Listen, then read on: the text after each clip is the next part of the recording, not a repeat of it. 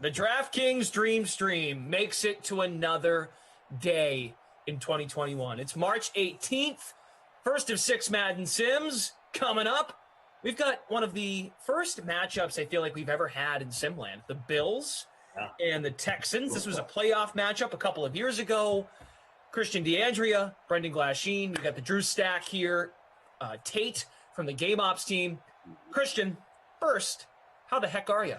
I'm doing well. It's a breezy, very windy day here in Madison, Wisconsin, and I surprisingly, for a day after St. Patty's Day, I feel great. I did basically nothing to celebrate. Okay.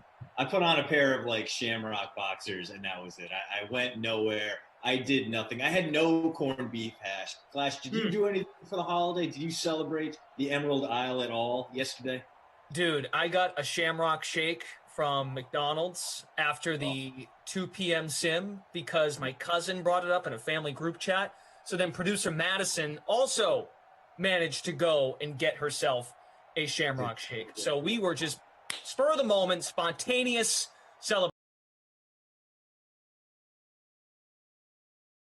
Green sweater on the stream. Did not dress for the weather for Wild Weather Wednesday. Wow. I had a Wild Weather Wednesday off for, I think, the first time ever. I didn't know what to do with myself. And, of course, it was garbage weather up here in Wisconsin, so it wasn't like I could go out and join my I went to, I went shopping. I got some very little things. Very boring. Anyway, Glass, how does your lineup look now that they're locked in the sim universe? Two very mobile quarterbacks, right? That is the task at hand. How to work both of them in. Perhaps you captained one. That would be really bold. But yes, lineups have locked. Let me pull it up. So here's what I did. I put Mr. Fells, Darren Fells, in the captain spot. I rostered both quarterbacks. I got Brandon Cooks, Cole Beasley, and Randall Cobb to round out the lineup. So heavy Texans and then Josh Allen and Beasley.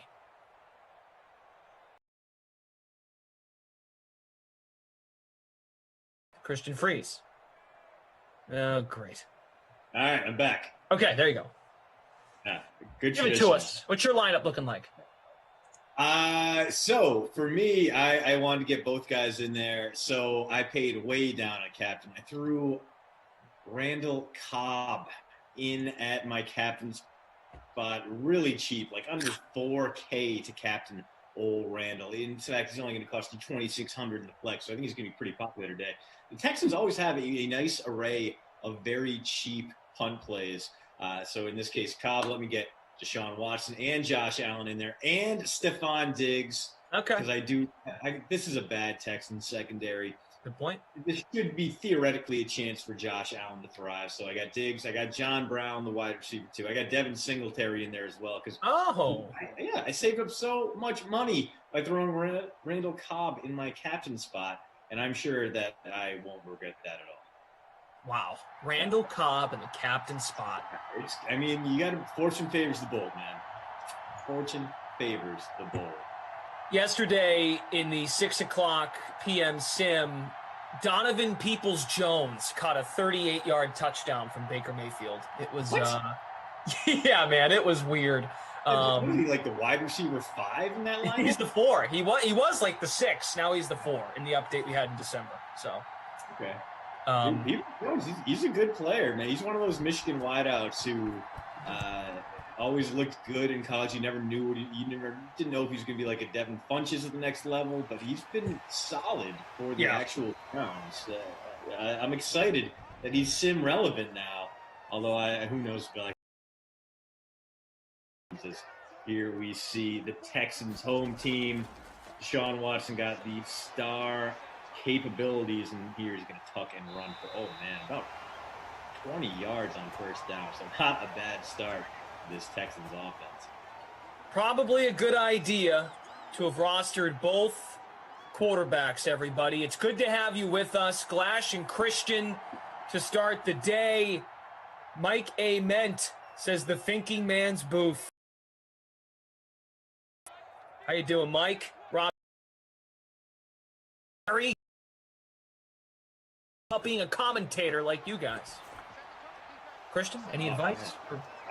Somehow it legitimately did take years of hard work. This was just an opportunity that came thanks in part to my former job at SB Nation. And then when we got furloughed, David Fucillo, who runs DK Nation over on the SB Nation network, in collaboration with DraftKings, was like, hey, I know you're looking for something to do with your days, and DraftKings needs guys who know football and willing to come and talk about football in the middle of some fake football. And you probably said football fewer times than I just did, but at any rate, that led me there. But man, this all started with like misguided writing degrees and like 8 years in state level politics, doing research and lobbying, and then doing a lot of unpaid blogging. So long story short, you need to work real hard and then get kind of lucky. And not lucky here are the Texans, as that 3rd and 2 carry only goes for 1. So 4th and 1 coming up, but could be go for it territory here for Bill O'Brien. He's got the ball in plus territory, and a punt from here will typically only gain you about 16 yards. So might as well just give Deshaun the ball and let some of them. Flash, you had the much more linear path in broadcasting. I mean, you've been broadcasting since you were just a little nasty. I've been broadcasting since I was stuck out in right field at 9 years old, talking into my glove when the ball would never come to me. I'd say, oh, Hamilton, here's the pitch. Swung on and driven to left for a base hit. That was my first exposure to the broadcast world. Then I was such a dork. Video games would mute MLB, NBA, or the Madden, mute the commentators, and do it on my own. And then what do you know? All that paid off at 10 years old to be here 18 years later with DraftKings. Oh, and just prime announcer voice, too, really selling it there. In the meantime, all we did get to see there was a boomer 18-yard punt from the Texans, whose cowardice went properly rewarded by these sim gods. Cole Page, what's up, Cole? How are you? There's Josh Allen on 2nd and 10. Singletary, he can catch the football as well. Executive sessions, I can picture a little Glash broadcasting. Well, that's what you do when you're not good at the sports and think you can, I want to be a Major League Baseball player. When you can't make it, you just talk into a microphone. That's silly Sally. Glad you got Cobb in that captain spot, too. Cannot wait for us to share in this disappointment. And Gary Dry, man, I get you. Help get your foot in the door. That's the biggest problem. Getting that experience and then finding jobs that are like entry level, but they have experience need to. It's impossible. And like, I hate to say it because you should never work for free. You should never write for free. You should never do something you're good at for free. But so many times you just got to get clips. You got to build that resume. And it sucks. It honestly sucks. It's one of those things that sometimes if you like doing it, it won't feel like work. Like I started just writing about Vanderbilt sports because I was stuck in education committee hearing meetings. And a bunch of lunatics were talking into a microphone about how the school boards were trying to poison their children, and then would be like, let's talk about SEC baseball rankings instead. And, I mean, that's sometimes, if it's really your passion for it, you'll find a way to do it, and hopefully you'll find a way to get paid for it, and you'll be able to live the dream. Because, man, this is the dream right now, Glash. We get paid for this. Sure do. No, in like 90% of countries, no one would consider this work. What an amazing time to live in Don King's America. Hence, the Dream Stream is an appropriate title. Christian can be found on Twitter at Train Island. I am at Brendan Glasheen. Also, a new parody account is my old account at BJ_Glash. Someone has taken on BJ_Glash. First time playing Fortnite. I'm talking to you. So, Gary, if you want to send a demo reel or something, happy to take a look and see what you got. We have our producers here too, but I won't, put them out there because they might not want to take a look. Not to say that they wouldn't, but Yeah, and dude, oh man, the pain, just those times where you're sending out like 5 job applications a week and you don't even get like the rejection form email back. They just let it languish there, and you just kind of sit there like, okay, cool.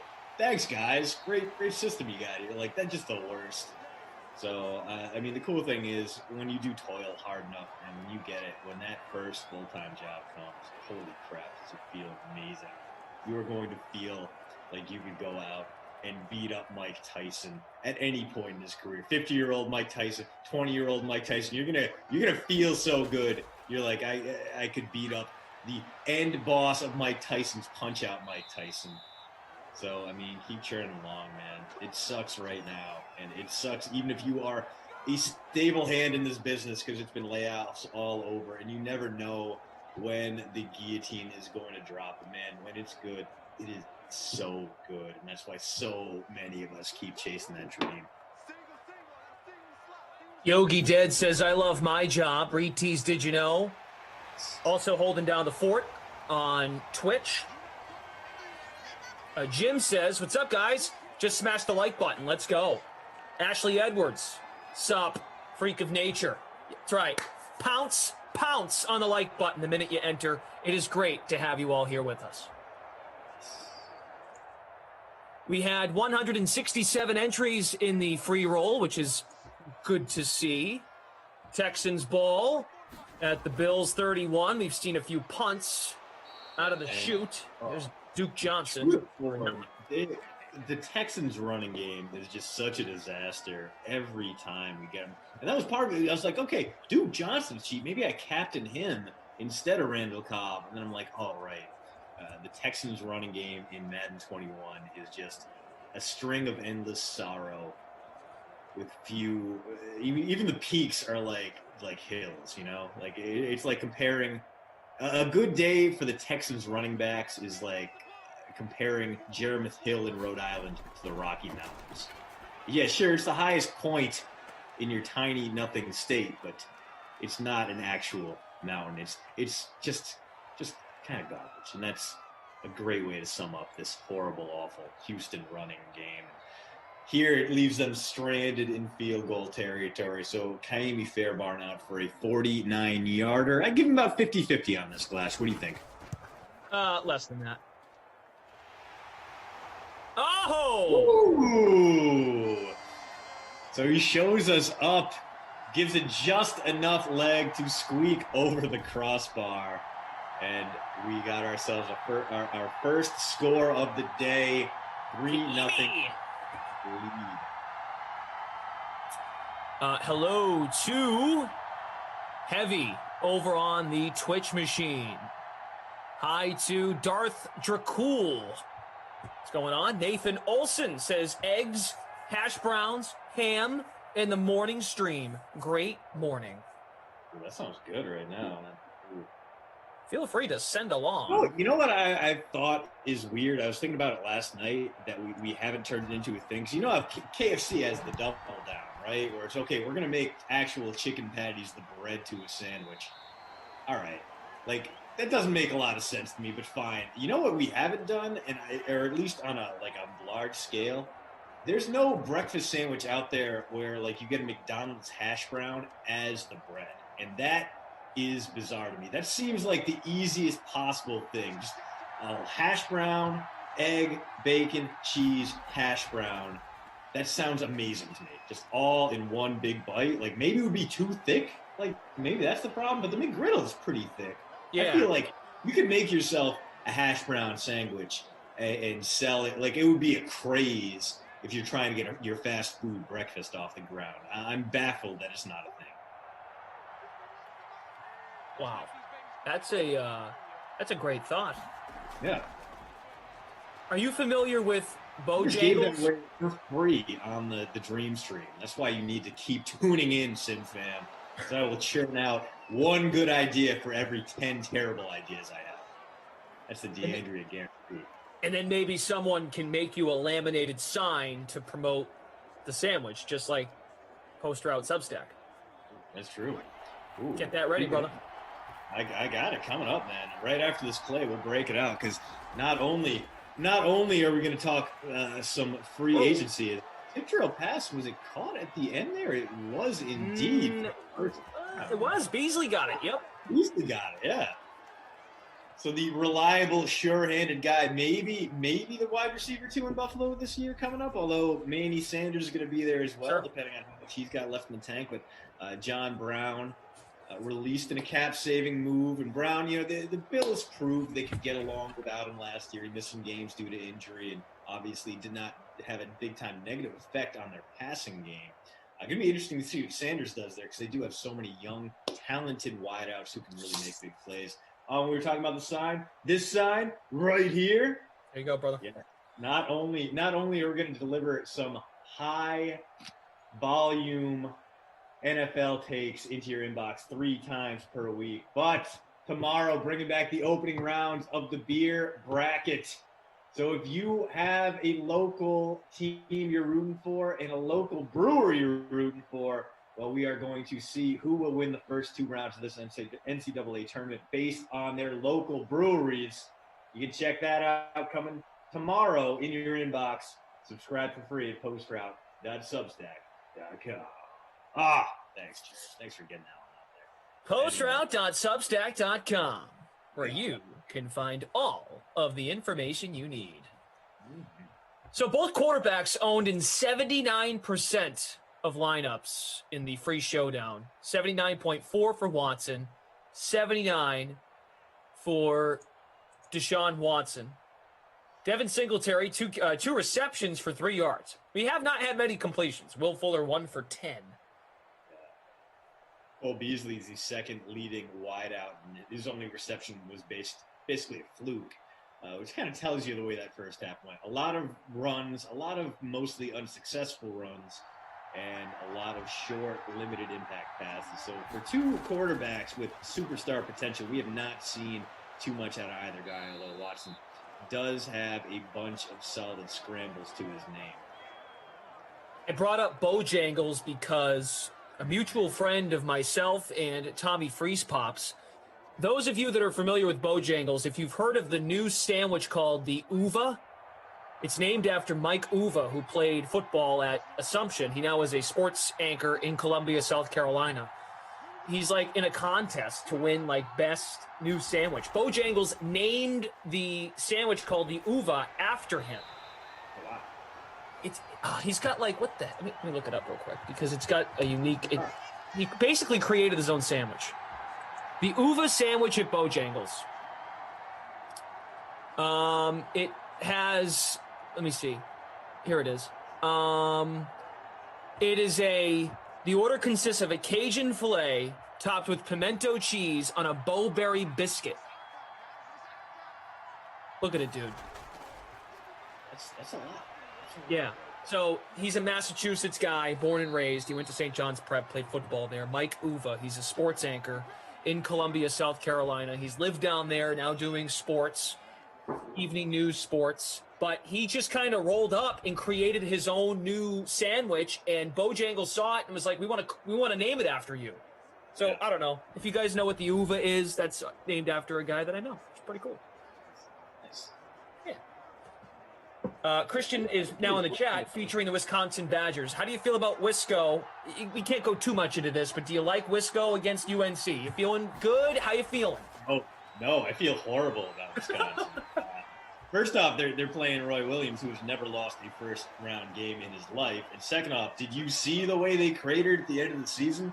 And every game seemed to feel exactly the same in one of two ways. Either they would look good for the first half and fall apart late, or they would look awful for the first 30 minutes and then come alive in the last 10 and cut like an 18-point deficit to 2 and still lose anyway. Just amazingly frustrated to watch this Badger team, whose starting five is technically older than like the Chicago Bulls starting five right now. Yeah. And they could bring them all back next year. Who the hell knows? But Nate Reavers has fallen apart as a player, and it is a big problem. If he can't come alive, it's going to be one and done for the Badgers. They have the talent. They have the gameplay, the ability to slow the game down and really Big Ten up the NCAA tournament and make it. They have the raw ability to last to the second week at least, but I do not think they will. And I'm very, very much looking forward to cursing the heavens tomorrow night when everything falls apart for them against the Tartans. We got first and goal from the 2. Singletary is in for a touchdown. All right. I was thinking it would be the Bills passing game that led them in this one, but Singletary, the former he's not AAC. He's Conference USA. That's right. Used to be Sun Belt, Conference USA, Florida Atlantic guy. Devin Singletary crashes into the end zone there. Bills expecting a lot from him next year. And they could use a little upgraded tight end as well. But if Singletary can get things going, he and Zach Moss could make a dynamite running back platoon in Orchard Park. All right, so Buffalo to take a 4-point lead. The mayor of Flavortown, formerly James Farrell. That's my captain, Charlie. There you go, Charlie. There you go, Charlie. Touchdown for Singletary. The mayor of Flavortown, formerly James Farrell, Skip Perkins, had a sandwich, original called Skip to My Lou. It was a banger in the Northeast. Oh, yeah? Well, what was on it? What were you putting on sandwiches back in 1914? You go to the local market. Yeah, this sandwich is rye bread of old Victrola needle. Mayo and more mayo. Just a touch of bigotry. Delicious. Nathan Olson says, I make a sandwich called a Nate Witch. Shredded beer, cheddar, shredded beer, cheddar, jack cheese, bacon, and barbecue sauce on a toasted bun. Wow. Well, sounds good and vegetarian, so solid. When I threw out that Bojangles sandwich, a lot of people responded with, that sounds horrible. It's a weird mix. Pimento cheese is very, very polarizing. I was just throwing it out there that I know the guy. I mean, I haven't tried it. I don't live near a Bojangles, so. Breaded beef, Nathan. All right, that sounds better. It sounds better. You got a little extra protein in there too. I'm more into that Sanger at this point. I mean, I used to work at a Spike's Junkyard Dogs in Rhode Island, so I would always mess around. Just like when it gets slow, you get the shift meal. You just try new things. So I made I used to have a hot girlfriend dog. Happened after a bad high school breakup. I didn't take it super well, so I poured all my broken heart emotions into making delicious food. It would be honey mustard, baked beans, a little bit of Swiss. You melt it, you bring it back out, you put bacon, and then you put cheddar on top of that. You melt it again, so you get 2 layers of melted cheese with bacon in between. Awesome hot dog, top notch. Randy in the chat says, oh, hey, look, it's Clash and the bass player for an 80s band commentating the game. Yeah, man. Loverboy, I think, would be a good fit for me. I do work for the weekend. Dasher says there's a breakfast place near me that does sandwiches with hash brown patties in M.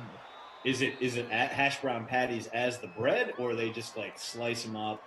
Like put them on the bread and then put like the meats on top, because that would be good too. Like anytime you can get a good layer of potato on a sandwich, it's great. Like, especially if we're talking like the post-Thanksgiving, the leftover meal that night where you go like cranberry sauce, stuffing, potatoes, a little bit of gravy, and then cold turkey on top, on toast maybe.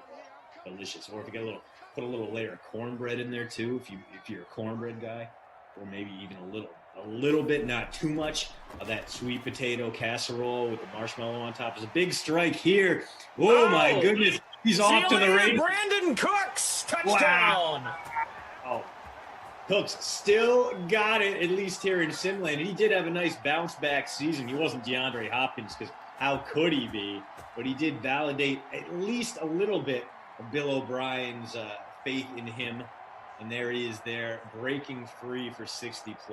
Sad it's not Randall Cobb's, but glad for anyone who ponied up the 9,200 for Brandon Cooks. There are about 30% of you out there who did in the $250 free showdown. 7% of you got about 20 points on that play because you got him in the captain spot.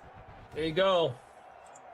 Brandon Cooks delivers. And shout out to Tate, updating the scores. He does a great job. Brandon Cooks, his first catch of the day, never mind scoring a touchdown and reeling in a 63-yarder. He is the captain in the leading lineup for the Free Public Showdown. 7% captain, just under 30% in the flex.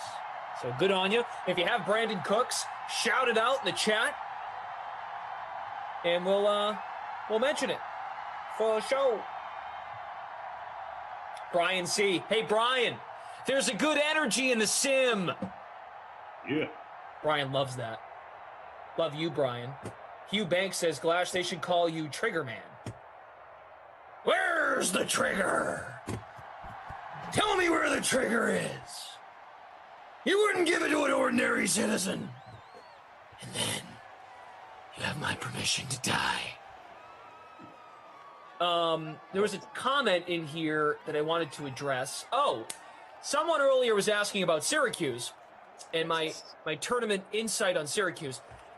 They're playing well at the right time. They've actually played okay. They played well against UNC and Clemson. Then they had to win a game in the ACC tournament. They did so. They just got to shoot the ball well. They're a shooter's team. That's how Boeheim's teams play. The zone, and can they make threes? If they can make threes, they could be a problem. But San Diego State is a really tough draw in the first round. That's my Syracuse analysis for you. Glenn B says, screw Cooks, I have Fuller. What you got? My favorite take is from Mike Rutherford, who writes for Cards Chronicle and SB Nation site. He's a great college basketball writer. But his take, he gave you like 15 guidelines on picking your bracket, and he's like, if Syracuse looks bad and everything about them is telling you to bet against them, then they are absolutely moving on. So they somehow that convinced me. I have no faith in Syracuse whatsoever, and I still picked them to upset the Aztecs in round one, just because that is such a Boeheim thing to do. As soon as you think Syracuse is dead, they come out of nowhere and absolutely destroy your bracket. So that's when they're most dangerous. Exactly. Mm-hmm. Oh boy, Singletary racking up the yards. He's at 42 to the Houston 47. Not bad for a guy we haven't seen get the bonus too often, and he's still got a little ways to go just to be on pace here. But Bill's moving the ball well, in position to add some more points, maybe get that lead back before we go into halftime here in the lovely state of Texas. Darth Tracool. Yeah, man, I've been getting lucky the last couple nights playing NBA. Yeah. I enjoy the Twitch fam NBA camaraderie that's formed, for sure. First time playing Fortnite. This is a popular pick, too. Michigan losing to LSU in the second round. LSU is a scary 8 seed. There's no question about it. I think Michigan's vulnerable. Yep. Michigan is vulnerable, and you know why Michigan's vulnerable? Because Kenny Ducey is picking them to go all the way. And you know the rules. You had to go there. Confident about anything, run screaming in the opposite direction. Yeah, LSU is a tough draw should the Tigers win their first round, and of course, assuming Michigan advances. Charlie says UConn might make some noise if Book Knight catches fire. Yeah. Sure. They're a 7, correct? UConn's a 7 seed. Yeah, and I believe when UConn made it all the way to the national title game against Kentucky, they were a 7 seed as well. So there is history there. Those guys overachieving after underachieving. We're all excited for the tournament, which starts tonight with the first 4. Congo Cab, what's up, buddy? How are you, Congo Cab? Mike Amen says, preach, CDA. Silly Sally adds, the winner of the St. Bonaventure LSU game will beat Michigan. Possible. Yeah, I like the Bonnies a little bit more than LSU, but that's because I, as an SEC basketball fan, have known nothing but heartbreak from any team not named Florida or Kentucky over the past decade. Although LSU has had some decent teams in the past, nothing about this team really stands out to me. But to be fair, I have not been watching as closely as I have in years past. I've been paying way too much attention to the Bryant Bulldogs and other teams. As we get a touchdown strike there, and it is John Brown. John Brown. Current Las Vegas Raider. And actually, that is a move that makes a lot of sense to me, Glash. I feel like he's going to do very well playing in Derek Carr's system. He kind of got overshadowed in Buffalo because he's not quite that big-time home run hitter that a guy like Josh Allen needs. But Derek Carr, much happier to default to those kind of quick out routes and those slants and those crossing routes that John Brown really does run well as a veteran. So I think he's going to have a nice bounce back year if he can stay healthy. John Brown, 37.5% owned. That is 3/8 owned in the free showdown. Almost 4% of you got him in the captain spot. Wow. Christian doing fractions on the air. Impressive. Yeah, baby. Silly Sally is saying St. Bonaventure is going to give LSU problems. That's very well the case. The Bonnies are good. St. Bonaventure shoots 43% from the field. They play good defense. Did I mention they have seniors? The senior experience? Yeah. Oh, yeah. Whoever comes out of that 8-9 matchup, I think Michigan's in for a battle. No doubt. I want to shout out Mike Drumma, who is leading the free roll right now with Singletary in the captain spot. Allen, Cooks, Fells, Lee Smith, and Kiimi in the flex as well. I'm currently 21st despite 0 points from Randall Cobb in my captain spot, as Deshaun Watson does nothing with that one and forces his team to burn a timeout. First time playing Fortnite. For the TikToks, I use the app itself to edit the videos. I also have Adobe Premiere for other stuff, if I need it. Let's see. Guru 805, good morning. Guys, we've got 420 of you watching right now. If you haven't yet, smash that like button and hit subscribe on YouTube. Also, be sure to turn your notifications on if you're using the Twitch machine. And follow us on Twitch. Thanks for being here. Follow us on Twitch, hit the like button. Wherever you're watching, we are so grateful to have you here because, like we already said, this is one of the best jobs in the world, and we get paid in the world. to discuss proper sandwich ideas and briefly touch on sports. We're all going to bond when this sim ends. We're all going to go get lunch and feast. Joseph Workman, nice job. Put John Brown in the captain spot. Way to be, Joseph. How about the public showdown? What do we got going on? We have a four-way tie for first. Brandon Cooks captained. Deshaun, Devin Singletary, Lee Smith, John Brown, and Kiimi in the flex. Deshaun dancing. He'll tuck it and run. Careful with that ball.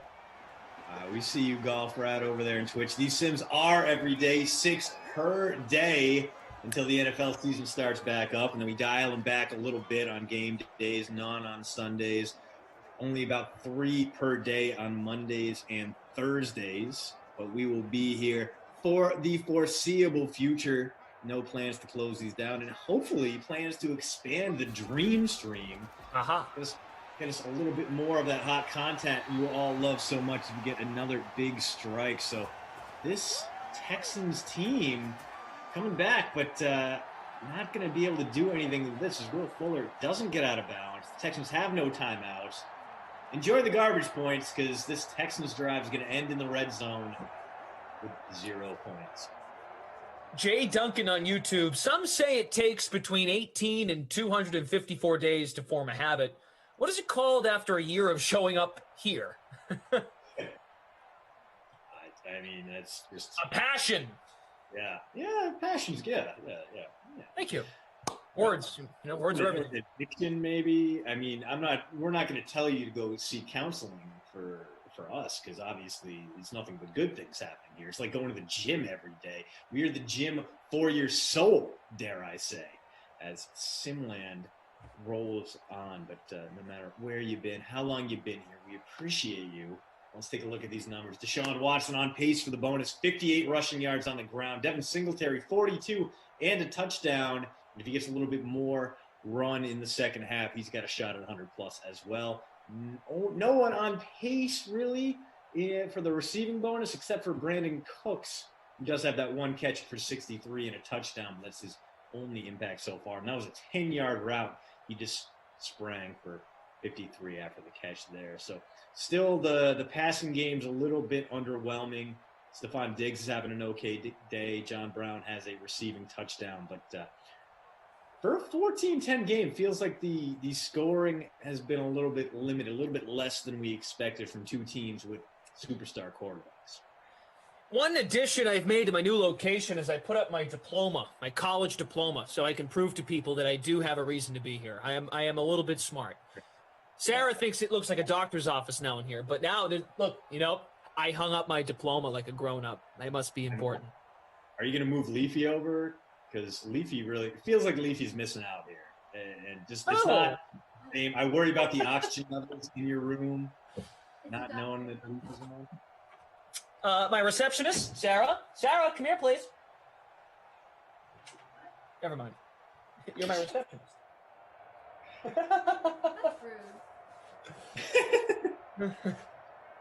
Yeah.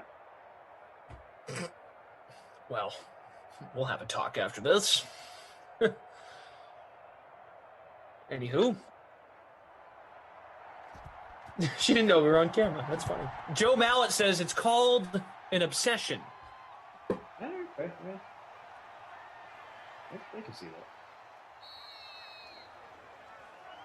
Yeah, I do not display my diplomas anywhere. For a long time, I had my Carnegie Mellon degree just like hanging out in my trunk. It got a little ratty just because I hated Carnegie Mellon so much. So yeah, that's in no condition to display anywhere. My Vanderbilt one's nice, but I don't want to frame it. It came in like the nice cover, like it has like the embossed stuff on it.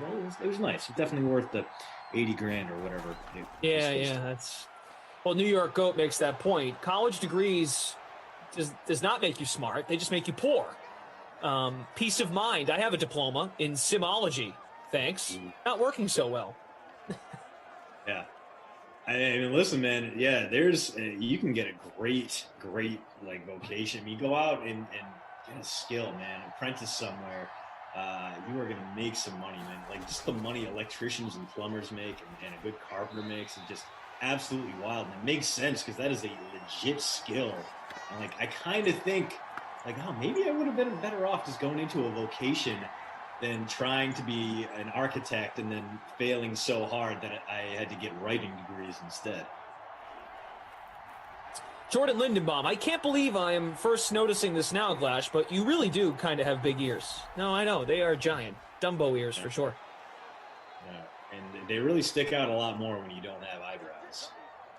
That is very true. Yup.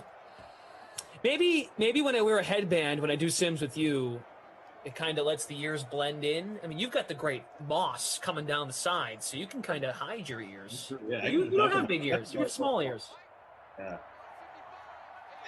What I would want to do if I was going to do anything with them is get them nice and cauliflowered up so I look a lot tougher than I actually am. That way no one would mess with me. I feel like basically if you show up anywhere or if you see anyone, it doesn't matter how big or small they are, if they have cauliflower ears, that is like nature's way of saying it's like seeing a snake with bright stripes. Like, nope, stay the hell away. If someone has cauliflower ears, they can absolutely twist you into pretzels. They can beat the good Lord out of you. They can make you see Jesus if they have cauliflower ears. And just stay the hell away.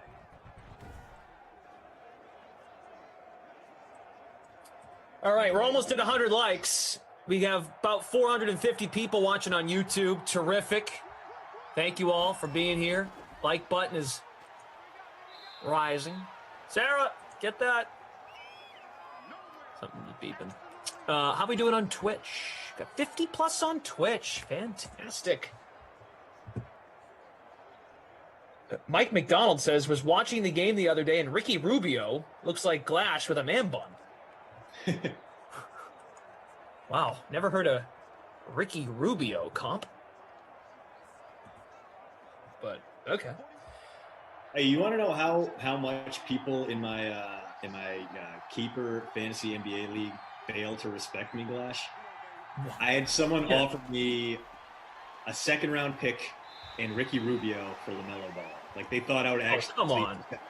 Yeah, that's how little my fellow general managers from the lovely Celtics blog Keeper League respect my managing abilities in the fantasy world. I was offended. W. German, no one on TV has bigger ears than Andrew Siciliano from NFL Network. The man's ears are so big, he gets satellite TV on those things. Siciliano looks like something out of the Harry Potter universe when you see him in person. Dude is tiny, and he has the ears of Andre the Giant. He is glorious to see. Like, just like one of those things where you just appreciate everything about that dude because he is, A, always incredibly sharply dressed, and B, kind of like he's smart as hell, but man, he's kind of a funny guy to look at. And he's like, the fact that he takes all that and he makes it all work for him, he makes it his personal brand. It's like, dude's awesome. Love Andrew Siciliano. Play action here for Josh Allen. His squad up 4. Oh, frozen rope. Still at the Houston 28. Silly Sally, I wrestled for 15 years and in the Navy. And Christian, you are absolutely correct. Wrestlers will kill you. 1,000%. Especially now that like it's not just wrestling. Like if you have the cauliflower ear and you are a high enough level wrestler, you probably have some MMA background as well. So not only can you get me to the ground, but you can pound the hell out of me when you're down there phrasing. Yes, I know, I heard it too. You can jiu-jitsu me, like just yeah. I forget what it was. One of the Sooners quarterbacks or wide receivers, I forget, but he got the absolute dog crap beaten out of him in a bar because he started a fight with a dude who was way smaller than him but had the cauliflower ears, and you could see as the video progressed, because it went viral. It was some straight up world star stuff, but it was like, oh, this is not going to end up well for the older guy. Yeah. Kid Raider says, not that tall center that plays for the Dallas Mavericks. Okay, pronounce his name, but he has the biggest ears. Fun story. Back in the DraftKings studio, Boban Marjanovic. I had the most difficult time announcing Boban's name. There's actually a great video somewhere on the internet of me humiliating myself trying to say his name. Hence, phonics. Boban Marjanovic. Damon says, I'm missing a lower earlobe. Ears are weird, but mine work well, and I can hear one note off in an orchestra pit. Impressive. Very impressive. All right, how are we doing here? Where are you at? I'm in 116th. I thought I'd be doing better. Dude, again, I'm 19th with 0 for my captain, Randall Cobb, right now. If he could That's incredible. Down, that would be absolutely wonderful for me. It might be the greatest sim of my life.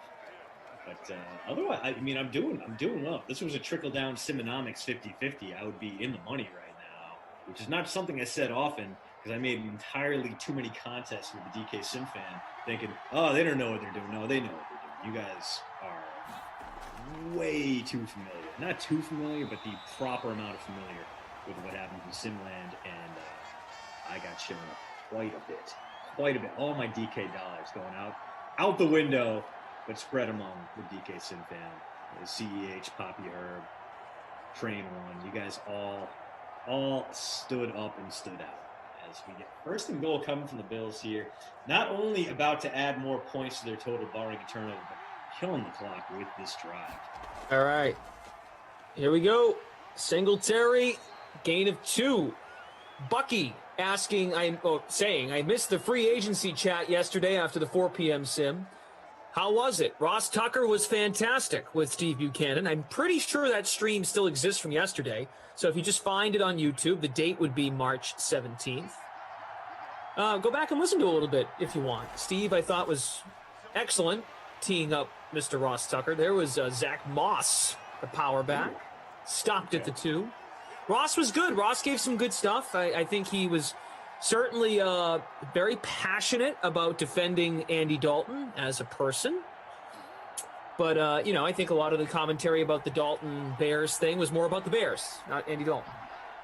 I mean, just think of that swing if you're the Bears and you're like, listen, we're going to get Russ Wilson. Look at this package we're going to send out. We're going to send the Seahawks 3 first-round picks and, incomplete pass there. So it looks like the Bills will probably settle for a field goal here. But they might go for it. 4th and goal from inside the 2. We'll see. 3 first-round picks and a package of 2 starters. And they were probably 2 pretty good starters. They said Khalil Mack, but the way they extended Mack makes me think it wasn't going to be Khalil Mack. It's big package up front, 4th and short. The handoff. Oh, no. Singletary stopped. Wow, you called it. They went for it, but didn't get it. Zach Cunningham, one of the best linebackers in Vanderbilt Commodore history, making a big tackle there. Texans take over at their own 1-yard line. So in safety range, but they do have a mobile quarterback who, at least theoretically, can escape the pressure that the Bills' front line can bring. Yeah. 3 first-round picks and maybe a guy like Kyle Fuller, maybe one of those D linemen up front, a guy like Akeem Hicks. The Seahawks would have gotten a haul for Russell Wilson, but Pete Carroll says no, and then all of a sudden, okay, well, we're out of safety range for the time being. Okay, well, we can't get Russell Wilson, so let's get they could have maybe traded for Jimmy Garoppolo. They could have maybe lured a guy like Ryan Fitzpatrick up. No, they got Andy Dalton. And Andy Dalton, to his credit, wasn't bad last year. After he came back from that concussion on that extremely dirty hit that he took in the middle of the season, he had some decent games. I mean, for over a 6-game stretch, he had like 100-plus passer rate. You can win games with Andy Dalton. There's a chance he is an upgrade over that Mitch and Nick Foles combo from 2020. It's a very Bears move to throw a mediocre quarterback and hope your defense can carry things. Poor Allen Robinson gets franchise tagged. For a minute, it looks like he's finally going to have a good quarterback for the first time in his life, and I'm including Penn State because he had Matt McGloin and Christian Hackenberg. He made both those guys look like NFL starters. That's how good Allen Robinson was. Instead, poor Allen Robinson going to be stuck, unless he gets dealt for another year, he's going to be stuck with a average to below average quarterback. And maybe Andy Dalton surprises all of us, but we kind of know who Andy Dalton is at this point. He can get you to the playoffs. He can't get you a playoff win. And that's, the Bears are just kind of stuck where they are. They're going to be making those mid-round, first-round picks that aren't going to really help them escape this inertia of just being kind of mediocre. If you're a Chicago fan, you're very familiar. You know how this song goes. You've hummed the melody a lot before. You know what the chorus sounds like, and you're going to be singing it again in 2020. All right, 3rd quarter has ended. If you missed it, Buffalo went for it on 4th and goal from the 1-yard line and didn't get it. As the Twitch chat, Wes says, could have used the Bass points. Yeah.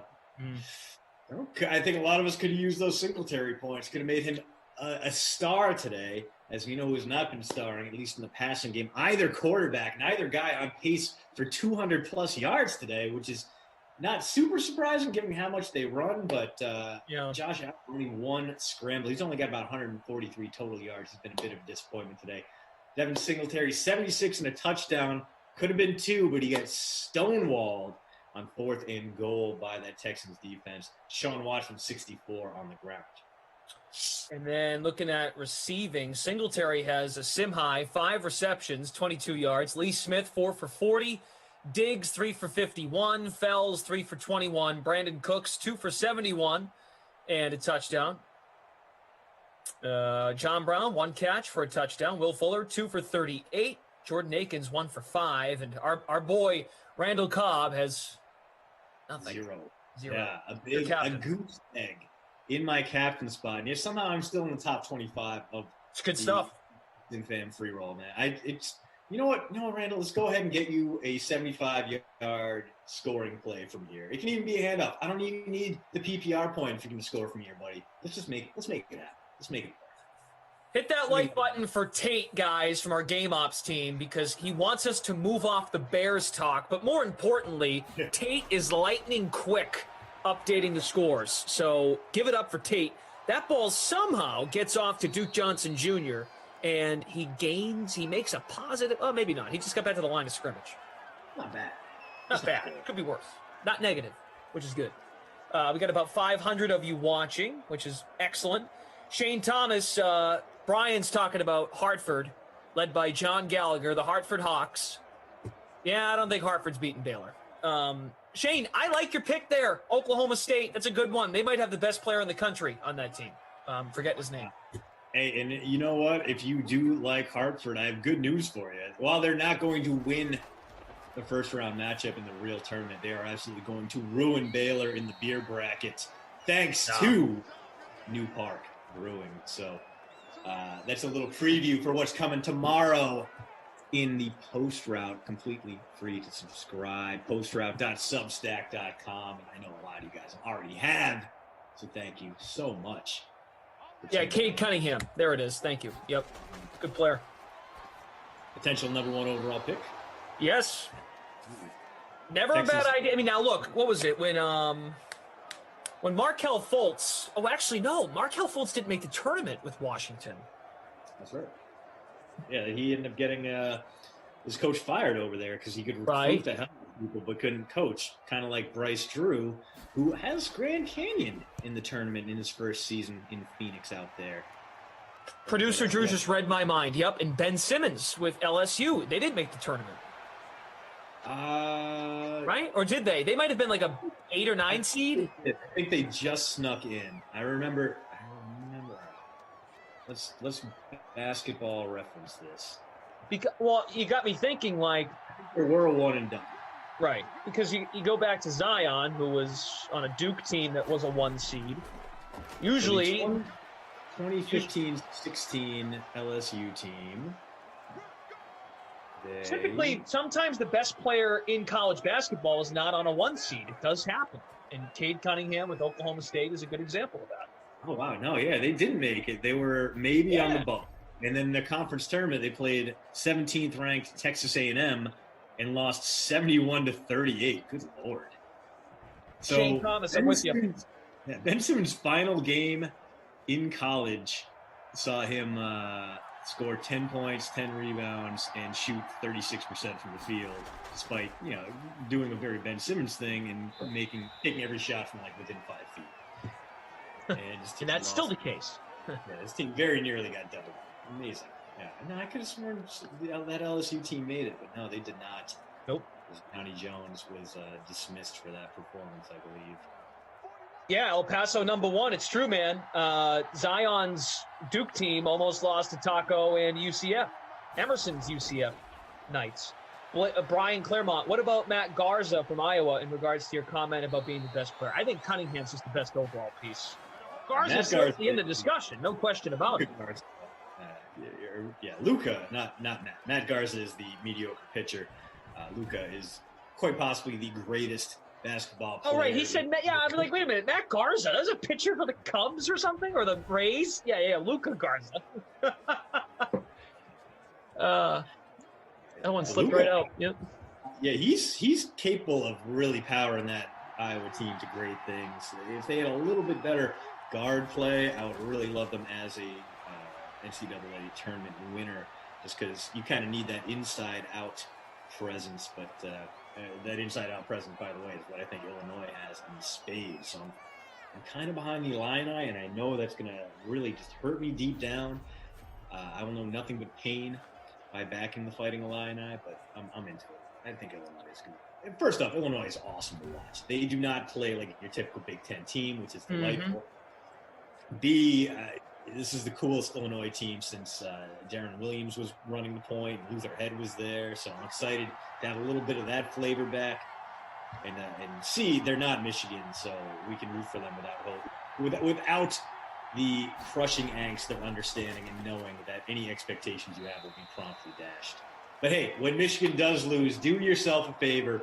Go to mgoblog.com and watch the meltdown in real time. There's no finer experience in sports schadenfreude than seeing Wolverine fans absolutely lose their mind, especially if they lose to a school that's not known for its academics, because holy crap, is it amazing.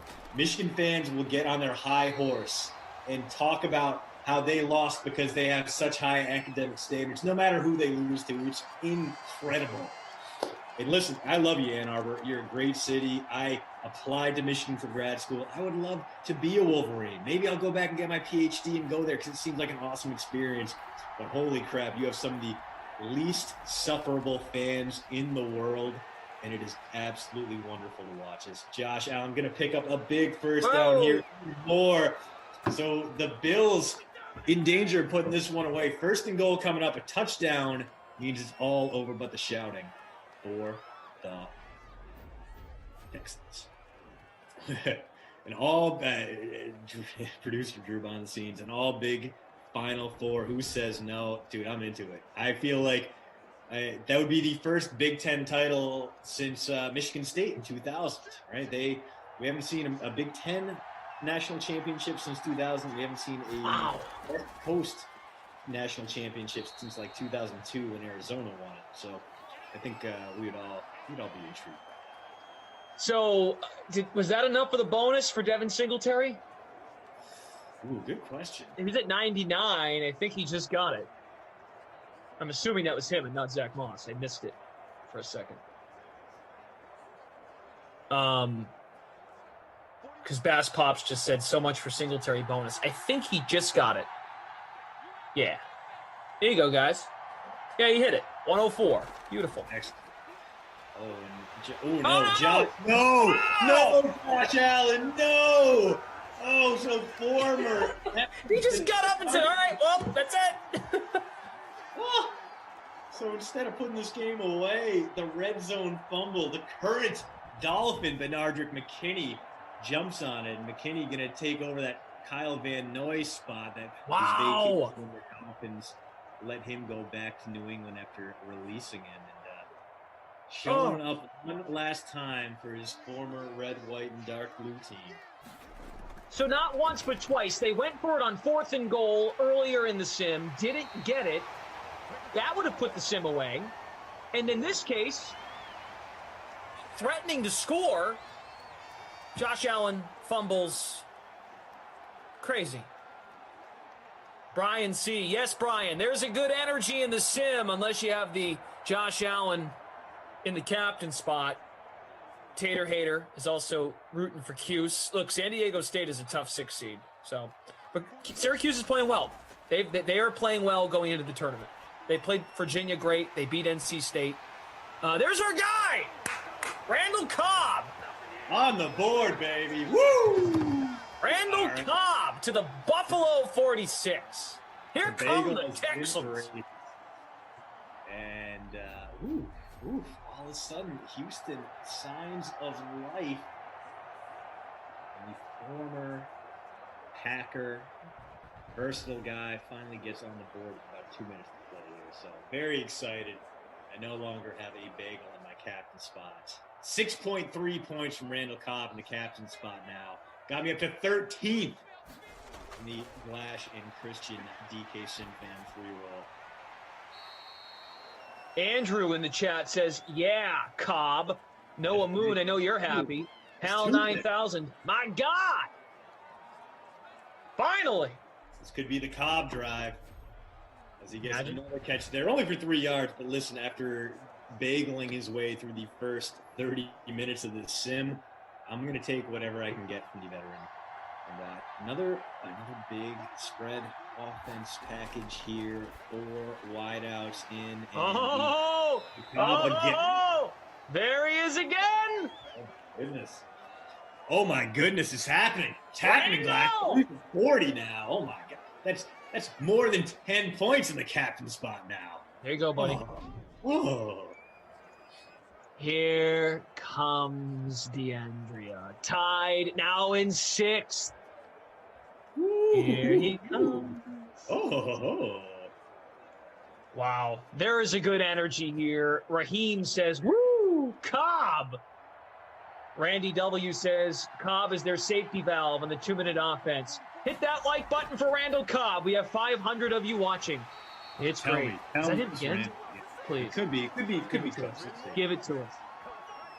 Brandon. Cooks, come on. Well, the important thing is it was a first down, so this drive continues to march downfield.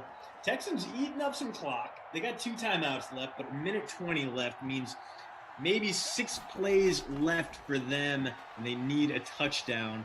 Taking them more time is Fells. I think it was Larizi who needed Fells or Cobb this drive, and now he's got both of them. Or she.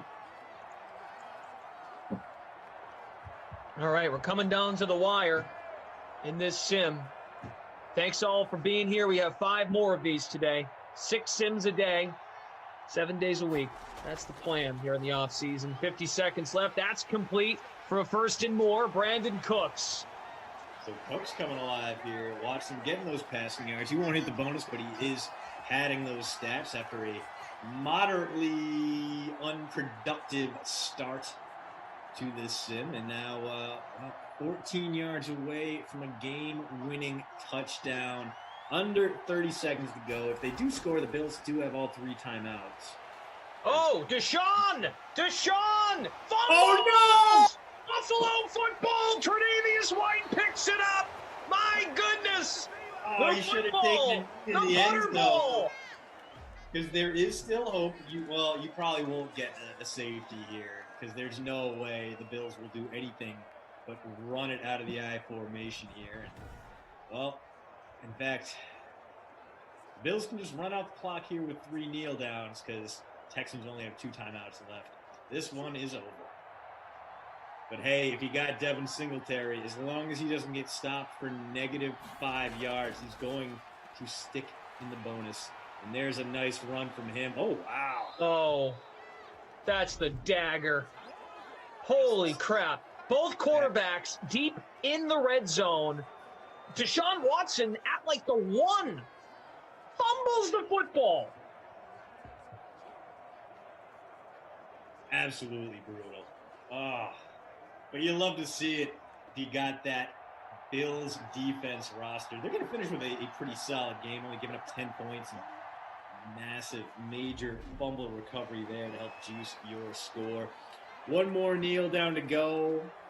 There'll be 1 last -0.1 for Josh Allen. He's going to finish his day with a not very solid performance, about 14.3 in the flex. Deshaun Watson, after that fumble, only 18 points in the flex. So neither quarterback really getting much done, but we know who the crusty cough player of the game is going to be in this one. The man playing up back there. Devin Singletary, 26.6 in the flex. Hit the rushing bonus, gave you a rushing touchdown. All in all, a pretty solid performance for him. The books are closed on this one. Bills 14, Texans 10 on the strength of a couple of red zone fumbles. That's crazy. We had 4 drives get into the red zone and end with 0 points. That's wild. That was a pretty good way to start the day, despite the low-key 14-10 final score. Good sim. I liked it. Right. The score, you look at the score and go, oh, it was kind of a stinker. There was some theater there at the end, no doubt. Not bad at all. Deshaun Watson, 216 and a touchdown. Josh Allen, 134 and a touchdown. He had some rushing yards towards the end to help push those numbers up. On the ground, Devin Singletary, 124 and a score. Lovely. Deshaun Watson, 77, but no touchdowns. If he had 78 yards, he would have juiced his numbers way up. Instead, he fumbled into the end zone, which is not ideal. Through the air, Darren Fells, 5 for 33. Devin Singletary, 5 for 22. Brandon Cooks, 4 for 88 and a touchdown. Oh, and look at that final number. Randall Cobb, 3 for 40 in the captain spot. Delivered for you, brother. Yes. And let's babysitter Billy this, and let's take a look at Will Fuller, the deep threat, only 2 catches, 38 yards, as much as I would like to give the babysitter Billy to a Josh Allen or to Deshaun Watson for fumbling in the end zone. Will Fuller's disappearing act is going to claim it this time. He is the not your kid. I don't know her player in this game.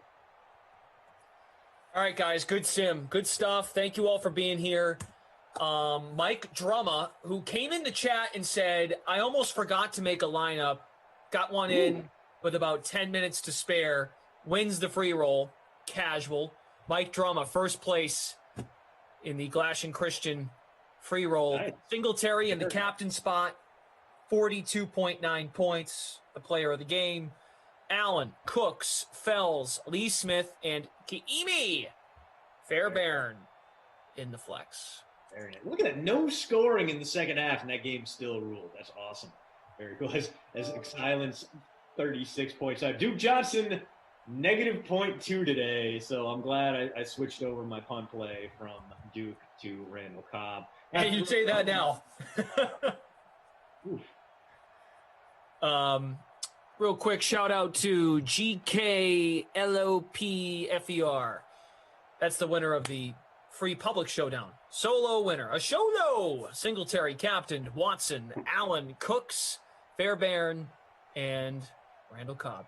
If I played Singletary, I would have been in better shape.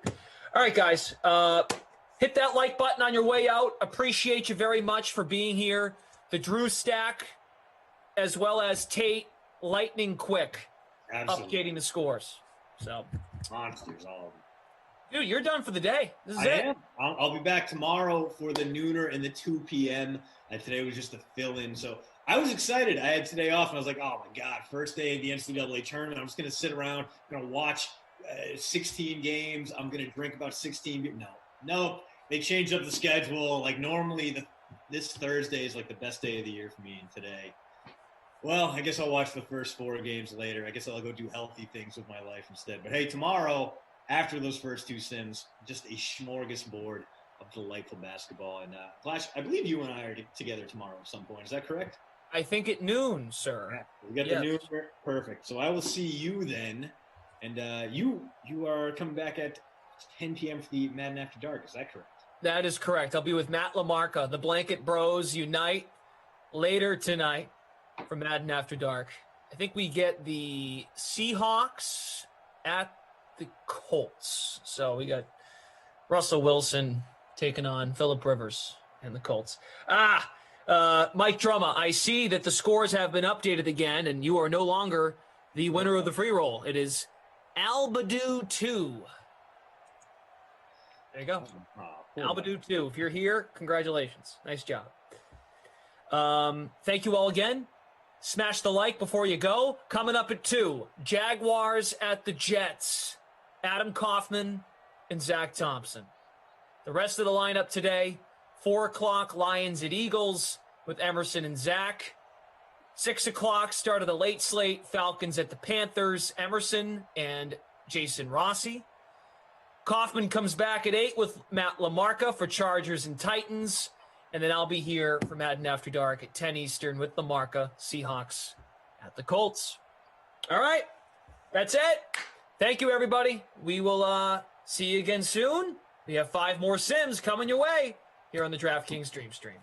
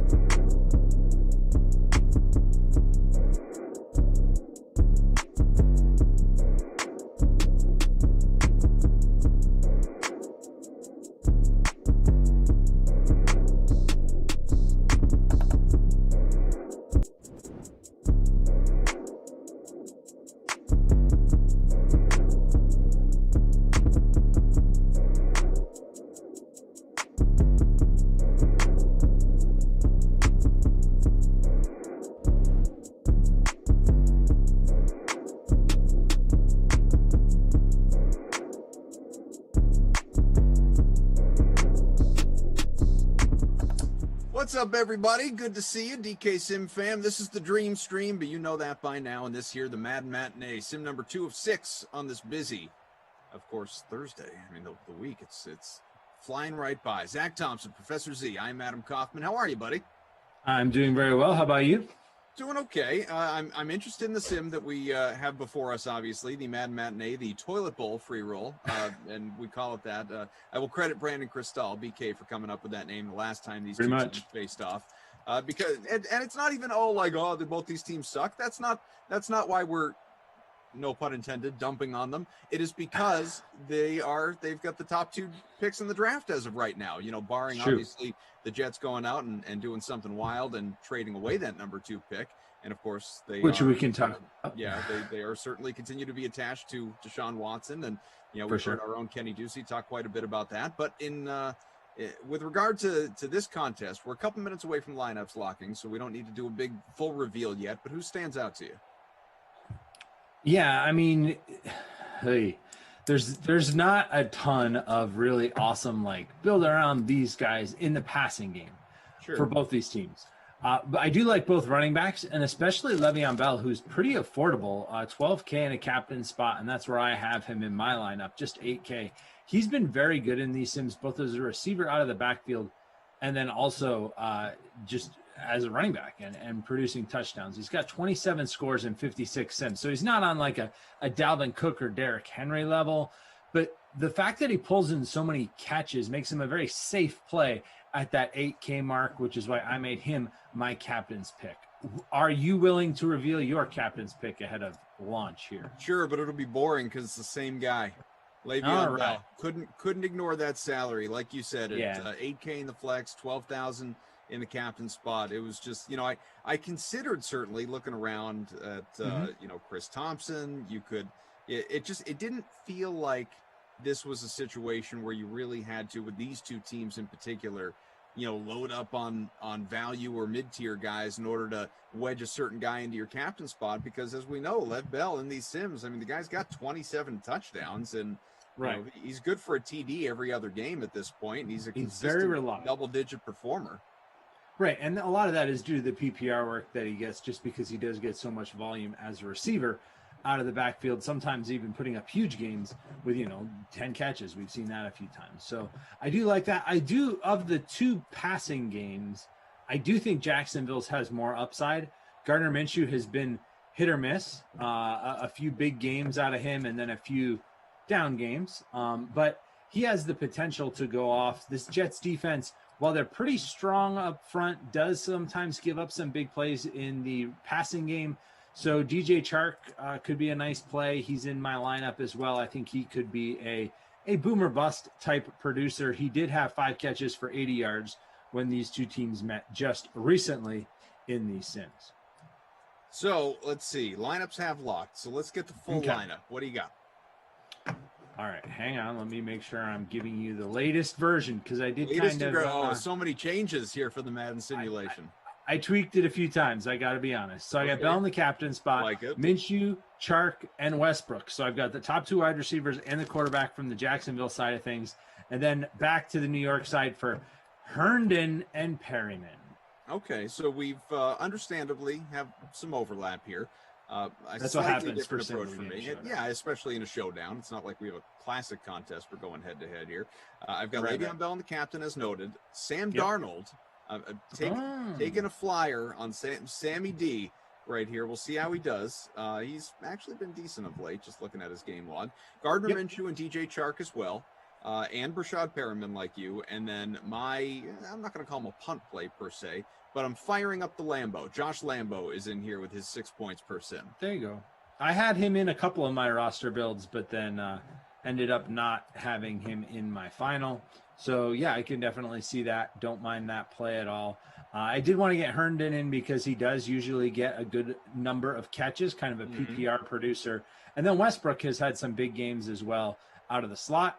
He doesn't really get involved in real life anymore for Jacksonville. Even before his knee injury that cost him the rest of the season, he had really fallen out of favor and wasn't really involved at all. But still the wide receiver 2 here in these sims. All right, top ownership in the larger free roll here as we get ourselves set to head to the virtual Meadowlands in New Jersey, of course, not New York. Don't mistake that. Le'Veon Bell is the top-owned player at about 73% and change. Chris Thompson and Gardner Minshew both in the mid to high 50s. You have Sam Darnold checking in just below 50%. Chris Herndon at 48 to round out your top 5. Tyler Eifert, not to be ignored, at 47, along with DJ Chark and Rashad Perriman in the 40s as well. The list goes on from there. In the 30s, you have Jameson Crowder, D.D. Westbrook, and Chris Conley. Little surprised Westbrook is that low, just because we have seen him with some big games. But I guess he was 7-4, so you did have to maneuver your cap a little bit to get him in there. He had 14 fantasy points the last time he faced the Jets, so we'll see if he can duplicate that. He had 29 against them in an earlier meeting, 6 catches for 137 and a touchdown. So some good history between these teams in Madden 21. Chris Thompson, cousin Chris, as I like to call him, no relation Chris in real life. 10 yards. Are you sure? No, I'm not. I do have a cousin named Chris, but not that one. At least, again, not that I know of. Tater Hater says, "Cough, St. Patty's Day was yesterday, dog." I know, just still flashing some green. I'm going to change my shirt because I do feel like I need to get out of the spirit. Not to mention, why am I supporting this group on the heels of what happened yesterday in Cleveland? That's a whole other story. Jim here in the chat says, "Cough, I was ticked off yesterday. I said some negative stuff about you and Kenny not caring about the chat. Forgive me. I wasn't upset with you two." Jim, listen, I promise you, I did not lose any sleep over it. I greatly appreciate the sentiment, though, in the chat, and we are still good, my friend. I appreciate that you're right back here with us on Thursday, along with everybody else. Hit that like button. We're just about 150, north of 200 watching as people filter in for the Dream Stream for the second sim of the day. Appreciate you being with us. We have got, again, Zach Thompson, Adam Kaufman, the Drew Stack, producer Drew, and technical director Drew. They are two different Drews, and we are thrilled that they are both here. And Cobra K, Tate, and Game Ops is holding down the fort. Nice opening drive here so far by Jacksonville. Another first down there. I am excited. I am always excited to work with you. That should go without saying, by the way, because you and I, I dink around with some other people in different ways. You and I, we screw around as well, but like we don't fall down oftentimes. Sometimes we don't. I mean, ironically, we were talking a whole bunch of WandaVision before we came on here, but generally we don't spend a lot of time on pop culture and cinema. We go down, athletic rabbit holes, if you will, and so we can get into a whole lot of NFL free agency talk, what's been going on over the last few days. But I will say this, you and I do talk a little bit of NBA DFS as well, and I'd love to hear how you did last night and the last couple nights, because there were some big scores out there. I am working with Lamarca tonight at 8, everyone. I tell you that because Lamarca and I have just this week, because he decided he wanted to humble me. He didn't like all my big talk here on the Sims. He decided it was time to knock me down a peg or two. We had just started doing NBA head-to-heads, the two of us, and I'm off to a 2-0 start going into our meeting. And now you're going to be on the air, live sweating. Exactly. That'll be cool. That'll be fun. Well, good luck to you. The last few nights have been okay. I think I've ended up, probably losing and winning the same amount. It has not been dominant. Speaking of dominant, that was a dominant opening drive, and that is DJ Chark.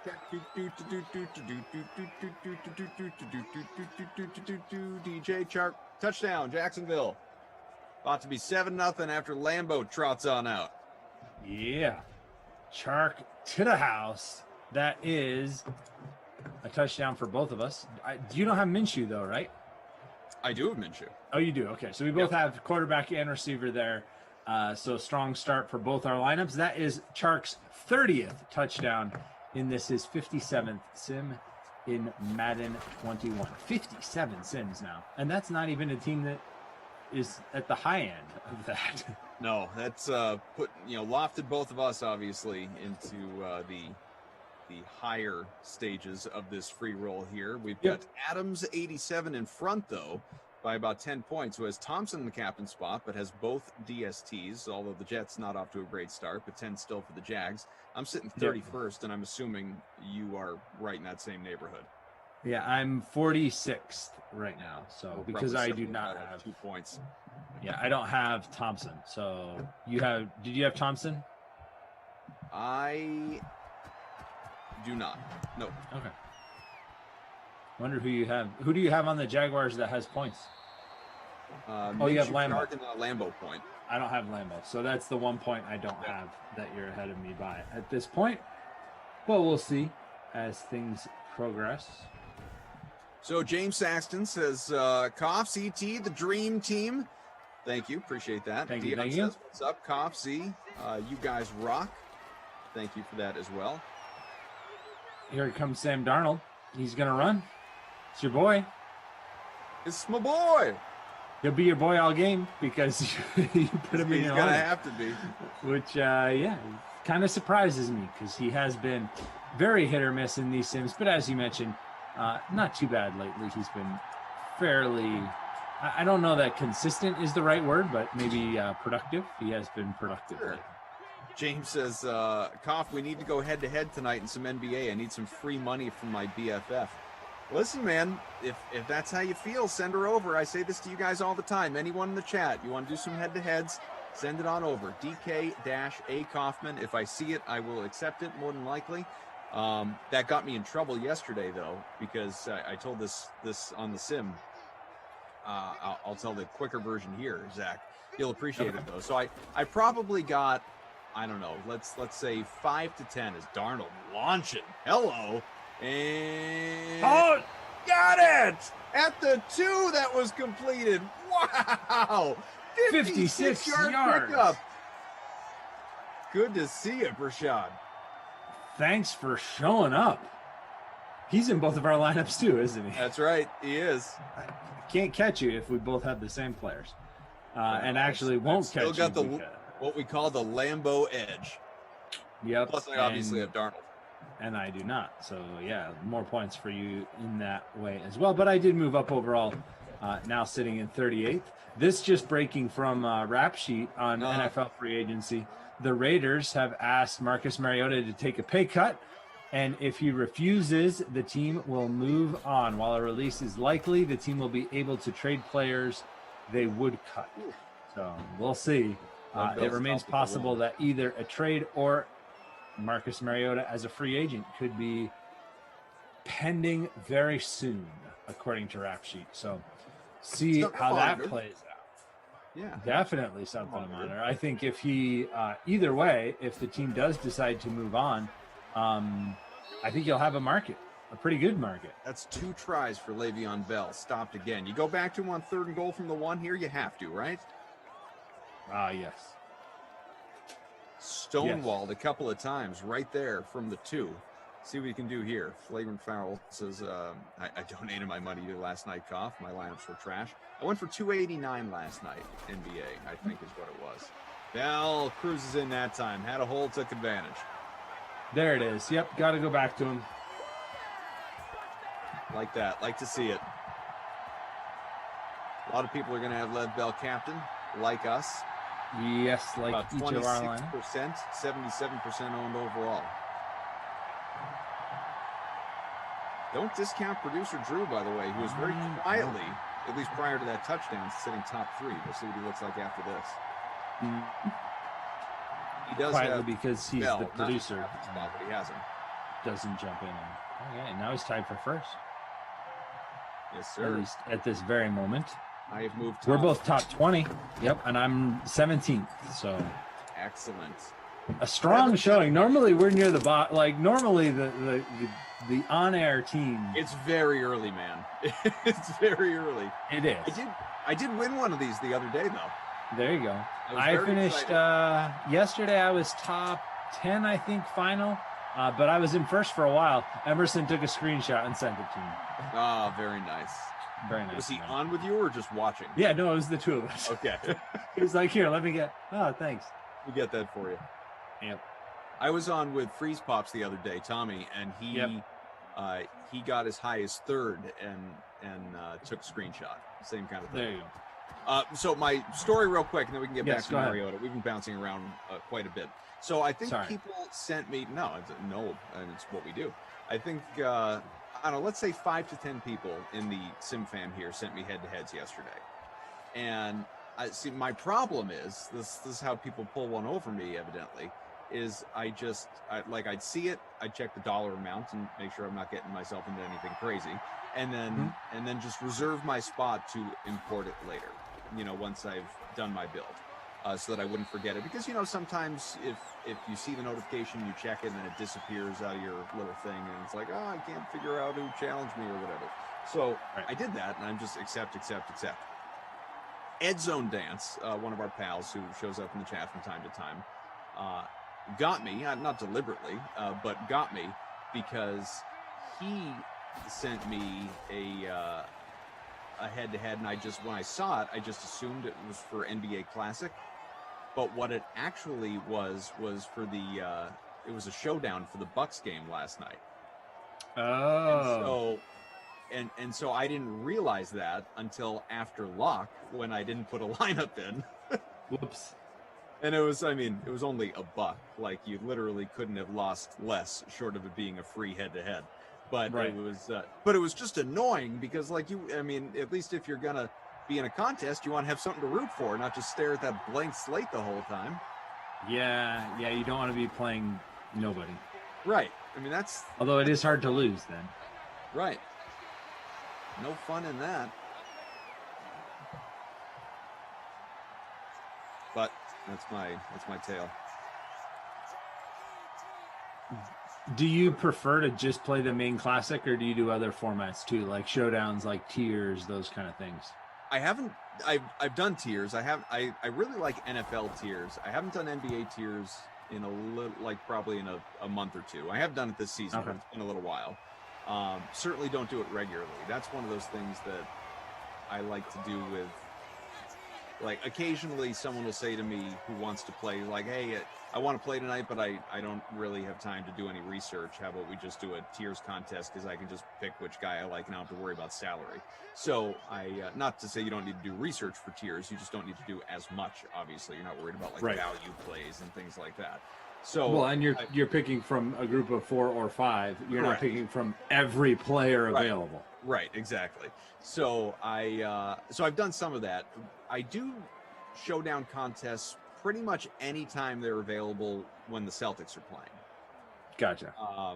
I don't often do, if it's a random, Lakers Warriors game, I won't go out of my way to do that. If someone were to send me a contest and I recognize what it is before lock, then I won't, I won't dismiss it. I'll be like, yeah, sure, whatever. Just because I like to play, but more often than not, I do the NBA Classic overall. Although I will do different slates, I'll do turbo slate or late slate. It doesn't cool. have to be just main slate. Gotcha. I kicked off with my way of saying I'll play pretty much anything. Yeah, that's pretty much. Although I bet you didn't play this. I was one of the few, I'm sure, that, as we see a nice catch and run there by Le'Veon Bell, that got up this morning early to get in the kickoff of Australian football.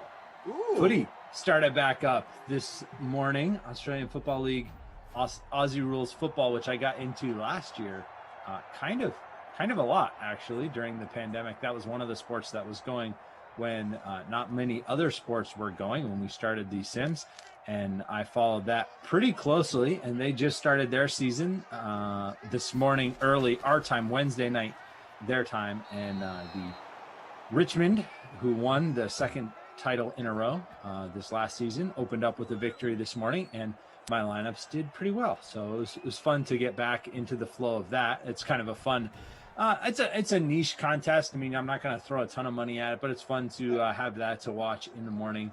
There's not anything else really going on. That's usually when I'm up and researching for my Madden post and whatever else I have going on during the day. So it's nice to have that to throw on, and it's quite a unique and exciting sport. So I enjoy it. This is not to be confused with Ted Lasso's Richmond squad, of course. No, different sport continent altogether. Entirely. Yeah. Yeah. Different Richmond, and neither one is in Virginia. The Guru says, I'm sending you head-to-head tonight, Koff. I'm back on the wagon. You might be up 4-0, but I've learned some new tricks. All right, Guru. We'll see what happens. Darnold, 90 passing. Minshew has 50 and a touchdown. We will take a look at rushing and receiving numbers as well in this 7-7 game through one quarter. Bell's only got 5 yards. Not great, but he's got a touchdown. Good if you captained him. Thompson with 30 on the ground. Not Zach, but not me, the other one. Harriman, 1 for 56. Should have had a touchdown, quite frankly, but he was stopped at the 2. True. Shark, 1 for 28. Bell, 1 for 25. I would say the most notable thing, though, is that we don't have a single pass catcher with multiple catches through one quarter. It's all that's ones. Very weird. Yep, and a lot of running in that as well. Jacksonville scored on their opening possession, punted on their second, and the Jets still with their second possession, facing 2nd and 16 when we return to action. Sam Darnold has not thrown an incomplete pass yet. With his 90 yards, he has been perfect as far as that goes.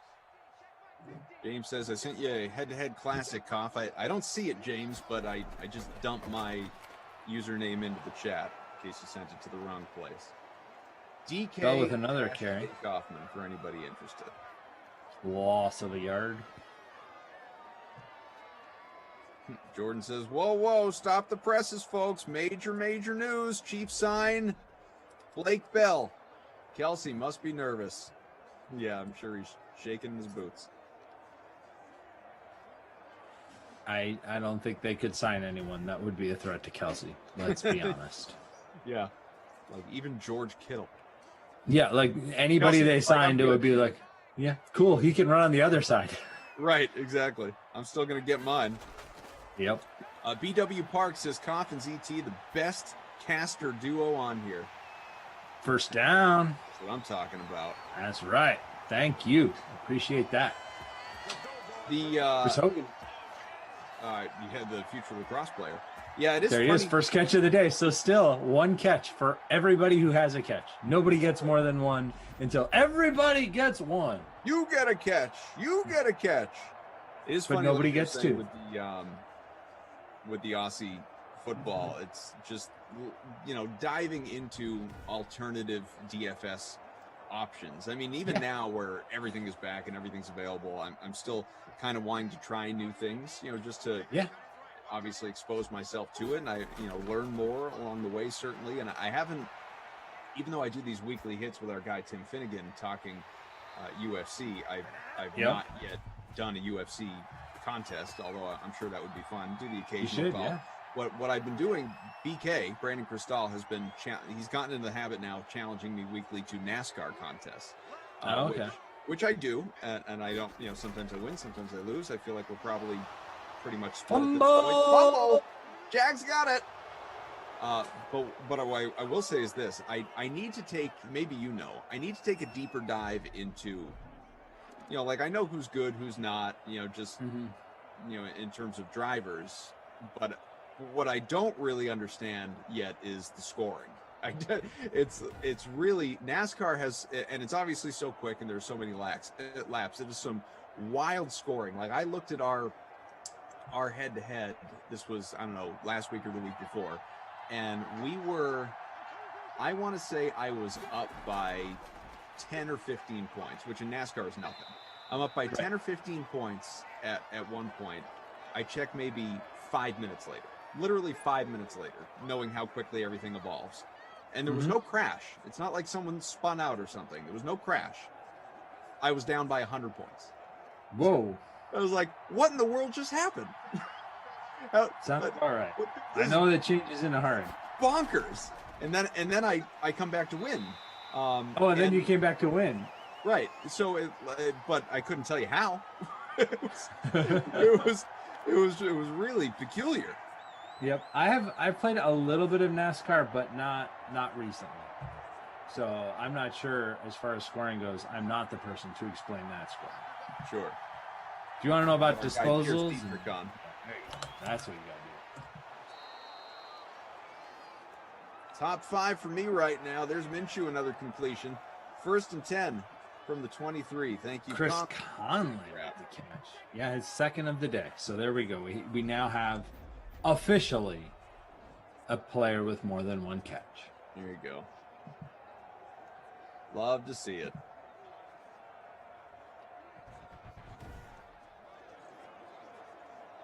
Jay Duncan says it's easy to play, cough hard to master. Big swings occur during hitting.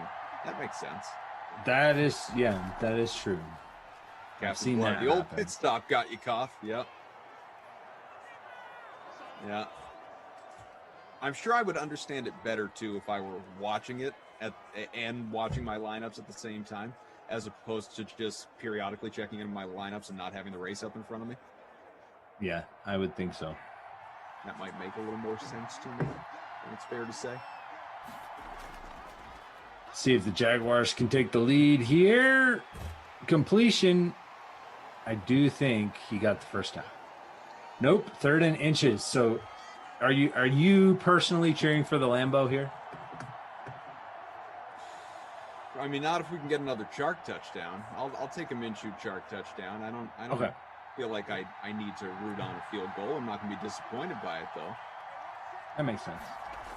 3rd and inches from the 13. Minshew, he completes that one. A first. Will he have more? No. Stopped at the 1. Stopped at the 1. Westbrook, who's in my lineup but not yours, so that would have been perfect for me if he would have scored, but no. He did not. Stopped at the 1. So now are we going to get Thompson? Are we going to get something else? Who knows? Minshew's known to run this in sometimes, although look at the Jets stacking the line there. Doesn't look like they're going to let him do the QB keeper, and he's going to throw it. End zone. Touchdown. And Chark time. Speak it into existence. There you go. There we go. Chark attack. Beautiful. Beautiful.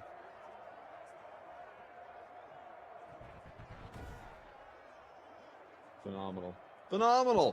All right, about to be 14-7. We'll look at some. That was actually one of the surprises of the offseason as far as rumors go.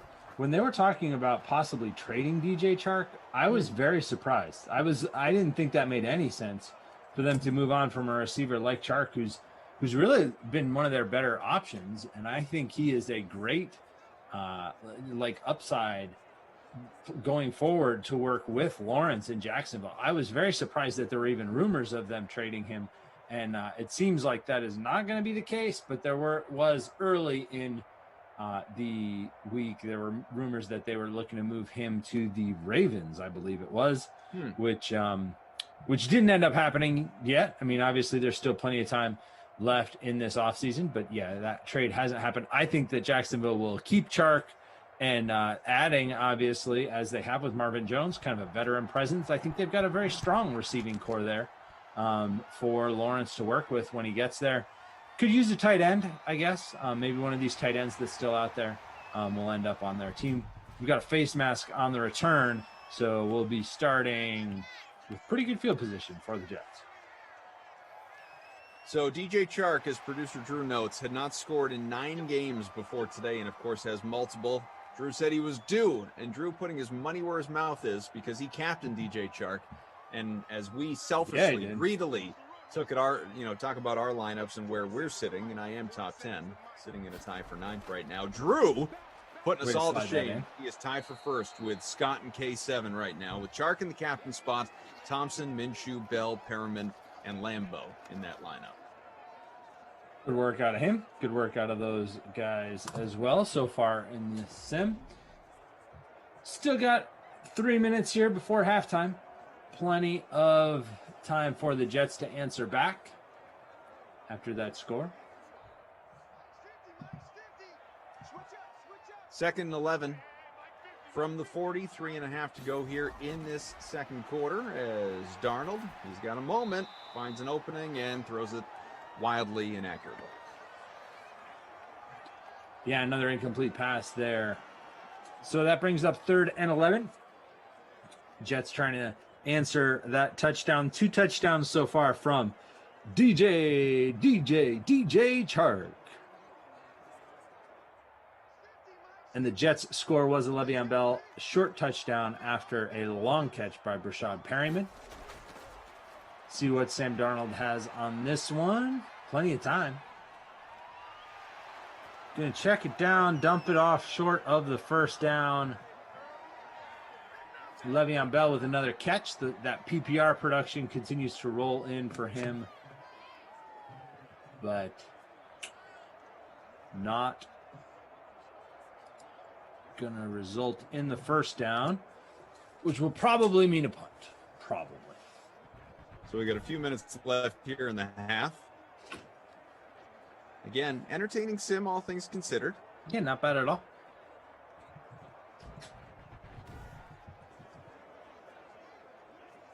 And ZT, AK, the Drews, Cobra K.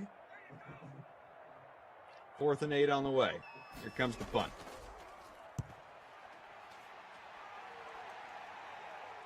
And it's going to be a good one. That one went out of bounds at the 1 yard line.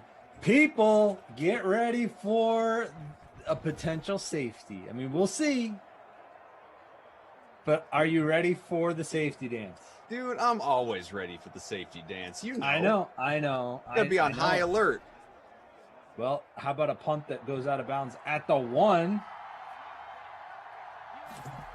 Here we go.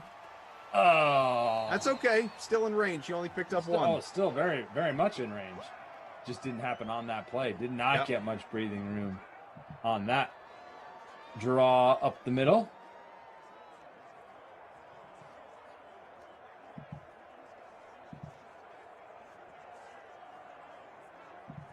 All right. What's going on in the chat here? Everyone's just bracing themselves for greatness. Or a 99-yard touchdown run, says Dasher. 2nd and 8, another handoff. Like that. Oh, baby. That's a big boy run for your all the way out to the 35. Man, how cool would that have been? That would have been impressive. That would have been impressive to call that one, and then the next play to result in that would have been very cool. But no. Too bad. Cole was ready. Cole was writing, if your friends don't dance, and if they don't dance, then they're no friends of mine. It's true. That is what they say. What they say.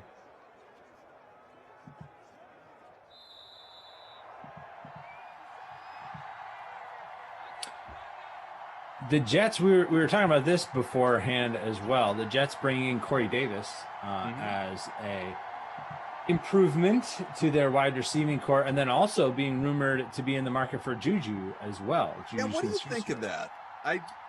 I mean, selfishly, like, I saw that, and my first thought was, and this is just me, again, being greedy, my first thought was, man, Patriots, I mean, you chased after A.J. Green. Go give Juju some short money and bring him in. Like, he'd be a good fit, get that explosive wideout that they really don't have on the roster right now. Do you think that... I don't know that that's Juju, though. I'm not sure that I see him as explosive as some of the other options that are still out there. I mean, obviously, Galladay is kind of a step above all the rest of the receivers that are still available. But, well, sure, but we're talking like Juju might sign for 1 year and $7 million. Galladay's going to get like 70. Yeah. And the Patriots aren't doing 1 year deals; they're doing 2 year deals with more guaranteed money in the second year. Hugely backloaded deals for when the cap goes back up. Exactly. That seems to be so a 1 year deal. You can't really backload a 1 year deal for when the cap goes up.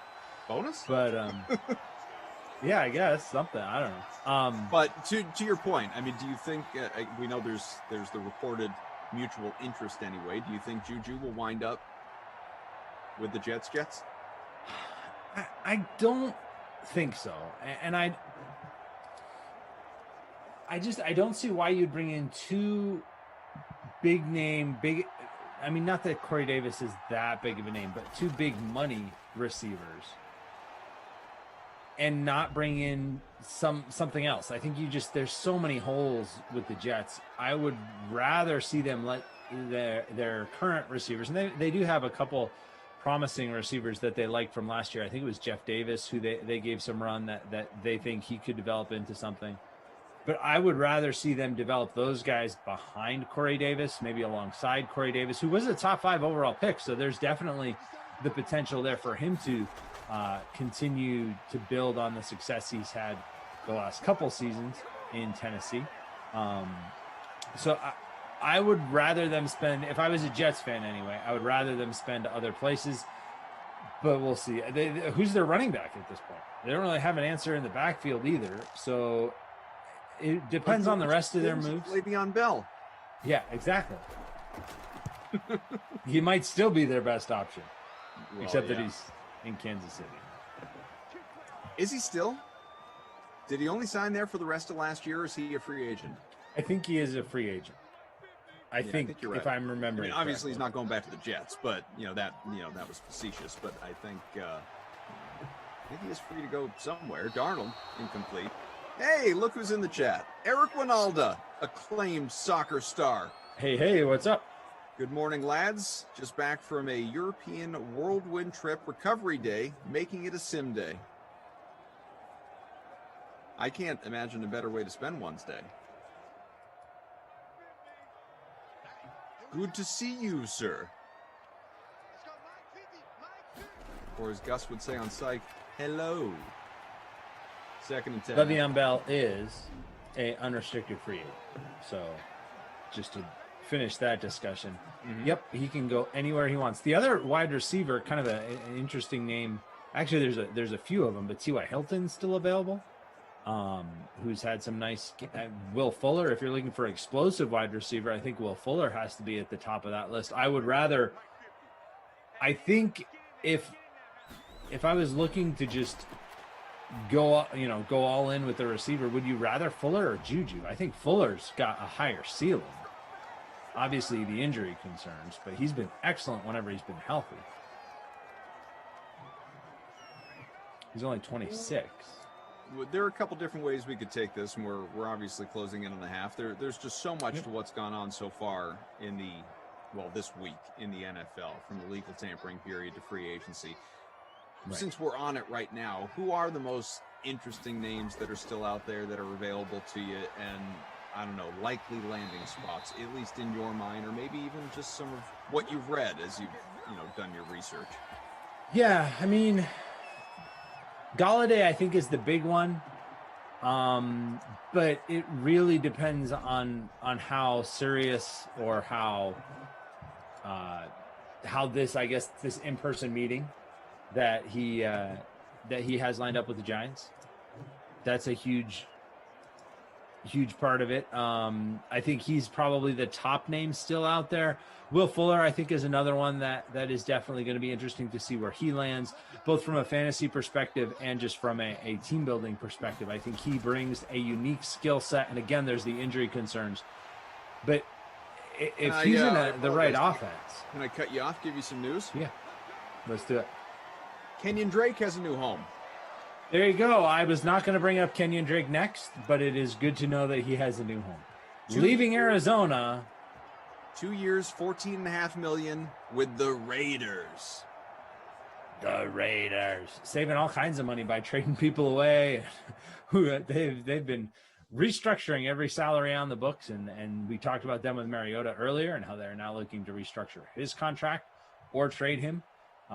So interesting move there. So that would pair him with Josh Jacobs, I would assume, that they would have a multi-back rotation there. Some clarity coming out now from Adam Schefter. The deal is 2 years, $11 million, up to $14.5 million. It's really $11 million guaranteed. That's quite a bit, actually. So we don't know that it's $11 million guaranteed. No, Schefter just said it, including $11 million guaranteed. Yeah. I missed the back half of the tweet. You're right. Yeah, that's more significant. So the $11 million overall, and I know it could be up to 14.5. The $11 million overall is less than I would have thought Kenyon Drake could have commanded. But the $11 million guaranteed, that's more than I expected. Right. Yeah, I would have expected him to have a higher potential, but a lower amount of guaranteed money in that deal. So that's a very interesting signing, since they already do have Josh Jacobs, who has shown that he can be a feature back. Now it's going to be him mixed in with Drake, and how that works. I mean, we'll see. Another interesting name that got added to the mix just this morning was Phillip Lindsay, who's another running back who's out there, who's available now. And I think he could be a nice fit maybe for Arizona, now that Arizona is looking for a running back or a few running backs to replace Kenyon Drake, who has been their primary ball carrier for the last few years. Chase Edmonds mixing in from time to time, but our Arizona Cardinals, it's fitting that I'm here with you as we talk about the Cardinals here. Interesting addition for the Raiders. I cannot figure out what the Raiders are doing. I don't think that means they're doing it wrong. It just means I can't figure out what they're doing. I really like Kenyon Drake. I mentioned this in the Sims not long ago. I thought he would be a good fit for Green Bay if obviously Aaron Jones didn't come back. If they had, yeah. But there were some good potential landing spots for him. I mean, he's coming off a good year. Had almost 1,000 yards last year. He's been good the last few years. Yeah, he's been good the last few years there with Arizona since they acquired him from Miami. And I know they slapped I think it was like the transition tag or something on him last year to keep him on the team. So interesting now that he'll be headed for the Raiders. I'm on the Philip Lindsay news, by the way. Are you like me? Are you surprised that Melvin Gordon outlasted him there, especially in light of, I mean, not only where they are in their careers, but just the way last year ended and all of that with Gordon? Yeah, I would say that it surprises me that they would stick with Gordon over him because of more of the career path, because I feel like Lindsay has a lot more left. I feel like Gordon is good. He's solid, but if you say which one is a better long-term fit, especially given their contract status, I would have said Lindsay. Right. But we'll see. I think he could end up being a very nice addition. He has not proven that he can be the workhorse that Gordon has proven he can be, right? Like if you're just going to keep one back and have him do everything, Gordon is probably better suited for that role. But Lindsay is part of a rotation, I think has a lot of upside and could be very interesting addition for whether it's Arizona and that's the name we're seeing or hearing a lot of buzz on right now, just because Arizona just lost Drake. And it kind of seemed like that was the way things were trending lately. So now with him on the move, it'll be interesting to see who Arizona brings in, because Arizona definitely looks like they are in win now mode based on the rest of their moves. But there is now a hole at running back. I mean, who they bringing in to fill that? There are several names still available. Chris Carson's still out there as well. He's another name that has been tied, although not too closely yet in anything that I've seen, to Arizona. And maybe he stays in the NFC West and goes down to the desert. He's been linked, Chris Carson, to Tampa Bay as well. Yes. Yep. That is true as well. Jamal Williams signed with the Lions, so he's off the board. But Lindsay, Todd Gurley is still available if there's anything left there. We mentioned already Le'Veon Bell, who we're watching here in this, and that's Jamison Crowder with the catch and run there. Damian Williams was just relieved by the Chiefs, so that's another. Couple comments to get to as well, and keep your thoughts coming, by the way, in the chat. Get us to 200 likes. Smash that like button. Yeah, let's go. About 500 people watching here on the YouTube, the thousands more watching elsewhere. On Twitch, by the way, that included twitch.tv/DraftKings. First time playing Fortnite says, Koff is kind of like the original Jurassic Park. You'll never say it's your favorite, but you watch it every time it's on TV. How dare you? Oh, that's not a good thing. You don't feel I must be at least somebody's favorite. Maybe one person. Maybe. Jurassic Park made a whole lot of money. I don't know that that's that big of a slam. Maybe I'm just comfort food.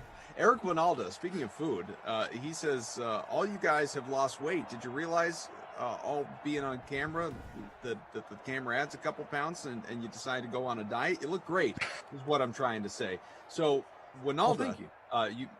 You may not know this. I mean, I look exactly the same. I don't think anything has changed in the last year, aside from the occasional haircut or facial hair. But I mean, Zach here really has lost like 65 pounds over the course of this pandemic. So he does look exceptional. Yep, hit 75 this morning, actually. Oh my God, man. You are wilting away. In the best way possible, I think. No, it's been Don't quite go the too journey. far with it though. Stay healthy. Yeah. Yes, right. That is what I am trying to do at this point, is to put on some of that the muscle back on, and it's just been too cold to get out and do too much lately up here this week. So we'll see. It'll be nice as the weather warms up to get outside doing more. I have discovered during my weight loss journey that I am much more of an outside walker or runner than inside. Elliptical and treadmill I've done them, and I've had to do them, and I will when I have to, but much prefer being outside. Now, why is that? You want the elements, or you want the genuine, changes in elevation and like roads and hills and turns and just the sightseeing elements? Like, is it all of that? It is 0% that I like the elements. I grew up in Guam. The New England elements, not really my thing. Not my thing. Nope. So it is 0% that. I think it is, like you said, just the feeling of progress, right? Like I'm actually moving from one place to another. And at least around here, when I go running, I run out or walk out away from my house and then come back. And there's much less, I think I'll call it early today. You can't really do that, right? Like you got to get all the way back. So I think it is that, and just the progress and the change of scenery, that kind of thing. I tried, with a screen, right? Like watching a show or watching a game, and that does help. But still, like being outside. As we see a field goal here for Sam Ficken. Another Ficken field goal. Another Ficken field goal. Well, this is the first Ficken field goal of this game, but he's got some more Ficken points, which is nice to see. 14-10. 5 minutes to go in the third. I need to. Well, my wife keeps telling me I need to do something to take care of myself. Okay. Like it's really. I don't think she realized. Well, she did. She's no idiot, but I don't think it was as notable how little I do physically to take care of myself when I was like going to work every day and I was out of the house for hours on end. Like now that I'm just here at all times. Like she sees that I just sit in a chair all day long.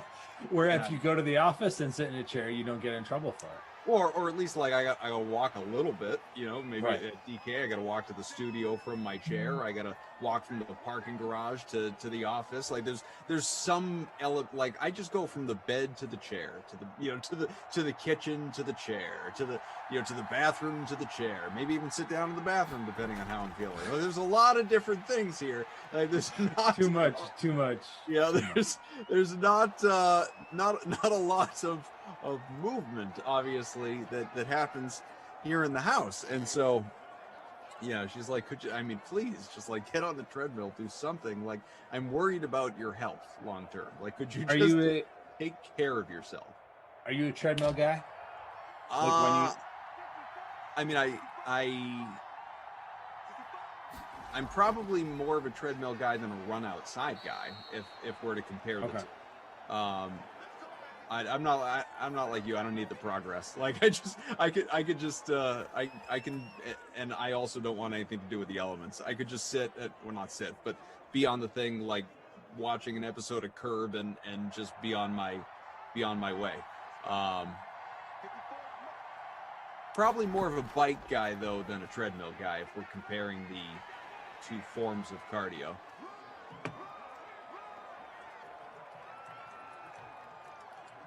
Yeah, I like the elliptical as well, which is kind of a cross between the two, but it does save on the knees a little bit because you don't have the impact. But I do like to do it outside for sure, if possible. But not because of the elements, just because it's more enjoyable there. LJ says, WTF are you talking about? Physical fitness, LJ. It's kind of a cool thing. 50 plus here for Conley after that catch. 1st and 10 from the 46. We can talk about the sim, though. There's some interesting things going on here. What I do need to be on the lookout for, though, that this is what I use. It's not true, but this is what I use as an excuse is as to why I can't be on the treadmill more often is my, like, the 2-year-old will come up behind me and try and climb onto it. Like, that's not safe for anybody. No. So I need to, you can only distract a kid with a screen so long. I think if nothing else, the pandemic has taught us that. No, we want to go outside. We've been on our school Zoom meetings. It's true. It's true. It's kind of a new thing. That used to be the opposite of what everyone wanted. Everyone at least meaning my kids. Sure. 2nd and 1 from the 37. A couple minutes left here in the third quarter. Jags trying to move the ball. So what I was going to ask you, Winalda, just heard from Winalda, says that's awesome for you. Tell him I think that's great. He says, my son started intermittent fasting. He's lost 65 pounds too. He had a weight issue. Let me see, wait, there might be more to this. He had a weight issue, so he's dropped 65. That's awesome. Very cool. Anyone intermittent fasting is very trendy. It's very very in vogue right now. For me, that wasn't what did it. For me, it was just monitoring pretty closely the portion size, sure, and actually eating better in general, right? Like eating healthier food in general, less junk, and just eating healthier, right? Overall. Well, and that's like Drew's point in the chat here. He's like, just important to know weight is not always an issue. You got to do totally. Is going to be healthy. Yeah, we're not. None of us are sitting around here saying we're supermodels or anything like that. This is not about. I don't think we had to make that clarification. I think everybody. This is not about the number on the scale. It's about just taking care of your body. It is true. LJ says we do have more breaking news though. Oh, yeah. You ready for this one? Kyle Rudolph has found a home. Rudolph, the Red Zone Reindeer, signing a 2-year, $16 million deal with the New York Football Giants. Wow. So the Giants could be bringing in Rudolph and Galladay. I mean, they're bringing in Galladay for a meeting. And they've already got John Ross. So not to presume that he's going to be Madden John Ross or anything, but he's still a burner, still a speedster. Yeah, Daniel Jones getting some weapons to work with there, some options in the passing game. Also breaking news as far as Major League Baseball is concerned, Carlos Carrasco, who was the starting pitcher acquired in the Francisco Lindor deal from the Indians, is going to start the year on the injured list because of a right hamstring injury hurt during throwing batting practice today. Never did. So yeah, he will not be in the opening day rotation. Did the full so close. Almost. So close. That would have been fun. Let's see what the Jaguars do here on 3rd and goal from the 1. Both their touchdowns earlier in the game, DJ Chark catches. DJ Chark. Probably the final play of that third quarter. I'd say so.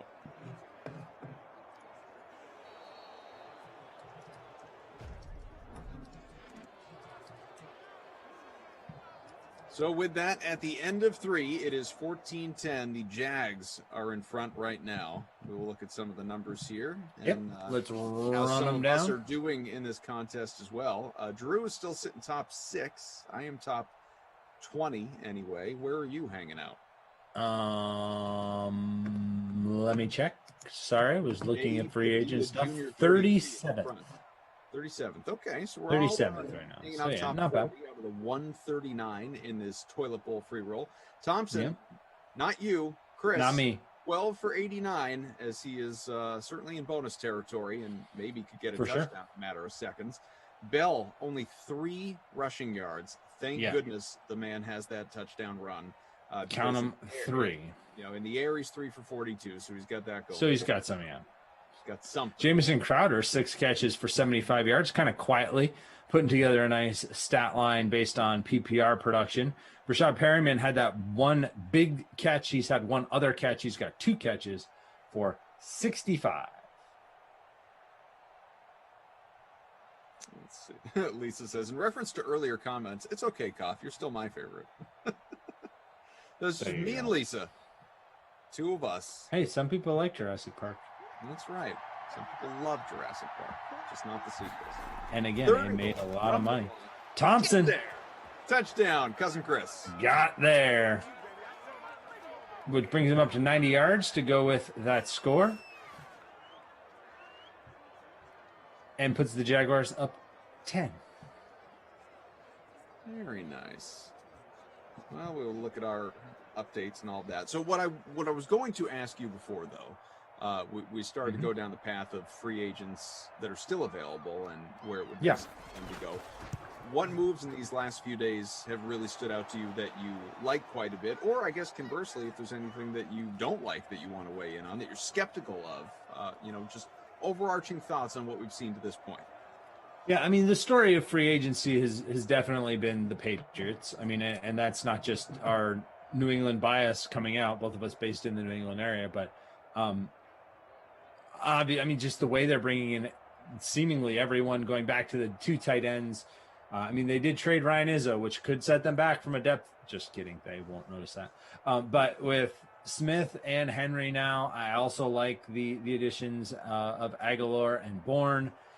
They're definitely getting more pass catchers, and then bringing back Cam Newton is an interesting move. We'll see what they do as far as bringing in another quarterback. I think they'll have another quarterback either in the draft or that they'll add another option from free agency. I mean, obviously, you've got the big movers early on, the Rams and the Colts getting their quarterbacks in Carson Wentz and in Matt Stafford. I think they're both those teams in good position already. They were just a quarterback away. They added a quarterback. I think the Rams, I mean, what the Rams and the Cardinals are doing makes the NFC West, I think, the most compelling division. As we see, Perriman. Touchdown, the one he didn't get earlier. Now he's in the bonus, and he's got a 77-yard score. Well, that'll help some of us. Sam Darnold. Yeah, so you've got quarterback and receiver there. Very, very nice. I've got Perryman, but I do not have Sam Darnold. So I'm coming for you, leaderboard. Just watching those numbers change, watching it climb. I had fallen off quite a bit after the Thompson touchdown, which is kind of ironic, but that will definitely help as we see that 2-point conversion. It's funny, I really not gonna work. I was surprised by the 2-point conversion, but I guess it makes sense trying to cut it to a field goal game. I didn't move all that much. I think because of the number of people that have Perriman captained. There are about 14% of people that have him captained. So I am sitting 19th. Now, Jay Padilla Jr. still in front and fittingly has Perriman in the captain spot with about 40 points there now. There you go. Drew is, Drew says, yeah, I dropped 4 spots and I have Perriman. He's sitting in tie for 10th at the moment. Right, he has Perriman just not captained. Those that do have him captained getting the extra boost from the bonus, the touchdown. Wait a minute. We got news. More of it. More news. And this is the biggest one that we've had to date in this sim. I see where you're going. And Jeremy Fowler. The Buffalo Bills have a new quarterback, obviously to play behind Josh Allen. No, not really. Yeah. And that is Mitch Trubisky. Are you surprised at all that Mitchell Trubisky has accepted a job that he is a clear-cut backup, as opposed to obviously having at least a chance to start? I am surprised that he accepted that this early. I'm surprised that it's the Bills. I don't think I had heard that. It does not surprise me that he could not find a starting job, if that makes sense. Like if that signing happened in weeks, months from now, I could see that. But obviously there was just no interest in him as a starter anywhere. And it does, producer Drew brings this up, it makes perfect sense for the Bills because he is a slightly smaller version of of Josh Allen as far as big, strong arm, the ability to move around a little bit. I think he's as close, as far as swapping him into the Josh Allen playbook, it wouldn't be hard to do. No, I mean, it's like when, Madden terms, right? You have a franchise and you're looking around at free agents. Next to Trubisky, you would have that little pink scheme fit. It makes sense. He's a good addition for them in terms of, like, God forbid Allen should go down. He fits. You don't have to change anything. He fits. Yeah. But for Trubisky, he's a poor man's Josh Allen?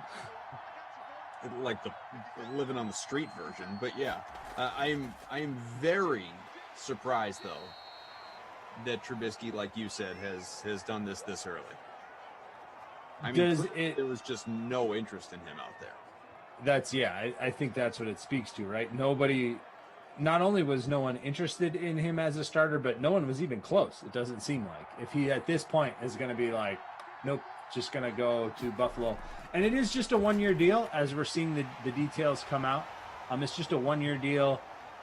Maybe he's looking for a chance to rehabilitate his image a little bit, hit that free agent market next year. And if Josh Allen, right. And if Josh Allen does get hurt and he gets a couple of games, maybe he's next year's Marcus Mariota, who is also a very high draft pick, had a brief cameo in one Thursday night football game. And then now I do think there's a market for Marcus Mariota. So speaking of a market for, that's Chris Thompson doing work on the outside. There's no market for Chris Thompson. I'm just kidding. But that was a nice move on that part. He is a free agent. You only refer to him as Cousin Chris when you are on the sim. Cool. I can do that. I don't think he even needs a last name anymore. Well, nice screen pass and juke move from Cousin Chris there.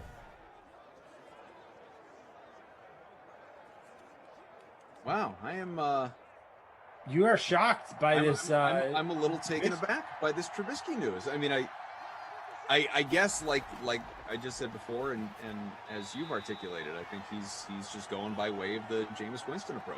He is, just trying to rehabilitate, basically. I mean, the difference there was that Winston knew he was coming in as a potential heir apparent to Drew Brees if things went well. Like Allen is at the beginning of his career.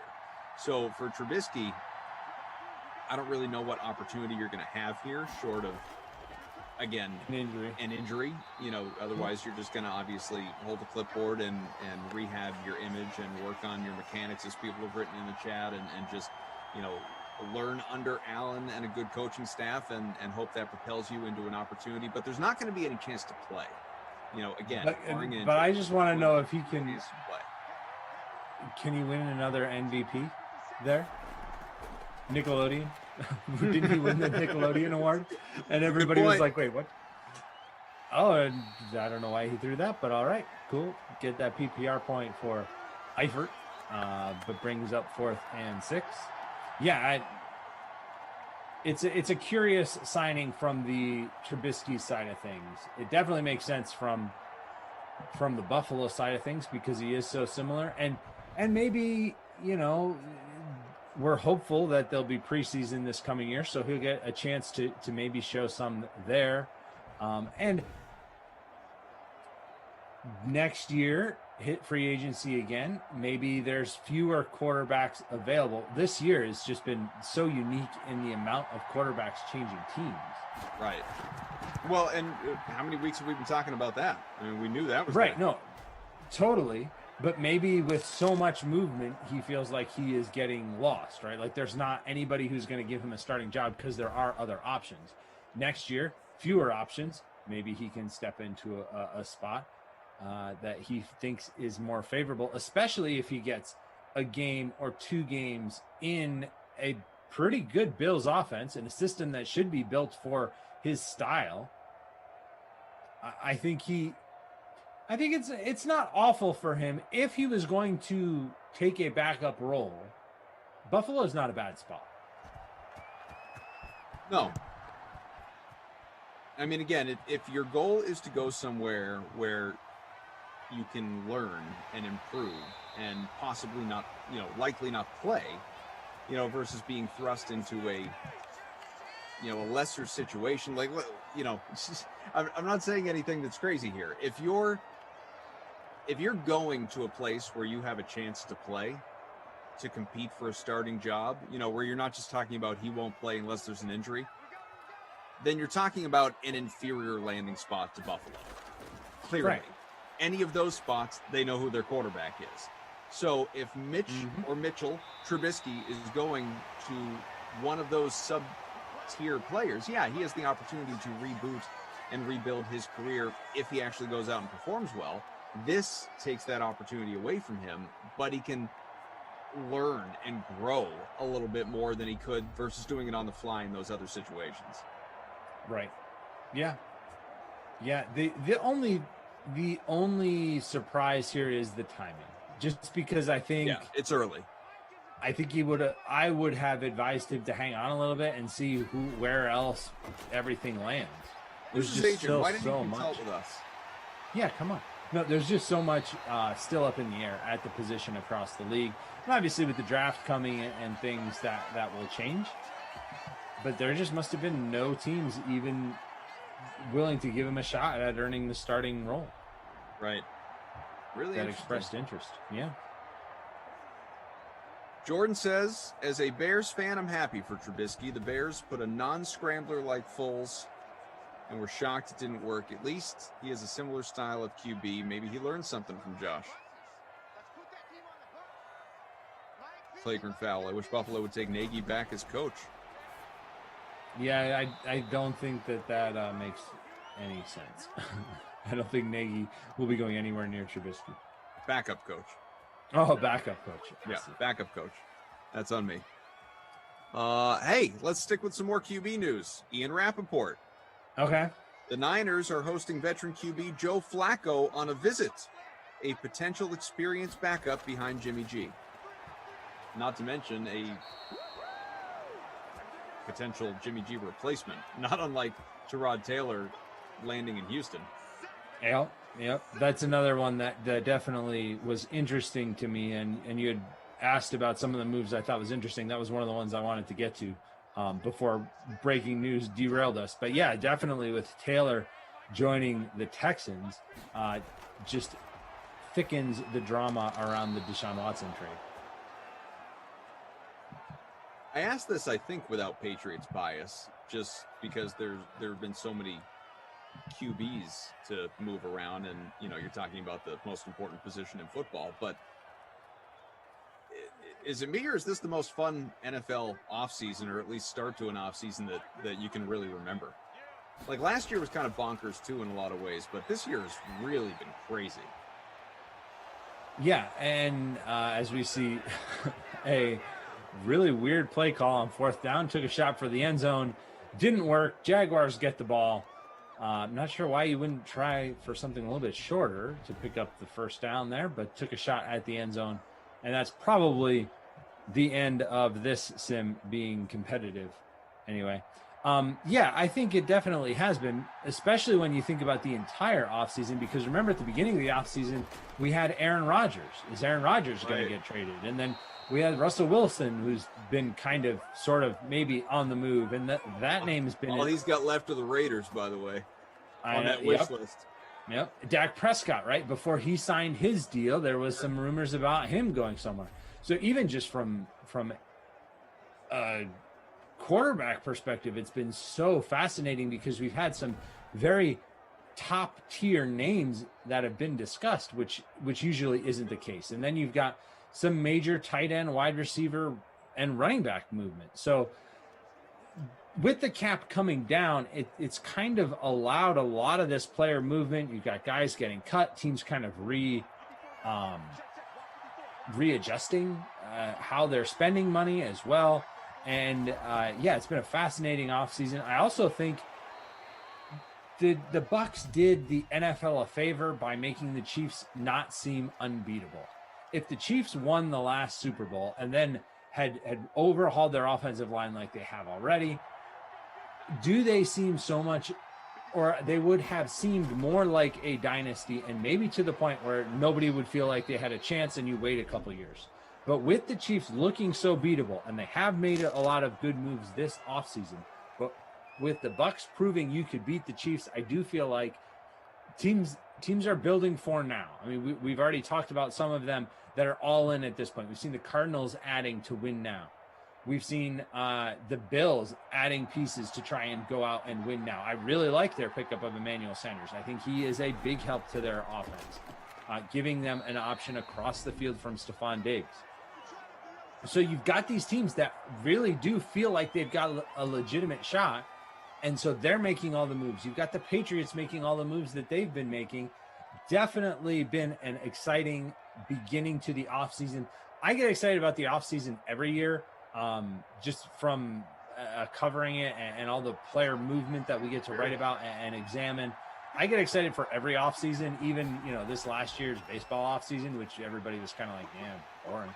I actually enjoyed it. So I'm probably not the right person to ask because I like all the off seasons, but this one has been great for sure. It's funny too, doesn't it sort of take you back to, obviously not this time last year specifically because we weren't even doing Sims yet. Those began on March 28th. We're rapidly approaching that anniversary, but not too long after that when suddenly you start thinking about roster updates and, what like all these guys just like we want to see it now, right? All these guys with new teams and what's this going to look like, and obviously you still have you'll still have the Madden 21 ratings when we do that, so it won't be Madden 22 and it won't be a full new look, but like especially for me, like show me those new look Patriots, let's go. I want to see what this thing looks like.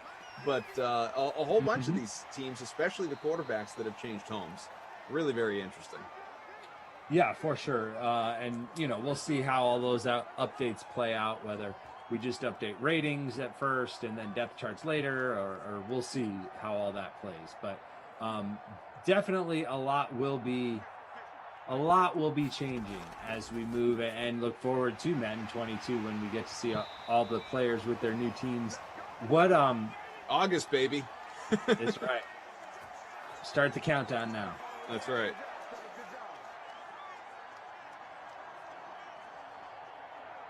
Alex talking about how much fun season-long fantasy drafts are going to be this year. It's going to be different. Yeah, they are always fun and intriguing, and trying to figure out who's where and then avoid injury for the entire season is always challenging. We like season-long. We like DFS, obviously. Probably a little bit of slant that way. From the people you hear on DraftKings, but yeah, we like both. I know we were both in a season-long league. We had our DraftKings season-long, and that's where I lost Saquon Barkley in the second week of the season, second overall pick. So yeah, it was rough. 24-16, Jets running out of time, still possible. I mean, no timeouts, 24 seconds to go, 37 from midfield. Got to go deep. Where's Brashad Perryman? Dial up another deep ball to Perryman. He's been their deep threat. On the 40, throws it good distance, incomplete. Yeah, I mean, it's fourth down, but even if they pick up this first down, it's probably the last play. We haven't seen them be very good at running up to the line and getting in a spike or anything like that. So would you say this is probably the last play? I mean, barring an incomplete pass and a kneel down for the Jaguars? Yeah, I'm going to say it probably is. Or unless they can get out of bounds. Right. I don't think he's thrown. Oh, my goodness. What in the? He tripped. He tripped. He lost the ball. He picked it up. He got back up, ran himself into a tackle. And went back first and 10 for the Jags. Well, Sam Darnold, maybe that's a fitting end. That's a low awareness, Sammy. Yeah, low awareness. Not great. Not great at all. Nope. That was the thing, though. Yeah. Not a bad sim, though. Had some big moments in it. Big day for Brashad Perryman. Over 100 yards. Big day for the wide receiver one on the other side, too. DJ Chark with a couple touchdowns. break all that down. As we look for our player of the game, I mean, it's probably got to be Perryman. 142 yards, only had 3 catches, but 142 yards. So that's where I'm going for my player of the game. Checked in under 6K, so 5'6", 26.2 fantasy points in a flex spot based on current scoring. DJ Chark did have those 2 touchdowns, but those were his only 2 catches as well, 16.9 for him. Yeah. So Perryman about 10 points better, and he is the Krusty Koff player of the game. I would love to give Le'Veon Bell. Yeah. Darnold really strong there as well. Darnold, 356 for him, just the 1 passing score, 22 fantasy points. So another strong performance from him. As you mentioned, he's been doing a little bit better lately. I would love to give the Not My Kid award to Le'Veon Bell because he only had, 5 rushing yards or something, but he did have the touchdown and he did get some work, 5 catches, 68 yards. He had about 20 fantasy points. So 20 fantasy points. So I'm not going to give him the Not My Kid award, although the 5 rushing yards are a bit of a it was ugly. They're a bit of a disappointment. So you almost have to work to be that bad if you're him. It's true. It's true. I'm trying to see here. What do you think? Not My Kid award. Chris Herndon jumps out. He was in my lineup. Only had a couple catches and 3 fantasy points. 46% owned. I think. I think that's. I think that's where I'm going. I just wanted to make sure it wasn't only because he hurt my lineup. So there's someone else that I might give an edge to actually over Herndon. Okay. Tyler Eifert, who was marginally better, 5 for 27, 5 catches, 7 points, but he was 13% captained. Yeah, that's a big letdown.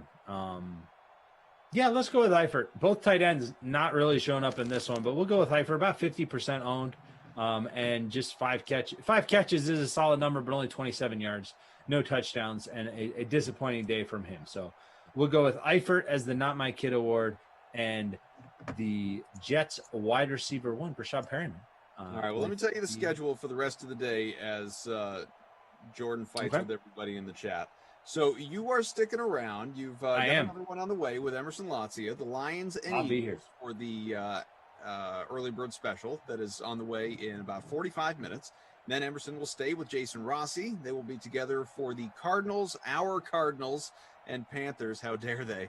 That game at 6 o'clock, the happy hour sim. I return with Lamarca for Chargers Titans, 8 o'clock primetime action, and then Lamarca sticks around with Brendan Glasheen coming on back. Bookending the Dream Stream day here because he was here for the nooner with Christian. Flash coming for Seahawks and Colts at 10 o'clock tonight. So that's what is up for the rest of this Dream Stream extravaganza. And before we let you go, we want to remind you folks, the madness, college basketball is not limited, of course, to hoops this weekend because on Saturday, Cornhole Mania is taking over the DraftKings Dream Stream. It is the American Cornhole League singles tournament airing on Saturday, March 20th, 5 p.m. right here on DK's YouTube and Twitch channels. That means no 4 or 6 o'clock sims on Saturday. We will have the 12 and the 2, the 8 and the 10, but no 4 and 6 because you will have Cornhole Mania 5 p.m. on the DK YouTube and Twitch channels. And that is not all. You can follow all the action while taking a shot at $1,000 in total prizes with our free-to-play pool on the DraftKings Sportsbook. That's right, it is free. Most correct answers wins the top prize of $100. So head to the pool section of the DraftKings Sportsbook, enter your picks by 10 o'clock Eastern time. That is in the morning on Friday, 10 a.m. Eastern.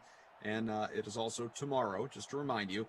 Week goes by in a hurry. Follow along on the DraftKings Dream Stream to see if you are a winner.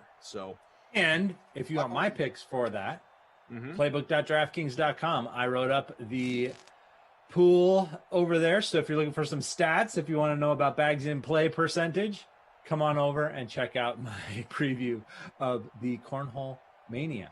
Love to hear it. I really am the DK sim dad too. Like people say that sometimes jokingly. It's I call out Jordan.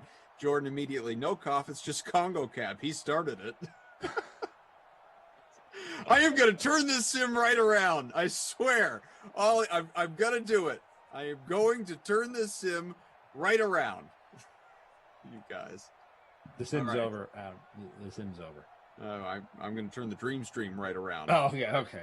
Zach and Emerson in about 45 minutes. I'll see you at 8 tonight with Lamarca. We'll talk some NBA DFS and obviously a whole lot of football. Who knows what news will still break in the next few hours for us to delve into later. But Zach, always a pleasure, buddy. I'm sure I don't have it in front of me, but I'm sure we'll be together again soon, and I look forward to it. Sounds good. Thanks to the Drew Stack and Cobra K. We'll see you later.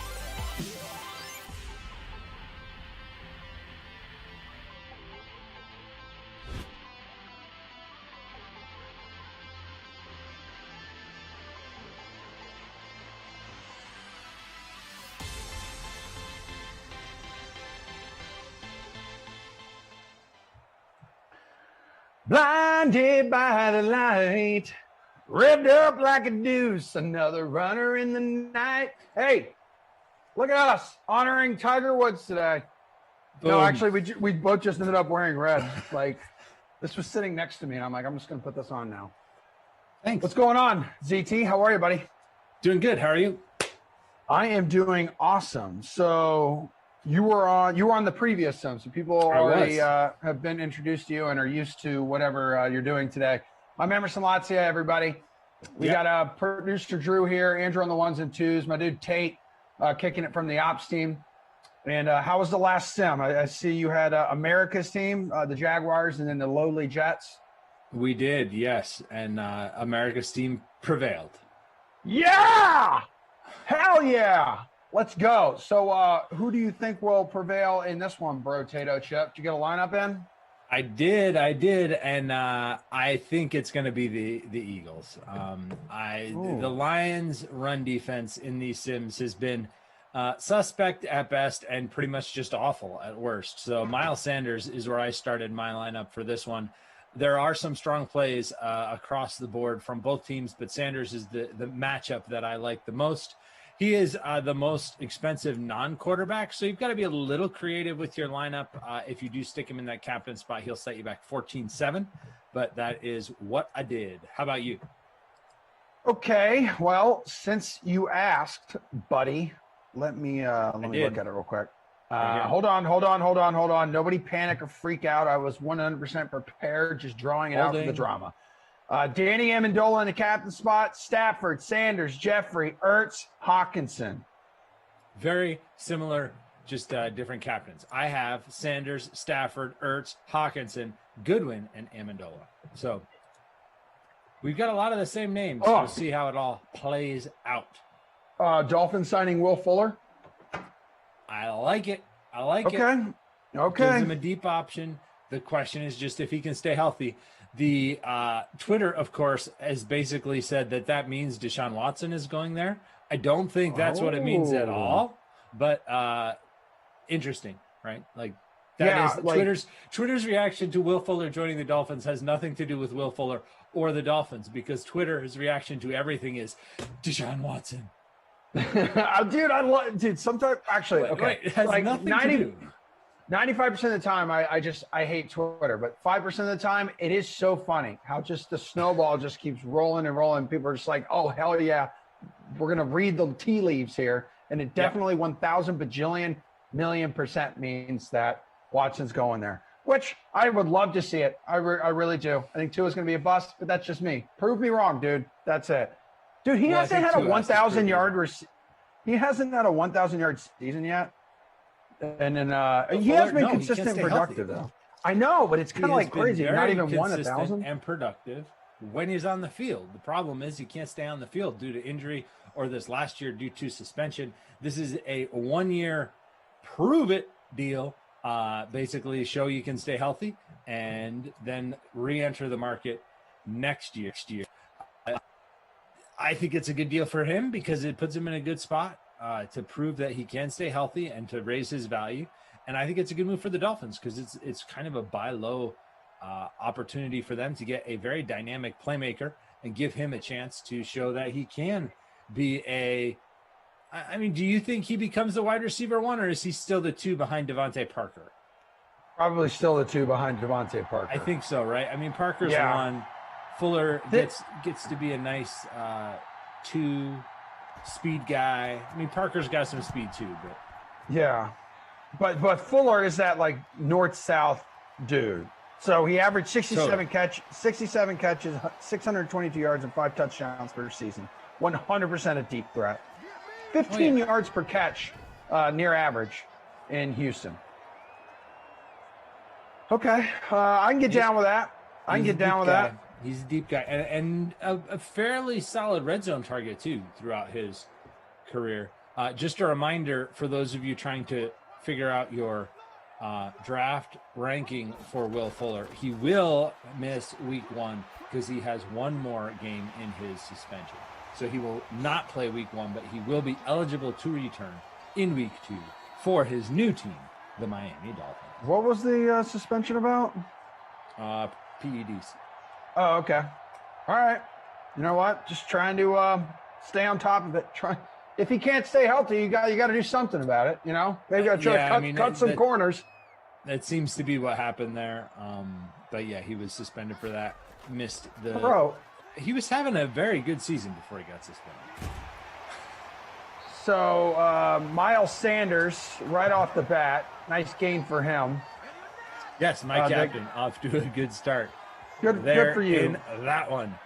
You've got Amendola, who I like as a captain play. I do. I think he's Why do you like it so much? Because you did it, and I like everything you do. There you are. No, there you are. Lots of PPR work, and a good value, so you can stack up the rest of your lineup with some big juicy contracts. Yeah. So he had 4 catches the last time these two teams played. So already the Eagles, one pass rather for 12 yards. Alshon Jeffrey and then Sanders back to back. First one there, 21 yards.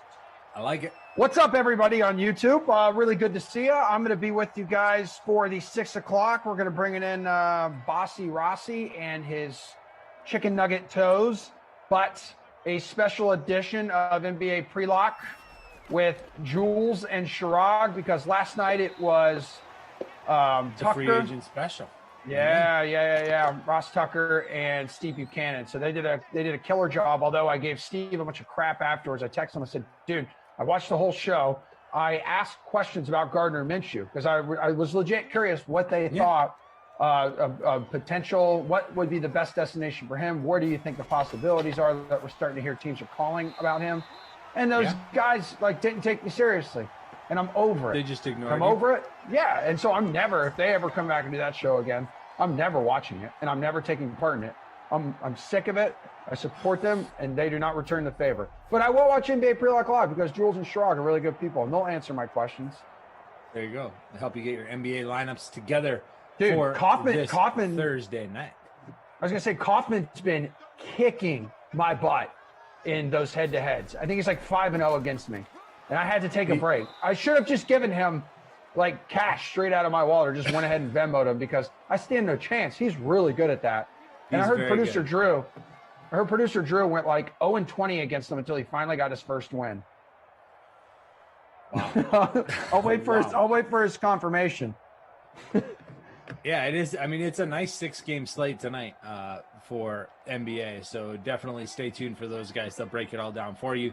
Bring you up to speed on the latest injury news. Maybe they'll even talk some trades there because while it is not the offseason in the NBA, it is trade season because the NBA trade deadline coming up.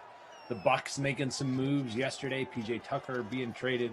So there's definitely a lot for them to talk about in addition to a pretty nice 6-game slate, which does include Chirag's Lakers hosting the Charlotte Hornets. Oh, I guess Koff is 2-0 against Lamarca in head-to-heads. And Lamarca is the guru, dude. Again, that guy never leaves his room, studies numbers, crunches numbers all day. He still has a great personality, but he definitely knows his NBA. So that's when you know he's the real deal, Zach. Yeah, so 8 o'clock tonight, they're going to be live sweating their head-to-head, which will be actually kind of cool to watch. I'm sure they will also mention the sim a few times as they talk about their NBA lineups. That's Miles Sanders with his first catch of the day. A strong opening drive for him. Strong opening drive for the Eagles, but it's going to come up short unless they, Yeah.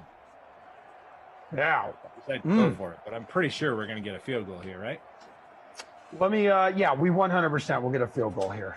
Actually, I'm not going to say 100%. We see teams going for it being a little more. 4th and 4 will probably be a field goal. That's just the way to go. Jake Elliott, come on out. Here we go. Yep. Get on the board. Take the lead. These Lions are going to look. Oh, it's not a field goal. Oh, guys, that's not it. There's the future there in Philly, too. That hurts. Wait, I gotta watch this. Do we get to see the replay? Oh no, we don't. Okay. So Jalen Hurts completely failing. The Eagles failing on the fake field goal attempt.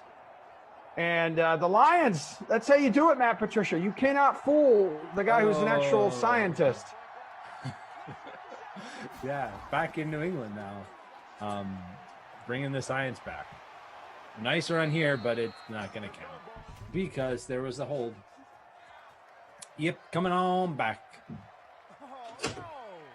Twitch, what is shaking today? What is up? All of First my 14. chinchillas. Chinchilla only contest. We got 115. And Stafford, yeah, okay. So is that a Going sack? down. Yeah, it was a sack. All right, so Sack second by Vinny and Curry. 22. Second and 22 coming up. These lines going to look a little bit different this next year. I mean, we're seeing Matthew Stafford, who won't be there, throwing the ball to Kenny Galladay, who won't be there, and Marvin Jones, who won't be there. Tyrell Williams will. DeAndre Swift will. TJ Hawkinson will. That's Kerryon Johnson, I believe, with that catch. Is that Kerryon? Yeah, first catch of the day for him. He's expected to return as well. But yeah, big regime change there in Detroit. Matt Patricia moving on. That happened right after Thanksgiving. Yeah, man, you nailed it, dude. You absolutely nailed it. And Jones calling America's city, now America's team, his home. It's good to have him here. Good to have him. I like it. It's a good move for them. I was a little afraid, and we talked about this in the last sim, so we don't need to get into it, although I know maybe you want to because they're your team. I said I was surprised that they were talking about or thinking about or that DJ Chark could be on the market. I felt like that was a bad move, that they should hold on to Chark, and it looks like they will, pairing him with Marvin Jones, who I think is a very solid kind of mentor for him. Jones has been a very solid receiver and can kind of help bring a veteran presence to a very promising young wide receiver core for your Jacksonville Jaguars. You do need a tight end, though, don't you? Yeah, we kind of do. Okay.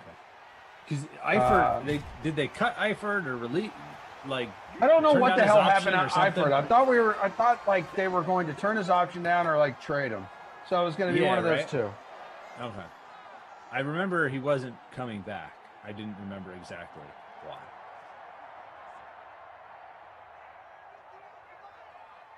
Yeah, they've declined the team option on his contract. So you need tight end. So that'll free up north of $5 million for him. But I'm looking at what the Lions have done. So yes, Jared Goff, we knew the trade. Right. Oh, dude, that's right. They just signed Tim Boyle to a 1-year deal. He was like a huge fan favorite in Green Bay. Jamal Williams is there now. Tyrell Williams, they signed. Yep. Anybody whose name is Williams, they got them all. Josh Hill is a tight end. Okay. Backup for the Saints for many, many years. Makes sense with Dan Campbell also coming from New Orleans. It'll be interesting. Definitely a culture change needed. It's been a very long time since the Lions were relevant. True. Do we really have to go back to Barry Sanders? I think we kind of might. Dang, man. Barry Sanders deciding to like walk away when he still had years left. Same with Megatron. Yeah. But I mean, have they been good since then? I don't think so. I have no room to talk to sit here and like, I'm not bashing. I'm just pointing out like a straight fact that just hasn't been a great franchise. I mean, hell, I root for the Jaguars, crying out loud. I know what it's all about, dudes. What is it all about? I know that feeling. I know what it's like to be stuck in hell and not being able to climb out of it. 4th and 3, second time they're going to go for it. Last time was a fake field goal. They absolutely failed. This one is obvious. Okay. Make it obvious and pick up the first down by keeping it on the ground. No, they got him. They marked him short. They did? No, he got that. No. Get the hell out of here. I know. It looked like it to me in real time too, but they marked him down short. I'm telling you, it's Lions ball. Oh my gosh. What the hell's happening around here? Throw the red flag. We don't control that, just in case you're wondering. We're just watching this in with the rest of you. They're not going to challenge it, and the Lions will take over So now, couple of possessions for the Eagles, both ending in turnover on downs. Is that the Hawk, man? I like it. TJ Way to get up. Hawkinson. Iowa's own. Iowa Hawkeye. All right, as we're coming to a close here in the first quarter. Great way to get up and grab that pigskin. Yeah. All right. The inglorious Staffords marching downfield. Their second offensive series in this game, and he's just going to hold on to the ball until something happens, and he's going to throw the football, and it's going to be caught down at the 5. Who is it? It's Stafford again. Stafford again throwing the football to Hawkinson. I can't confirm. And catching it, both, because that's just how good Stafford is. Well, yeah, Giselle has been clear with Tom Brady that he cannot throw and catch the football at the same time. 0-0. The worst sim I've ever called in my entire life. Through one quarter. Whoa. I'm over this, man. Come on. We had a fake field goal, man. We had a fake field goal. Yeah, a fake field goal that failed. The Eagles are not cowards. Field goal. They've gone for it twice. Hey, my God, look at Miles Sanders at 53 yards through one quarter on the ground. Yeah, and look at how many rushing yards the Lions have. Look at Hawkinson. 3 for 66. I take it all back. 3 for I have 66. faith. I have faith in this Thanks for coming around. This is going to be okay. I just need facts. I need numbers in front of me. We hope. And that's what it is. Just an emotional roller coaster we are all on together. It's true. Kenny Golladay for the Lions, no catches. Marvin Jones, who we talked about quite a bit, also no catches. I love New York Goat here on YouTube. The sim is definitely how these two teams will play in real life. It's so true, man. It's kind of true. So true. Let me say what's up to my friends here on Twitch. So Yogi's in the house, first time, golf rat. What's up, everybody? Germ, I see ya. In the backfield. Sorry, carry on. No. Carry on. I see what you did there. Reed Tees, did you know? Probably Hello, not. Newman. Smash Lana. Speaking of Reed T, did you see the highlights from the Honda Classic today? I know you're a golf guy. No, I've been relatively unplugged today. I did a few interviews earlier this morning, and then I've been so busy with the dogs, walking outside. Really bad day for the young puppy. She is just all over the place. Oh, that's second and goal. It's okay. From the 7, back of the end zone, T.J. Hawkinson. Boom. Touchdown. Lions. It's all right. He did most of the work. He deserves a touchdown. He should get it, and he does. He's in your lineup. He's in my lineup. He's in 41.3% of people's lineups in the larger free roll. In our smaller free roll, I'm in 3rd place. Where are you at? That's a great question. And the answer to that great question is, what are they doing a booth review for? He got in. Oh, hell, man. I'm in 8th place. Look at us. Yeah, this is what I'm saying. 1, 2. He's in. All right. Way to just waste everyone's time here, officials. I think he's in. These Can we actually reviews. get a review on that go for the 4th down they went for a few plays ago? Like, that one might deserve to be reviewed. This one, though, I think we good. Yep, it will stand. Here's the extra point, and it'll be 7-0. So the Eagles have had more offense. They've driven 2 decent drives, one of which ended in the fake field goal, one of which ended on the weird, like we thought they had a first down, but they didn't because they got marked down short. Either way, the Lions now have the lead 7-0. I'm just going to say, first time playing Fortnite, you ever think about hiring Caesar, the dog whisperer?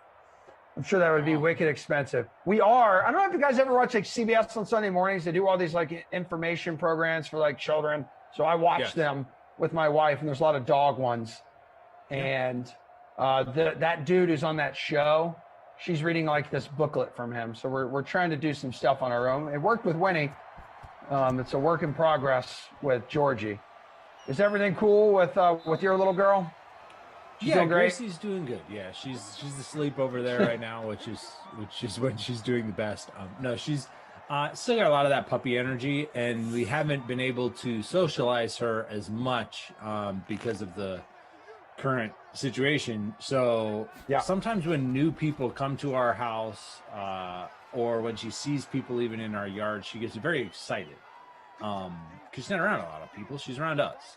So we're working through that, and definitely doing still some training things with her. But yeah, overall things are going very well. Good, been an man. Enjoyable experience for us. I like to hear that. It is our first dog.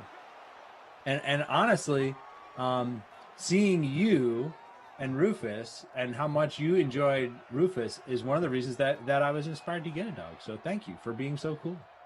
And that's not a joke. Like I'm not trying to. That's no. I'm happy to. Real talk. I'm happy to inspire you, man. They make our lives better. They make me a good person. Let me tell you what. It hurts like hell. It's the worst feeling in the world when they're not there anymore. Yeah. But we don't have to think about that right now, do we? No, we don't, because you got your own challenges over there with your two. Yeah, it's actually interesting that you said that though, ZT, because today I received a message. I received a message on Instagram, and this dude said, "Hey, congrats on Springer number 2. I used to work at Emerson College. I met you and Rufus out in the Common a few years ago. My family had Springers my whole life. We lost ours 2 years ago. My parents weren't sure about getting another. So I got my dad on Instagram, and he followed Winnie. And thank you. It was a big help to motivate them, as we got a Springer puppy about a month ago. They're the best dogs. So here we go, dude. Cool. I am doing something good in the world on top of, helping all of you complete your lives with these sims and bringing you constant entertainment that is award-winning. It's true. I highly Always recommend a it. Fun time. Yeah, for sure. Hey, you know what? We did not get a Springer Spaniel. We got a yellow lab, but same, not really at all. But no, dogs are dogs, bro. It's true. Dogs are absolute dogs. Can't confirm. When I was visiting my parents and seeing them for the first time in a year last week, I can't remember if I mentioned this to you guys or not. They're so the first time I've seen them in a year. It was amazing.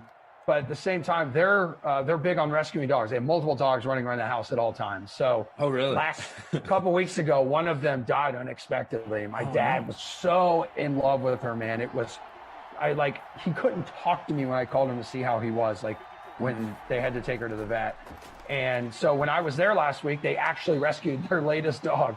So it was like crazy, because I had just picked up Georgie, and they already have a couple other rescues there. It was a freaking madhouse. Did you bring your dogs? Did you have your dogs with you? So when I went down to visit my parents, I used that time to scoop up Georgie, who was around that neck of the woods. Gotcha.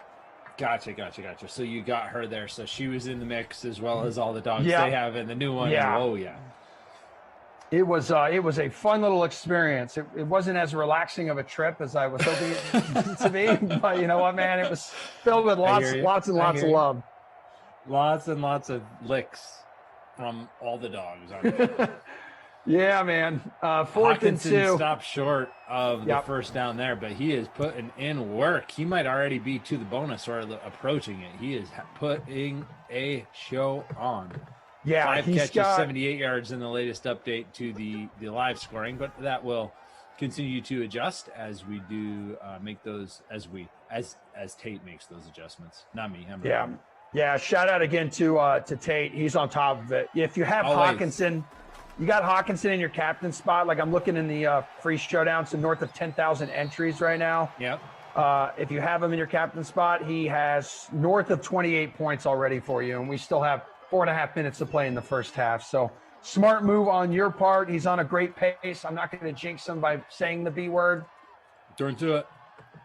I'm up in second, and you are in 8th in our smaller free showdown. So strong showing so far. Let's keep it up.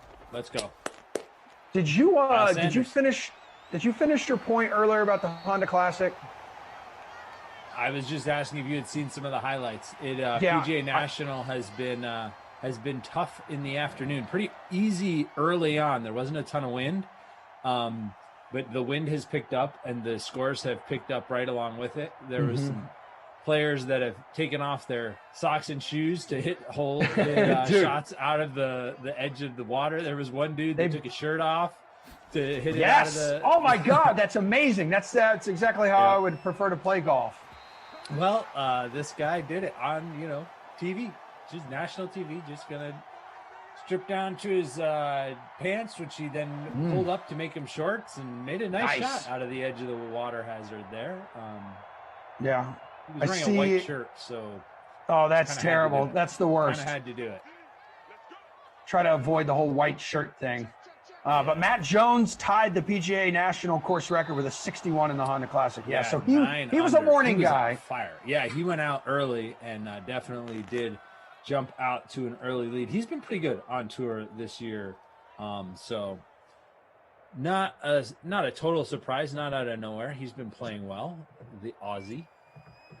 Here, let me throw you this link. I posed it. It's pretty. I think you'll enjoy it. Yeah, sounds good, man. Slide it into my DMs, please, with the video of the shirtless man. I covered that tournament for years when I was living down in West Palm Beach. I was working for ESPN West Palm, and it is always windy there. There's something about that course. I don't know, man. It's science and geometry and weather, but it's always windy, especially in that 3-hole stretch. Probably geography. Known as the bear trap. Yeah, the geography thing it definitely plays a role. So it's difficult. It's one of the more difficult par 70 courses, non-major par 70 courses every single year. Also, brave men to be standing on the edge of a lake like that. There are alligators all over the joint, all over that course, dude. I wouldn't have the marbles to do it. Yeah, well, Adam Scott did it earlier this morning. He was in his bare feet in the water, played it out, and I think he even saved par. But yeah, it's been a challenging tournament for everybody except Matt Jones, who is 3 shots clear of the field with that 9 under that you mentioned. Russell Henley and Aaron Wise currently tied for second, 3 shots behind him. Miles Sanders continuing to do good work here in these sims, setting up 2nd and 1 for the Eagles as they try to tie the score here before halftime. Jordan Lindenbaum says, I picked the wrong game to stack in Classic. I know, kind of rough here as we approach the 2-minute warning in the first half with Detroit leading Philadelphia just 7-0 right now. The touchdown was from Matt Stafford to TJ Hawkinson, his tight end, who has just been tearing it up in the first half. And that's just about it. Sanders, though, has to have a good chunk of points up to right now, which he does. And Hawkinson basically have been the stars to this point. Nothing for my captain currently, Danny Amendola, who 41% rostered in our Chinchillas Only contest. Still got time. Yep. This will also... this game will cap off the free early slate here, and that's currently a 2-way tie for first place with the leading lineups having TJ Hawkinson in them. Deshaun Jackson, catch there. Mike asks, did you get a note from the doctor saying the dogs were for your PTSD so they could fly in the cabin with you? So Winnie hasn't flown with us because she's big, but when I'm flying back these puppies, as long as they're small and can fit in a little carrier, I just, carry them on, right? Yeah, carry them on. I would never put a dog underneath the plane. That's just insane to me. So yeah, it's just a few extra bucks on. I think I flew JetBlue, which is awesome. So that was super easy. And no one was in my row either. Here we go. Nice. We're cooking. Nice catch there. Yep, Marquise Goodwin. Goodwin in my lineup. Appreciate that. Thank you. Eric Court, what's up, dude? Peace of mind. Robbie Noble, Tom's Microwave, Midwest Heather. Good to see everybody. TK, Straight Cash, Frederick, Tater Hater. What's up, you delicious dude? Johnny D, CEH. Pleasure to have all you guys here. Mac McDonald. First and 10 to Ertz. Ertz, who is now officially, I guess, going to be traded. The Eagles announced that they thought a trade would be beneficial for both the team and for Ertz. So when they say it publicly like that, you know it's going to happen. Yeah, to see maybe Jacksonville.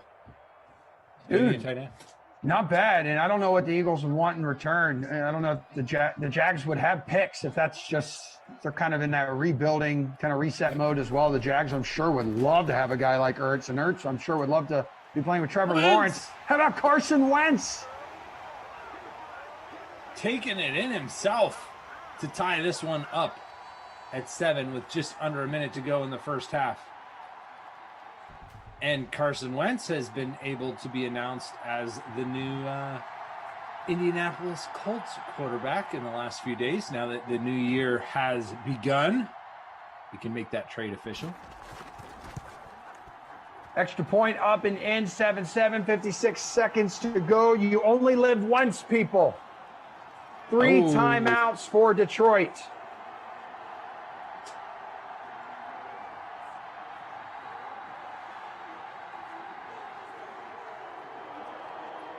Plenty of time still for Matthew Stafford to lead his team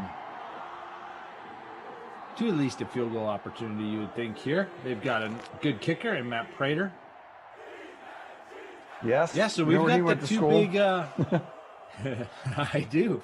I know all those players. So we've got the two biggest traded quarterbacks at this point to switch teams. Stafford and Wentz. Mm-hmm.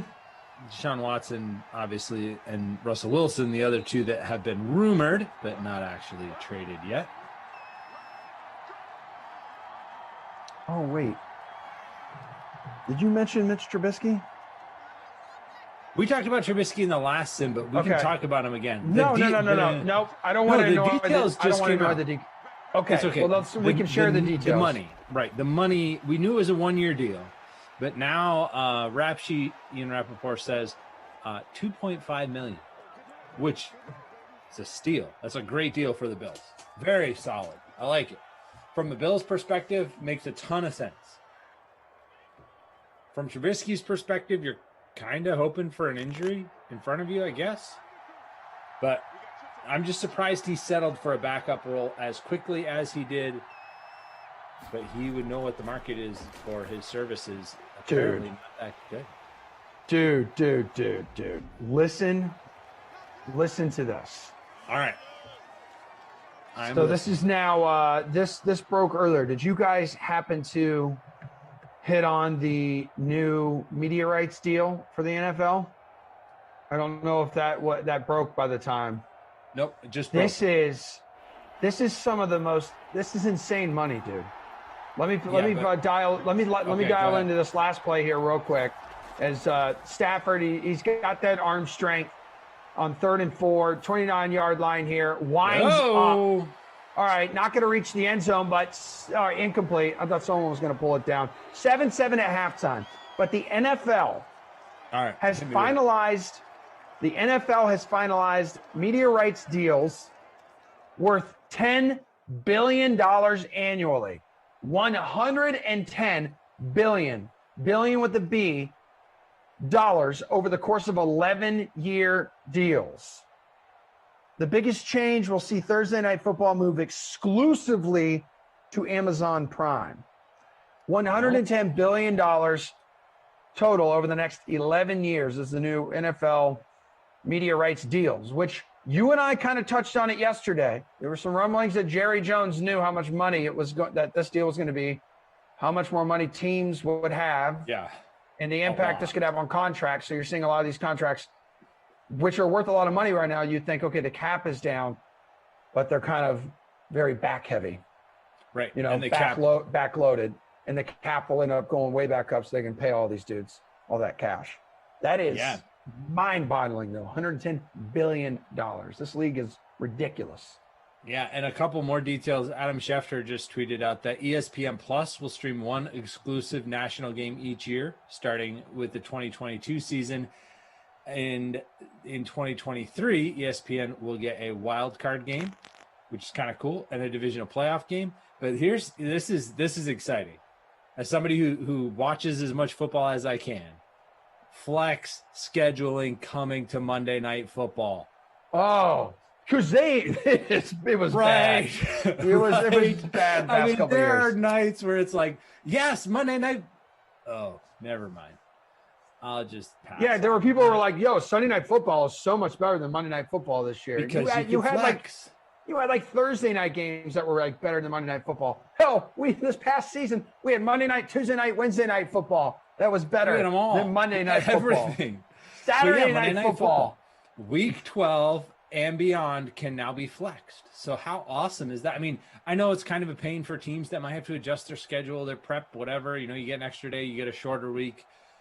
But man, having the better matchups on Monday Night Football, I'm all for it. I love that. That is actually, Me too. mean, the money is all important, and although it doesn't affect us in the bigger picture of things, that flex scheduling is going to affect you, because at least now we will get some of those marquee matchups flexed into that primetime slot. You'll get more of the games like the Browns and the Ravens, which was such a great game in primetime.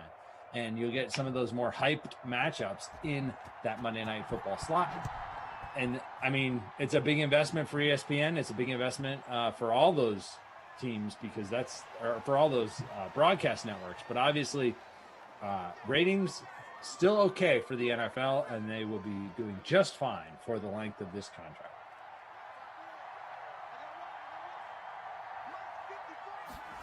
Hot diggity damn, dude. Second half underway, everybody. Lions with the ball to kick things off. Ooh, we do got we a have flag. some defensive pass interference? We Yeah. do.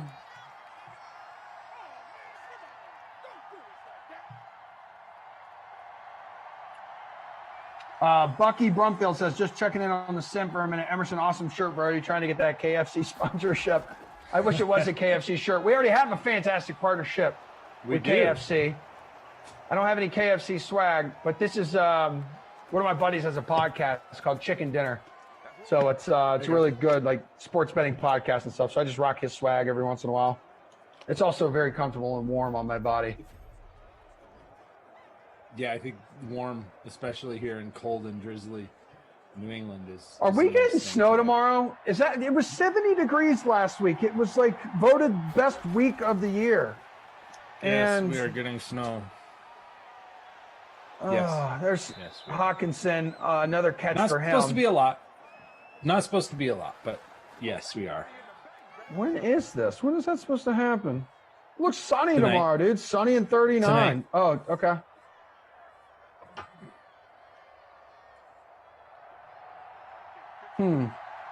We are hanging out with 433 of you on the Dream Stream on YouTube right now. We're 10 likes away from 200. If you're having a good time today, you're having a good time, tickle that like button for us. We really, really appreciate it. It helps us, and if it helps us, it helps you. Again, thank you for being here today, ZT. Andrew, I am glad to be here. And producer Drew, and thank you, Tate, for adding up all these scores manually for us, my friend.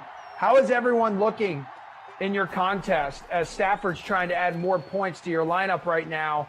Ooh, he gets rid of it throwing it away just in time. Where'd you end up? Where are you right now? I right now am in 9th place. You? Damn, dude. I'm down to 33 because Amendola has no points. He's got nothing. Yeah, he's hurting me too. Let's go. Playoff Amendola. We need you. We need you, playoff. Oh wait, I think he's not on the field. What? I don't know if he is either, man. But Stafford gets sacked on 3rd and 8. And they get sacked. So Matt Prater will likely come out here unless they want to pull a page from the Eagles playbook and run a failed fake field goal. hey, it would not be the first time in this sim that we've seen a team try and get sneaky. Didn't work before. As you mentioned, Jalen Hurts with was he trying to throw a pass? It looked like he was just trying to run. I think he was just trying to run, but you never know with Madden. It could have been such a great, terrible fake field goal that they wanted it to look like he wanted to run and was not able to throw it. Maybe it was so bad that it was actually good. Gotcha. Go ahead, tell us where Matt Prater went to school. Yep. Pride of UCF, built by UCF. And Hawkinson now up to 7 catches, 94 yards after that opening drive in the second half. Knocking on that door. I didn't say it, though, just so we're clear.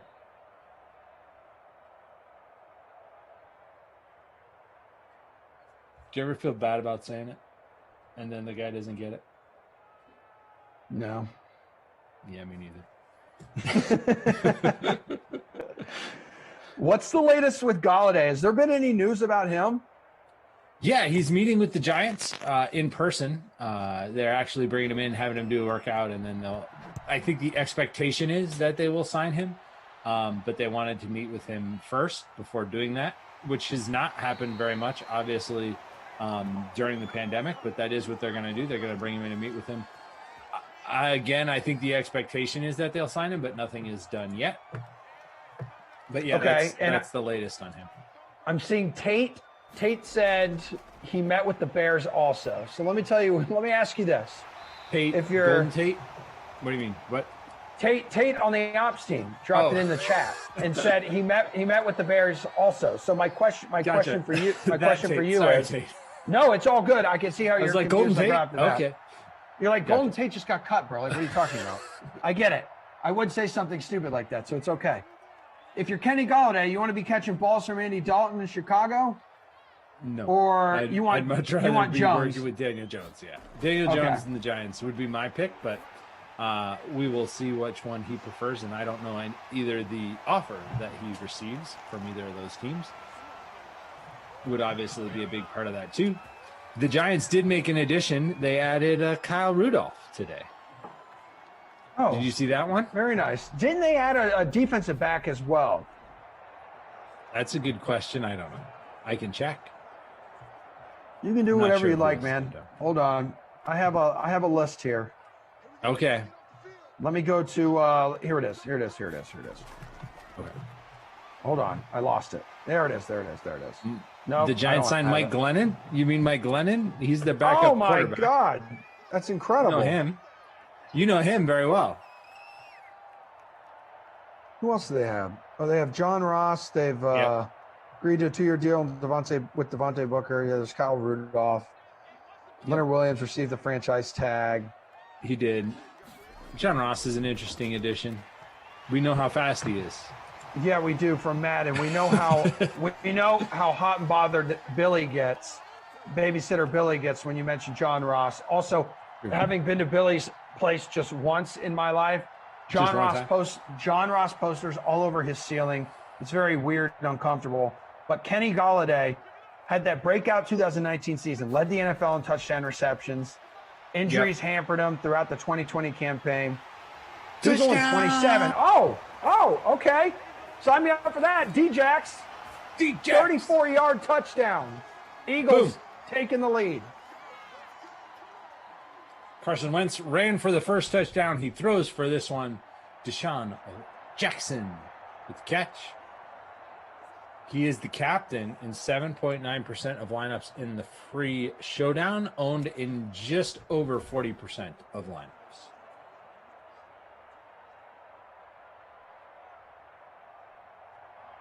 Just going back to that media rights deal, some really, really good math by producer Drew. $10 billion a year, right? That new media rights deal divided by 32 teams, $312.5 million a year per team. Wow. That's significant. Hey, there is an opt-out too after 7 years. Damn. Okay. So I didn't know that. if they want to opt out and renegotiate, they can do that too. Yeah, it's kind of smart, I guess. If you feel like the leagues just keep every time I think, man, can this league really get any more powerful, any bigger, any richer? They do. They sign a deal like this.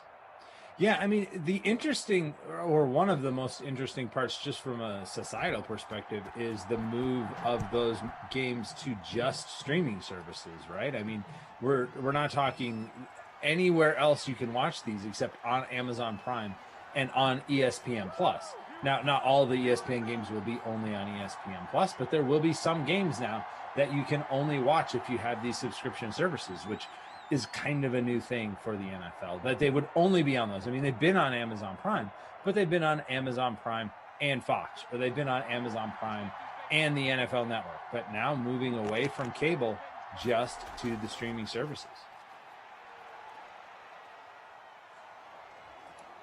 Yeah, you gotta be rolling with the punches. You gotta adapt, and you gotta see that that's where as more and more people are cutting the cord to cable and going to these streaming services, you want people to see your product. Yeah. Wham bam, thank you, man. And Amazon Prime and ESPN obviously paying big money to get the exclusive rights to those games, because then people are going to subscribe to their service to watch the game. So it makes sense for them. It's another feature they can offer. And will get people to sign up so they can watch those games. The Sunday broadcasts will not change. CBS, NBC, ABC, or not ABC, ESPN, they're keeping their Sunday setup as far as NBC with Sunday Night Football and CBS and Fox during the day. Those will all stay as they are. It's just the Thursday night games that will be moving exclusively to Amazon Prime. And then we mentioned the flex schedule changes with ESPN, which I think is a huge I love boost. that. That's going to be so nice. Yeah. There's nothing like getting one of those Monday night games where it's just like, oh, we have to watch, fill in the blank here. We don't want to say Jacksonville because that'll hurt his feelings. But a team that's struggling. Even Jets and Patriots was a Monday Night Football game. And as a Patriots fan, I watched. But if I had not been, that game didn't have a lot going on. And at the beginning of the year, sometimes they look great, right? Like, they look like that'll be a key matchup. It could decide the division, and it ends up just as it did. So it's nice that they'll now be able to do something about that. Only after week 12, but still, that's crunch time. Those are playoff games. And that makes it a lot of fun. And an extra regular season game this year, too. Let's remember that, 17. It's true. It's true. Danny Amendola has his first catch in this game, but Thanks, you're Danny. right.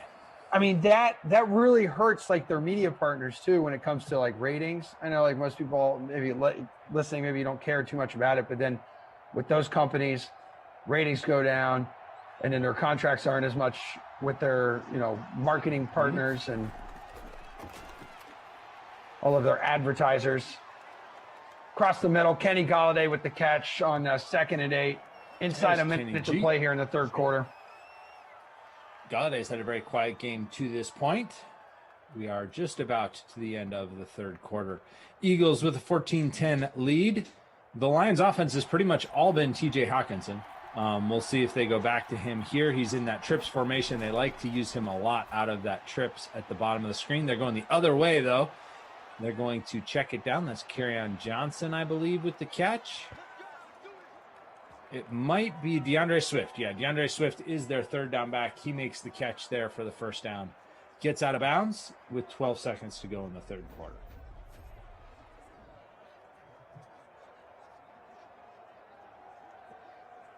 Golf Rat asks, good idea to stack Seahawks for tonight. In the rest of the slate, real quick before you answer that, bro. Yeah. So I'll be on the 6 o'clock, guys, with Rossi. That's going to be Cardinals at the Panthers. Correct. Chargers at the Titans is Kaufman and Lamarca, and then Big Saxy and Brendan Blashin for Seahawks at the Colts at 10 o'clock. But while I have your attention, we didn't do NBA pre-lock last night. I said it earlier.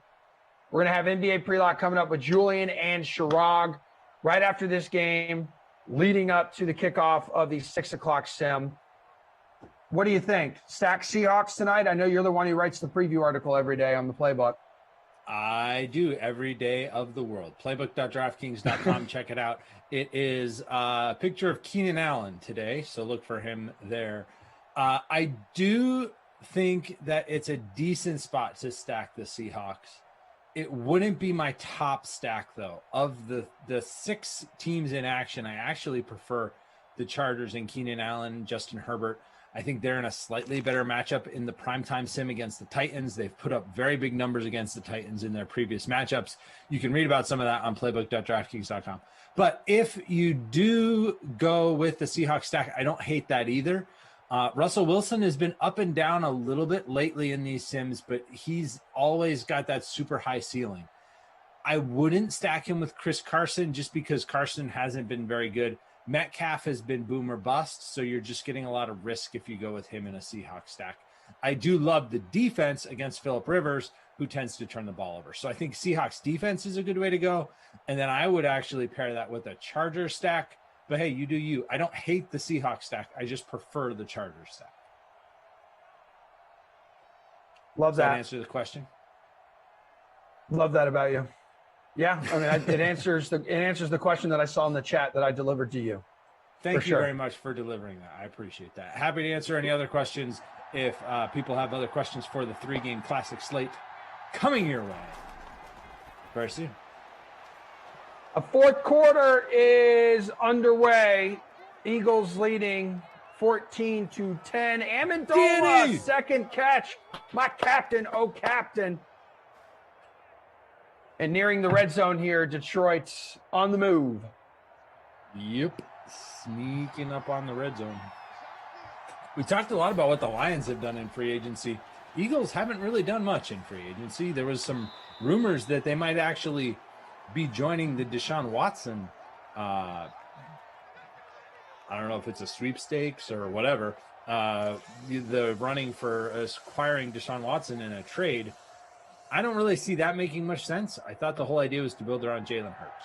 For sure, man. That doesn't make any sense like at all. But like I've always said, you could get him, get him. It's true. 25-year-old stud. Also, speaking of stud, this should put Hawkinson in the bonus. He was, I think, 6 or 7 yards away, and That should do it. that should do it. That should be his 8th catch of this game. All right, yes, he is in the bonus now.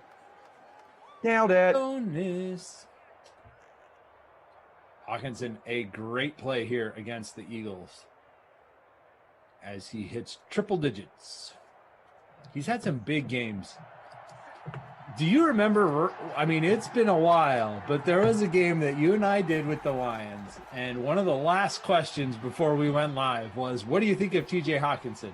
And I didn't answer it until after lineups locked. But just so we're clear, I was like, it's all right, whatever. I don't hate it, don't love it. Then Hawkinson went out and had like 11 catches.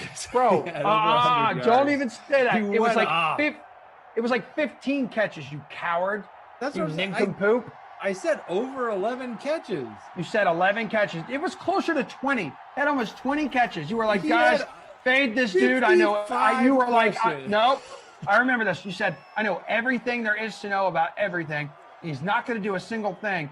Next thing you know, right off the bat, caught like 45 catches, caught like 45 balls, In and the scored first like quarter.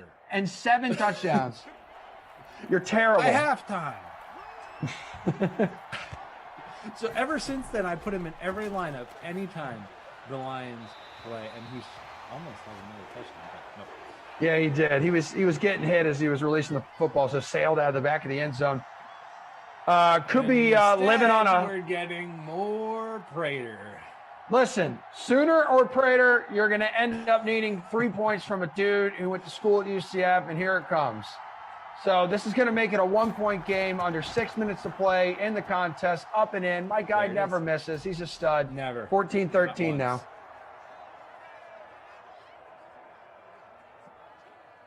Better kicker, Prater or Lambo? Who you got? Lambo. I thought that's Dude, what you would how say. am I? How But am is I? that 1 and 2?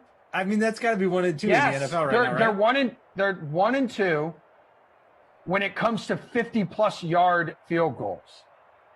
Two of the strongest legs in the game. Two of the greatest dudes alive.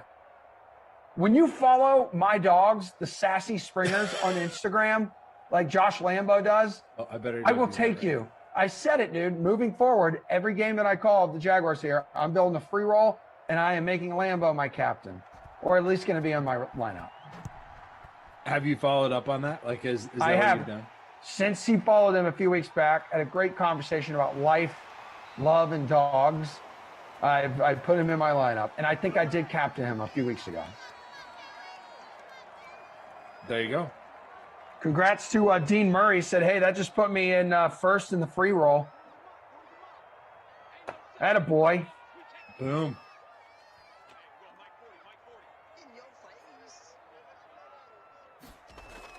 Some questions coming in over on Twitch. First down. Always remember you could go to that the playbook, and we have all of the information for all of these players. So, like, if you want to see what Zach Ertz has done here recently, you just kind of click on his name. Rating is. Yeah, rating, what he's done recently, game log. Like, I'm looking at it now. 28 points last time out, 25, 8, 10, 10, 19, 18.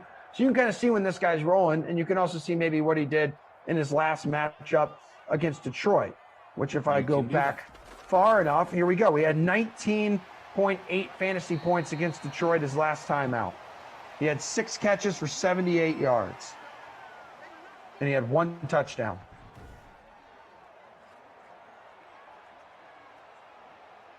Good stuff. I do love that. We make it super easy. We do. Madden Stream. And check out the Madden Stream info page. Yep. Madden Stream info page. First hit that you'll get if you type that into a Google search will be over on DK Nation, where you can find all the information, all the depth charts, all the, who's the X factor, what does that mean, how does that impact the game, all that is there.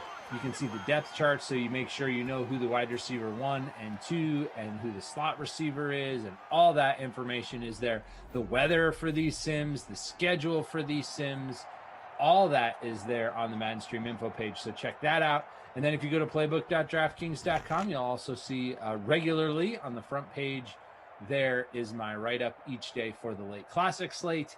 We've got all kinds of good stuff over there as well for all the sports going on. NBA, we've got great MLB content coming your way, MMA stuff that Tim writes for us. We've even got, I even wrote about cornhole, because we've got cornhole coming up on the Dream Stream this weekend, and you can read all about that as well.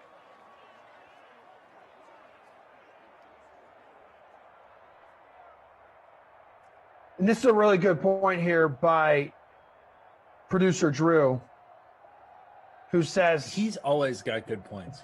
He's great. He says the Prater signing has to have made the Cardinals the Super Bowl favorites, and you're right. I'm sure their odds totally increased. Can't dive into that too much, but the Cardinals, JJ easily Watt, the favorite. Nice that doesn't piece. do it. I mean, I guess AJ nice Green, piece, no, right? Nice little piece. Absolutely not. Matt Prater. Now we're talking.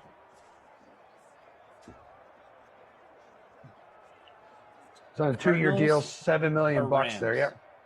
Cardinals or Rams right now? Who's going deeper in the playoffs? Rams. Ugh. Rams. Really? Rams. Yeah, really. Defense, right? They have the I would defense. love it to be Cardinals. I don't know why.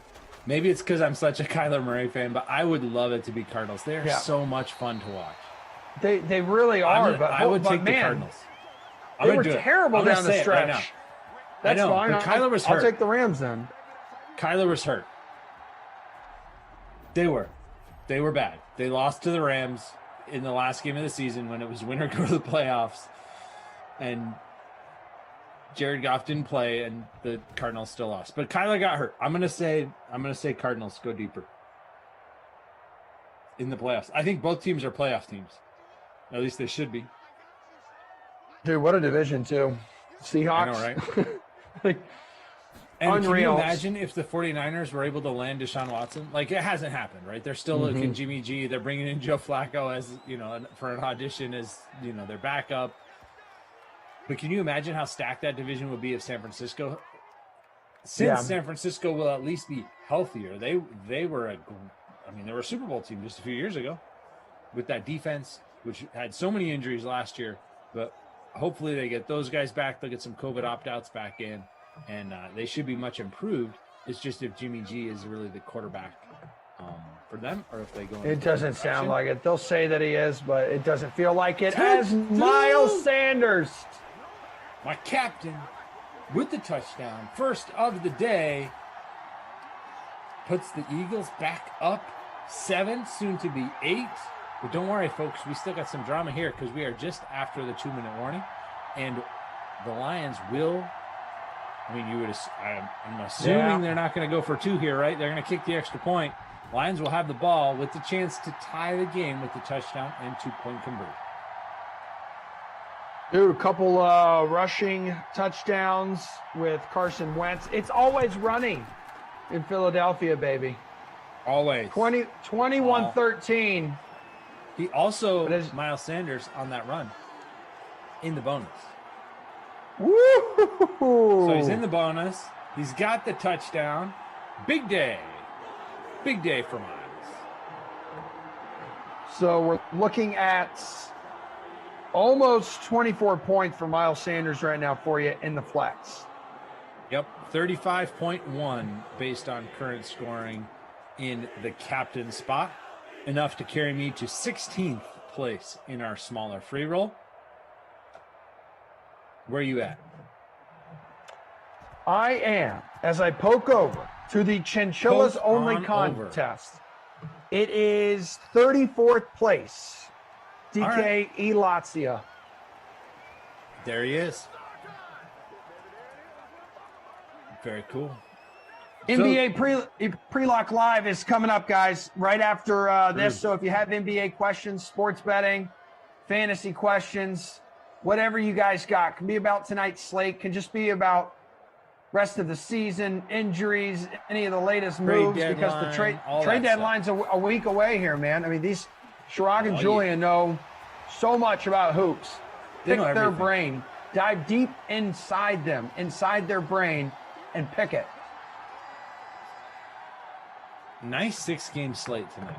I'm very intrigued by some of these matchups. Kind of a late, heavy slate. 3 games starting at 7:30, and 3 games starting at 10:30. So some nice balance there, including Chirag's Lakers in action.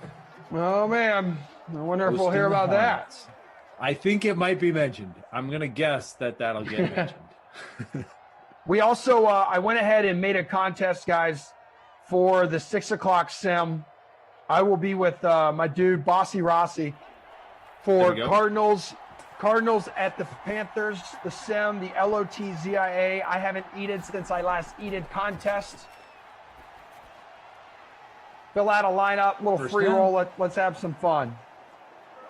Still got some time left in this one, too. Lions pick up the first down there on a completion to Swift. The third down back getting involved here as the Lions go shotgun, trying to tie this one up. We take a touchdown and 2-point conversion. We have seen the Eagles give up some deep passes, some big plays in these sims. That's not one right there. It's another catch for Swift. 8-yard pickup there. Swift has been a nice running back option in these sims. Didn't fit him in my lineup for this one, but he's done good work. I almost did.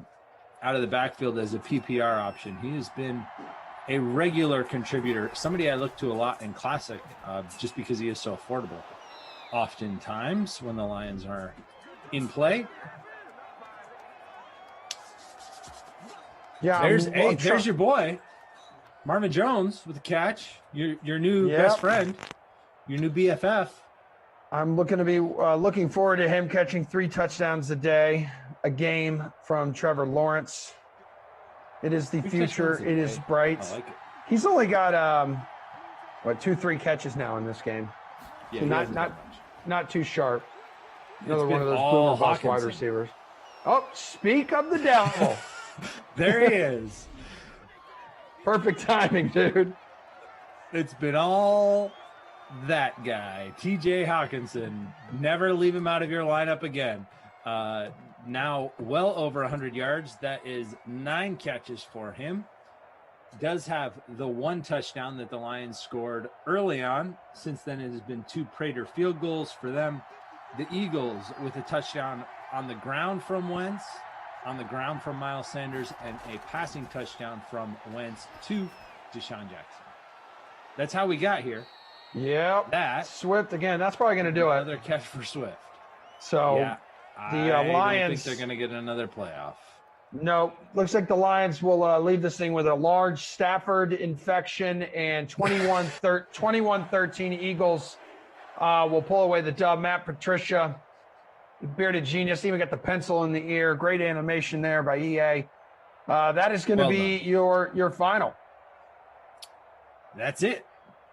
That's a wrap. Where are you? I'm looking for you. 16. Oh, I just 16. Oh, Loser. It's disappointing. I'm sorry, man. Didn't mean to let you down. Where do you finish? 33, which is definitely better than 16. 33 over 16. I need a crusty Kaufman player of the game from you. T.J. Hawkinson, 9 catches, 126 yards, the touchdown, and over 100 yards receiving. Gonna go with him. Miles Sanders, a very solid game as well. But you kind of expect that from Sanders. You have to pay up to get it.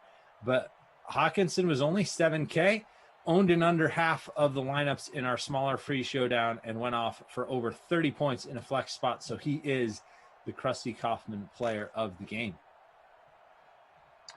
Babysitter Billy, not my kid. I'm still single player of the game. You always throw that in just for Billy. That's I'm sure he appreciates that. This one's pretty easy. Man. It is not Danny Amendola, although I am very sorry that he let you down. It is the wide receiver 1 on the Lions, Kenny Golladay. 1 catch for 5 yards, only 1.5 fantasy points, owned in just about half of lineups. He cost more than TJ Hawkinson, who went off and won the Krusty Koff Award. Kenny Golladay, a big disappointment, just 1 catch for 5 yards. Hopefully he fares better wherever he lands in free agency. Yeah, I was going to say, like, Amendola, 3 for 28, under 6 points. That's disappointing, but he's $4,600. Right. Yep, he's a cheap play. I mean, you were hoping for more than that, but he's a good value a lot of the times. Golladay, you needed more than that from Kenny G. Kind of a sour note from Kenny G, if you will, in this one. So as Tate finalizes, ripping through the stats, making sure everything's good to go, if things were to stand as of now, a 3-way tie in the free showdown, and the early classic would wrap up then with Bishop 1, 2, 3, 4 holding it down. He would win $25 if scores are final. Good for him being brave enough and smart enough to roster the man with the $1 million mullet and Gardner Minshew as his quarterback. And then in our free roll, before we hand it off to Jules and Chirag, Eddie P. Oh, Eddie P. Hooligan. P. Hooligan, dude. I see a second place there. So I'll be back, guys, at 6 o'clock. Going to have the Cardinals and the Panthers with Bossy Rossi. So thank you to producer Drew, Andrew on the 1s and 2s, and Tate there from the ops team hanging out with us. ZT, it was good seeing you again, man. Good to see you too, sir. Have a good night. Enjoy the rest of the Sims and enjoy Pre-Lock Live. Okay, that's right. Jules, Chirag, all you guys, man. We've had a lot of NBA questions thrown our way, and I do not have an answer to them. So hopefully you guys can provide the goods. Thank you, Emerson and ZT. What's up, everybody? Welcome to a special Thursday edition of Pre-Lock Live. We have a fun 6-game slate on tap. Julian, how you doing, my man? There's NBA tonight? I thought March Madness was starting. No, man. Get to the hoops. So you get NBA and March Madness. It's this hoop season. That's what it is. All right. Well, that's what I'm here to do. Cover them both. Let's do it. Let's get this party started. Let's talk about values off the top. The Knicks coming in to tonight's slate, already ruling out Emmanuel Quickley. So does it make it mandatory for Alec Burks to have to be in your single entry cash game lineups, potentially even tournament play? Yeah, there's only so many places the Knicks can go. Like all three of your point guards are out. So who else is capable is the question. And it's a guy that we talked about on Monday night when we did the show. RJ Barrett just has to become more of a ball handler. Yep. Out of necessity. So Barrett's sitting there at 6,400. He wasn't the best play on Monday, but he got, what is that? 40.5. Oh no, he Yeah, actually he was a good. good play on Monday. Yeah. He came down. They played Brooklyn. He came down on Tuesday, but 40 DraftKings points in that one. Played 41 minutes the following day. There's really no other option here. So it's got to be Barrett and Burks, and both are strong plays, really. Well, I mean, the other guy that people can potentially consider is Frank Ntilikina. He's 3K, and do we see him projected for maybe 20, 25 minutes? Tibbs has started Ntilikina the last couple times that quickly wasn't able to play. In 2 starts, he's gotten 16.5 fantasy points, and another game where he's got 3.5. So you have the range of outcomes here where I don't even know if you need to spend all the way down to 3.5K because it doesn't make total sense here. Or That 3K, game log's pretty scary. There's just nothing there, even when the minutes come. So if you want to be super contrarian and in a large field tournament, just fill it with Frank and pay the minimum and hope it works out for you, then go for it. But I mean, Burks is going to be more popular for good reason. Yep. We got the schedule graphic up right now, and on there we have 2 games that are decently close. We have Portland favored right now just by a point, and then Knicks by 5. And then also the 2 games that are the higher totals are 238.5 or 239.5, Portland Pelicans and Wizards Jazz. Do you feel that you have to kind of attack this Portland New Orleans game just because of how the slate is smaller and kind of works out with the early games and the late games? Yeah, I mean, I was surprised, and the numbers make sense, but I was surprised to see that the totals are just like a point apart on the games in Portland and Washington, just because Portland and New Orleans together, you just think of more points. But Utah, the way that they play, they're sped up now. They shoot a lot of threes. Yep. But obviously that is the largest spread of the night versus the smallest spread of the night. So if you do wind up stacking one of these games and you're going with starters, key contributors, like it makes sense that Portland and New Orleans would come down to the wire, just like the last one did. And, squeeze some potential value out of that game, paying up for some studs. Man, that was a crazy finish, that Pelicans Blazers game where Lillard dropped 50 real points and just came back in that fourth quarter. It was game time all fourth quarter. I don't know if you're able to catch it or if you're sweating out those March Madness. I didn't see any of it, but I saw all the highlights. I've been slowly catching up with NBA, but I haven't watched many NBA games outside of the Celtics getting whooped on by the Cavs last night. That's the one that I caught. Man, that's crazy. But let's talk about this New York-Orlando situation a little bit more. We have Michael Carter-Williams. He is listed out with a non-COVID illness. Does it make sense to play Chesson Randall? He's 3,400, and we maybe see him have a shot at getting 25 to 28 minutes at 3,400. I think you have to. The point guard situations on both sides of the ball here are very weird because there are none. Normally, this would be perfect for Aaron Gordon to step in and have a monster game.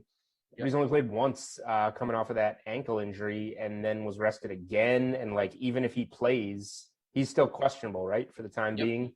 Yep. So, even if he plays, he played 14 minutes last game. His role is not going to be anything more than, 20 minutes this time around, I can't imagine. Yeah. So there's just nowhere to go. Orlando literally has no bodies, and I think Randall makes a lot of sense. Dwayne Bacon is somebody that you can consider if you want to pay a little bit more. 4,700, yeah. What do we make of Vooch then? I mean, Vooch, if you're playing, New York has a little bit of size, but not like Randall's big compared to Vooch. How do you kind of attack him? He's coming off a nice monster game, playing 38 minutes against the Heat, 64 fantasy points. Is he a player that you're considering to build around? So again, there's like, where else can Orlando go? The only thing is we've been in this spot before where we have to maybe overpay a little bit for Vooch, and then the game just turns into a blowout. But the Knicks not having a point guard maybe keeps this one a little bit more in check. I mean, the spread doesn't suggest that it's going to be all that out of hand. Yep. And you look at the 65 DraftKings points pretty much against Miami in the last game and say, hey, he should be able to do this against anybody then if Orlando is going to be this shorthanded. The 2 games against the Knicks so far this season, he's averaging 47 DraftKings points in 37 minutes. So It's pretty tough to find a safer floor play than Nikola Vucevic on this slate, unless this game gets wildly out of hand very quickly. But his point prop, I think it's set at 26.5. Like, okay, let's go over those like last 10 or so games. Just go over the 10 games in the game log: 29, 24, 26, 38, 34, 28, 20, 37, 30. He's been up there. I think it's worth a look, but I don't know if I'm going to be betting any NBA tonight, to be honest. You got to get ready for your March Madness. I have 2 plays tonight, 4 plays tomorrow. You don't need me to tell them to you because you can find them all on the DraftKings playbook. And there will be plenty more for Saturday's games, Sunday's games, Monday's games, and I'll be tweeting some out because sometimes something just comes to me late and I have to do something about it. And there's not enough time to read an article. That's what it's all about. That's what it's all about. We're here to provide the breaking news on whatever sports that you guys want to know about. But to keep that flow going, please shoot any questions that you guys have for me or Julian in the chat. We'll have the producers grab them and let us know what you guys are thinking about for tonight's slate. It's a pretty interesting slate, I think so. I like shorter slates. Personally, I like having 6-game slates where there's not as many options. A more difficult slate where you have to maybe decide here or there, and you know, okay, hey, this is the popular play. Do I have somebody that's comparable that can give me a similar projection for fantasy points at a different ownership percentage? Maybe you pay up a little bit more, pay down a little bit less, and look in that direction. First question from Jordan. Trae Young tonight. I don't know how I feel about Trae Young. 9,900. He's been struggling. It looks like he's having a little bit of all-star break jitteriness, just trying to chill out. I don't know if I can trust Trae Young on tonight's slate. Yeah, that's not somebody that I had on my radar, but it's not like there's an obvious stud, I don't think, on this slate. There's not somebody that you have to play, like we were talking about Giannis on Monday, and he was worth paying for. Here, I don't think that's the case. I think you could do like a game stack with, I don't know, like Lillard and Zion type of thing. I think you could do a game stack with Randall and Vucevic. There's different ways to go about this. LeBron's obviously on the slate and always worth consideration. But because there isn't that guy, like, if you want to go to Trae Young, if you feel good about him, don't let that stop you, because it's not like the other plays are Westbrook, whoever. It's not like they're exponentially better on this slate. I just don't feel like, the reason why we're even considering thinking about Trae Young and not playing him is just because of his recent struggles. And when he has played well, his last game against the Thunder was 36 and a half fantasy points. He's just been in a rut right now. Yeah, he can shake out of it, but and OKC is not a great defensive team, but I just don't see on this slate where it's better to pay up. I would rather maybe pay for the safety of LeBron James playing against the Hornets, or look at Lillard. You know, even though McCollum's back, Lillard still was able to do work. I personally prefer Zion over any of them, and if I'm going to pay $9,900, I might as well just save $1,000, get $8,900, and get some exposure to a player that we don't have to. We already have our point guard that we're looking at for this slate in Randall. We already have a player that we're looking at the forward position with Alec Burks or Barrett. So I think Trae Young doesn't make a ton of sense, but it's viable. Yeah, it's just a way to be a little contrarian. Like if I'm picking studs, I'm doing a game stack. I'm going a little goofy to that Orlando Knicks game and going Randall and Vooch. Yeah.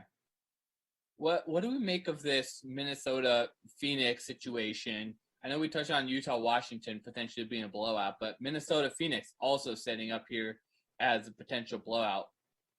Does DeAndre Ayton make a little bit of sense? 6,200, he might have to play more minutes if this game stays a little bit close against Cat, or do you think maybe look at some of the cheaper guys in this matchup?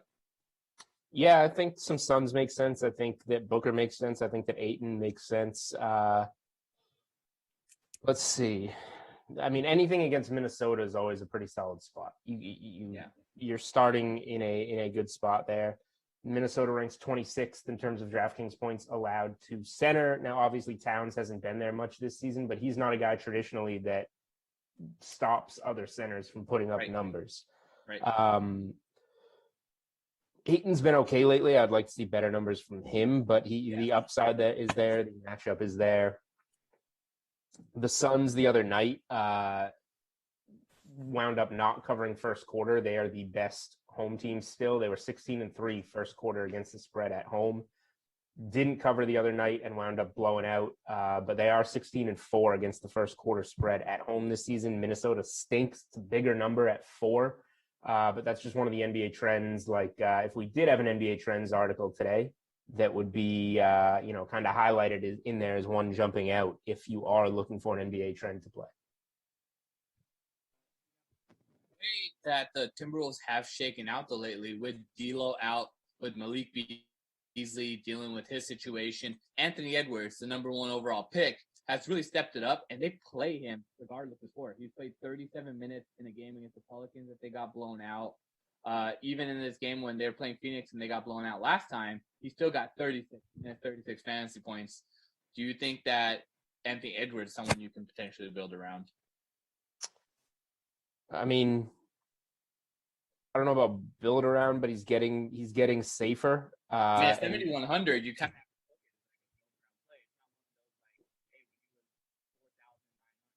earlier in the season, or 5,800 against the Bulls. It's someone where you have to actually make a decision, cognizant decision. Am I going to get this guy in or not? Yeah, I think that on this slate where I'm not necessarily seeing any plays that blow me away, like Anthony Edwards suddenly becomes somewhat of a cash play because the minutes are there and the scoring has been there and the consistency has been there. And that could go away against a good defense like Phoenix. But again, this isn't a slate where we have any sure things really. So especially when you're paying up. So for a mid-price guy, no 10K guys really blowing me away. I think that Anthony Edwards is a fine play. Yep. We're looking at, in this slate also, we have this injury situation with Mike Conley not playing.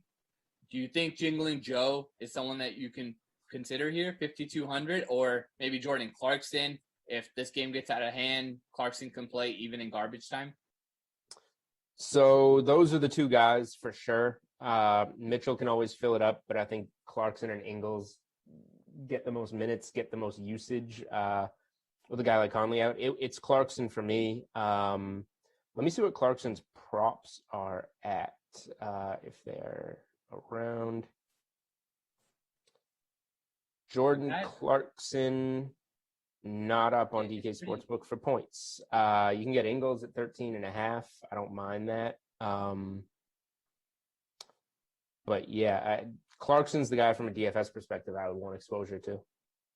I mean, the reason why I brought up Ingles is in his starts this season, he's averaging 31.6 fantasy points. So at 5,200, that does make a little bit of sense.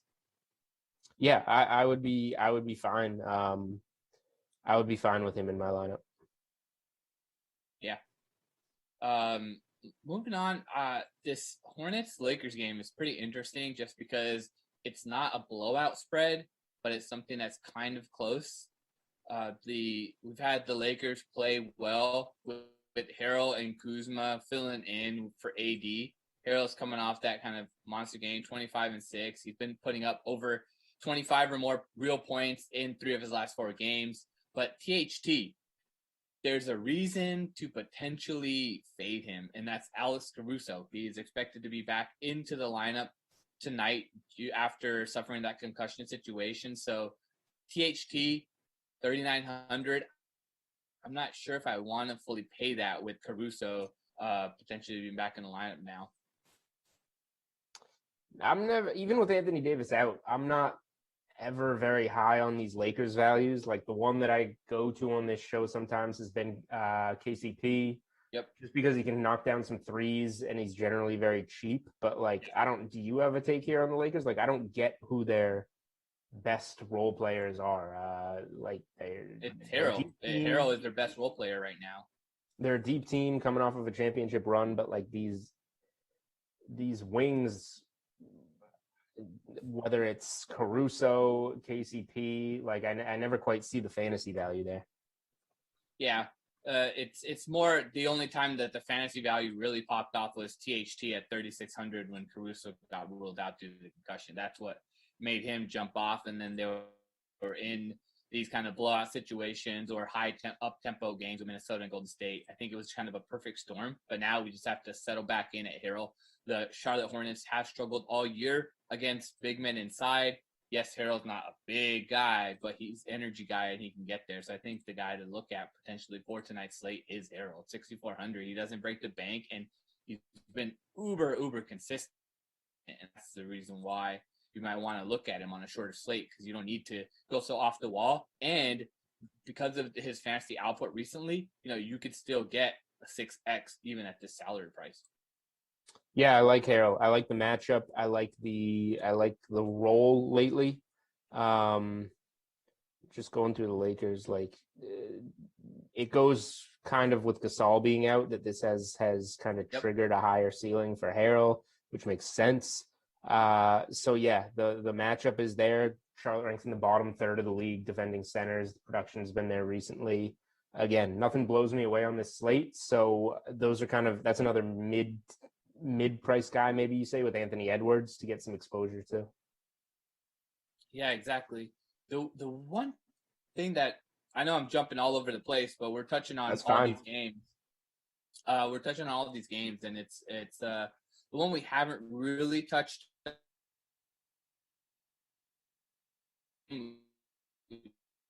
Question for Trae Young, but generally we've seen a situation where all these guys, we've had a lot of these players resting for the Thunder, and now Al Horford probable to play. Does that make Moses Brown someone that you have to now fade potentially because Horford's back in the lineup?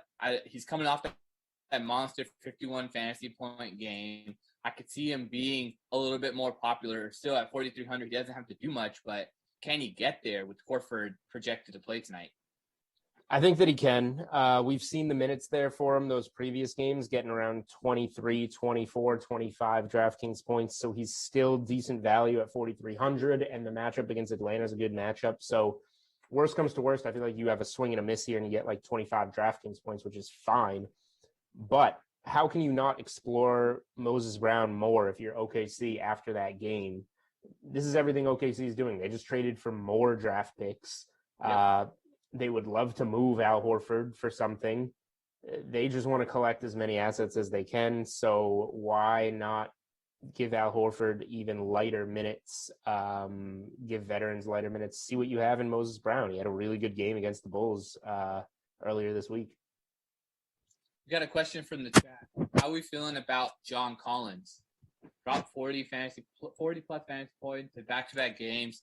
He's been in these trade rumors for the last couple of weeks. OKC not elite defensively inside. John Collins can also knock down the three. He's knocked down a three the couple games, double upside. Is there something to make here of a guy that's 7,200 and has a decent sized role? So the matchup is there. The game against Houston, he had 46 DraftKings points. Now the issue is Clint Capella was out, ruled out for that game, obviously. Now that usually gives Collins a higher upside. He's had a couple of busts. Capella's still questionable, right, for this game? That's what I'm seeing right now. Yes. Right. So Collins is only a play again if we get confirmation of Capella being out. If Capella's back in, I can't go there for a second straight time. Yeah. It's one of the scenarios where you have to wait and see for the news, and it's kind of weird because there's a 7:00 lock and a 7:30 lock, so you might not get the news right until maybe right at 7, or even potentially after lineups have already locked. So it's a late swap situation here. Yeah, I don't know exactly how I want to approach it yet, but like if there's a good slate for late swap, I think this is it. I want some exposure maybe to the Minnesota Phoenix game. And we know there's going to be a lot of attention on New Orleans, Portland. So if you want to try and fade that in the GPP, go for it. I think that if New Orleans and Portland somehow lock up and have a little bit of a game script this time around, that's going to benefit you greatly.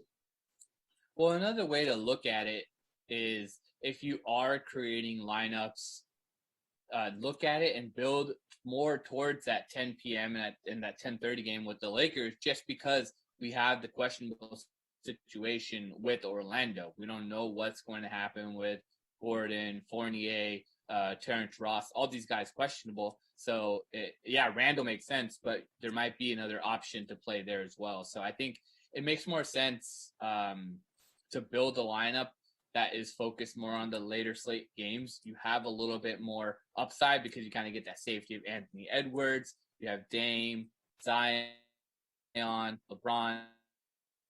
Even, LaMelo's been playing well too. And he struggled in the last couple games, but he has shown that upside this year. And it just makes a lot of sense to maybe build around a slate that has more of the later guys and giving yourself a little bit of a cushion, because after that 7:30 game locks, then it doesn't go until 10. So we should find out news close to lock time.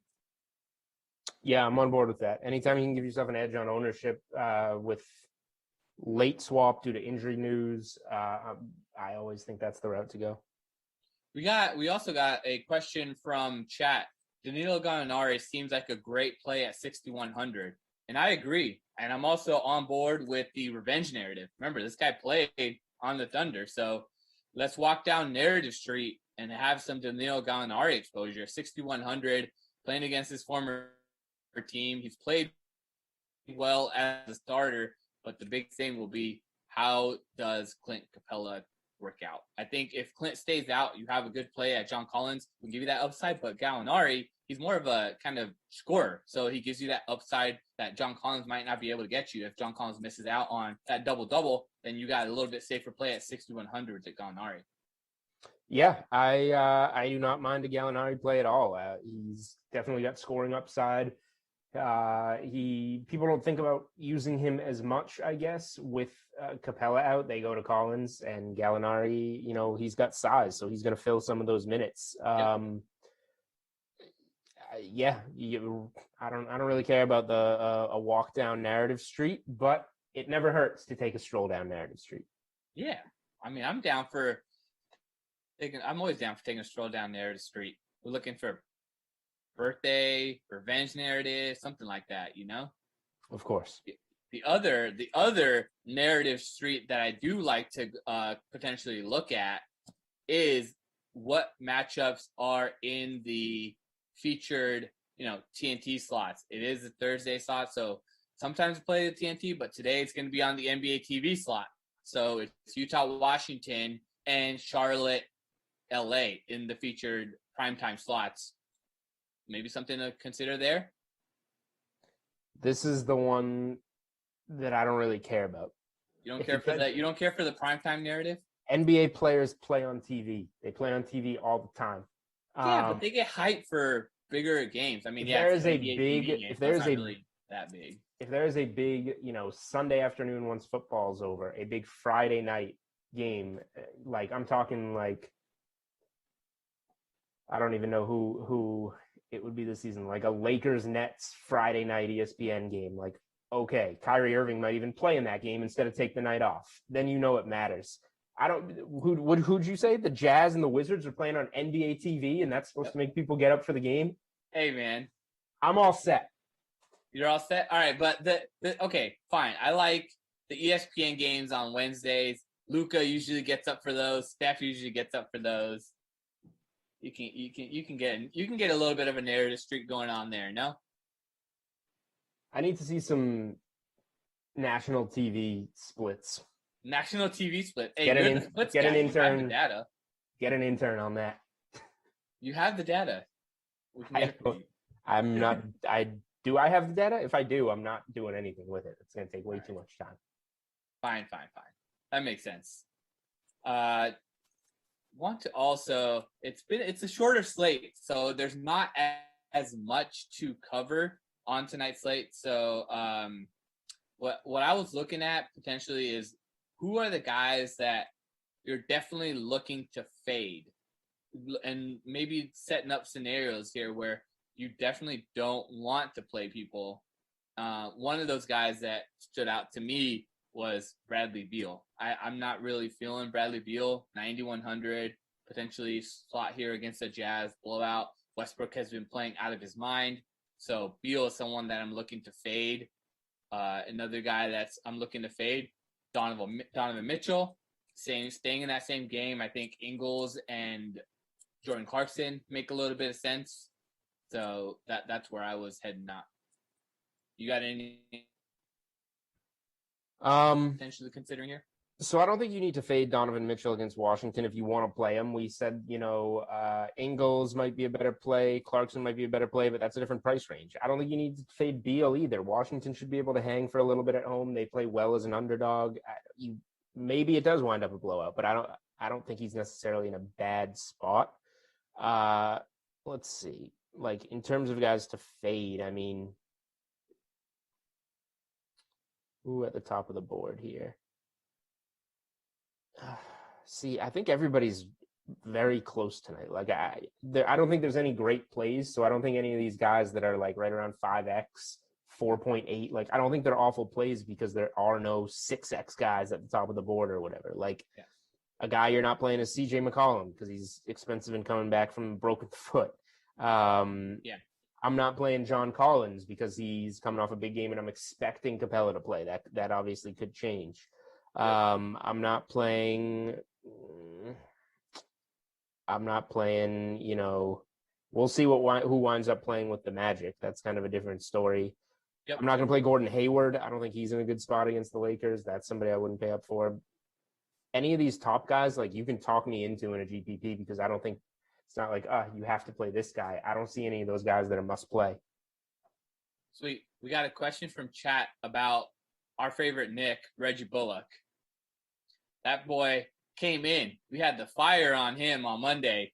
He hit your 3-pointer prop. He hit your over points props, everything. Tonight's points props, 11.5. How are you feeling about that? Well, it doesn't matter how I'm feeling about that because I'm going to go right to the 3-point prop again because it was 1.5 last time and he hit 3 threes in the first 4 minutes of the game. That is the easiest bet I've ever won in an NBA game. I'm not even exaggerating. I've bet a lot of NBA things in my life. That is the easiest one I've ever seen. So we go right back to it. It's 2.5, but plus 125. What's the point prop? 11.5.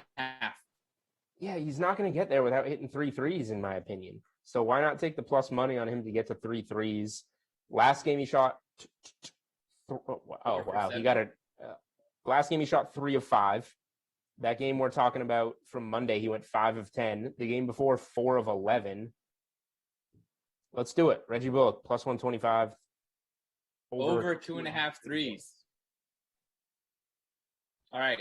If he doesn't hit, yell at him on Twitter. Make sure you yell at Julian on Twitter if Reggie Bullock doesn't hit his 3-pointers prop. People have never been shy about doing that. The only thing that concerns me a little bit is the fact that this is it is the lowest total on the slate. And will Reggie Bullock play 30 plus minutes? I think he's going to have to play over 30 minutes. Well, there's no point guards, so. Yeah.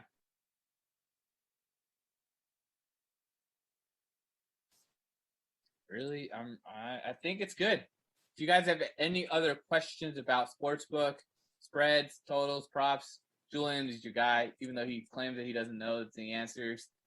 I don't. We're going to bring up the injury report pretty soon. What's interesting is that tonight's slate,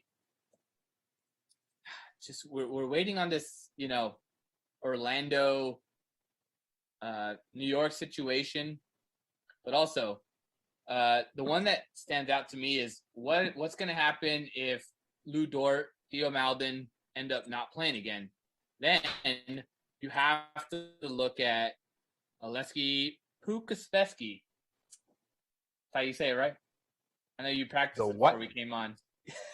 Oleksiy Pukaspevsky. Love to see it. 29 minutes. I still don't know what you're saying, but yeah, seems fine. It's the guy that's been filling in with Lou Dort and Theo Maledon out. If these guys sit, they have to play him. 4 starts, 2 games going off, 2 games not playing well. It's worth that. That could be a GPP play right there. I mean, look at the minutes. Yeah. The minutes are great. I'll take that 48 DraftKings point game. I'll take that. Yeah. We get Theo Maledon to sit and Lou Dort to sit again. I think you have to consider him there. But also, the biggest news of the slate, I would say, was Michael Carter-Williams not being available. If Fournier and Gordon and Ross end up sitting, Randall might play 40 minutes tonight. Yeah, they have to play somebody at point guard. I think that Randall's probably the strongest play there, just because I don't really see where else the minutes can go. And the thing about the remainder of this slate is just that we already have the news for the Knicks. We already have the news for the Timberwolves. So there's not too much to be worrying about. The biggest question marks is what's going to happen with Capella, what's going to happen with the Thunder, and what's going to happen with the Magic. Yeah, like I said, the Knicks Magic are the most intriguing game to me. Just too much missing. It's all backcourt production, so it's going to be interesting to see what wings pick that up. That's my most intriguing spot on this slate, I would say. Yeah, and we have to wait for it until potentially after lock. So it's a scenario where either A, set up to make those changes, or go on and build your lineups around the later slate guys and then go from there. Yeah, I mean, we'll see about when some of that news comes in terms of being after lock, because I mean, Knicks Magic is 30 minutes after lock. Like, I have a feeling we're going to get that, but we'll see. Here's a guy that has started 3 games in a row. He's 3,400. Alex Len. Is there anything to do with him there? Coming off a game where he scored 33 fantasy points against the Kings. His salary dropped 400. Alex Len, maybe someone to consider. The Jazz are a bigger team, so Rudy Gobert in the middle gives a chance for Alex Len to play at least 20 minutes or so, I'd say, if he doesn't foul out. I hope he doesn't foul out. I hope he doesn't foul out in 20 minutes. Well, I mean, if you're playing against Rudy Gobert, he's not posting, so he's attacking you on those putback dunks and trying to go over you, and that's a potential foul situation. But I think Alex Len is someone I'm also considering for tonight's slate. It's really off the wall, maybe. 3 starts, though. He can get there. This is a blowout game. Highest over-under now after the odds have refreshed. Something to consider. Yeah, he had 33 DraftKings points last game, but that's number 1 against Sacramento, which, as you like to say, is a walk-down narrative street. That's a revenge spot. Yep. And Sacramento just isn't very good up front. So I don't necessarily want to chase that game, but his salary's down $400, so it's not like you're paying a premium. Yeah. If Ross, Fournier, and Gordon sit, we did talk about Randall and slightly mentioned Bacon a bit, but I think he makes a lot of sense. He's played 30 minutes basically in six straight starts. Who is this? Who are we talking about? Dwayne Bacon. Okay. Dwayne Bacon, 4,700. Something to consider here. If we have Fournier and Ross and all these guys sitting out tonight. Yeah, you can interest me if all three of those guys sit. You can interest me in just about anybody because that's so much production. Randall's probably the most intriguing guy because MCW is the surprise guy out. Yeah. But if those three are out on top of him and those four key contributors on the perimeter are out, given the guys that are already out, anybody in Orlando's rotation, I would not say no to. We got a question asking about few 5K or cheaper players. We mentioned him at the top of the show. I like Alec Burks, 4,900. You could talk me into Frank Ntilikina if he ends up getting the start against the Magic. Alex Len, I just mentioned him. Chesson Randall, we mentioned him also. Reggie Bullock has been playing well, kind of in that starter role with Quickly and Rose and Rivers all out. Even Saric. Maybe Dario Saric is a guy that you can consider. He's playing 20 minutes. Yeah, he's not as strong, but these are guys you're asking for. Sub 5K. Maybe if you want to dig under even 4K, look at Taj Gibson at 3,200. Gibson has played almost 20 minutes in his last handful of games. And the reason is Mitchell Robinson is not in there. So they do need a backup big coming off the bench to play him. So I think Taj Gibson, if you're looking for a cheap guy at 3,200, he doesn't have to do much to get there for you. Jay Crowder, 4,600. He's been playing much better lately. He did start in their last game. He has a chance to play 30 minutes. If the Wolves are able to keep it close, Jay Crowder can be on the court a lot. I think those are kind of the guys that stood out to me, maybe under 5K. Anyone else stand out to you? Yeah, so for the under 5K range, yeah, you hit on most of the names. Let's see. Like Moses Brown, we spoke about Moses Brown. Horford's back, so if that scares people away, that's fine by me. I'll play Moses Brown because I believe OKC needs to see what is there and keep running him out there. Alec Burks, we talked about. He's one of the stronger plays on the slate. He has to be.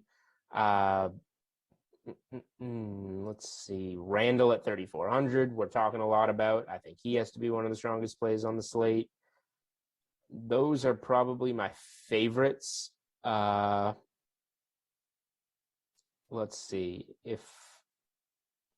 I guess if you go all the way down, you can just roll the dice on a guy like Frank Ntilikina and just say, like, maybe you fade Burks and say there's no way the Knicks can get away with playing this game without playing Frank Ntilikina 30 minutes. Yeah.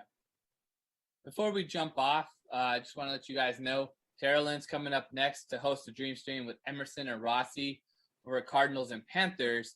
But I'm going to do a little bit of a pivot. Talk to me about March Madness. What do you got going on? What are you looking at for tonight's slate, maybe even tomorrow? Talk to me.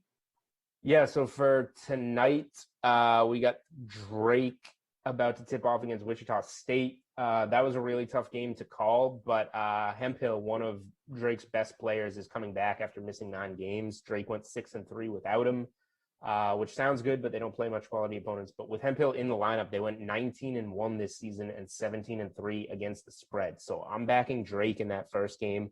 Wrote it up at a pick'em in my best bets article. And then late night, we're going Michigan State -2 against UCLA. More of a Final Four vibe in that one when you hear the names of the schools, but obviously down years for both programs. So why are we betting Michigan State? Because of the ceiling and because of the coach. Izzo is a tournament coach, a March coach, and Michigan State has wins over Michigan and Illinois, both who have 1 seeds. So that their ceiling is a level that UCLA can't reach. So that's where we're going tonight. Just go to DraftKings Playbook, read the best bets article for tomorrow. There's 4 plays right there. There's the Unreasonable Odds podcast from Monday and today. 2 of those. That'll give you my plays for all the tournament, all the first round games in the tournament, pending any that I may add, plus some takes from a couple of very good guests. Awesome. Before we jump off, want you guys to know there is a 64-1 odds boost for new users. And also, if you're filling out a bracket, make sure to go and fill out the DraftKings Sportsbook bracket. 1 million top prize. You can find out the links either on Sportsbook or in Julian's articles. But also, there's also this 20% profit boost on a 4-leg parlay for round 1. So find 4 teams that you like and you want to parlay them. Might be all favorites if you're feeling that way, or maybe throw in an underdog. But there is a 20% profit boost for a 4-leg parlay on the first round. So I'll say real quick, one of my best bets in the article is a 3-team parlay that comes out to minus 103. So if you like those 3, you just got to pick one yourself. Throw a 1 seed in there, throw Illinois in there, throw Baylor in there, and then you're over even odds, and then you use your boost. Perfect. Well, it's been fun. Interesting slate. The shorter slate makes it where we don't get as much news, but hey, it is what it is. We get the dice that we're rolled with. We're going to be back on tomorrow. I'll be here with Matt. Julian's too busy for us. He's got to cover March Madness content. So for me, for Julian, thanks for hanging out with us. See you tomorrow.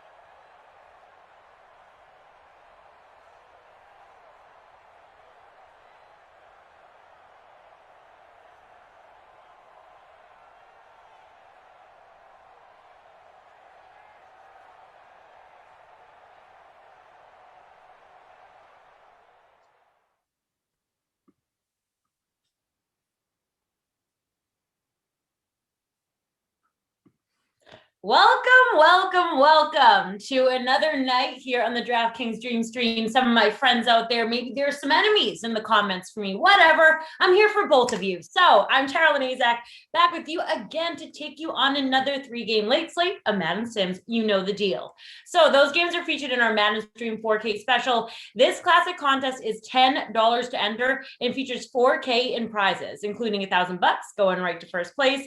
But here's what we got on tap tonight. So at 6 p.m., we've got the Cardinals taking on the Panthers.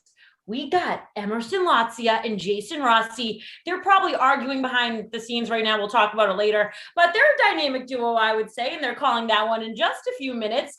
Then at 8 p.m., we got the Chargers and the Titans. They're taking over primetime. Ugh, we got Kaufman. Yuck.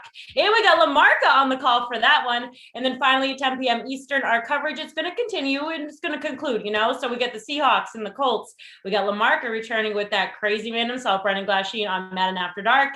All those games are headed your way. But first, let's hear me talk some more. And here's what else you can find in the DK lobby and over on the DraftKings Sportsbook. A 6-game slate in the NBA tonight. It's locking at 7 p.m. Eastern. Our featured contest for the main slate is the $450K shoot around, which pays out $100K going to first for just a $20 entry. A huge 10-game slate in the NHL tonight. It's locking at 7 as well. We've got the 60K twine contest, pays out $15K to first, and pays out $60K in total prizes. Just $10 to get into that one. And don't forget to check out all of the action for those leagues. Plus, we also got the PGA, NASCAR, UFC, and of course the NCAA tournament, which got underway today with the play-in games. You can bet on game lines, futures, and a ton of fun props over on the DK Sportsbook. Go check it out now. So we're going to go dive into the NCAA tournament tonight. Get some pick for the late games from our pal, Ben Rasa. He's coming up soon. Also, we have a special guest joining us tonight, Sixers assistant coach. We got Dave Jorger. He's going to be joining Emerson. He's all over the place. But right now, it's time for Madden football, people. Here are Emerson Latzia, the king of the dogs, and Jason, the king of the cat that I saw poop on camera once. With the call of the Cardinals and Panthers. Take it away, guys. What? Hold on. Mine are battling. Mine are battling right now beyond the wall. It is ridiculous. And your Game of Thrones. Yes, it is. The great Game of Thrones reference. Thanks, Tara Lynn. It was good to see you. I actually FaceTimed with Tara Lynn the other day, so she and I are on great terms right now. No, it's not true. Yes, it's true. Hey, how are you? By the way, we did find out, we have confirmed the gorgeous one. That's the only way oh my God. Look at this. Look at this specimen. Oh my God. I know. She's amazing. Look at that. Amazing. Clean. Little burrito. Love you. Should have went with that name. Okay. Don't go. Oh, there's Winnie. She's jealous. First off, good to see you. How are you doing? You look confused. Me? Yeah, you. Are you okay? Yeah, I just you were squinting. I didn't know if you were doing math or something. No, I'm chatting it up with the fam. My eyes hurt all the time. Gotta get glasses, Why did your cat poop on on air? Well, it was right off camera, and it was really bad. It pooped on the floor. My cat pooped on the floor one day. I think he thought he was done. You've been there, Emerson. You've been there. You think it's all done, but it's not. Oh yeah, dude. Happens to me every day, dude. Yeah, it's a good time. But stunk up the whole room. So we got a great squad because it's you and me. It's producer Michael. It's Daniel on the ones and twos. It's Jim from the ops team. It's ASAC doing her thing. Did you get a lineup filled out? Always do. Never miss one. You made the contest. Kudos to you. I looked earlier today. Did not see one. Got nervous. Almost texted you, but said, nah, he's going to come through. I don't want to be that guy. And you did. Yeah, I'll tell you. Well, actually, lineups have locked. We're well into this pod. My lineup, I'm feeling it's a top 10er. All right, I'm feeling real good. I'm feeling strong. Robbie Anderson, the captain. Kyler, McCaffrey, D-Hop, Nuke, as some people call him. Ian Thomas, and I have Zane Gonzalez because you have to have a kicker. Because unless you're just foolish, it's free money. That's you. That's your style. You know, Zane is out, and you know who the kicker is now for the Cardinals? Dude, Matt Prater. I said it's going to be the biggest move of the offseason. Watch. Dude, producer Drew last sim was like, makes him a Super Bowl favorite automatically. I said, you're damn right it does, dude, producer Boots, Drew. It's about time. Dude boots 63 yarders like you kick 46 yarders. You know what I mean? Like just no problem. All in the leg, baby. I'm feeling real good about that. All right. Well, I'm feeling really good about my lineup. I'm not going to lie. So I've got Kurt the Squirt Samuel in the captain spot. I got Murray, I got Teddy B. I got Hop. I got Thomas. And I, too, have Zane Gonzalez. Yeah, line up the kickers, everybody. Let's go. And Zane in the membrane. Uh-oh, hold on. Timeout. I got to talk to my girl here. What's wrong? Lisa Robinson says Emerson. I turned it like an old lady. Emerson, that's disgusting, kissing a dog. Bro. Lisa, that's the best thing you can. I'd rather kiss a dog than a human being. Cleaner than us. Well, like, kissing my wife is great and all. She's disgusting. Let's be honest. She's dirty. Emerson's roommate, filthy. Dogs, clean. They can lick cuts and save you. Like, I would kiss a dog all day, every day. Just saying. You got to kiss a couple dogs, right? I love kissing my dog. It's been a thing sometimes for some people in the chat recently. I guess they find it disgusting to kiss a dog, especially on the lips. Like, it's just what I do, man. I love them. They could do anything to me, and I'm fine with it. I love those beautiful little ladies in the background who are battling and ripping each other to shreds right now. Are we still talking about your dog? Or are we talking about some sort of like roommate battle with like a sister? No, still the dogs right now. And okay. I love it too because I kiss my dog every time I go down for a push-up. Every time I'm working out, I'm getting swole, pumping the chest, turning these shoulders into boulders. They're always down on the ground next to me, and it's a smooch, smooch, smooch. Mr. McCaffrey, smooch. First down for him. Opening drive of the game here, y'all. I like it. I actually like that's motivation right there. You know, what do you want? You want to join me next time I do push-ups or something? I'll drive over. No problem. I'll be there. Hey man, I'm gonna bang out 50. Come hang out. Yeah, I'll be there. Just give me 25. What are you doing in a kitchen tonight? Sheer laziness. Last night I did the 10P, and it was really cold, and so I didn't want to go downstairs, and I left my computer up here. I asked my wife, who's putting the little guy to bed.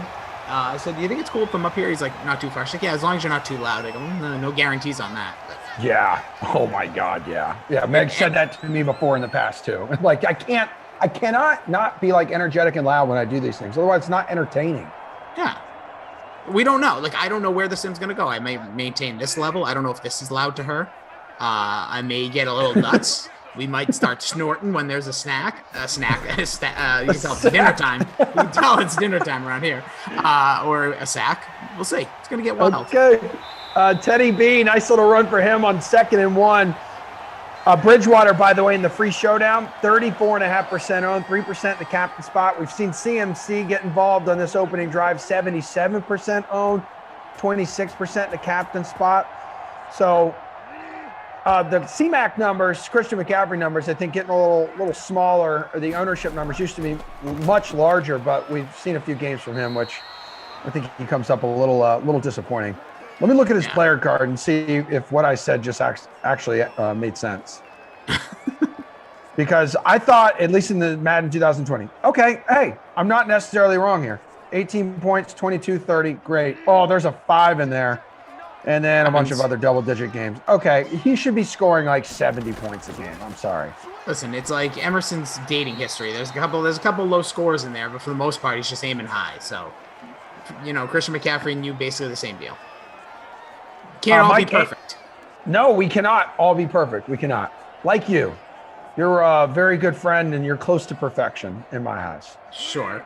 Very low bar. I love your comment here. I'll kiss a dog, a cat, a frog, and all of you. Nothing but love. That's it, dude. Kisses are great. Smooches to everybody. Dude, if you kiss the frog, it turns into a prince. Cool. I'll maybe Tara Lynn. I'll hand over a prince to her. Be like, here you go. Here, I kiss this frog for you. Voila, look at this. Oh, man. All right, so it's been a pretty busy few days around the NFL. And I know producer Michael's been dropping a bunch of information. And we probably hit on it a bunch throughout the day. Producer Michael is the best. But, you know, just if you're tuning in, I know a lot of you are busy doing work and you're not hanging out with us in the early portion of the day. And maybe you're just a late slate kind of guy or gal. But going back on some of the more recent tweets that producer Michael's dropped in here, Rossi. So Will Fuller with the Dolphins. And then what else do we have? Joe Flacco's visiting the 49ers. Great. Mitch Trubisky, a 1-year deal. What are we doing? With the Bills? I really don't get that one. I don't at all. I get it from the Buffalo Bills. Sure, you want some extra quarterback talent? No problemo. I'll take them. What are you doing, Mitch? It's early, dude. It's day 3. I thought this was going to absolutely be like a Cam Newton 2020 style. Now, I know there's difference in talent there and age, but I thought he'd wait it out, like see what happens. There could be injuries in the I think my son's awake. That sucked too on third and 10, and guy takes a sack. Well, go ahead. I don't have Joey Sly either, so look at this guy. Look at this beaut. I want nothing but good field goals all day. I want touchdowns. I'll take it. I just want to see. I know. But you being such like a huge field goal guy, Joey Sly banging it through for you. Yeah, so I just think if I'm Mitchell Trubisky, I'm questioning everything right now. Like Buffalo, Josh Allen looked pretty durable, so that's one. And 2, it's like, how are we going to wait out this Texans deal? Like, yeah, I know they signed Tyrod down there, but like, you could easily fit in there. Maybe there's a second chance for you there. Or if the 49ers are looking at freaking Joe Flacco, like maybe, see how things settle out there. I just found this to be a very early signing and very confusing for a guy who, listen, it's the way, I don't think he was going to be a starter day 1 without injury somewhere, but I thought he'd at least find a place that has like a quarterback with an injury problem, or I don't know, just like I said, wait it out. Wait till even July. Wait till right before training camp. See what happens. Yeah, because barring injury there to Allen, like you're never gonna see the field, and there are some quarterback needy teams out there. And Mitch, remember how bad he was in the beginning of the season, and then he came back in. Hell, he was like the Nickelodeon game MVP, as voted on like by 10-year-olds around the country. But what I'm saying is, like, he has shown flashes, and I am by no means saying this guy is like the upper echelon of quarterbacks right now in the NFL, but serviceable, maybe a bridge quarterback. 100% he could do that. He was pretty decent down the stretch.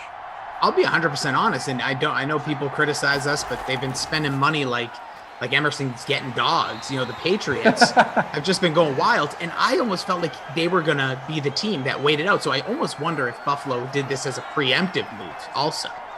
Because, they have Cam Newton. We kind of see where that's going, and maybe they wait till June or late May after the draft. Like, I'm just so surprised that Mitch signed before the draft. I don't know. It's kind of blowing my mind a little bit. I don't know. Maybe him and Sean McDermott just going to go like, lift some weights, screaming at each other for a while. Maybe there's some North Carolina ties in Buffalo I don't know of. I don't know. It just seems bizarre on this early. Guys like Kenny Golladay, who I still believe the best free agent available, even going in. I'm big on him, as you know. I'm a big Lions guy. Now I'm a big former Lions guy. I was like, what? Yeah, the whole team news is to now. me, buddy. Oh yeah, come on. Kenyon Drake picking up a first down for the Cardinals. Kenyon Drake, now a Raider. He signed a 2-year deal, $11 million as a max value of $14.5 million. That according to the NFL Network here. Yeah, I think that's a good signing too. I know Josh Jacobs is a beast, probably the most underrated running back in the league, but hey, adding depth in that position has always been, valuable, and he can, consistently catch passes out of the backfield. I don't know what this does for the Cardinals backfield, and leaving, Chase Edmonds, maybe that's a draft pick too. Yeah, I like that one. Yeah, maybe in the draft, like we saw the Chiefs like last year decide to kind of take that route. Didn't necessarily have an answer, and it wasn't Williams. I think he sat out because of COVID. So they went ahead and Clyde Edwards. Is it Elaire? I always butcher the dude's name, but he had a great rookie season. It is. You brought up like the kind of by committee, maybe get another one out of grab another running back out of the draft. That is just. Seems to be the way to go now, because all these like workhorse running backs injured. The one man like wrecking crew. We see one with the guy in this game right here, Christian McCaffrey, Saquon Barkley already in like year 2 or 3, whatever it is for him. And then so many of these other successful teams have that committee. You have a strong at least 2 or even 3-headed monster in the backfield. San Francisco used it a lot. It's a perfect example. I think that's more like there's Derrick Henrys aren't growing on trees. They are trees, and they're not, it's not often. and how long is it going to last? He's going to be going into his, I think it's his 6th season, but his 3rd season now of kind of the heavy rush total. So that's going to catch up with him sooner or later. We've just seen it year after year from way back in the day with guys like Sean Alexander and Larry Johnson, where you're giving guys over 300 carries. It's not a recipe for long-term success. So I think, a guy like Josh Jacobs having Kenyon Drake there, he's got to be happy too. That's probably another 3 years into his career, potentially. Yeah, those were the days when you had those running backs that was just pound it between the tackles all day. Terrell Steven Davis, Jackson. Terrell Davis was another one. I think he had like a 2,000-yard season too. As one of the guys. Derrick Henry's held up though. So far, but I'm saying like his first 3 years, he was kind of like getting there. Then the last 2 years has been just insane, over 250 carries each year. So like he doesn't, I don't know if he has the Emerson in him. Can he just take that, just pound it? Can he just get on the Peloton, bike every day and just go, what are you doing? Kilimanjaro tomorrow? Like every day it wears and tears on lesser athletes than you. You have to understand. What about Frank freaking Gore, who's 37? I want him. Still doing this. Is he a free agent right now, or is he still with the Jets? He was a free agent. I know he was going into this because that was the rumor of like people wanted to see him signed with like the Patriots just to get him, another guy just to keep going. And I want to see him play again. I want to see him reach 40. I want to run back to hit 40. That would be more impressive than Brady. Although like Brady's winning like the Super Bowls and stuff like that. Yeah. But give me Frank Gore playing until he's 45, even if he's just picking up like 100 yards like a season. And if he's staying healthy, he'll be the all-time leading rusher. Yeah, by the time he's like 50 or something. I just, like I said, at least 40. It would just be such an awesome story to have a running back that at one time was getting like, around that 250 carry mark with the 49ers, which literally feels like if you told me that he started in the 90s, I'd believe you. It just feels like he's played forever. Shout out to all 330 of you hanging out with Rossi and I right now in the Dream Stream. Really good to have you guys here on a Thirsty Thursday edition of the DK Sims on the Dream Stream. DK Sim fam, this is the 4th of 6 Sims coming up, going down on the slate today. Chargers at the Titans will come up next with Kaufman and Lamarca. Seahawks at the Colts with Glash and Lamarca at 10 o'clock. So a big, sexy final 3 hours or so here on the Dream Stream. Lock it in. Don't go anywhere. When Lamarca's going to be on, if for nothing else, and I promise you this, I would ask them, instead of doing a buzzword at 10:59 tonight, I request that just Lamarca just lulls everybody to sleep. Like a nice little bedtime. His voice is so soothing. Oh, dude. Just like talk to us. It's his voice. It's his, I think it's got a great microphone. He does so much work. And again, I always joke, but I'm not really joking. He doesn't leave his room. So like he has a nice setup like in his room. But yeah, and he can impersonate like anybody's voice out there. He could talk. He could just play the saxophone. Although, hold on one second. We could have ourselves a nice little 43-yard field goal by Zane. This is our boy. Yeah! Let's go, baby. 4 points for us, big guy. I did see recently, he tweeted it out. I think, guys, he sold his saxophone. He did. Was this in order to have money for Top Shot? Dude, I wanted to keep this positive about Lamarca, but I have to criticize. Man. I have to criticize. Yes, thank you. Go ahead. We get on a sim together for the first time in a long time. And I'm like, Lamarca, it's so good to see. He's like, I know, man. How are you doing? I'm like, I am melting right now. I have to change everything. I'm sweating. He's like, it's been so good. I'm like, oh, good. I'm like, what's been going on? What's new? He says, well, today. Then he gets like the raspier little like voice going. He's like, well, today I had to. And I'm like, uh-oh. He goes, today I had to I sold my saxophone. I go, excuse me? I go, last August, you changed the game, dude. You had a noon Saturday with Emerson. You pulled out the saxophone. I get a direct text message from said Emerson Latzia, if that is his real name. He texts me and says, make Lamarca play the saxophone. I'm like, what is he talking about? I don't know. I come in for the 2. He does it again. He busts it out. Then we get Saxy Christmas. This guy's a legend now. Yeah. The Sim fan loves him. sold it. Didn't say what it was for, but it's for all this Top Shop, all this whatever's going on with this mysterious game of cards, like this Pokemon crap going around. And I'm like, dude, he goes, well, I can play the recorder. I said, sweet, pull it out. He goes, well, I don't have one. Oh, God. I go, Lamarca, I love you to death, dude. I really do. You seem like a genuinely sweet human being that would be fun to be around, but I just can't do it. I'm not in on this. Bro, how do you sell the saxophone that, like, he was a first team, like, all-state saxophone player in high school, had an incredible, like, was on the rise, was going to have this incredible career. He was going to play at, like, nightclubs and stuff like that. And then he got into Top Shot, and he's selling everything. I don't even think he has a bed anymore. I think he's sleeping on the floor in his house. Poor dogs are walking around like, what is going on? My bearded, unshowered father. And I love him so much, but why did he sell a saxophone? That hurts, dude. I don't want to say this out of hand, but I don't know when Lamarca's birthday is, but I think the DK announcer should put together a little fund. And get, like, I don't care if it's crappy, a used one. Don't even tell him. Yeah. I want that on his doorstep. And it's just going to have a tag that says play me. I'm in. I'll Venmo you $20 right now. I really will. I just want him to be happy. I feel like he's really struggling right now. And we're here for him. He's changed. As Emerson would say. Yeah. So anywho, hopefully Kaufman and Glash can kind of get to the bottom of that, and we can talk Lamarca through any of the issues that he's possibly having, because that's what we do here on the Dream Stream, the DK Sim fam. We lean on each other, we help each other out. What do you? So we have a gate because I'm upstairs. So so my son doesn't go like running down the stairs, and I can't tell if my cat's there because my cat gets very possessive. Like he's like, oh yeah, I'm not allowed. So he'll start like scratching and making noise. So I don't know if that's what I'm hearing. I don't know.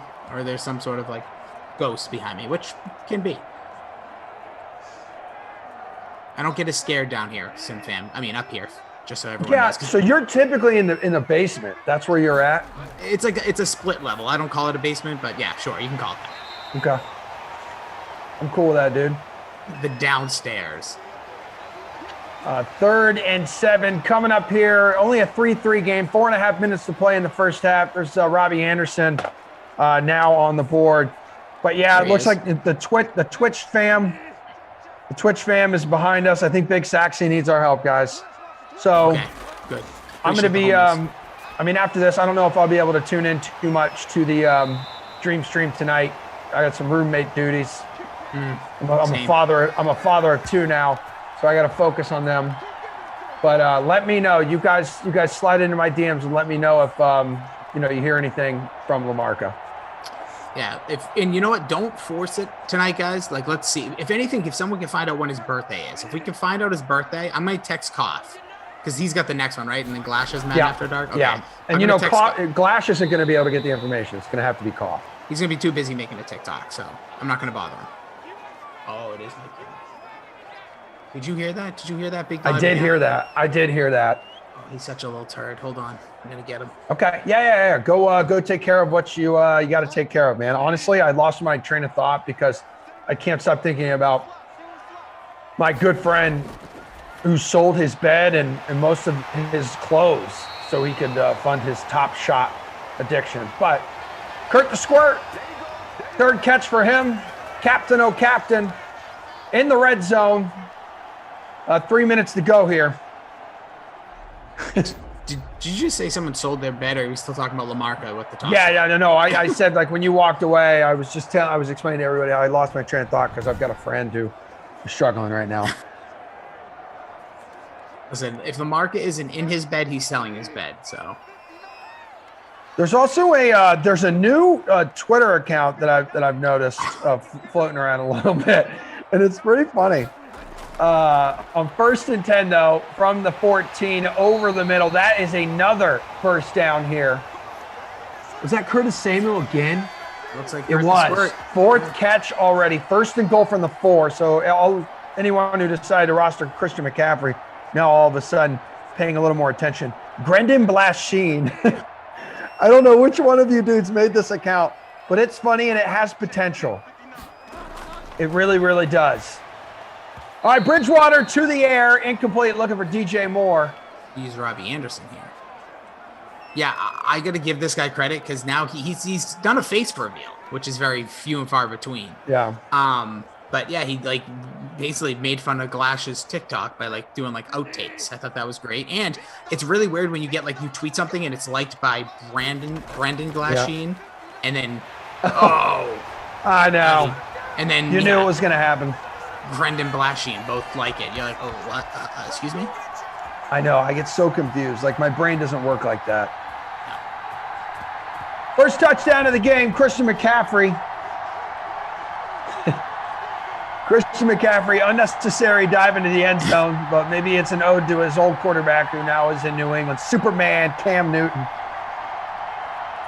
Yeah, I gotta love it though. Christian McCaffrey, this is what he does here. He scores touchdowns. He may not always, like you said, he might not always have just landmark 30-point games for you, but this is off to a good start.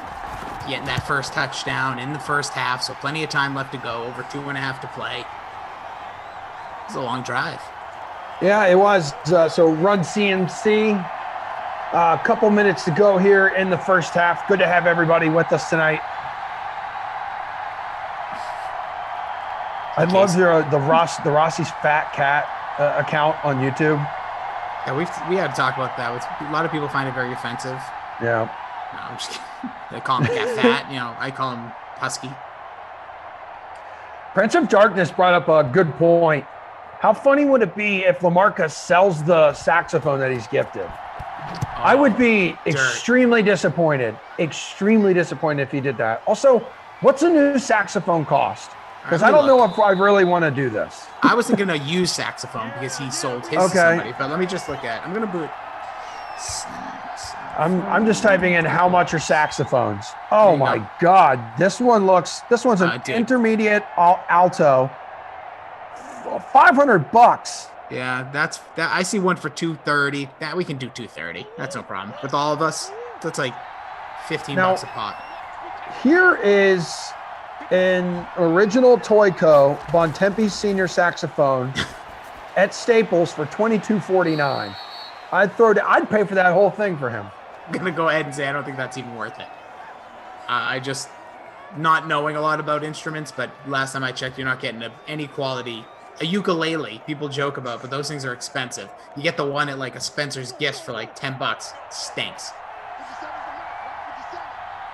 Oh, look at Daniel believes he got a good ROI on it. Yeah.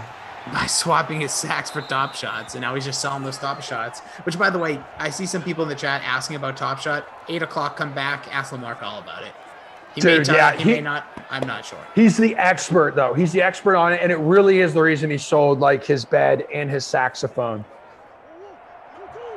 And B Don Walk, I see you on YouTube. Does he really play in the nude? He does. He's a very, very big, less is more kind of guy when he's playing the saxophone. Kyler Murray picking up 9 yards there. I'm just texting Koff now to get Lamarca's B-Day.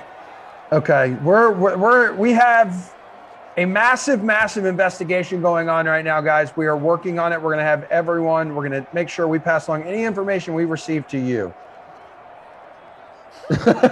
Daniel, the ones and two says maybe Ducey can lend Lamarca half of this bunk bed.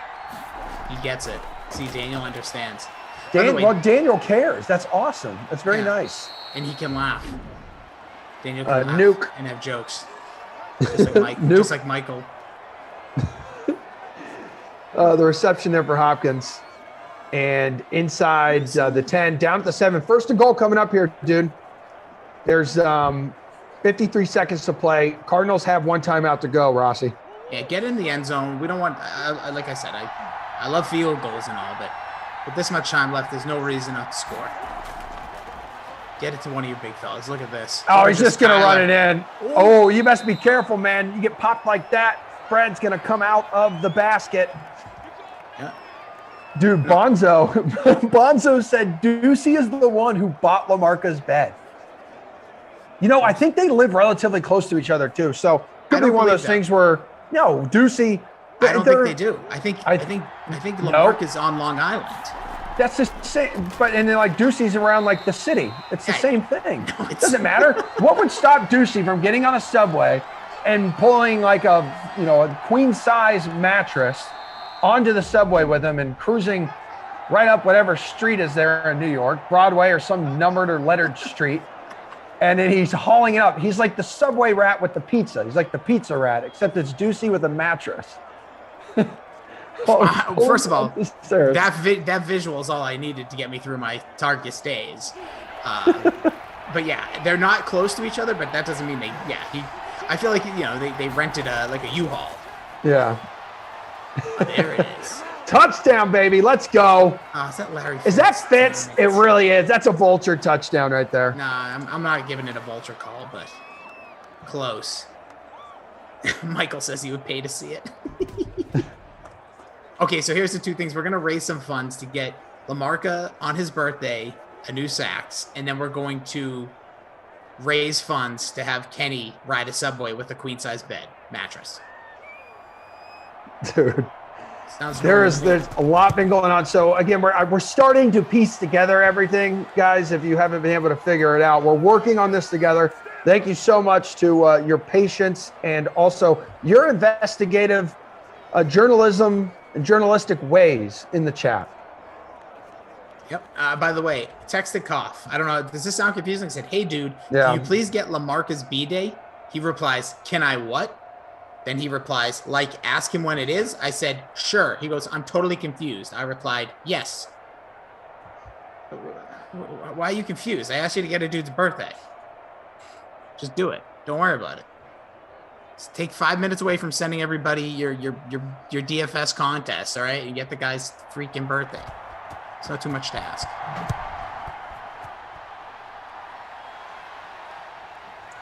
Yeah, exactly. Michael says Koff will put his best people on it. He's going to be like, "By the way, Daniel Michael, our production crew, when the sim is over, we're going to need you to get Lamarca's birthday. Thank you." All right. That was really good. That was really good. That actually really sounded like him. Now he's going to listen. Now everyone in the chat's going to tell him to listen back. Just tell him 6:32. All right, just tell him 6:32 Eastern. Because he'll text me later. Are you making fun of me? So that was the 60-second touchdown there for Murray in these sims. Wow. Just tossing him. And he also gets him on the ground, too. Guy can be an absolute killer in these contests. Can absolutely make or break your slate. Sorry. Daniel puts... By the way, that dude is a tank compared to Ducey. I'd love to see Ducey. I don't think I could carry a queen mattress, I'll be honest. I'll put literally, I would start the bidding at $40. I'd give $40 to watch Ducey just go down like Times Square area with just mattress on his back. You know, but he has like a twin mattress. He's got a single. You know he's got a single. Just in that little New York apartment. Oh my God. I can't believe we figured all of this out. That's honestly, it's the DK SimFam who did it. It's really Michael and Daniel. They know. These guys know. They've seen us all at our absolute worst, and they know how to get to us, and they know all the answers. Must be says stepdad Kaufman is going to give you a beating. Oh, bring it. So we've reached halftime, 11 of 12, 104 yards for Teddy Bridgewater. Kyler Murray, 7 of 8. He's got a touchdown. That went to Larry Fitzgerald. So it's 10-10 here. We're having ourselves a hell of a time. I'm not going to lie. I did not expect us to be this deep into an investigation, but we are getting answers. Who needs the FBI? 9 carries, 28 yards for Christian McCaffrey. He's got the only touchdown of the day for Carolina. Kenyon Drake, 5 for 7, guys. Kyler has 3 rushes for 22 yards. Bridgewater's got 1 for 16. That's good numbers so far. You know, McCaffrey a little slow, but, getting there. Yeah. Gets the touchdown. That's what most important. See if we can get one more. You want to take us through the receptions department? Yes. You have terrible eyes. I got it. I got 4 for 62 for Nuke. You have Curtis Samuel's got 4 for 48. You got Robbie with 3 for 22. Slow start from my captain. DJ Moore, is Emerson called DJ Remix. Moore. There it is. 2 for 25. Larry Fitz, sneaky. He's got those 2 for 20, but got the touchdown. And most disappointing so far, McCaffrey, just 1 grab, as well as Drake, 1 grab. So those so far are your statisticals. By the way, I did get Lamarca's birthday. I'm not really happy. I thought Koff would have understood to ask him during the sim, but he didn't. So it's I don't know if I can reveal it, but I do have these. Yeah, he's too Koff is too serious of a detective. He's not a detective. He's just he's the type of guy that if they're all right, we're going undercover, we're gonna you're playing the role. Your name is now Jeff. Okay, and he'd be like, hey, how you doing? I'm Adam. Oh, I mean Jeff. No, he's like, I am Jeff. Yeah, he does. So why you don't have to do the accent? Hello, my name is Jeff. Don't sound natural. That doesn't sound natural to you. What are you? Are you from another country? Yes, I am Jeff. You keep changing it too. We have what do we have? Prince of Darkness, Deucey is definitely Pizza Rat, and then all of a sudden now we have hashtag Mattress Rat. Mattress Rat is trending now over in the Twitch fam. Hold on, Reeties, did you know? Dropped a link in here. Let me click on it on my work computer and see what it is. Oh my God, it's a sexy sax man costume. What? So it comes with glasses, a mustache, a wig.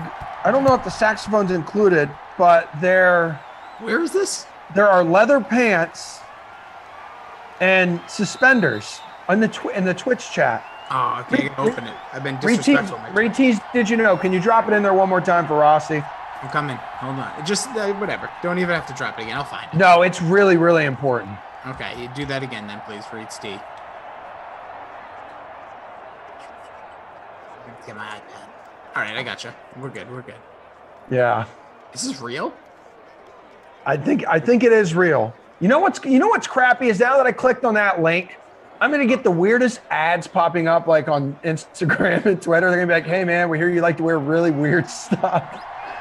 Sure, that's fine. My wife's gonna walk across the room and be like, "Why are you looking at thongs?" Why? Yeah. Why? No, it's not just thongs. It's thongs attached to suspenders. What are we doing? I'm like, dude. I said, I'm sorry. I'm looking for a new outfit for Big Saxy, who sold all his clothes because he's addicted to Top Shot. Oh my God. By the way, Kaufman, again, he just goes, what is this? So I reply, we are going to buy him a present. Then he goes, I'll give 7 mil. But he really meant 7 pennies, I think. Okay. But thanks, dude. Let's all just slow down, Koff. All right? Just slow down. I appreciate it. Producer Michael, I did see that today, that Patrick Chung did announce his retirement. I can't remember if he's still part owner. Oh, we have a fumble. Kyler Murray fumbles the football.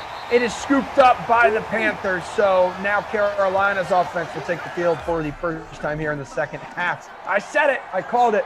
So I'm an expert. And I said, dude, you better be careful. You better hold on to the football because if you don't, that means you're fumbling it. But Patrick Chung has announced his retirement. He is last year, right before the pandemic started, I was in downtown Boston. I was doing a story on him becoming a part owner of the New England Free Jacks, the professional rugby team around here. Well, that's right. I don't know if he's still involved in that or not, but that's pretty cool.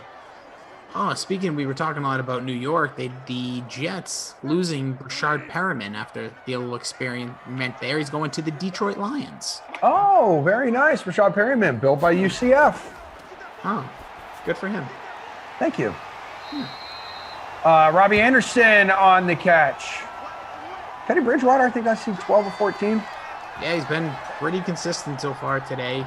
Not so much for Kyler, but they're both playing well. I honestly have no idea what's going on in the chat right now, but people are buck wild. Yeah, the chat.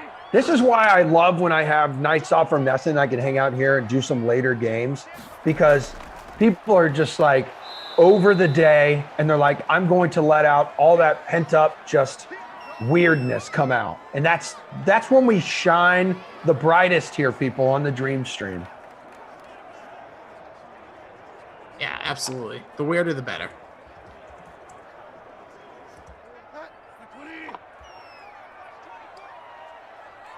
eBay has several alto saxophone for 170 with case. Bill Hamilton, thanks for the heads up. But we're going to reconvene on this right about before his birthday. I will just reveal it's early September. I won't give any dates, but so just expect big things popping off for Big Saxy.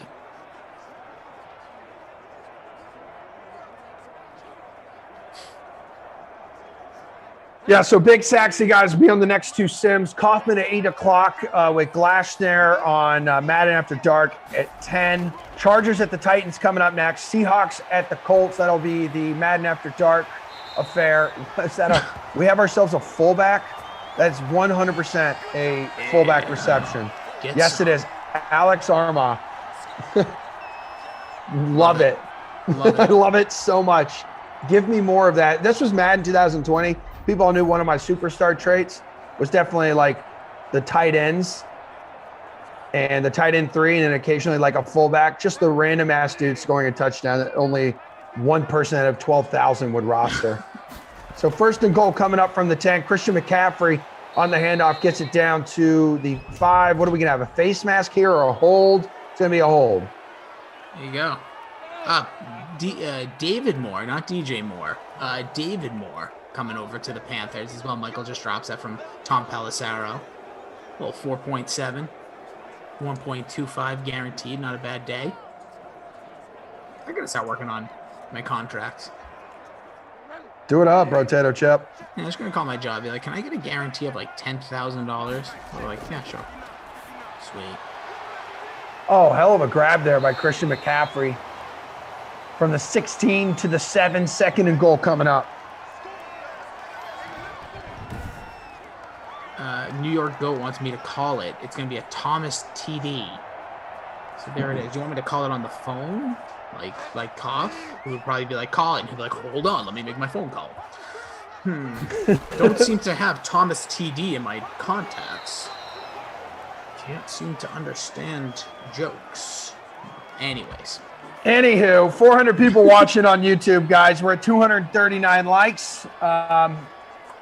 I will kindly ask you, I know Rossi would love it. A lot of you have been very complimentary of Rossi tonight. And Rossi's been bringing it lately. Funny dude. I know Twitch is really buying into what you're putting down there, buddy. Let's see if we're buying into Teddy Bridgewater. It's an incomplete pass. Gets hit as he is attempting to throw the football. So maybe another slide field goal here for... Sorry, I mouth farted. No.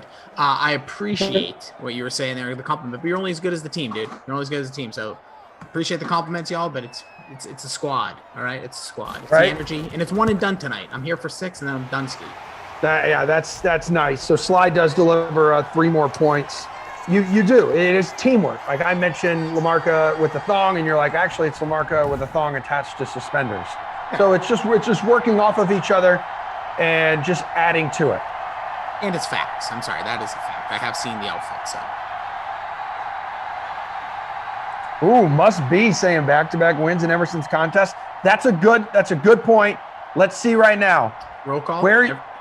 Yeah, let's do it. Let's do lineup check, shall we? Little roll call here. Let's go to the most important contest first, the LOTZIA. I haven't eaten since the last time I eated, which is an ode to Phil and Lil DeVille from the Rugrats. Shout out. Rugrats coming back. Looks terrible, but I'm okay with it. It's a little crazy and freaky, but at least you can introduce it to your youngins. Yeah, exactly. So you can too. Yeah, my daughters will love that. Yep. I'm sitting 49th right now. How about you? I'm sitting in 24th. Very nice. Dude, and I have Ian Thomas, who has no points. Just going to say that, man. That's a little frustrating. It cost 6,200 in the flex.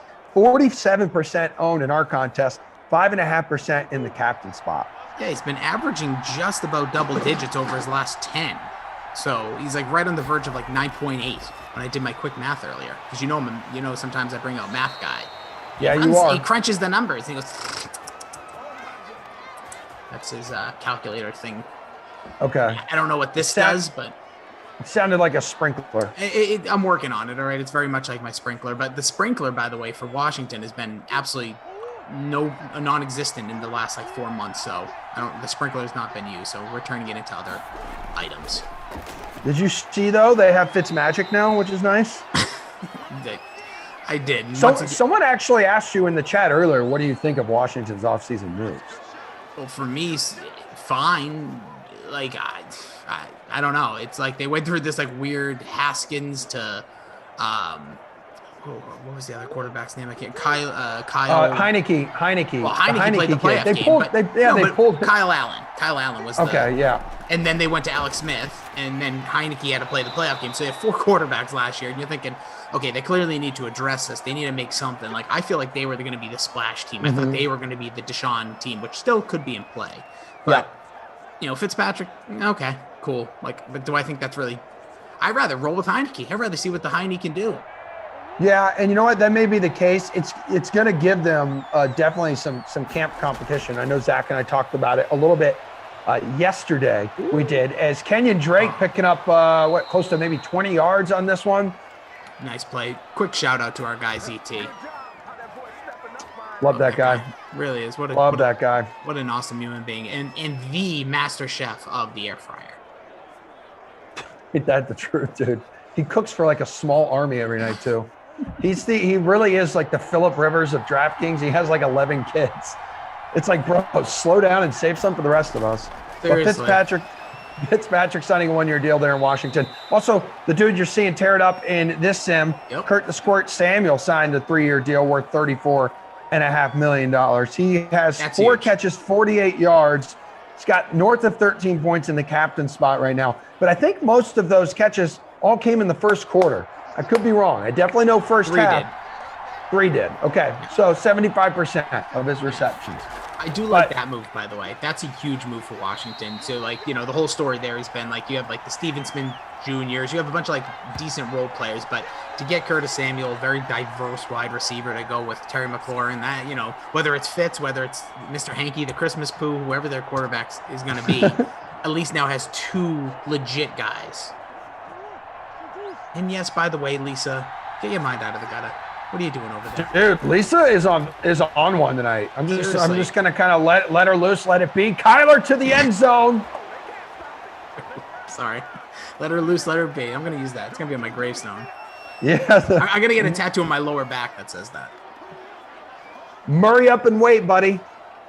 16-13 extra point pending right now.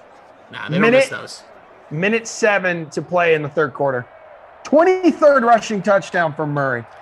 And looking at his player card, his recent games, he has been going buck wild. Last game was just 13, so I was kind of hesitant. That's what kept him out of the captain spot for me. Prior to that, he had 30 against the Patriots, 40 against the Giants. These are all non-captain, by the way. 20 against New Orleans. Chicago, he had 30. 34 against Philly, 26, and then 14 against Cincy. So he has averaged in the upwards of 28 points over his last 7. So he's keeping that going. He has the touchdown pass to Larry Fitz, Old Man River, free agency where he's going to land now that AJ Green's there. And he also now runs one in. So good start.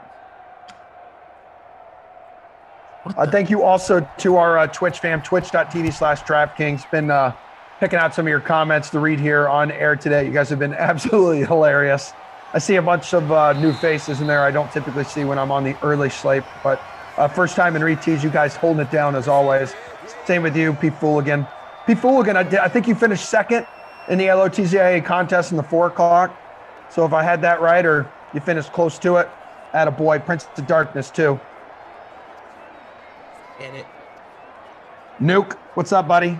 Dink. That's one Isaac. Yeah, I know. Yeah, I don't know some of these folks, and I got to make sure I'm not like Glash. I have to read the name first in my head and say it to myself before it's like, oh. Professional. Yeah. That's why, because I talked to Glash about that. One day I was reading something. He goes, what are you doing? Well, I'm reading a comment before I repeat it. And he said, oh. Lisa Robinson goes, sorry, guys, thought it was Friday. Nah, Lisa. No apologies. It's Friday Eve. Get wild. It's all good. I like the comments tonight. It's wild. Me too. Smash is here. I see you, Wes. Smash was asking earlier. I'm scrolling back here on Twitch. So sorry if you have the answer already, Smash. She said, who got the touchdown for Arizona? First one was Larry Fitzgerald from Kyler. And then the second one was a Kyler rushing touchdown just now. Dink. That's all I have to say. He goes, how goes it? Dink, are you one of the former smaller wrestlers, we'll just go like that was fighting with Doink the Clown? If you don't know the story, in like 1994, Emerson, there was a match with Dink, Pink, Wink, and Stink. That's right. They were like short wrestlers that went along with Doink the Clown. It was incredible. You probably looked up to them, knowing your stature. I absolutely did. They are still to this day. Dink is my hero. Love Dink. You don't like Stink or Wink? Nah, Wink wasn't my guy. He's a little rude. He seems like a little bit of a rude type of guy. And Stink was a little too tall, to be honest. He was one of the taller of the smalls. So okay, had issues with him because being of my stature, looking like a fire hydrant walking down the street. You're just jealous. You're jealous really of his stature. He's ripped too. There's nothing wrong with that, buddy. Nothing wrong with that at all. Jeff O said like a few minutes ago he was first in our contest, so I no longer know if that is the case. Oh, maybe it is you. Jay Soros, is that you, big guy? 78.2. You got a 5-point lead right now in the I haven't eaten since the last time I eated contest. Midwest Heather. She's always representing, dude. I swear she's probably one of the most consistent in these. Because obviously I her like South Park avatar always stands out to me, but she's always repping. I'm in 16, by the way. Making moves here. If Ian Thomas can do something, I'll be in business. He just had it right before we came on the quarter break, came on camera. He had his first catch. So we're moving on up. G. Chaplin. What is this? What am I looking at? The free showdown. 10,000 entries. So he's holding it down in first place right now. I'm going to rip through some of these. Early, late free slate. Two-way tie for first. And then here's the 4K early bird special. Bink 107. It's got a couple entries in this one. 77.8. So, dude, right now, 462 entries in that. Right now, first place would be taking home $700 because two-way tie for first. Cool. Love it. Kaufman in the chat. Almost NBA time, so. Uh-oh. Be careful what you say, everybody. I said it last time. That guy smoked me left and right. I've tried to play him in head-to-heads, and I had to take a break because he literally was just stealing like $5 from me every night. And I hate it. And he was abusing me. And I hated the fact that he was abusing me, and he knew it. And he kept taking advantage of me being weak. Well, you know what? We do know something about you, Emerson, if I can call out your flaws. And you can call out mine. We've already spoken about several of them. You do have a little bit of the FOMO.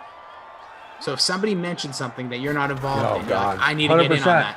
I want to be with my friends. And that's not, it's not a disrespectful thing, but as soon as he mentioned it, you're like, how come I don't get invited? That was the biggest mistake you ever made. Oh, God, it really is. It really is. He took like $20 from me in like 5 hours. And then, because that's the thing, he smells blood in the water. He does.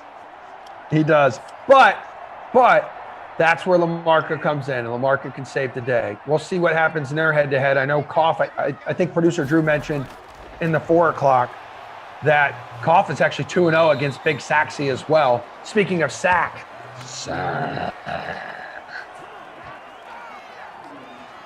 So now we're both in a similar situation, just so you know, Emerson. So any wackiness, your roommate's hearing, my roommate is now officially out. Yeah. And yeah, we won't even talk about it. Just do what we got to do. We're gonna continue on. We are going to fight forward. Yeah, the roommate is home now, and the dogs have stopped destroying each other, and will now start destroying her. That ball is dropped, looking for Robbie Anderson over the middle. Would have been close to a first down. 3rd and 17 coming up from the 38. Inside 7 minutes to play in the final quarter. Plenty of action to go. I'm telling you, I love it. Oh, by the way, Lisa, I completely agree with you on Koff. 100%. I saw that. 100%.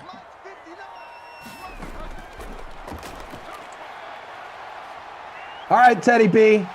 Oh, that's not going to do it. That's not going to do it. So do you bring out? This would be close to like a 50-yard field goal, right? You got to bring out Joey Sly one more time. I think you do. Well, yeah. There's so much time left. You got to take the chance. So we rostered the wrong kicker. It So kind of far. feels like. Yeah, I'm not feeling good about it, but oh, come on, Sly. I think there's no chance of him hitting this, but I want to see it for all the love of the kickers. 54 yards. That's got the distance, buddy. Yeah, he's got it. Way to go, Joey Sly. Give him a kiss. Look at that thing. Would have been good from like 60. Yeah, we definitely picked the wrong kicker. Big mistake. 100%. Big mistake. Dropping in the contest like a fly right now. Went from 11 to, oh gosh, where am I? 25. I'm right here. I'm good, thank you. We're still on camera. You're not supposed to do those sweet. You're supposed to hit mute first. When you talk to me like that. No, I want you to hear that. You know how much you mean to me, my little marshmallow man, my little Stay Puft marshmallow man. Good baby, all day, every day. Tater Hayes says, "Good kick, Joey." I'll send that along to him, Tater.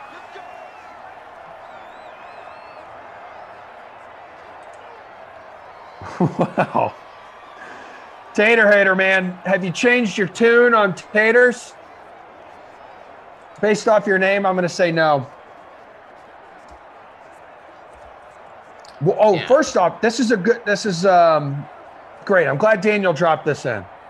He's asking you, have you seen the new Justice League movie yet? Is it true? Now, is it true? It's 4 freaking hours. I'm going to 100% yes. And when you start the movie, Zack Snyder, who I actually really respect, love his vision. It starts off with a preemptive screen telling you what the visual of the screen will be because Zack Snyder wants it that way. So everybody first answer is no, Daniel. I've not watched it yet. I'd rather watch WandaVision twice over because you can fit them all in that time, but I will watch it. I just don't know when. I don't know when I'm going to have time because I don't like cutting things up, Emerson. Like The Irishman. Did you see that movie by chance? No, because it's a 3-hour movie. I can't do it. So before the little dude entered this world and came busting out like a legend, me and my wife said, you know what, we're going to sit down and we're going to crank this puppy out. It was last December of 19, pre-pandemic. We said, we're going to watch it. And you know what? My wife falls asleep literally at the drop of any movie. It could be the most entertaining movie. It's happened in movie theaters. I'm going to tie this into Justice League in a minute. But we sat, it was 4:00 in the afternoon. I said, we're watching this. We went from 4 to 7, watched The Irishman, one sitting. That was good. Good enough for me. Not going back. But 4 hours? 4 hours? Can I ask you, and like especially you and Daniel, you guys are much more knowledgeable on these kind of like movies.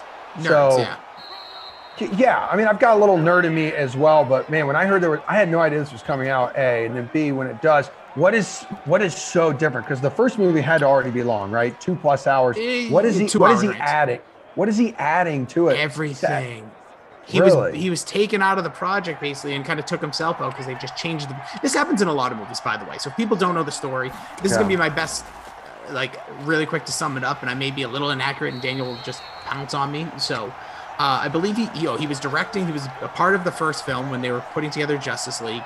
His expenses were too high for them. They didn't want to spend the money on it. And then they basically had like creative differences. So he ended up being like, yeah, I'm out.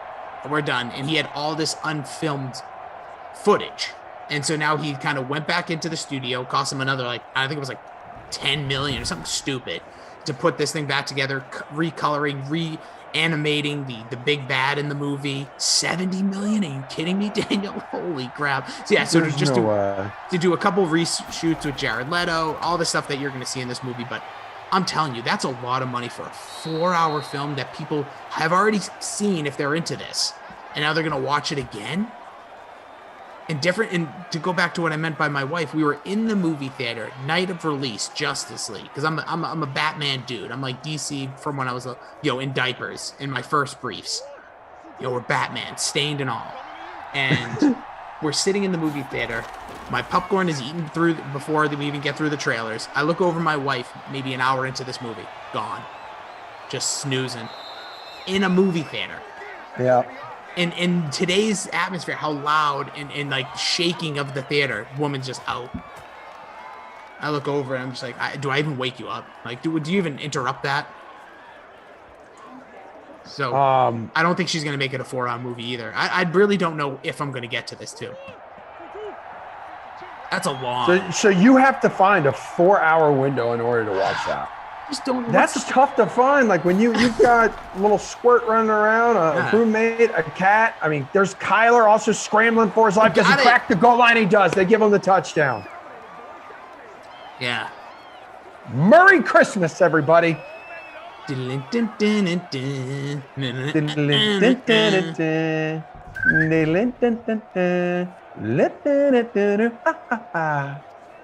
if you don't laugh, you don't know how to live. Big touchdown there. So Kyler Murray gets in there again. It's going to be his 25th tud on the ground, Madden 21 style. What was his name? Owen Knights has just finished it. It was way better than the original. Okay. Well, I hope it is, dude. If you're putting on 90 extra minutes and stuff, I'm intrigued. I will say that. But I don't know when I'm going to do it. It's just going to be hard. 4 hours. Like, I'm not even motivated for 4-hour movies. It's basically a completely different movie. Yes, I have heard that as well, Daniel. Emerson. So, like, does the story change?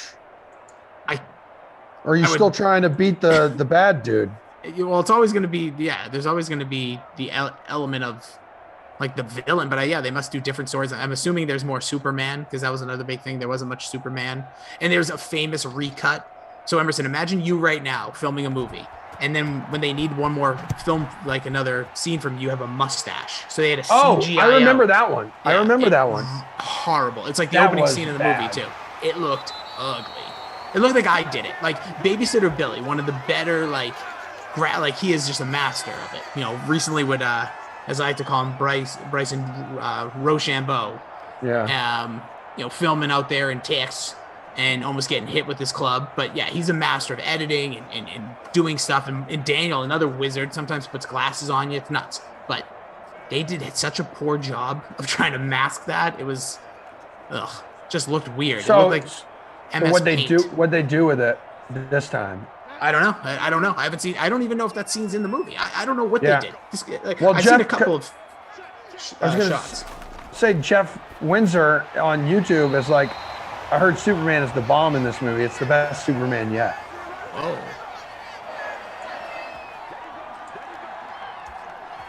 Yeah, that's good. I don't know. Those original Superman movies are cool. Like, those are fun. I'm intrigued. Yeah, there's a lot going on. Eric Court says, I only like the vintage Batman and Robin TV show. Legendary. You're fun, Eric. Legendary. It is, but like, are you really watching those? Like, dude, those are hard. Those are hard watches. I'll tell you, it's fun to watch like a clip on YouTube, but I ain't sitting down and banging those out. Matt King says, just shot into the money and free challenge. Hit Ian for the love of God. You're talking to two guys who rostered him. We would also enjoy that. Dude, I got to watch WandaVision. I got to watch like so much stuff. I have to first finish Schitt's Creek, and then I'll get into other stuff. Emerson, remember this. As a guy I used to work with, still friends with, Rich Keefe over at EI always says, you can't watch everything. You just can't. You're watching like Celtics games, local, what you do for the mothership of Nesson. You got to watch some Celtics, some Bees.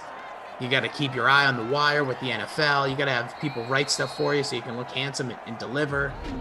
How are you going to mix a 4-hour Justice League film? Like, what are we doing here? And then you think you're going to watch WandaVision now too? Come on. Just take one step at a time. Finish your little Schlitz Creek and move on. Which, by the way, the times I have seen that show just always makes me giggle. I'm not into it yet, but it always makes me laugh. Did you watch Ted Lasso? Oh, I sure did. Now that. Yeah, that screamed you. Like, that is you. Oh! Pick off! And is this going to be housed? What are you doing? Yes, stay on your feet! Stay on your feet! Yeah! Got it all the way. Teddy Bridgewater, got to work on the tackle, bro. So that's huge if you rostered the Cardinals DST. I'm telling you, that's going to rock the top of the leaderboard here. Hell yeah, dude. House of Cards. Let's go. But I just must. House of Cards never seen, but I will say I've never seen it either. It's just, a fun little play on words. Oh, I get it now. I watched the first 2 minutes of it, and like a dog got hurt, and I turned it off. I can't handle that stuff. I'm a coward. You're not watching John Wick, I'm guessing. No, I haven't seen it, but I hear it's really good. I've heard the reason why he goes on a rampage. I don't really know, man. Don't touch that subject. But just quickly on Ted Lasso, if you're ever anybody in the DK Sim fam, anybody listening in God's green earth here, or if you're in outer space, because we know there's tons of aliens here. It's been confirmed by Baker Mayfield. You gotta watch Ted Lasso. It's worth subscribing to the Apple TV and go ahead and just watch the crap out of it and just smile and enjoy life. Because if you need happiness, if you need to just find something to make the muscles in your face just go upward, Ted Lasso's the answer. Yeah. Wow. And Daniel, whose opinion I respect with this stuff. Love it. Absolutely. Coming in hot. Ted Lasso is one of the best shows of the last 5 to 10 years, period, he said. I agree with him. I'm honestly willing to be right there with him. And I can't always say overall shows because then people will start dropping all these other ones. But I think it's definitely in the argument as a member of the Pop Culture Pile Drive with Babysitter Billy. We do top 11s, and I'd easily say it's in the top 11 if we're going 2021, or it technically came out in 2020. So 2010 to 2020, it's in there. It really was a good show for this pandemic where everyone's just feeling like crap, and you needed something to provide you like a mood boost, like a feel-good story. Also, that remains, funny, and as Daniel says, earnest and heartwarming. Like, nailed it, dude. All the emotions, but never overpouring you with like sadness, and never had that story. Like all shows do this thing where they try to just pull your heart out. Like, oh, why would he do that? Like, say they're in a relationship and the guy or the girl does something that they know is dumb, but they do it anyways. It's like, then you're watching the car crash. I don't like that in all movies. It happens in every movie. But this, they didn't do that. It was more just real, which was awesome. And by the way, I found this out much later. The owner of the football club there, the blonde woman, she's the Shane Bell woman from Game of Thrones. Oh my God, I never realized that. Dude, I went on her IMDb to find out who she was because she's a very attractive woman. And I said, let me see, who is this woman? She must be in things. And it says Game of Thrones and the random names in Game of Thrones. I don't know anyone's name. And I'm like, okay, who's that? And I just let it sit there for a while. Then all of a sudden I'm like Googling something, and there it was like on my like feed somewhere, but on Google it was like, did you know these actors were also in this? And I was like, holy crap, she's the Shane Bell woman. So Daniel says she's got a stage acting background. Of course she does. British. As do I. But my question is, like, does that not necessarily translate over to the big screen all the time? The shoulders into boulders monologues is not necessarily the same type of on-stage presence, but still counts. Yeah. I would like to say for Mr. Clemson Brew on YouTube, says every time I want to sim, I just think I'm a mathematical genius. I just really want to throw my computer out the window, LOL. And I made sure I replied to him and I said, yo, dude, just donate your computer to Lamarca because he sold his so he could buy more Top Shot. So make sure you do not throw your computer out the window. He really needs it. Yeah, can everyone please, over the next two sims, pour all the love to our good friend, Matt Lamarca. I think he currently has 76 Top Shot moments, I think they're called, on eBay right now. He's just trying to make dinner, all right? So please. Yeah. Also, Daniel and Michael would also like him here to do his job at 8 o'clock and 10 o'clock, so hopefully he finds a way to get a computer. They're going to give him that? Yeah, out at the 20. 7 catches, 80 yards for Robbie Anderson. That's the guy who's been keeping me in the fight there. That's my cap. So I could use him to score. Thomas would be nice. I've dropped so far, 23rd right now. So if Robbie can actually, that might be the play. Robbie, they're going to booth review it with the game out of hand. 20 or so seconds to go. 1, Oh, I don't know. They get that left toe down. Don't even look at it. Don't even bother. We never know what's gonna happen. Just give him the catch. Be a good soldier, Madden. Looking at some ballers in this game too. By the way, Kyler Murray. I know we've kind of all been all over the place in these sense, but that's what we do these days.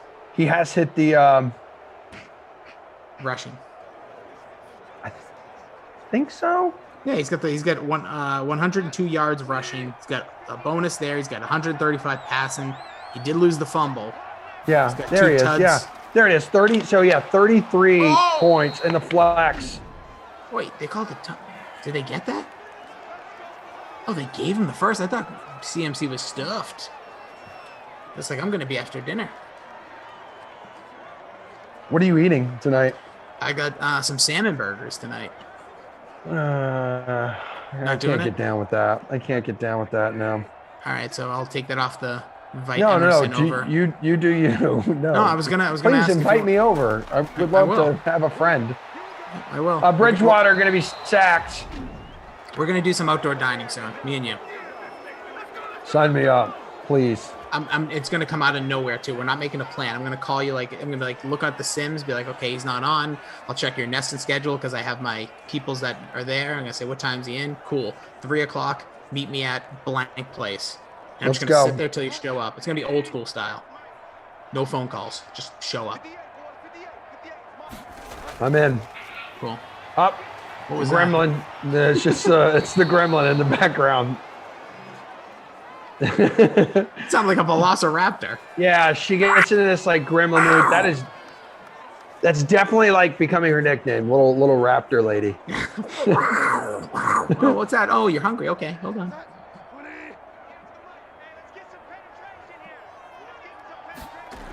Third and 17, out of hand, but could help you a little bit here in whatever contest you're in. It's incomplete. 7 seconds to play. 4th and 17 coming up. So last chance for anybody you decided to roster on the Panthers squad to earn you some points. Who do you need? I mean, I would love some Ian Thomas action here. Kurt, the squirt would be great. Who else? Like something, like anything. Come on, guys. Dude, that is how it's going to end, like that. What a dud. What a buzzkill. First time playing Fortnite says Raptor Gremlin. We have discovered what the new species is. The Raptor Gremlin. Or the Jaguar all of a sudden. Oh, man. A lot of really good content there if you follow the Sassy Springers on Instagram. The Sassy Springers, 2 sisters, just living that thing called life, man. 31-16, Arizona walking out the door with a nice big old thick win. We love it like that. Yep, love it thick. We had a good time. I had a really good time with you. But before we skedaddle and hand it back over to Terrellin Asak, we got to talk a little bit. We got to get a Krusty Kaufman player of the game, which Krusty Kaufman and Big Saxy coming up at 8 o'clock, guys. Then it's Kaufman and it's Glash and Lamarca. So yes. Kauf, Lamarca, Chargers, Titans at 8. Glash, Lamarca, Seahawks, Colts at 10. Plenty of opportunities here to get to the bottom of everything Lamarca's been going through and how we can help him. We'll get him. Pick him up. When you are down, DK Sim fan, you know this. This guy right here knows this. Everyone behind the scenes knows this. When you see Lamarca and you see he looks down on the beach and he's walking. Yeah. He feels like he's floating and he looks down, but he sees these 2 prints on the ground. It's because we're carrying him. Because that's what he needs. We need to pick Lamarca up, put him on our backs, and we will walk for him. All of us collectively. It's the biggest group. It's the biggest love. It's like Hands Across America 1984 style. We're all going to be carrying Matthew Lamarca through this thing called life and get him through this troubling time. And it was rude for... But no. Let him know. Don't. Just tell him you love him throughout the next 2 Sims. I think it was super rude of Kenny to know that he was in trouble and to say, all right, I'm just going to like buy your bed. Like, you know, I'm just going to take it. Take your bed. Took it on a 2-hour subway train ride. He's the guy on the subway with oversized objects. and he's got a massive, massive mattress with him. Yep. Krusty Kaufman, player of the game. Hit me up. Emerson's excellent player of the game is Kyler Murray. He hit the bonus you mentioned on the ground. He had 33.5 non-captain. This guy owned it today. Really stepped up. It's been a little bit of an up and down for him, just like our good friend Matthew Lamarca. So in honor of you, Emerson, the captain who you should have captained is Kyler Murray. So he's going to get the player of the game. What else we got for? I'm just going to give you Ian Thomas is going to be your Deucey. No, it's called the Deucey Steals My Mattress, but not my kid award. Perfect. Absolutely perfect. All right. I had a good time with you tonight. Great time, real quick, lineup check. You want to give it to me? I finished in 23rd. Not good, not terrible. 76. Scores hold. I know Jim's still grinding, working on double checking everything here. Jay Soros, if everything holds, you'd have a 7-point victory. That's pretty good. Good for you, That's dude. in the I haven't eaten since the last time I eated contest. Currently, it looks like a 10-way tie for first. Whoa, relax back there. Whoa. Current 10-way tie for first in the free showdown. Early classic, man, some of you guys stacked the hell out of this game. But let's go to the late classic. Sorry, I'm so used to saying early classic. You're good, dude. All right, well that's it. My brain is fried. I'm over it right now. I need to eat some food and rescue my wife from our 2 dogs. So thank you. Good seeing you, Rossi. I love you, man. It was a great time. As I always say to everybody, stay hydrated, keep smiling, put some positive things out on Twitter. Watch how better your life will be. Okay. Producer Michael, Daniel on the 1s and 2s, and Jim on the ops team. Much love, fam. And Terrell and Asac. All right, girlfriend, we've missed you. It's been a while. Take it away. The floor is all yours. Yo, guys, thank you. And thanks, Rossi, for reminding me to drink water. I'm drinking some Bowl and Basket. Don't know what this brand is, probably dollar store, knowing my parents, because that's where I'm at right now. But let's get back into it. Coming up at 8 p.m. Eastern, we got the Chargers and the Titans coming your way. Got Krusty Koff. We got Crazy Lamarca. He's going to join us for that matchup. That is also featured in the Madden Stream 1K Flea Flicker contest. $5. It's going to get you a shot at a $150 top prize in the free contest for that showdown. Has a $250 prize pool with $25 going right to first. Coming up next, though, we are going to dive into the rest of the NBA slate. We got Mr. Ducey and Gary and Thorne. So drop your questions in the chat and we'll be right back.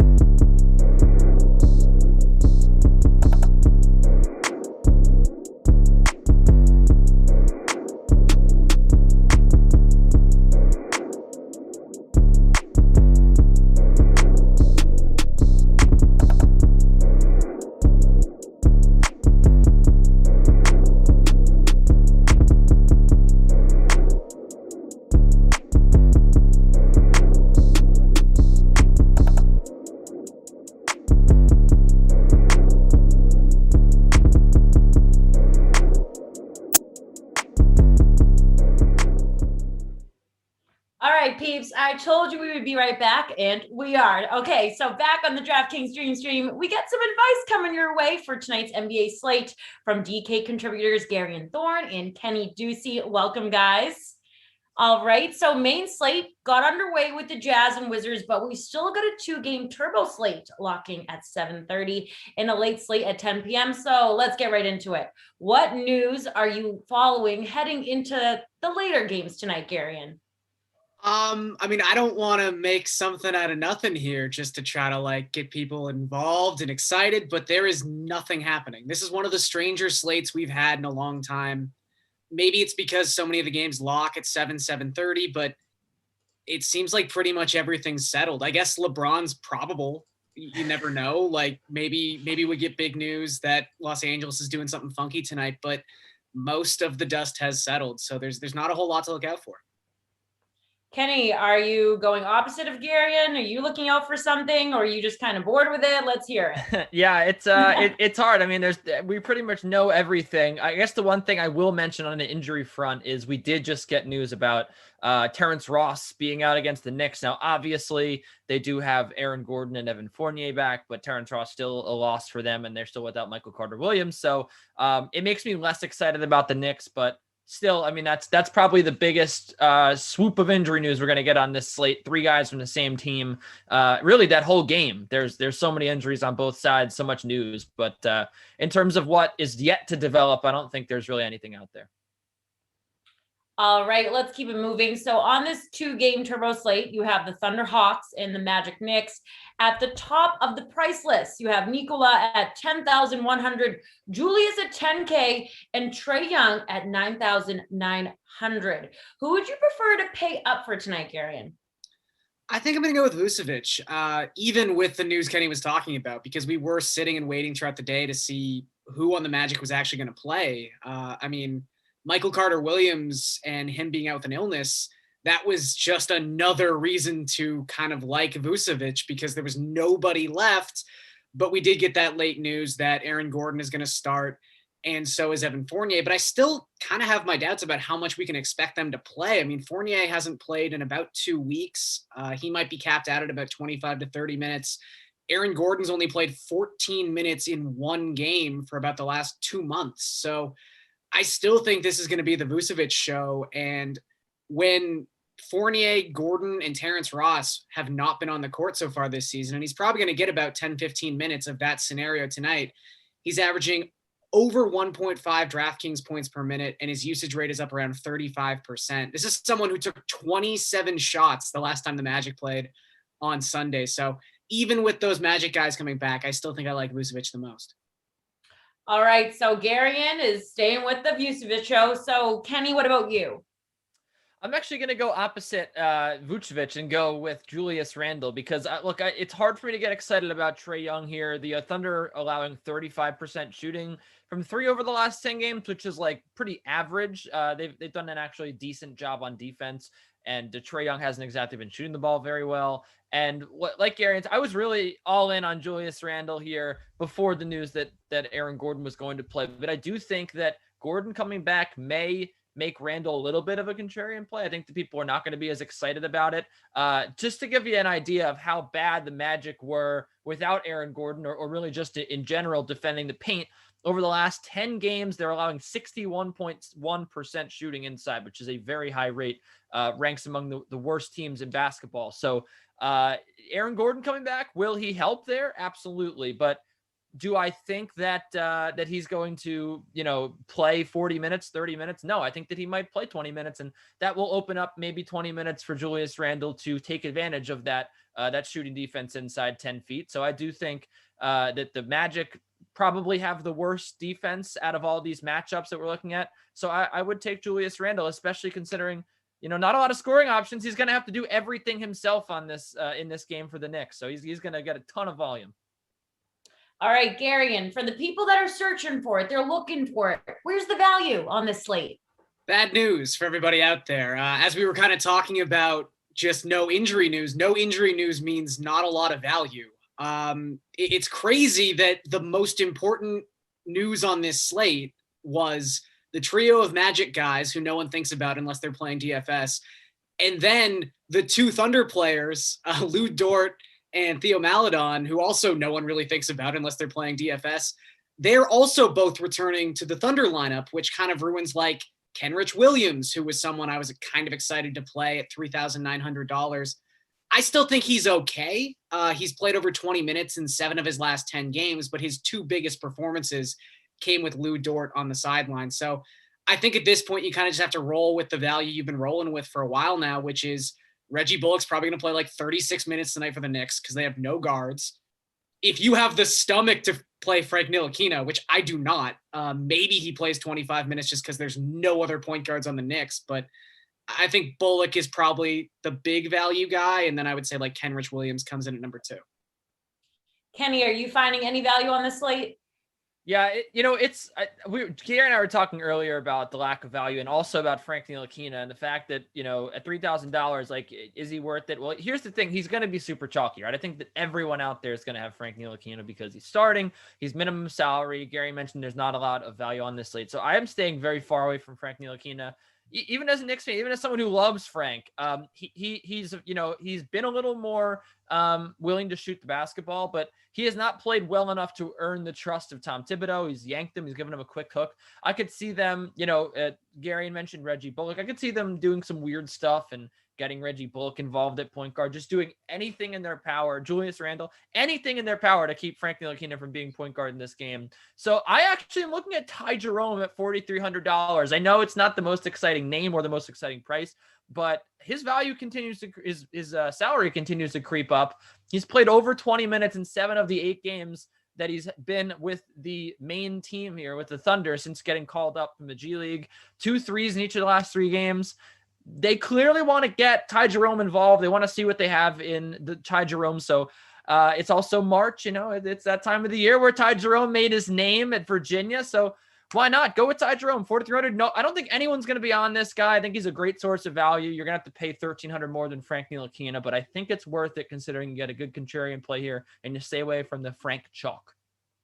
All right, Kenny, take a big breath because I'm going to start with you this time. Let's go to the sportsbook now. Can you give us your favorite bet from these 2 games? Well, I'm going to have to take a deep breath here because the Magic are getting a bunch of help back. So that's the first and foremost here. You're probably proceeding with caution. It's 4.5 points with the New York Knicks, which is a lot to lay here. But there's a couple trends, and this is a weird slate for me as well because I just looked almost entirely at trends for this one because they were too good. The Knicks as home favorites at Madison Square Garden. It's just another way to say home favorites. I like saying it that way. 6-1 against the spread this year. They have not defended the 3 lately very well, right? They were number 1, or I think still are number 1 in basketball, but over the last few games, it's really slipped. But the Magic without Terrence Ross, they have not shot the 3 well. So I don't see that being as big of a problem for the Knicks as that has been in games past, against teams that did shoot the ball well. On the road, the Magic are 8-10 against the spread, and they haven't won since February 23rd. They've covered in just 3 of those 8. So it's hard for me to find a reason to get excited about the Magic here and a reason that they're going to cover the 4.5 points at the DraftKings Sportsbook as much as I want to say it. And look, all losing streaks aren't created equal. Sometimes teams show promise. Sometimes it's, you have an excuse there with the injuries, but they just haven't kept games close at all. The Knicks have been dynamite at home. It's hard for me, despite the fact that they're missing Emmanuel quickly, to see them not blowing the doors off the Magic tonight, especially considering we're probably not getting Gordon and Fournier for that many minutes. All right, Gary, let's hear it. Yeah, I'm also going to be on the Knicks. Look, I think Kenny outlined a lot of this, but yeah, the Magic are getting players back. That's nice, but they still are losing players. Again, Michael Carter-Williams is not going to play after being the starting point guard for the past 3 weeks. And Terrence Ross is not going to play in this game either, which doesn't give them a lot of bench scoring options. And they're probably going to struggle to score much against a very, very good New York Knicks defense. The Magic have the worst net rating in the Eastern Conference across their last 10 games. They've been outscored by 10 points per 100 possessions. And the Knicks are 8-0 against the spread coming off a straight up loss. So I just think the trends and the numbers all point in the Knicks direction tonight. So give me New York. All right, on the 10 p.m. late slate, games include Pelicans, Blazers, Timberwolves, Suns, and Hornets, Lakers. LeBron, he's listed as questionable, but he should play tonight. Are you going to roster him, or would you rather pay up for Damian Lillard at $11K, Kenny? Absolutely not. Maybe in a cash game, but I think my girlfriend 10 feet away from me is going to be on Damian Lillard tonight. Who isn't going to be on Damian Lillard tonight? The guy had 50 points against the Pelicans, the same exact team, 2 nights ago. So I think that it's the chalkiest play in the history to go with Damian Lillard tonight. And meanwhile, LeBron, he's just not a sexy name anymore. He's not the guy to go after, but here's something that might help you, okay? The LaMelo Ball, it's a big game. It's LaMelo Ball's homecoming. LaMelo Ball's like the play of the night for me, against the Lakers defense that's been slipping, but we'll get to that in a little bit.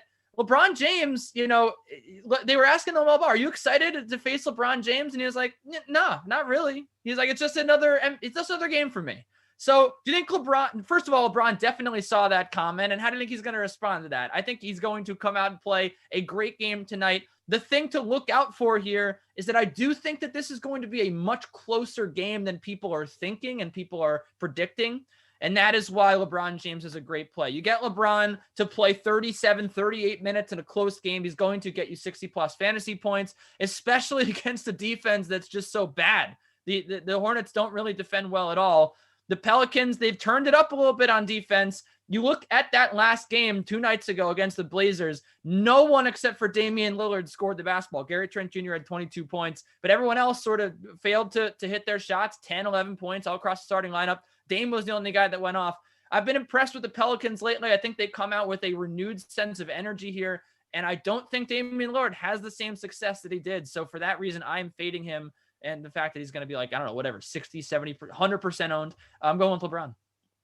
All right, Garion, are you going for not sexy name LeBron in Ducey's words, or are you going to pay up for Lillard?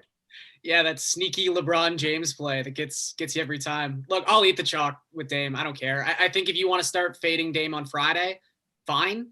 But at this point, the recent history of Lillard absolutely smashing in these smash spots, it's just too much for me to ignore. I mean, the Trailblazers' schedule recently has been insane just in how bad the defenses they have faced have been. And he's taken advantage every single time. He put up 44 points against the Kings. He put up almost 60 DraftKings points against the Timberwolves a couple nights back. And then as Kenny was talking about, that 50 burger with 75 DraftKings points on Tuesday, which, yes, everyone does remember. But with McCollum still not at 100% and still going to have his minutes kind of nursed, I'm going to go back to Lillard. I really don't care how many people own him tonight. I think the value you find in the mid tier and the value you find down low, because there's so little of it, I think that's really where you make your hay. It's fine if everyone has Lillard. Who is your favorite value play on the late slate, Ducey? Speaking of sexy names, is there a sexier name out there than Alex Caruso? I can't take my eyes off this guy. Every single time I play a late slate, they call me short slate Ducey for a reason.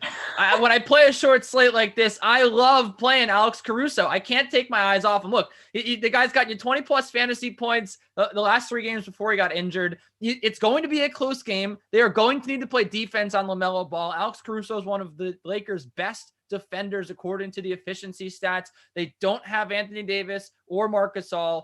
I think that Caruso, in his return here from a concussion, a mild concussion as they put it, has a big game. And again, they are going to need to figure out a way to stop LaMelo Ball. Dennis Schroeder is their worst defender. There is going to be a point in this game where the Lakers decide, hey, the Hornets are up by like 8-10 points. We got to start defending better. They'll put Caruso in. I think he gets at least 20 minutes in this game. And at minimum salary, all you really want from this guy is 15 points, right? He can get you that more and more in spades. On a night bereft of options at $3,000 that are going to get you 30 points, Caruso's a pretty good guy. He's not going to be the sexiest name out there, but he'll get you at least 5 or 6X, I think. And that's going to be good enough to get it done. All right, Garion, are you going with Ducey's favorite short slate, Ducey? Are you going with his Caruso, or are you going to pick a different favorite value play on the late slate tonight? I do think Caruso's a good play. In the same realm of just floor guys who tend to go overlooked, Jay Crowder is a really nice play tonight as well.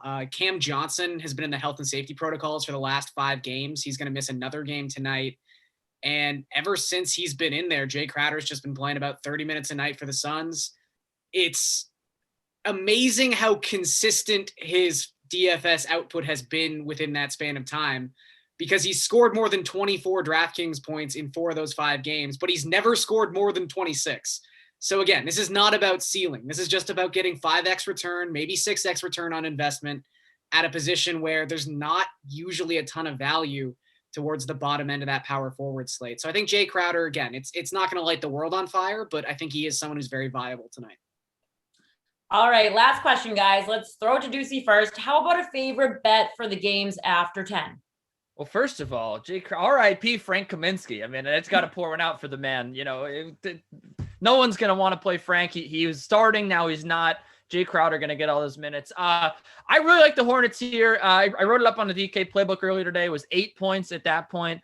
The Lakers, they have been a bad team against the spread. Let's just get that out of the way. 20-20 against the spread. They've covered their last 4 games. But look, this has not been against good competition. They had to cover 7.5 points against the Timberwolves last time out. It was a 1-point game at the half. They needed a big fourth quarter to get it done and close the deal. They are 6-8 against the spread when favored by 8 or more points. They have just, this run of covers, they've been either really short favorites or underdogs because, again, with all the names out, Caruso included, with Gasol and Anthony Davis, the books have just not been favoring the Lakers by as many points as they have been earlier in the year. So that's why this against the spread record has started to come back a little bit. This is where it gets out of hand. 8 points, 7 points now with the Hornets. The Hornets, this is my favorite trend like ever, Gary. And they're 5-3 against the spread on the second night of back-to-backs. And they've won 4 of those games outright. And they are 12-6 coming off a loss against the spread. So this is a perfect storm here. Off a loss on the second night of a back-to-back. LaMelo Ball is homecoming. He 38-minute drive. I did it on Google Maps. 38 minutes from Chino Hills, because he lived exactly in the middle, right, to the Staples Center. This is going to be a big game for LaMelo Ball back in Los Angeles. I think he's going to go off, and I think that this is a very close affair. I don't think the Hornets are going to win, but I think this is going to be pretty tight. I do, and I love getting 8 or 7 whole points at this point with the Hornets. Their offense has just been so good. Their shooters have been so good. This Lakers defense, without those 3 as well, has really slipped of late. I think that, that they were number 1 for a long time. They've kind of slipped to just inside the top 5 now in efficiency. I think that the stars are aligning here for the Hornets to cover. All right, Gary, and let's hear it. You'll never go broke betting Pelicans games to go over. I think I talk about it every time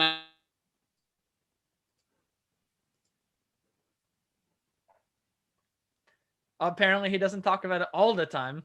Yeah, Yikes. Scary, and maybe I don't know think if I want to bet. I don't know if I like the Pelicans over anymore. I think what happens is that the Pelicans over is too free at this point that DraftKings legally doesn't want us talking about it anymore because people are just going to win too much money on the Pelicans over. People are getting so much money. I think that's what happens. Something there. All right, look, I'll back up Gary in here just for quickly though. I mean, just the trends have pointed. The trends have pointed to Pelicans overs. I mentioned that they're playing better defense, but they still are one of the worst defenses in the league. Portland as well is one of the worst defenses in the league. Okay. It's a situation where you have 2 of the worst defenses colliding here, Terlin, and I just don't see a way that there aren't like 300 points scored in this game, considering how hot both teams have been from 3 as well. I think that's a very important thing to think about. Lonzo Ball has been shooting so well from 3. He's been garnering a lot of trade interest lately. So I am with Gary here. I really like this over, and it's been one of the most profitable spots all season long. I don't have the record here for how many times it's covered. I'm sure Gary and his crashed computer have that, but I will save you the time here and just say bet the over in the Pelicans game. It's always a good call as well as the Hornets against the spread. All right, people, if you want to make it rain, I mean, Gary didn't get to tell us, but Deucey did a great job. Pelicans over, all right? Thanks, Deucey. Thanks, Gary, and wherever you are out there in the world. We got great insight, but hey, Sim fam, go put that knowledge to good use. While you guys do that, we're going to keep it rolling with the good advice tonight because the NCAA tournament, it started today with the playing games, and there are some good ones going down tonight. I'm excited. Emerson Latzia, he caught up with our good friend Ben Rasta to get his picks for those games, as well as they're going to take a look at some tournament futures before round 1 gets underway tomorrow. The greatest time of year to be a college basketball fan is here. The tournament is underway, and joining us now to break down all the upcoming action is Ben Rasa of Awesemo.com. It's really good to see you here. It's been far too long. It's been a 2-year hiatus for this tournament. I couldn't be more excited to get into this. And I love you even more for the Nickelodeon swag that you're rocking right now. Reptar had to make an appearance. It's all hands on deck here. I am still in pursuit of the Reptar cereal out there. I have yet to find it. That's if they make an NFT of that, we'll all be rich, but that's neither here nor there. For sure. All right, Ben, let's dive into tonight's playing games here. Appalachian State is a 3-point favorite against Norfolk State. So who do you expect to see pick up the win in advance? Yeah, tough little game here. I'm going to go with App State. I just trust, in these playing games, I really do look at the conferences. And now more than ever with these teams barely playing out of conference. So the Sun Belt to me is just better than the MEAC. And App State kind of got hot at the end there to pull this automatic bid. They're a methodical team, but I just kind of trust them a little more. Norfolk State, slightly better record, but I think the competition was so watered down that ultimately I would lay the 3 points tonight. All right, the playing games everyone is talking about, though, it's this one, the 11 seed UCLA and Michigan State. They're battling it out. We know these are two traditional powers, right? With Michigan State as a slight 2-point favorite. So who gets the win? Yeah, I'm going to go with Michigan State tonight. UCLA, they started out really hot in the year. They've lost 4 straight, though. I kind of think they're in a tailspin. That's why they find themselves in the playing game. Michigan State is not used to this. They're used to Final Fours.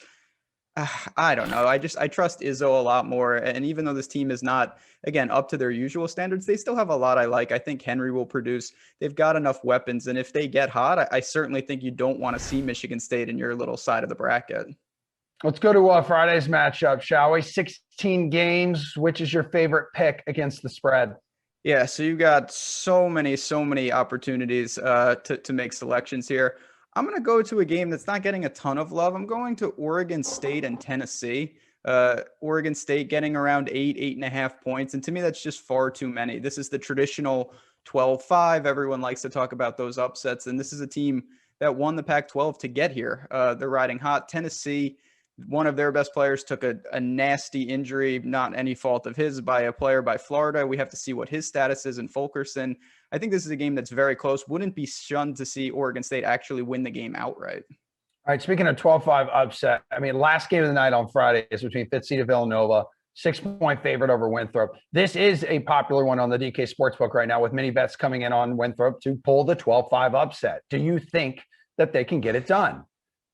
I want to say yes, but ultimately I'm going to say no. This is a team 23-1. But again, it's the Big South. No offense to the Big South, but the competition is just not what you see. They want to play fast. They want to lean kind of on the defense.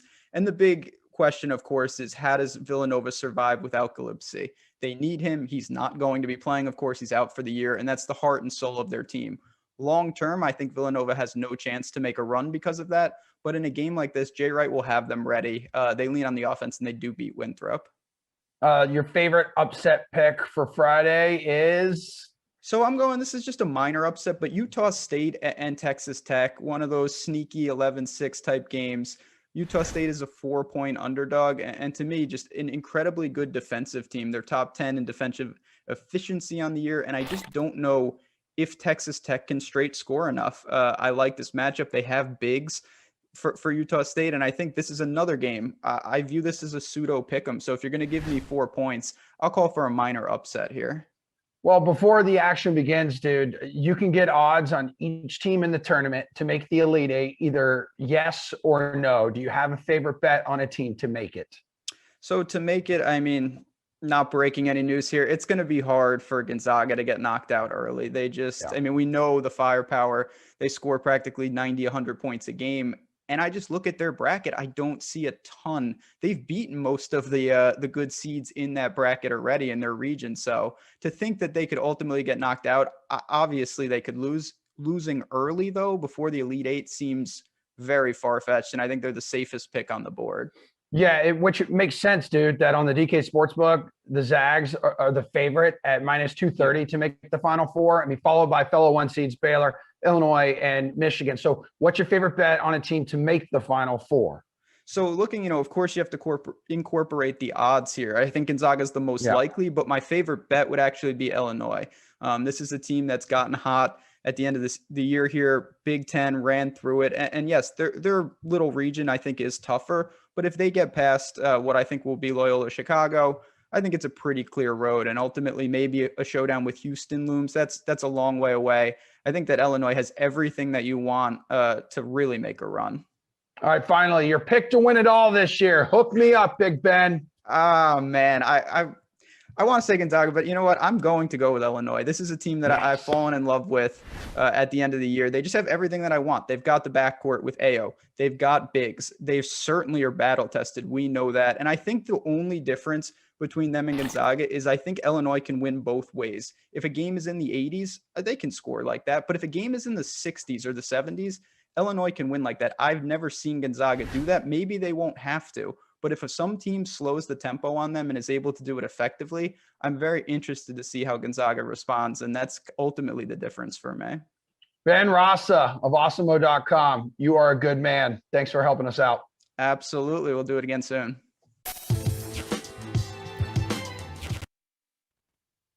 Holler Sim fam, it's time for me now to tell you guys about the play of the day here on the Dream Stream. So madness is not exclusive to basketball this weekend because on Saturday, Cornhole Mania takes over on the DraftKings Dream Stream. It's the American Cornhole League singles tournament airing Saturday, March 20th at 5 p.m. right here on DK's YouTube and Twitch channels. And that's not all. You can follow all the action while taking a shot at 1K in total prizes with our free-to-play pool on the DraftKings Sportsbook. That's right, it is free. You heard me. Most correct answers win the top prize of $1,000. Head to the pool section on the DraftKings Sportsbook and enter your picks by 10 a.m. Eastern on Friday. Then follow along in DraftKings Dream Stream to see if you are a winner. For a sneak peek of what's in store for Saturday here on the Dream Stream, here's ACL analyst Trey Ryder breaking down some of the basics of the sport. What is up, Cornhole fans? I am Trey Ryder, analyst with the American Cornhole League, and whether you are a new broadcast viewer from the comfort of your couch or a future aspiring ACL pro, today's Cornhole 101 is going to dive into the basics of the sport of cornhole. So let's go hit the boards and check it out.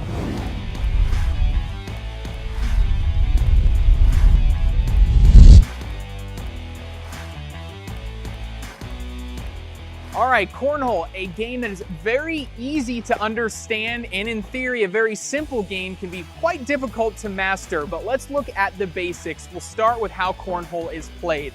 We'll start with two cornhole boards. A board is a wooden board 2 feet by 4 feet long with a 6-inch diameter hole 9 inches from the back of the board. These two different boards are spaced 27 feet apart with a lane on each side of the board. In singles play, you'll play against one other player. In doubles play, it'll be 2 players versus 2 players with doubles teammates staying on the same side of the board directly across from one another. How do we score? Well, each team or player is going to get 4 bags per round, and opposing teams or players will alternate throwing 1 bag at a time until all 8 bags in the round, or 4 bags per team, are thrown. For every bag that you get in the hole, you're going to end up with 3 points. For every bag that you get on the board, you'll end up with a single point. But we utilize cancellation scoring. So if Team A were to score 9 points and Team B were to score 8 points, then Team A would earn 1 point towards the overall score. We play to 21 or over, no bust rule. I know you love playing that bust rule in the backyard, but no bust rule here in professional cornhole. You don't have to hit 21 exactly, but if you get over that 21 mark, you are the champion and you win your first cornhole game.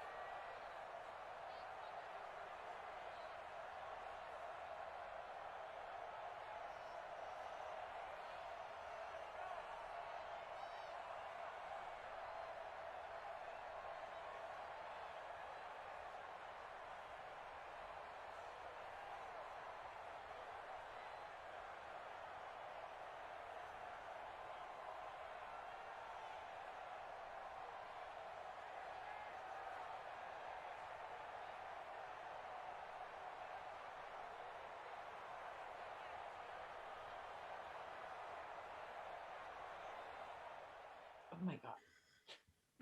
Hello. Our next Madden Sim is right on the way for you guys. But first, here's what else is happening on DraftKings right now. So still time to get in on the NBA action tonight. We've got the 10 p.m. late slate available right now in the lobby. You should have listened to when I caught up with Gary and Ducey. They gave you a lot of knowledge for that one. The featured contest for that one is in the 200K fadeaway. Pays out $50 to first place. Check it out.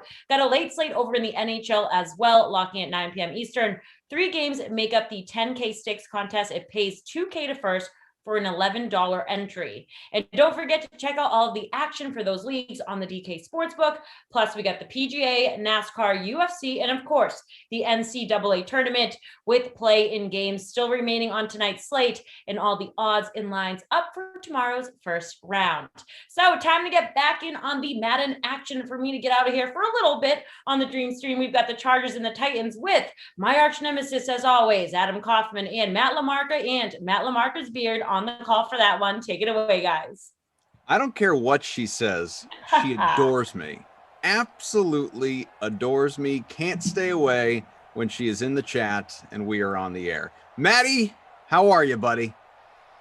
Doing wonderful, my friend. I'll be doing a little bit better if I can right the ship against you in DFS tonight. But yeah, this is the prime time. Will Koff go 3-0 versus Lamarca and NBA free roll? I don't believe me. I saw your dig. I saw your dig. It wasn't a dig. It was a question to set people up for the evening. That's all it was. Sure it was. Yeah, buddy. I have brought up multiple times on the Sims, just like it's not even that I'm on, and I probably will lose to you tonight just because of the junk I'm talking here. But it's not even about going 2-0 against you to start. It's just about the way it happened and you swooping in and saying, time to humble this guy. Koff's just, you're right. I came in hot. Having too much fun, beating up the pretty boys of the Dream Stream, and then 350 the other night. Yeah, you had a very good lineup. I mean, tonight we have a very similar team. It's basically a 2v2. Oh, okay. I haven't even looked yet. I just pulled it up. We have 6 players in common. Do we? I have Gobert and Alex Len, who stinks. And you have Moses Brown and I'm assuming Karl Anthony Towns. I do not have Karl Anthony Towns, actually. So who the heck? Zion? Hang on. I got to look. This is so important to everybody. But you know what? It should be. Let me pull up our thing. Then we're going to give you our lineups for the primetime game. I know we're getting ready to get underway here. But NBA DFS, it is often a talking point, especially when the two of us are together. So you are, all right, so you're fully locked. So you have Ingles, Gobert, Len. Oh, Ingles, right. Okay, so it's a 3v3. Yeah, and I have Brown, Barrett, and later on DeAndre Ayton. No, I have Barrett as well, don't I? Oh, no, I don't. Nope, you don't. Yeah, I ended up not being able to fit him, I guess. You don't. This was a tough slate, I thought. I was agree. Working real hard. Yeah, totally agree. Completely agree. Westbrook was a guy that I thought about who I did not roster, but he is just torching last I saw. Anyway, yeah, he tried to get me a win last night, but the rest of my team just laid an egg. Good to see everybody. We'll keep you posted on how that is all going, obviously. But as far as our primetime free roll, as this game gets set to kick off in virtual Nissan Stadium there in Nashville, what's your lineup looking like? Yeah, so I did build a team, and I went with oops, wrong contest. I'm pretty sure I put Keenan Allen at captain. Interesting. Yeah, that's what I did. Keenan Allen captain. The big dog, Derrick Henry, is a flex play, as is Justin Herbert, as I like to say. Jonnu, Adam Humphries, and Marvin Badgley. Charge will start off with the ball first. Well, obviously, I have, overnight become just the biggest Jonnu Smith fan in the world. I probably should have captained him. He actually isn't even in my lineup. I have what the people did. I have Derrick Henry in the captain spot. He is about 20% owned there, 83% overall. I feel like it is inevitable that he is the captain of the leading lineup, but we will see in about an hour. I also have, Austin Eckler, who is very similarly owned. I have him obviously in the flex, but he is 17% in the captain spot, 84% overall, as we have a quick and early run for a quick 5-yard pickup by Austin Eckler. Also have Keenan Allen, A.J. Brown, and then paid down to Joe Reed and Steven Gostkowski. Joe Reed, a sim classic.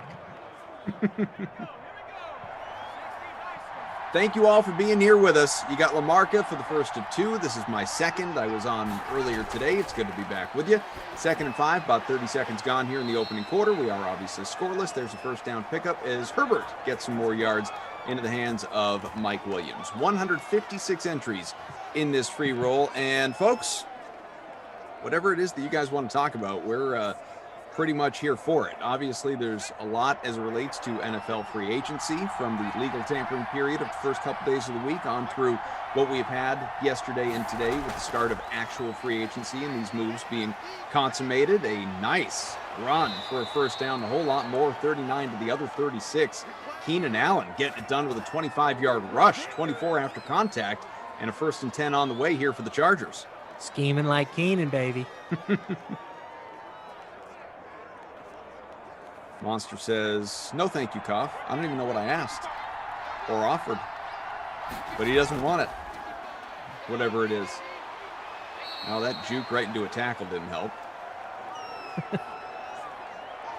Hit that like button. We are closing in on 300. Let's get there. Rossi's Fat Cat, one of my favorites. Oh, it's always a good one. We have a Lamarca sighting. Everyone grab your cameras, but no flash photography. You may spook him.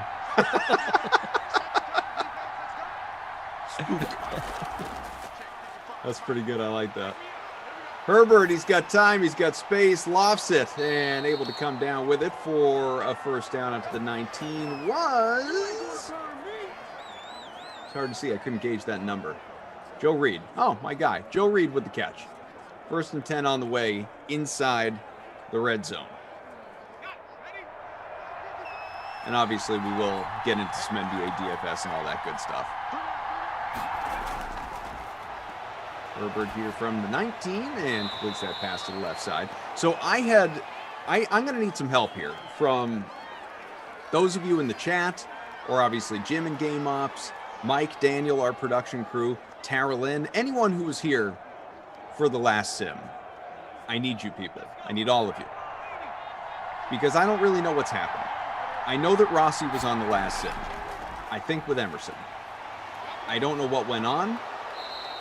I know that there was something relating to Lamarca's birthday, because Rossi just out of the blue texts me, I need you to get Lamarca's birthday.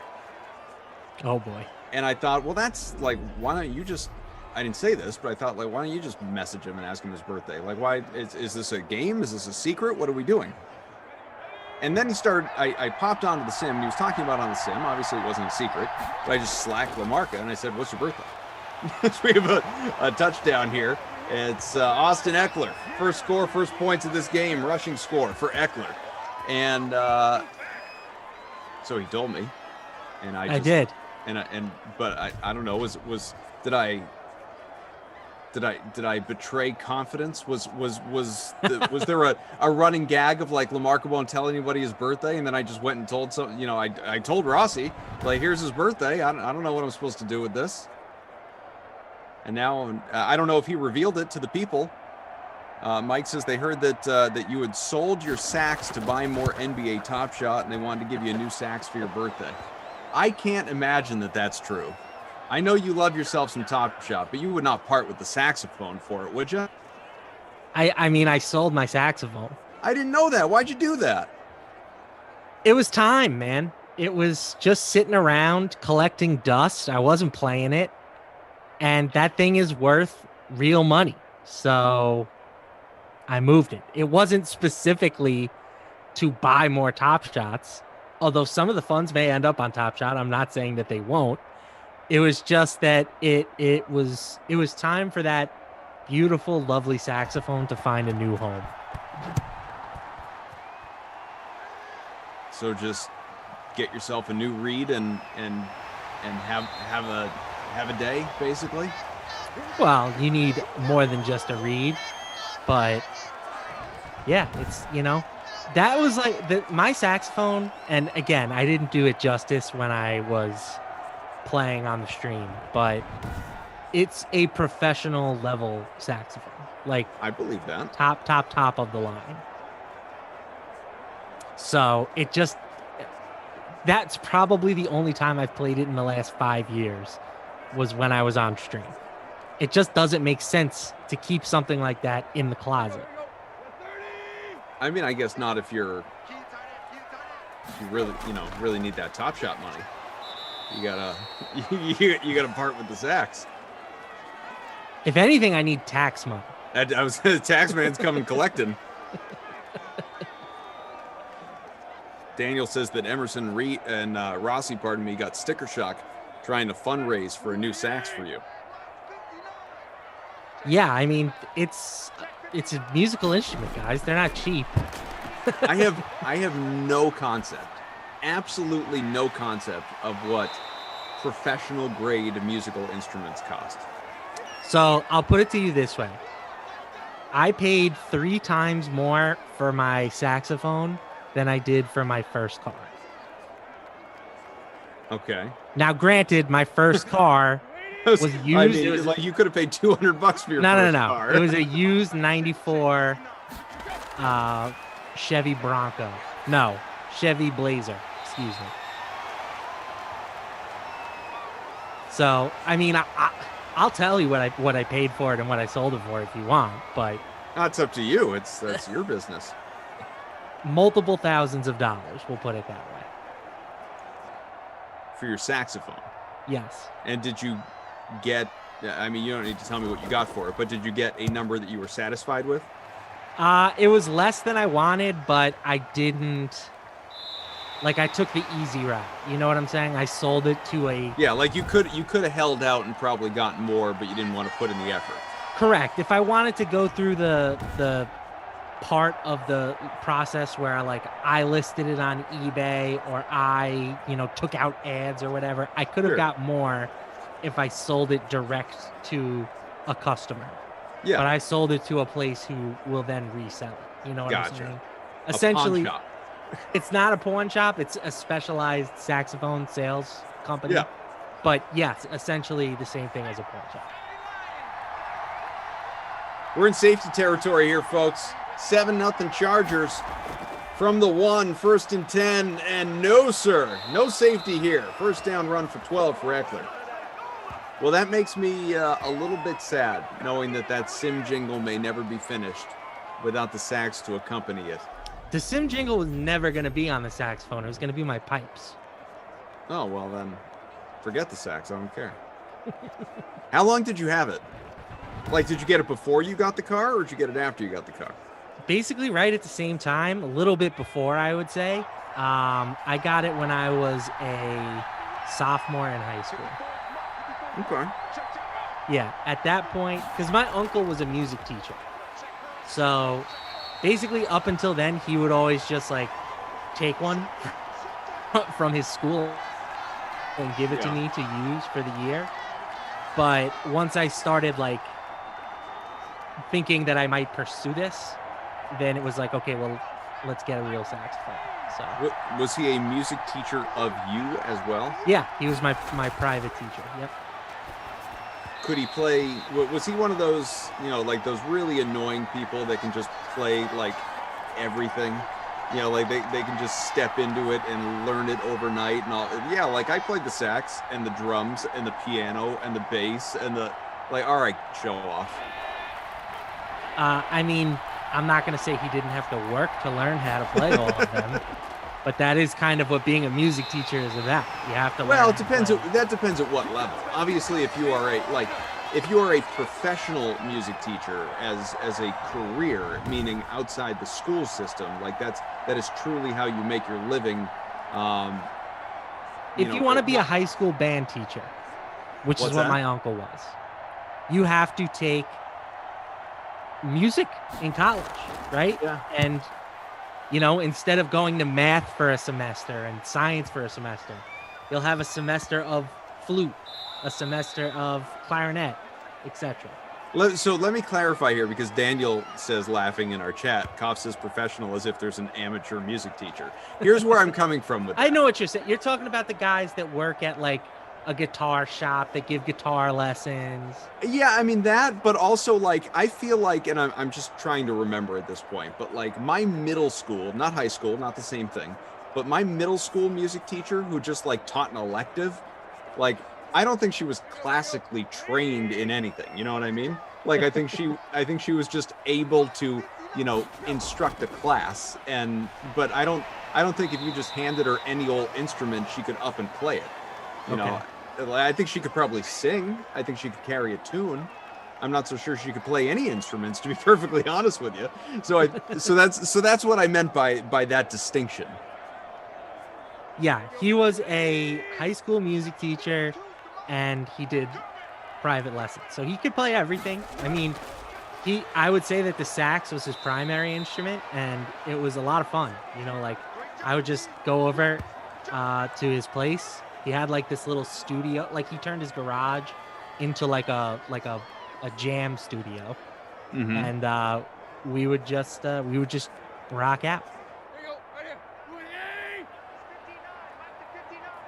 So you had it for a long time. You had it for, what was that, like 15, 20 years practically? Yeah, I would say 15. So you got your money's worth. Yeah, got my money's worth. At this point, it was more sentimental value than anything else. You know? Especially since my uncle's no longer with us. Oh, I'm sorry to hear that. Well, you know, it was a while ago, but things happen. Yeah. So that was really the only thing that had held me back from selling it earlier. But I have other things that still keep me connected to him. So Sure.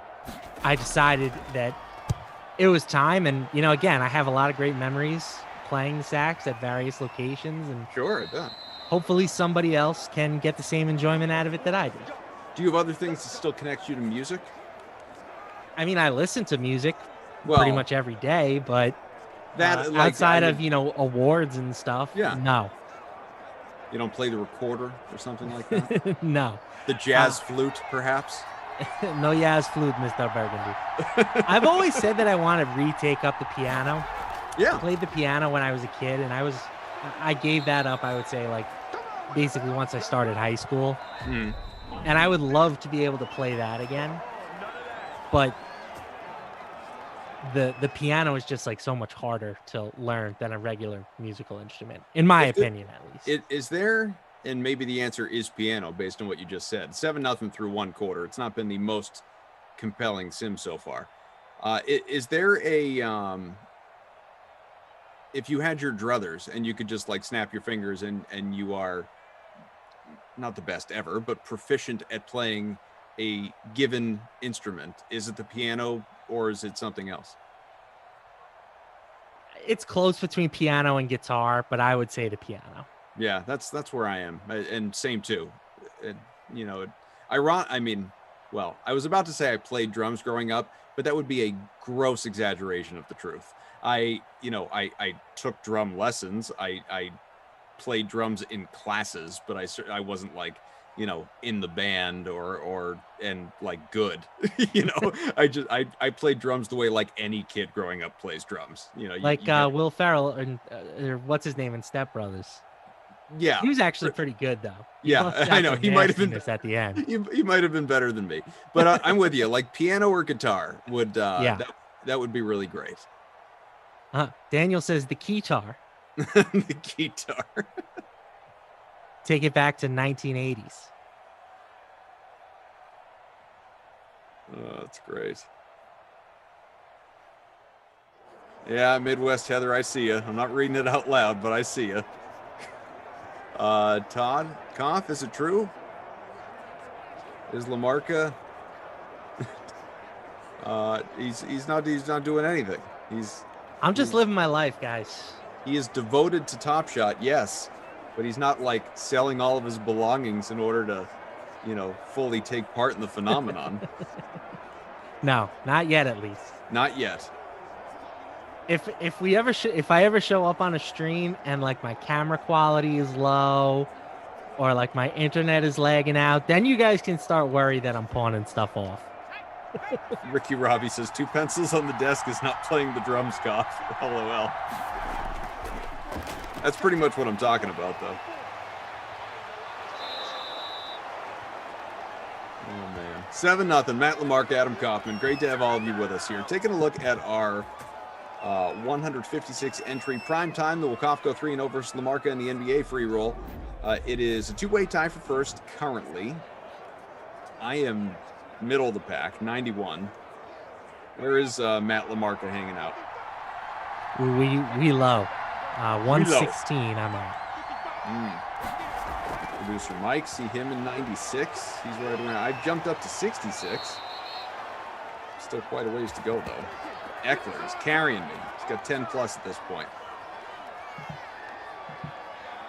Yeah, I don't have Eckler, so not off to a good start. Hit that like button. Up over 300 people watching here on the YouTube, the Dream Stream. Of course, give us a follow on Twitch, twitch.tv/DraftKings. You can hit the subscribe button on the DK YouTube page as well. So we appreciate all of your support. Those of you being here with us, choosing us against real sports going on, be it NBA, NHL. Obviously, you got college athletics. There's a lot going on. We appreciate that you have chosen to spend your time with us. It is welcomed. Thank you. So Midwest Heather says music teachers are a special breed. And that was 100% true of my uncle. Like, not everybody thinks that people that they know are great, but he worked at like a lower income school district, and he would literally pick up the kids at their houses to take them to jazz band practice and then drop them off when it was done, because that was the only way that they could get there. And he like guy that movies are made about. Yeah, and he never cut anybody from the band, even if they couldn't play. If they just wanted to come and hang out, he would let them. He really was like just a special type of dude. So that's awesome. Yeah, I'm not trying to make this such a No, but that's a real to lighten the mood. That's a real like Jack Black's School of Rock thing that he had going on there. Yes, except that he didn't abduct the children. How do you know? I mean, I guess I don't.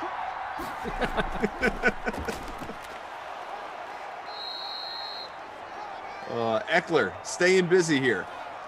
2nd and 4, 17. Ooh, nice shot of Tyrod on the sidelines. Speaking of Tyrod Taylor, what is your perception right now? And I'm not holding you in anything. It's mid-March, long way to go. Obviously, free agency just underway. The draft is next month.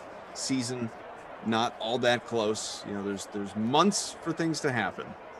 What is your perception of his signing in Houston? Is he Deshaun Watson's backup, or is it the beginning of a contingency plan where you suspect that despite all that they have said publicly, he will get dealt? And I know, and we don't need to address it, but I know obviously there are external factors at play concerning how hot a commodity he might be for opposing teams. The way I'm looking at it is kind of similar to the way I'm viewing Cam Newton for the Patriots. It's a nice insurance policy, right? You can start him if you need to. The contract is reasonable. Not that he has played particularly well the last year or two, but if you draft a quarterback, he can be a bridge guy. If you need him to be a backup, he can do that. If you need him to start, he can do that. So I think that it's always good to have a guy like that on your roster. I don't think that it necessarily means anything one way or the other as far as their long-term solution at the quarterback position, as Keenan Allen, my boy, your boy, finds the end zone. I generally agree with you.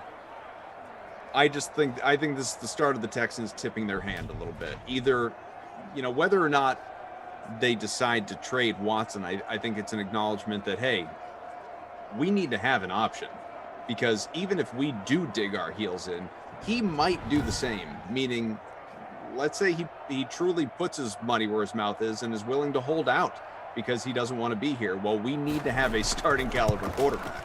So, you know, we have to be prepared.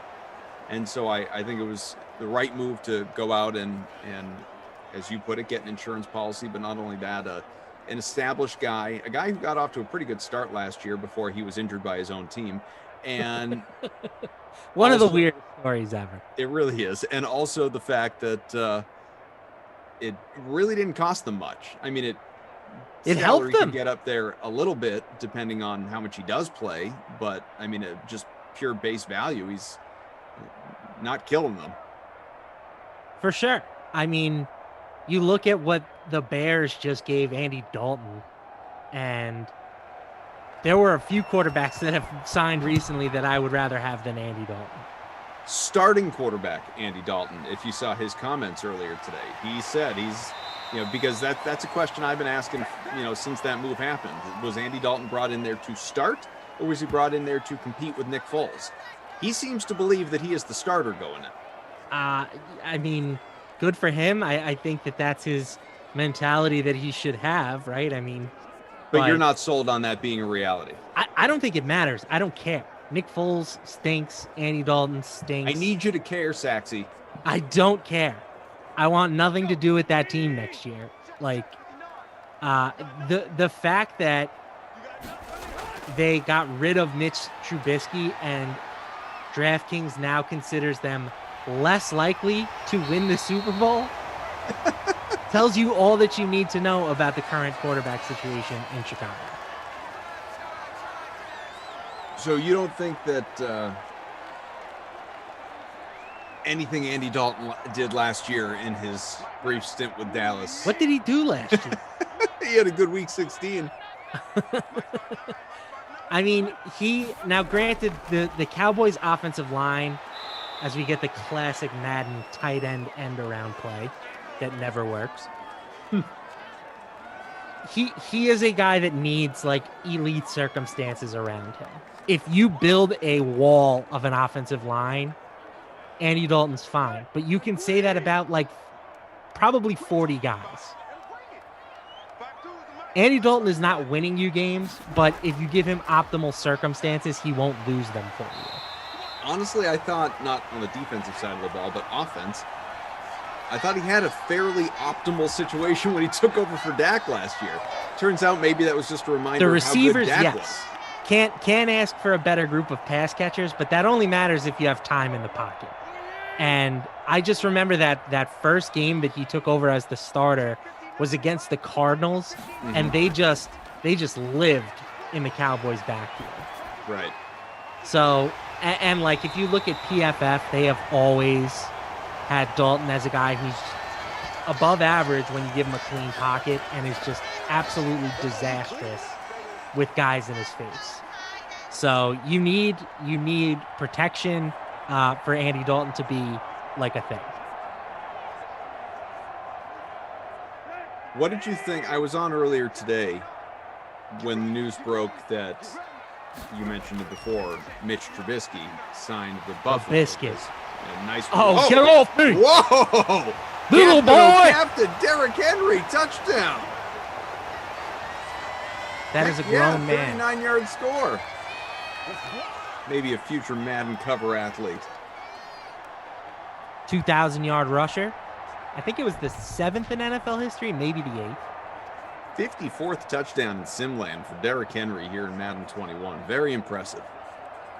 So the best was he went for a stiff arm in the beginning of the run. Yeah. But there was nobody there, so it kind of looked like he was just throwing up the deuces. You know, like, see, well, I'm what on he my did way there to was my, cut to the the deficit in half, at least helped by the Steven Gostkowski extra point. 14-7 with this kick here. A couple minutes left here in the opening half. To finish my point, or I guess to kind of start it, Mitch Trubisky winding up in Buffalo.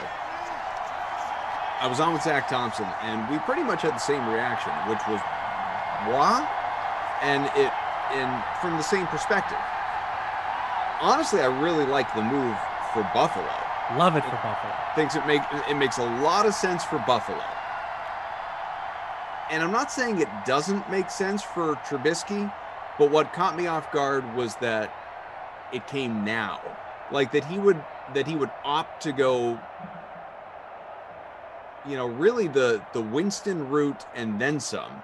Like when Jameis Winston went to New Orleans last year, it wasn't only to learn at the feet of Drew Brees and Sean Payton and rehabilitate his career. It was to put himself in position where if he did do well in that role, he was setting himself up to potentially, and it seems inevitably, be the successor, be the starter there for New Orleans.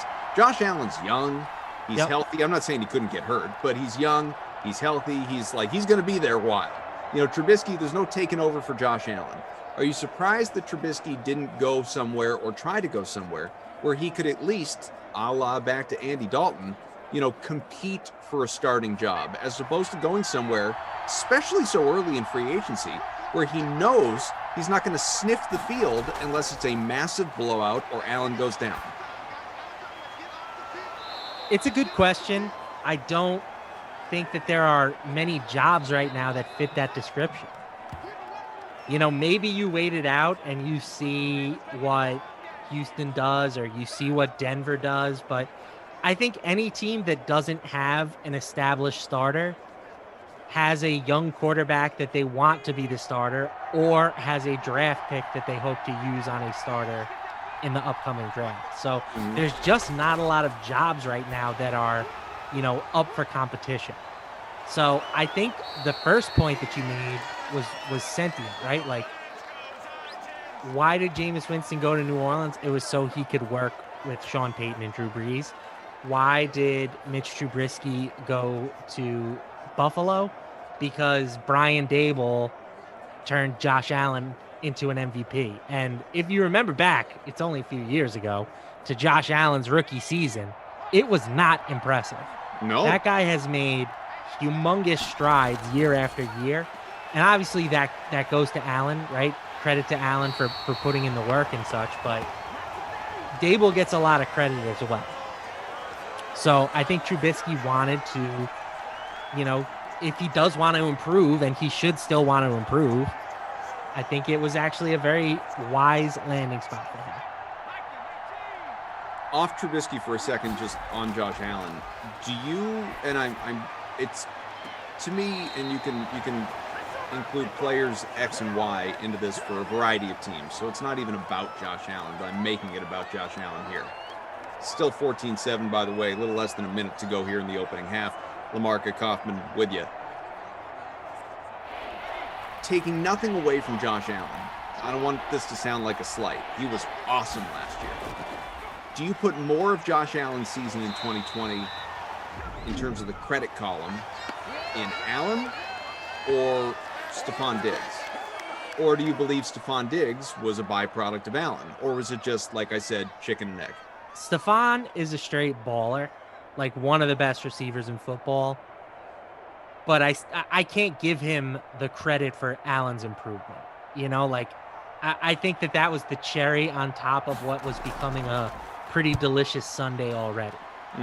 Allen had made some strides before last year. He's basically gotten better every year. So I think he would have had a great year regardless. You also have to credit the coaching, the philosophy. They went from being a team that was one of the most run heavy in football to a team that was one of the most pass heavy in football last year. And they utilized Allen's full skill set. It's a very well run organization. So I think that everybody gets some credit is the answer. And maybe that's a boring answer, but it's the correct answer. Well, who gets more credit, Tom Brady or Bill Belichick? It's debated all the time, even in New England, never mind nationally. To me, same thing. It's a boring answer, but it's the right one. They did it together. I think oftentimes guys do it together in order to be successful. So, I get it. Boring answer or not, I get it. So with Trubisky then, do you think there were any teams out there that should have been more interested in him, that the ability is there, that the promise is there, or is this just kind of the beginning of looking at Trubisky and saying, well, that was a bust? I think Trubisky gets a bad rap. Huge run, by the way, all the way down to the 30 off that catch. The 6, ultimately. First and goal in the way after the A.J. Brown pickup. Speaking about excellent receivers, A.J. Brown, just a tremendous player. Trubisky is always going to get knocked because he's not Patrick Mahomes and he's not Deshaun Watson. Sure.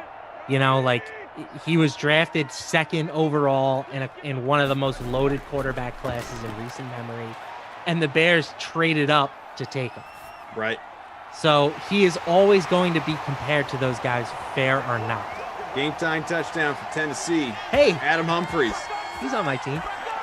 Do the dance, use the hump. Do the hump, the hump. I do the hump, the hump.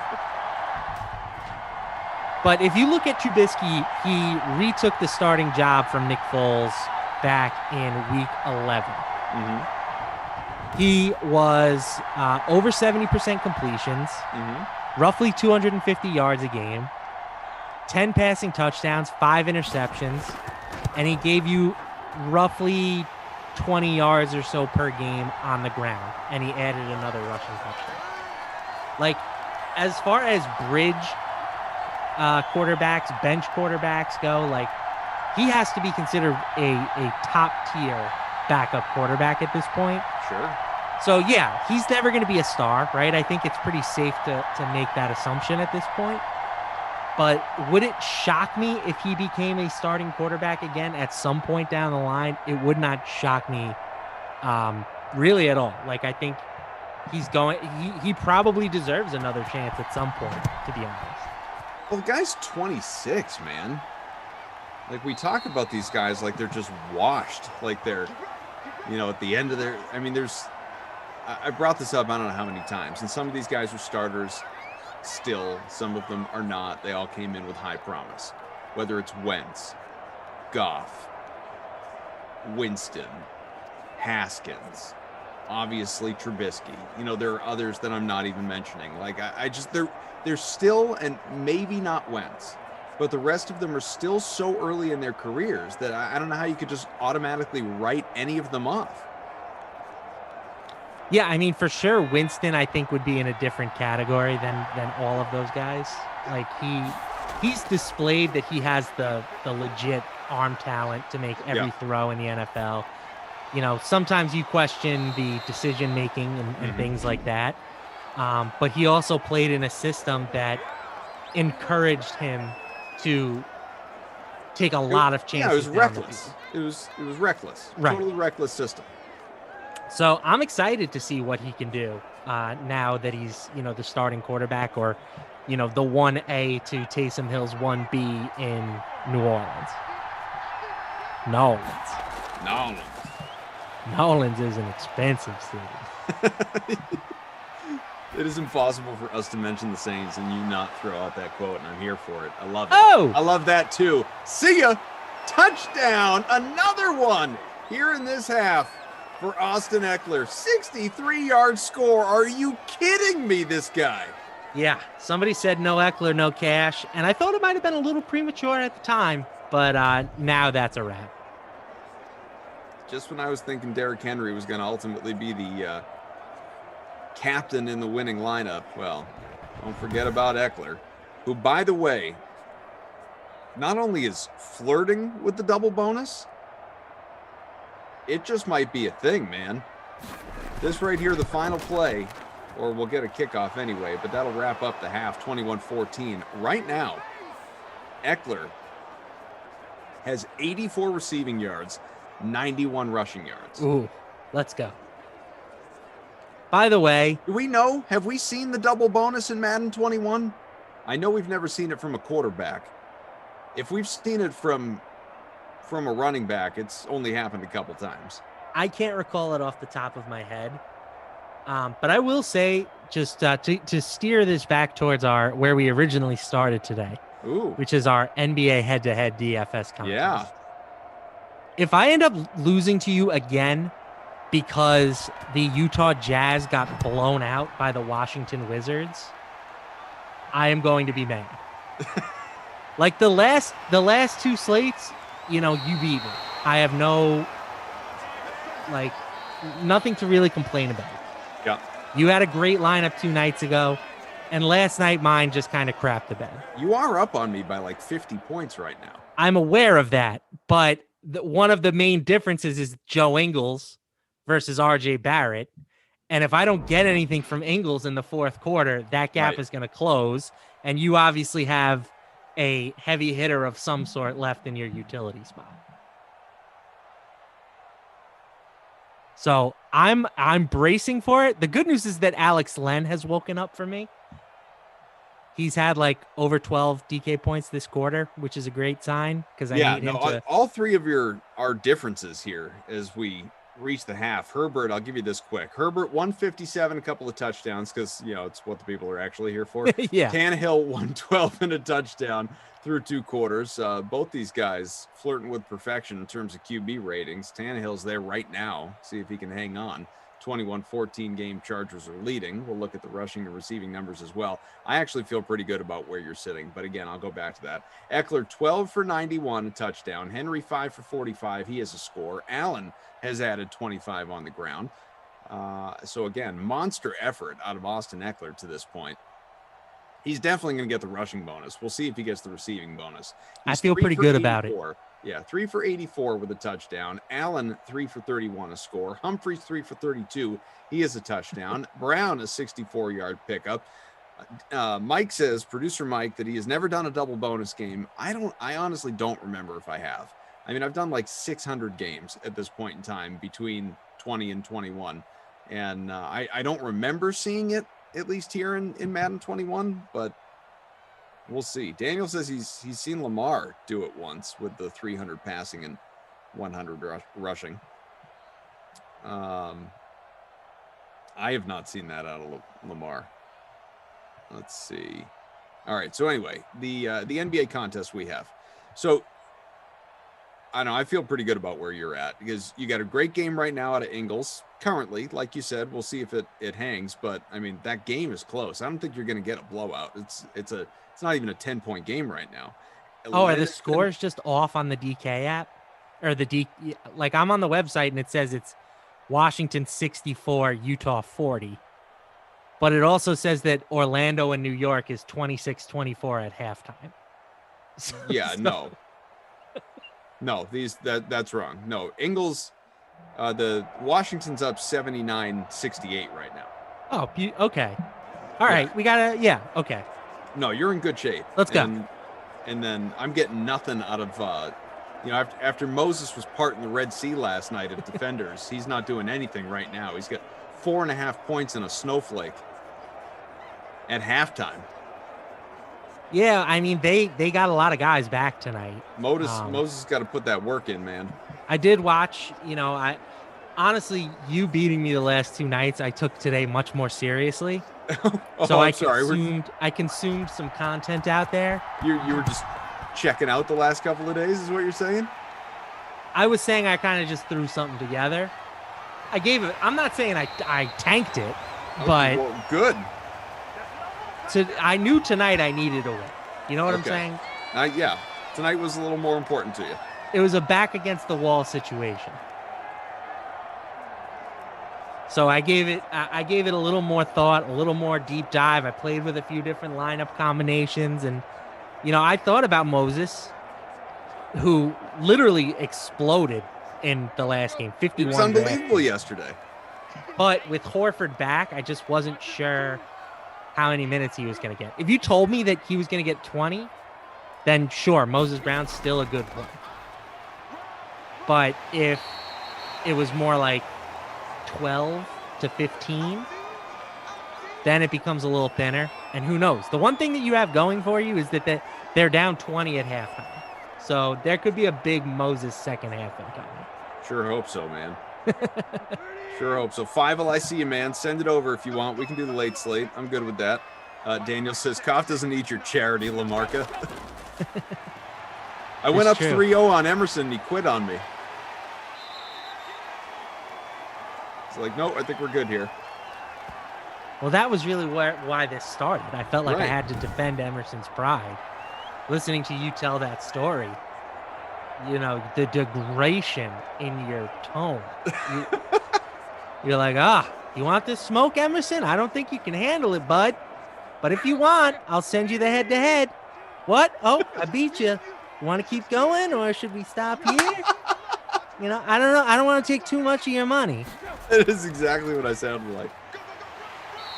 Fantasy Ox says, I'm convinced Koff is friends with NBA coaching staff and GMs. Getting those minutes. You know what's really cool? I've never met the guy.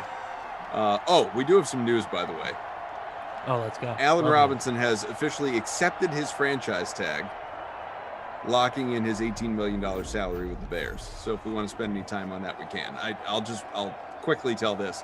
I won't speak out of school because I don't know if I'm supposed to, but a good friend of mine, his best friend, was in his wedding, best man kind of thing. Like his best friend is a head coach in the NBA. And so I've never I've never met him. I've never talked to him. I've never reached out. I've never obviously looked for any sort of, because if I knew him, if I had a relationship, sure, I might send a text to be like, what's the rotation look like tonight? But I don't know the guy. So obviously I'm not going to do that. But I was just thinking how cool it must be to have a legit, not just know someone, but have a legit good buddy who is an NBA head coach. Yeah, no, it's definitely cool. I don't know anybody famous. You have any semi-famous? Actually, I shouldn't say that. I went to high school with the guy who is now the weatherman for the local TV station here on Long Island. Yeah. So that's kind that's pretty cool. That's quasi celebrity. I know a couple people. I met a couple people in the business. I'm not even talking like that. I'm talking somebody you grew up with. Somebody that I grew up with that became a thing that everybody would. Yeah.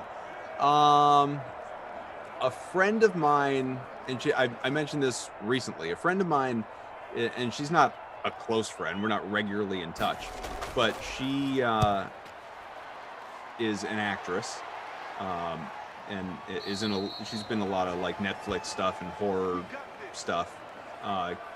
Kate Siegel. Who if you Googled her, you might recognize her. We were on the same floor freshman year of college. Kate with a K? What's that? Kate with a K? Yep. Kate Siegel. There she is. Let's check out this IMDb page. Yeah, she's done a bunch of stuff. Oh, she was in the Ouija board movie. Yeah. Not that I've seen that, but I know of that movie. What's it called? The House Haunting Manor? Oh yeah, Haunting of Hill House. Yeah, that's what it is. That was big for a while. I didn't watch that either. Yeah, but yeah, she's done some stuff. That's cool to me. Yeah, I mean, I've never seen really any of it because I don't like horror movies, but that's she's done well for sure. A good buddy of mine, Omar Ruiz, is a reporter at NFL Network now. We were in college together. And you went to Syracuse. Okay, so they are a big Yeah, I mean, I know a lot of people in the broadcasting business just because who started at Syracuse. Yeah, exactly. Stony Brook University, not a powerhouse. I had NBC fans, people who watch NBC, be it football, hockey, Liam McHugh, who's a studio host there. He was at Syracuse the same time as me. I mean, he's off doing it up on NBC National. I'm here on the Green Stream. It's the same thing.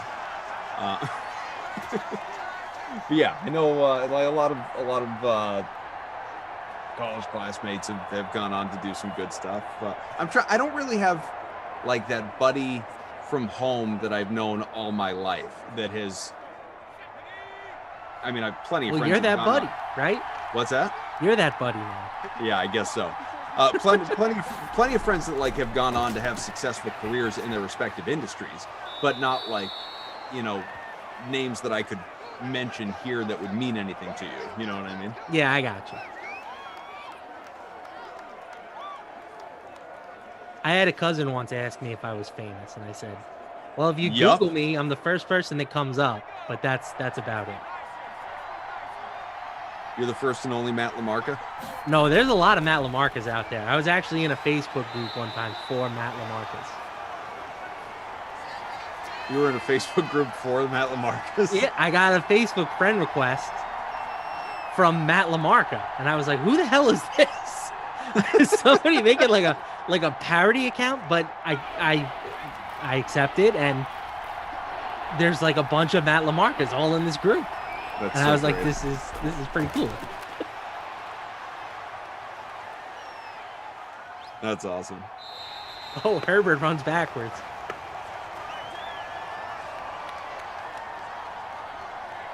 What we got here in the chat?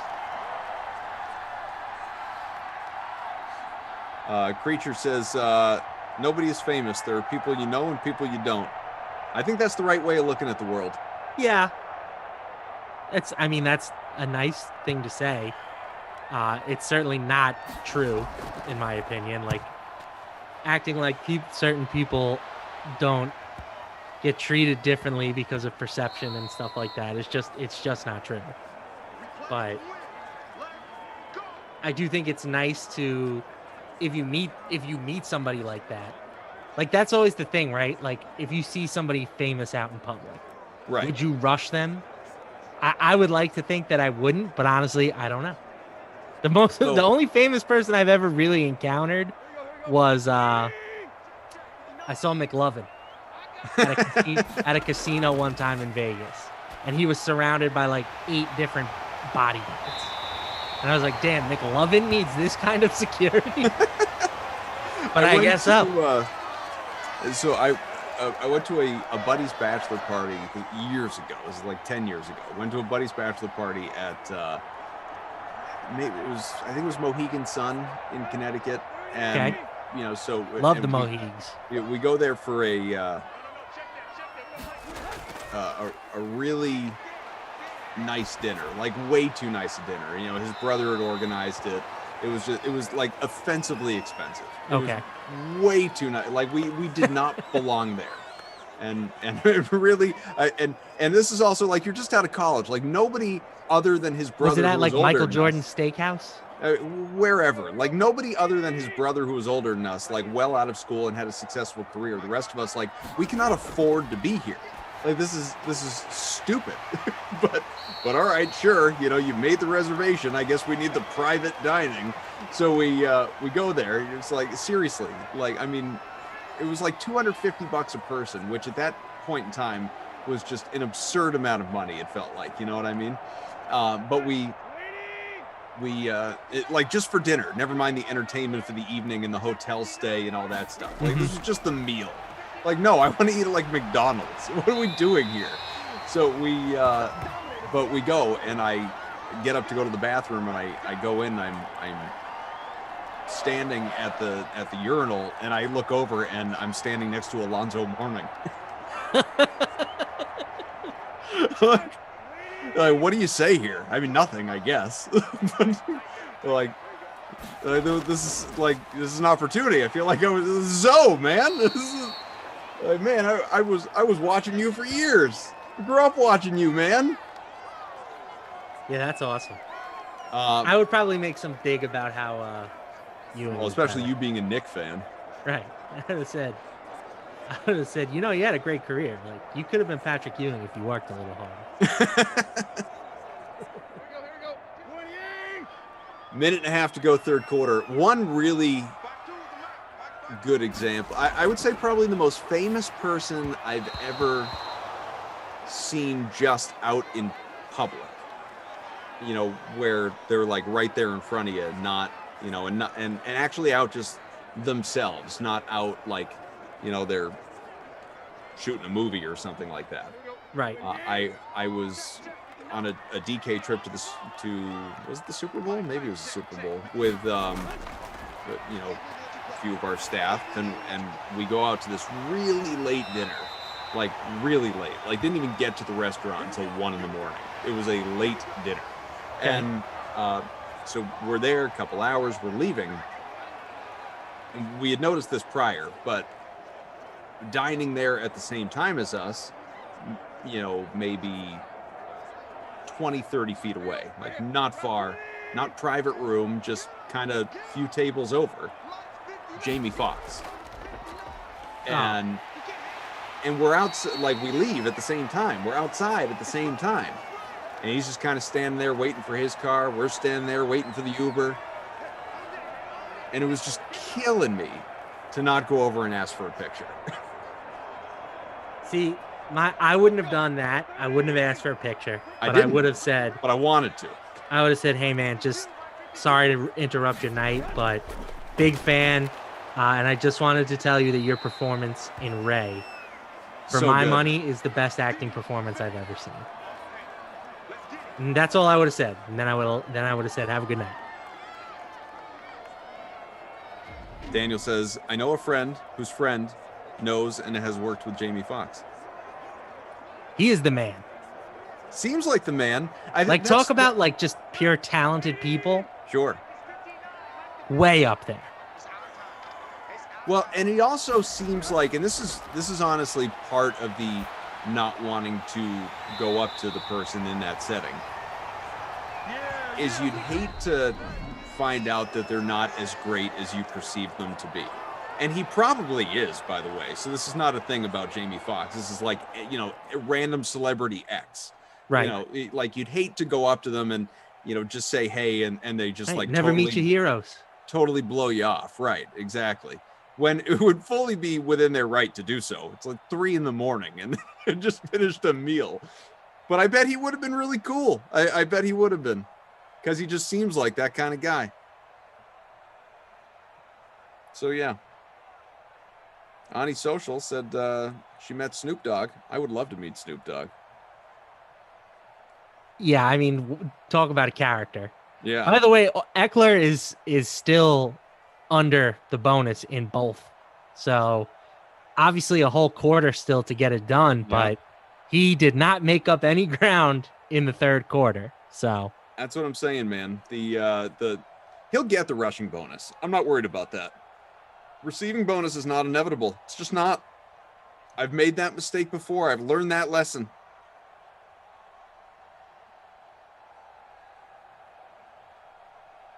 Choker says, and I've heard this actually, all too recently, I heard someone say this, that Henry Winkler is about as nice a human as you will ever meet. The Fonz, baby. I'm sure he's had people coming up to him now for what? When was that show on? Like the 60s? 70s. You know, we're talking like 4 or 5 decades at this point. Yeah. DeMac Lion says, Cough, Michael Jordan came to my house when I was a kid. I wasn't home because I was at my dad's house a mile away. My mom called me after he left. My neighbor kept telling me how amazing his car was. What brought him there in the first place? I mean, such an interesting story. Was he lost and like looking for directions? Like, why did he come over? Yeah. What brought Michael Jordan by? You know, Jordan just swung by the house. Meager says, I shook Conan O'Brien's hand one time. I was in a choir that was part of the Star Trek 3 premiere at Comic-Con a few years ago. Comic-Con, you know, when life returns to normal and these big conventions like that are a thing again, Comic-Con is a place I've always wanted to check out. Yeah, not necessarily my bag, but I will be honest, I have gotten like pretty heavily into the Marvel, the MCU recently, so maybe I would enjoy it there now, but like never a comic book guy. Like it wouldn't be high on my list of destinations to go to. The one that I saw pictures from that I wanted to be at was the they just had like a big card convention in Dallas. That would really? Pretty dope to be at. Sean Preston says, Cough, name the movie. If you own it, you'll know. He shot off my pinky toe. He did. Isn't that... Hang on. I'm looking at the wall. Because I think I have it. Isn't it Harlem Nights? I think it's Harlem Nights. No idea. It sounds vaguely familiar to me, but I've never seen Harlem Nights, so I can neither confirm or deny. Jeff Windsor says Harlem Nights. LT says if SimFam met Koff or Lamarca, we might think we met a celebrity. LOL. And I don't care. I'd get a pick. Touchdown, Derrick Henry. If I ran into someone from the Sim Fan in real life and they said, "Can I have a picture with you?" I would give as much time as needed. I'll take 15 pictures with you if you want. Yeah. The list of people who have asked for my picture are my parents, photographers at weddings, and that's about it. I mean, I would say, like, why? I like you, I'd happily take it. I would probably sarcastically ask a couple times, why do you want this? but I would certainly take it. We've talked about this before. I would love to have some sort of a, like Glash Daniel, these guys joke about the DK SimFam tour bus. Glash isn't joking. He wants to do that. Probably is not. I would love to have some sort of a DK SimFam gathering. I mean, obviously we're all spread out all over the country though. And when I say we all, I mean like people in the chat, like all of you that are listening, production crew members, commentators, like we're all over the place. But how great would that be to meet so many of the people that have been with us for the last year? It'd be awesome. Be awesome. But yeah, it would have to be somewhere in the Boston vicinity. I would come up for it, that's for sure. You know, when things are more back to normal. Honestly, just meeting, you know, the other people that I work with would be fun.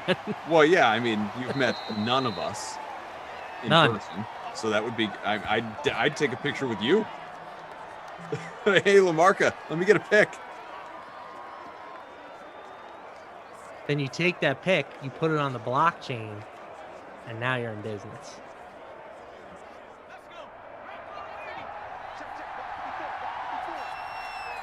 Bad boys, I do. I see you. Ricky Robbie says Koff would be smiling so hard his eyes would be shut. That's true. 21 all, by the way. Tara Lynn just wants to take a picture with your beard. I might shave in between sims now. You guys are making me self-conscious.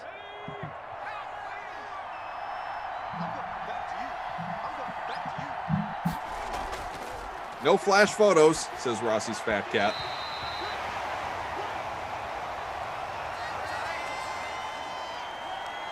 If there were a DK SimFam, this is going to sound way too, like, hoity-toity, because it would never be this.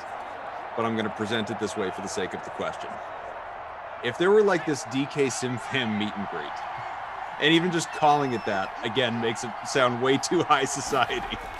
But if there were, like, a DK SimFam meet and greet, where do you think the people would flock to as soon as the doors opened? You know, the rope was cut and people came rushing to come and, you know, meet it. Like, just would Glash be barreled over?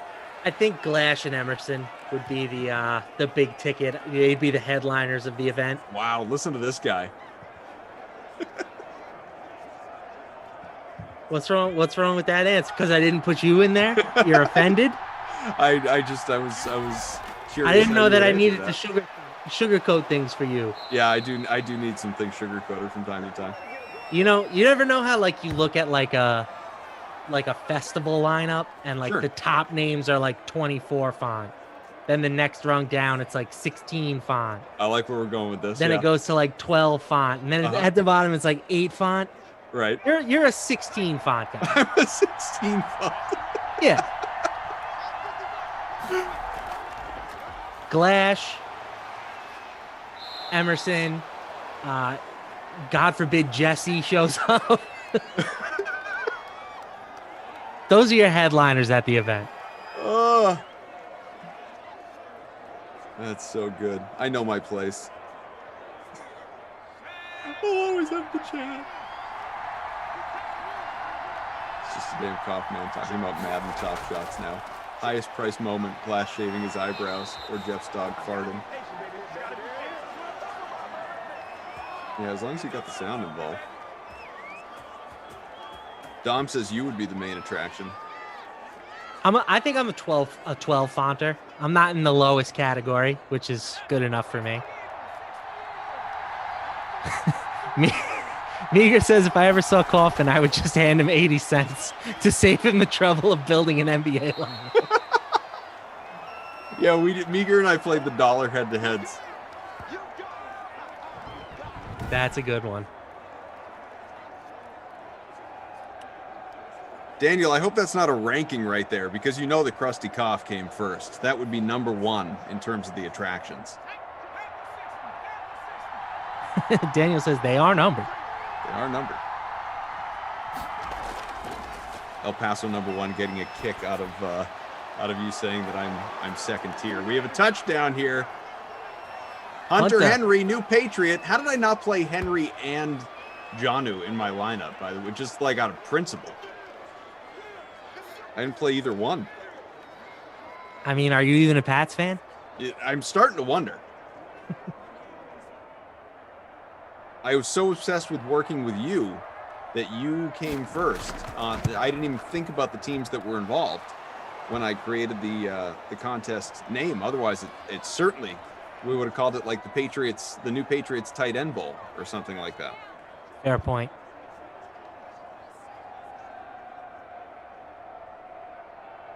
Well, it does look like somebody joked, God forbid that Jesse and Tara Lynn be there. They need security detail. Oh, serious. That would be my role.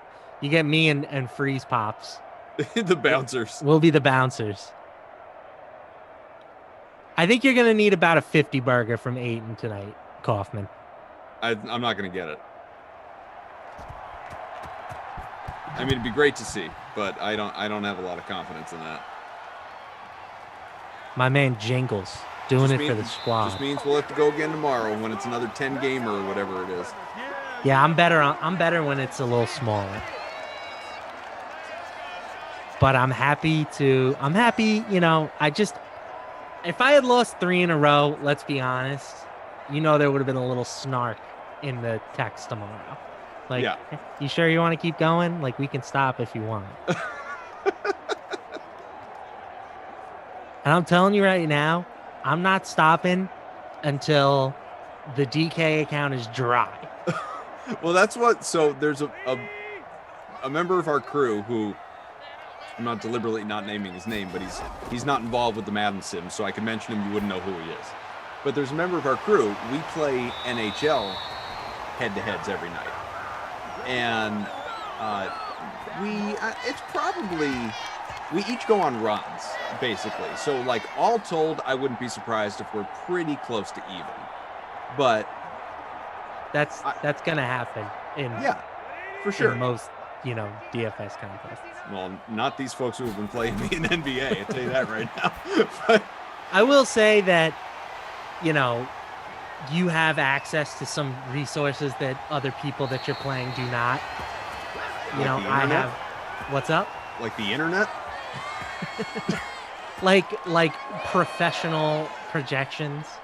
But it's not even just that. Like, I read articles and obviously have your go-to Twitter feeds and all these different, like, put in the work a little bit. And I'm not saying people don't. Some people don't. Some people will just set it and forget it at 3 p.m. And that's fair. Like, you know, you got to be aware of late swaps. You got to check out what's going on right before lock. That is my favorite thing about Glash. He'll text me his lineup at like 1, and I'll be like, Glash, I haven't even started thinking about who I'm going to play. Well, that's what I'm saying. Like, I'm not kidding. Like, I never finalize my lineup until everybody is locked for starters, because again, I'm aware of late swaps. I pay attention to that stuff, but I don't put in. I might build a dummy lineup during the day, but I don't like if it's 7 o'clock slate, you know, my lineup is not getting exported to all the different head-to-heads or contests or whatever that I'm in until 6:59. Like, I'm not like doing the lineup at 5:30 and going and having dinner. So right. You gotta put in the work a little bit. Nah, no doubt. I say that all the time. If you want to be like a serious DFS NBA guy, It is a job from 6:30 till the last game tips off. If you're not utilizing late swap, if you're not monitoring all the news, not going to maximize your edge, even if you are a above average DFS player. So Right. I get that that's not for everybody. Honestly, I don't even play like that much anymore. Yeah. It's just a lot of work. Yeah. I mean, So, if not, it's more for fun, right? You know, you want a little sweat. You know, you throw a couple lineups in here and there. You take on your buddies. Like that to me is what is great about DFS. There are levels to it. So, you know, just don't overextend yourself and look in the mirror and be honest with what your goals are and where you are. well, I'll be like me. This is not what I'm doing this year. And like you said, like it gets to a point where it almost does feel like work. Like I am, this is not going to be me next season. Right now, the only reason I'm doing what I'm doing in terms of playing with the frequency that I'm playing and not even the dollar figure, just like the amount that I'm playing in terms of regularity and building lineups, is because I'm not out there joining big like I'm playing head to heads. It's not a money making thing. It's for the sweat, it's for the enjoyment. But right now, it's that the DK, you know, missions and stuff. Like I'm chasing the 25,000 crowns for playing NBA every day. That's Gotta get those crowns. That's what I'm after right now. And so once I get that, like I'm not out, but I'm not playing like this, you know, during next NBA season. I will accept that I'm not going to do that. But to go back to what I was saying before with the NHL, we're probably about even, this guy and I. But I was on a run where I had won like 7 or 8 straight, something stupid. And I texted him, I was like, you want to keep going? Yeah, it was one of those, like you said. And he's like, dude, like I'm playing till I'm not depositing any money, but I'm playing till the account is dry.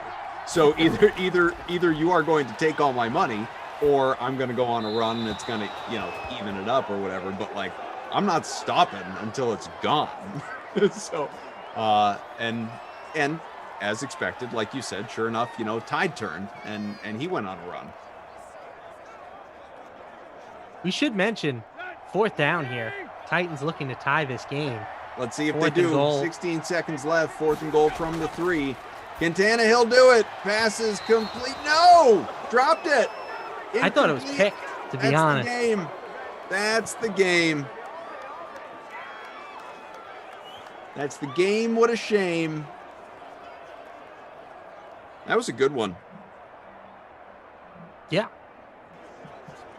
We kind of got on a couple of tangents, as we usually do. More than a few, but in the watch party experience that I think these things all are, I think people saw a good sim here.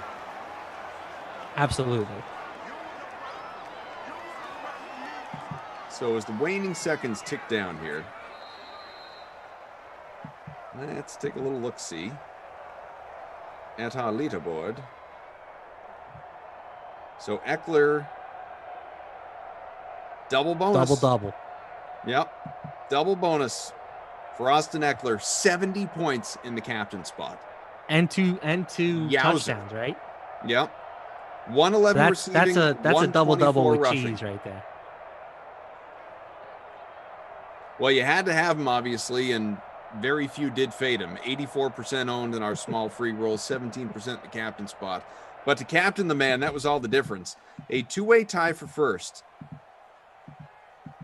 barring any stat changes, with Eckler in the captain, Henry, who went for almost 25 in the flex, Herbert, who was 20 plus, Davis and Humphreys, both double digits. Really good play for Humphreys, honestly. I mean, he's not getting player of the game honors, but a third of the lineups, $5,400 went for 15.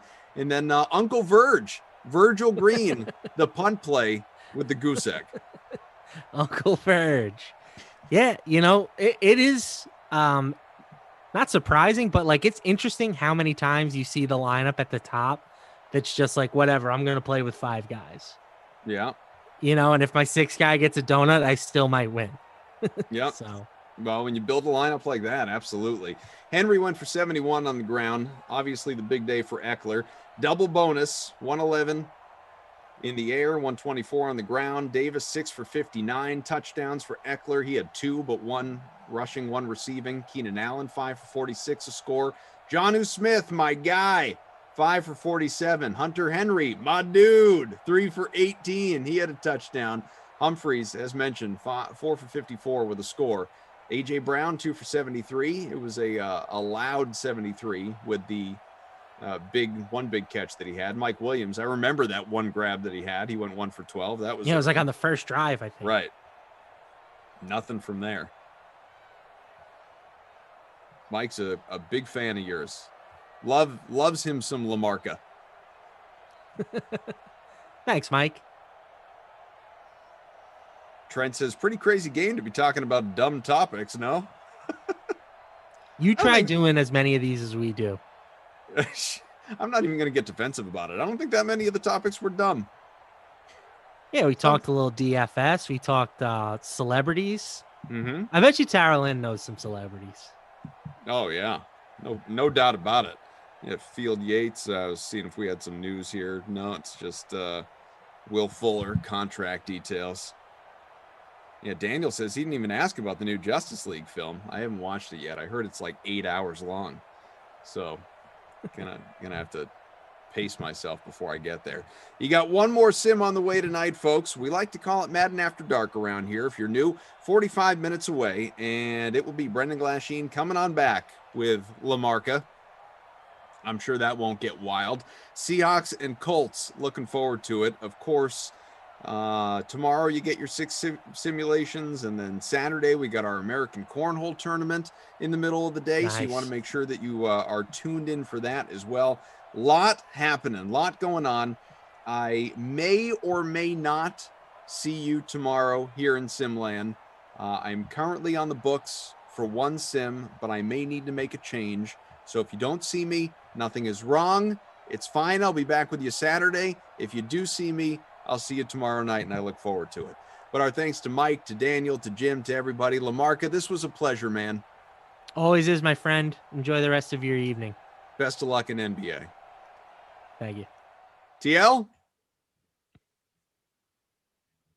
All right, thanks, guys. 10 p.m. Eastern, we're going to bring you Madden After Dark with the Seahawks at Colts in Indianapolis. Lamarca, he's making his way back. His beard is coming back, too. He's not going to shave it right now. I'm not going to let it happen. With that crazy guy, Brendan Glasheen, who knows who he'll be tonight for the call. And that showdown is featured in our Madden Stream 3K Flea Flicker contest.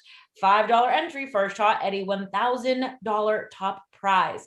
Also, the free contest for that sim features a $250 prize pool with $25 going to the winner. So over in the NBA, the Philadelphia 76ers are putting together a pretty good season, are now tied at the top of the East with the Nets. A big part of that success can be attributed to the team's revamped coaching staff this season. It includes Doc Rivers and assistant coach Dave Yeager.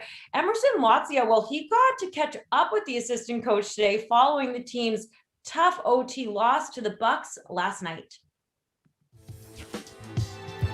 All right, back with us here at DraftKings again is assistant coach for the first place Philadelphia 76ers, Dave Yeager. How we feeling today? First place. That's got a good sound to it. Doesn't it really? Like it never gets old, does it? No, that's good stuff. You guys are sitting pretty in the East right now. I know you're dealing with a number of challenges this season. A lot of teams are between like COVID protocols and injuries to stars. You've overcome a great deal already, most notably Joel Embiid and his knee. What's the latest with the big man, and when do you guys expect him back in the lineup, Coach? Well, he got hurt on Friday, I think, there against in Washington. Not an enjoyable video to watch. You know, you're the coach in the offense, and it's a good give and go play and a good dunk, and then you're like, oh, and you know, the club has said he'll be reevaluated in a couple weeks from that point. So you know how many days we are out from there, and we have a great sports medicine team. Takes great care of our guys, and then you know, knowing Joe, I mean, he wants to play tomorrow. But you know, I think everybody's going to be smart about this, for the organization's sake, the team's sake, and for Joe's sake. So get him out there as fast as we can and in the safest manner possible. We certainly, you know, we miss him and everything that he brings. Coach, how big of a buzzkill is that when an injury like that occurs? Man, I've seen games where guys just lose their minds sometimes. It's just like, man, I can't believe that. And because you don't know at the time. I had a guy who blew his Achilles, and we were down 5 on the road, and we ended up getting beat by 25. And so, for a guy like that, any member of your team is important, but you just never know what it is. And he was definitely in some pain, and so that can be difficult. But we were playing well, and we had a lead, and the guys pushed through, and then you get back in the locker room and see what we got after the game. Yeah. And Dave, I know with or without Joel, like you guys are absolutely rolling offensively. Like prior to Tuesday's game against the Knicks, you had a streak of at least 127 points in 5 straight games. That hasn't been done by Philly since the days of Wilt Chamberlain here in 1967. So how has this team been able to find that level of offensive success without your MVP candidate? Yeah, I think, guys are stepping up. Guys, it's always certainly better your offensive numbers when the ball goes in. And I didn't even realize this the other night, against San Antonio, until the next game we played where they were doing the preview show. I happened to catch it. We scored 21 times in a row. Like, I have never seen that. I've seen a team score 21 points in a row, 21 possessions in a row. Like, wow, that's how you get 46 points in a quarter. But when the ball moves, everybody gets a part of it. And, guys are – Tobias draws a lot of attention. Ben draws a lot of attention. Obviously, Joe draws a lot of attention. But in these last couple games specifically, you're talking about when the ball is humming, and now guys got to close out to people. Danny Green's making shots, and it's a shot fake or it's an extra pass, and Seth gets one, and then Ferk steps up and he's making some shots, and that stuff gets contagious. And it's a lot of fun to watch. It's fun to be a part of for sure. 21 possessions in a row. You can't even do that in like 2K in a video game. Oh, no question. No question. Who have you seen step up the most with Embiid's sideline? I think a lot of our guys are playing some of their best basketball of the year, and I don't think it has anything to do with Joe being out. I just think it's timing, rhythm. It's a new coaching staff, guys getting comfortable, especially your younger guys, Shake, Furkan, Matisse. They're all playing better, I think, than they have at any point in the season. Matisse is really growing into figuring out how to be a two-way player. I mean, what he can do defensively is like, it just, as coming in as a new guy and watching the team play, on video, it doesn't do justice to what he does on the court live, to see the number of deflections that he gets. His hands are everywhere. He bothers people. Really good players. Sometimes they don't know where he is, and then all of a sudden he's swooping in from behind them. So I think, those 3 young guys are finding a rhythm. Tony Bradley's stepped in very well. He's been a pro. He's taken care of himself. He's in great shape. And that supports Dwight staying in his role. And I don't know, Dwight's played better basketball than he has in the last 2 weeks. His energy is contagious. The hustle plays, the rebounds, the getting the bench going when he's not in the game, keeping guys engaged. Because the season can get long, and it's night in, night out, night in, night out. And it's basketball, and we love to hoop. But sometimes, but he's always that guy that brings good energy. And so I think to name one, I would say Matisse has really found a rhythm of the all group and really found a niche for himself in a rhythm with our groups of who he can guard and really put to stop. And then also, he's not hurting us on offense. He's really helping us on offense as well. Yeah, I was going to ask you who's flown under the radar this season and deserves more love, but I have a feeling it's just like this total team effort right now based off your last answer. It is kind of the group. I mean, but Danny Green's been playing well. We the first 2 games out of the break, he ends up playing 33 minutes each game, which usually isn't a big deal. But those were both wins where nobody else played over 25. And with Ben being out for those 2 games, the rotation looked a little bit different, and he played really well in those 2 games as well. You just played the Bucks for the first time this season. I mean, some of your biggest competition in the East here. Second night of a back-to-back. We talked a little bit off camera just how tough it is on those back-to-backs, but it doesn't sound like anyone was very discouraged after that overtime loss, though. I don't think so. I think we're encouraged by how well we played. I mean, at halftime when you're looking at the stat sheet and they're 1 for 17 from 3, like they're not going to most likely do that again. They got going a little bit. Like second night of a back-to-back, I think New York is a very physical team. And I thought that, they got into us pretty good. And that was a playoff level energy, physicality. And so coming in the second night, I thought we were prepared. The guys were locked in. And I thought maybe we just ran out of gas. And to be honest, I think Tobias Harris has been so good this year, and he's really carried the load in stretches for us in scoring, especially now with Joe out. I thought they kind of wore him down. You know, he got into the fourth quarter and they had guards underneath him and they were banging on him. And so many nights this year, he has brought us home with his pull-up jumpers. But I got to give him a lot of credit. What he's doing far more than scoring has been just terrific. I thought he's been just a stud muffin all season long. I thought you guys did a terrific job against Giannis as well. And of course, he has the numbers. He got the numbers, but that's big. But because like what great players do. Yeah. You know, it's these guys have played him a lot more. I've come from the Western Conference. So you only see him. Yeah. Sometimes they don't play the second time you see him. So, but this is going to be fun. That's a high level of competition. Both teams kind of match each other pretty well. Us playing without Joe, that is what it is. But you know, Ben taking on what the challenge, and it takes a team to guard Giannis, but. And is he a good defender? Holy cows, is he's for sure. He's gifted, special, physical. He can close space like a cat, like a lion, just he's just there. Like, how did you do that? You know? I mean, he's called a freak for a reason, coach. So I thought the effort was really good, and we'll learn from it. And but like you said, you made a great point. When it comes down to Brooklyn, Milwaukee, us, Miami's rising in the charts. I mean, those games down the stretch are going to be fun. It's going to hopefully be just a great playoff series. And, you know, every time you get more corporate knowledge about playing somebody like that, and we'll be better next time. And it's high level though. It's good stuff. Yeah. You mentioned Brooklyn. The Nets are nipping at your heels in the standings as well. I mean, since they brought together that big three of Durant, Kyrie, and Harden, what have you seen from them that makes them so dangerous? I mean, I feel like options are endless here. Yeah. You know, and you certainly don't wish that they had Joe Harris running around the perimeter, because you can't leave him either, you know, because that's what he does. I think the issue with, you know, when all three of them are playing is that two of them are always on the court, right, at one time. You know, sometimes all three of them are. And you hope that it goes badly and that there's only one ball and they can't all shoot at the same time and, you know, all that stuff. But through the course of a game and then through the course of a playoff series, you know, two of those three guys are always going to be on the floor. And so they're definitely difficult to defend. You can do everything right, and they can make a play, just a great, you know, offensive play, and they can get buckets. So it's going to be a battle coming down the stretch, and I'm looking forward to how the seedings come out and roll into the playoffs. Yeah, well, before you get out of here, you recently talked about how much you appreciate Doc Rivers and his coaching style, his ability to motivate players. What do you think you've learned coaching under Doc that can help you down the road if you ever decide to take another head coaching gig? Yeah, I think just every day it's been fun to come to work. I think that's any atmosphere that you work in, especially in a, you know, team in athletics. You want to come to work with people that you like. He's easy to be around. He lets guys do their jobs, gives them the parameters of what he's looking for. Be creative, bring him information. Doc has got a style that he's very comfortable in his own skin, and his leadership style is true to who he is. He's genuine, he's sincere and hardworking, and that comes through. It's not, I've seen so many times where other coaches, they can only regurgitate who the guys they've worked with, and they try to be somebody that they're not. Doc is exactly who he is.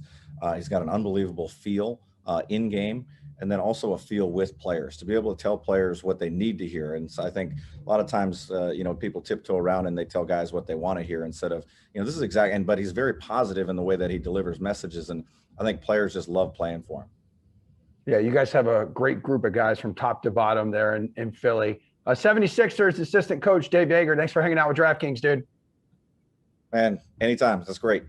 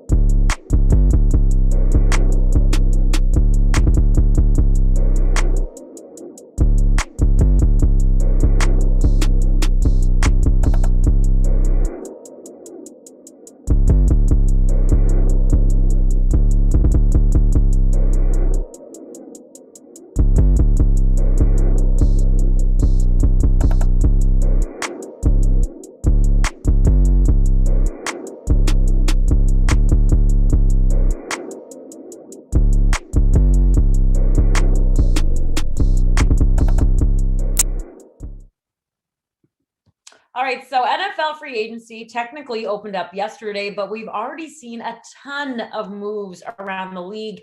In today's free agent news, Mitch Trubisky will now be backing up Josh Allen in Buffalo, and Las Vegas added running back Kenyon Drake to their roster. Yesterday, right here in the Dream Stream, former NFL lineman Ross Tucker and our very own Steve Buchanan did a live discussion. It was so cool. They broke down the moves that were already made and who the winners and losers of free agency were so far. So here's a clip from that show where the guys discuss some of the recent moves made by NFC North teams. So let's talk about Andy Dalton. Now, if you already follow Russ Tucker NFL, you might know why I'm going to this. Ross was very upset this morning. Ross was not digging the shade being thrown at Andy Dalton's way, who signed a one-year deal with the Bears for $10 million. Now, the first plan, it seemed like, was that they were going to try to acquire Russell Wilson. Did you hear the package that they offered reportedly for Russell Wilson? Yeah. 3 ones and a 3? 3 ones, a 3, and 2 unnamed starters. We don't know who those mystery men were, but 2 starters. So all of that for Russell Wilson, and the Seahawks did not bite on that one. So they go to the next best option in their mind, which was Andy Dalton. Now, is it the best landing spot for Andy Dalton? Not really, at least in my mind.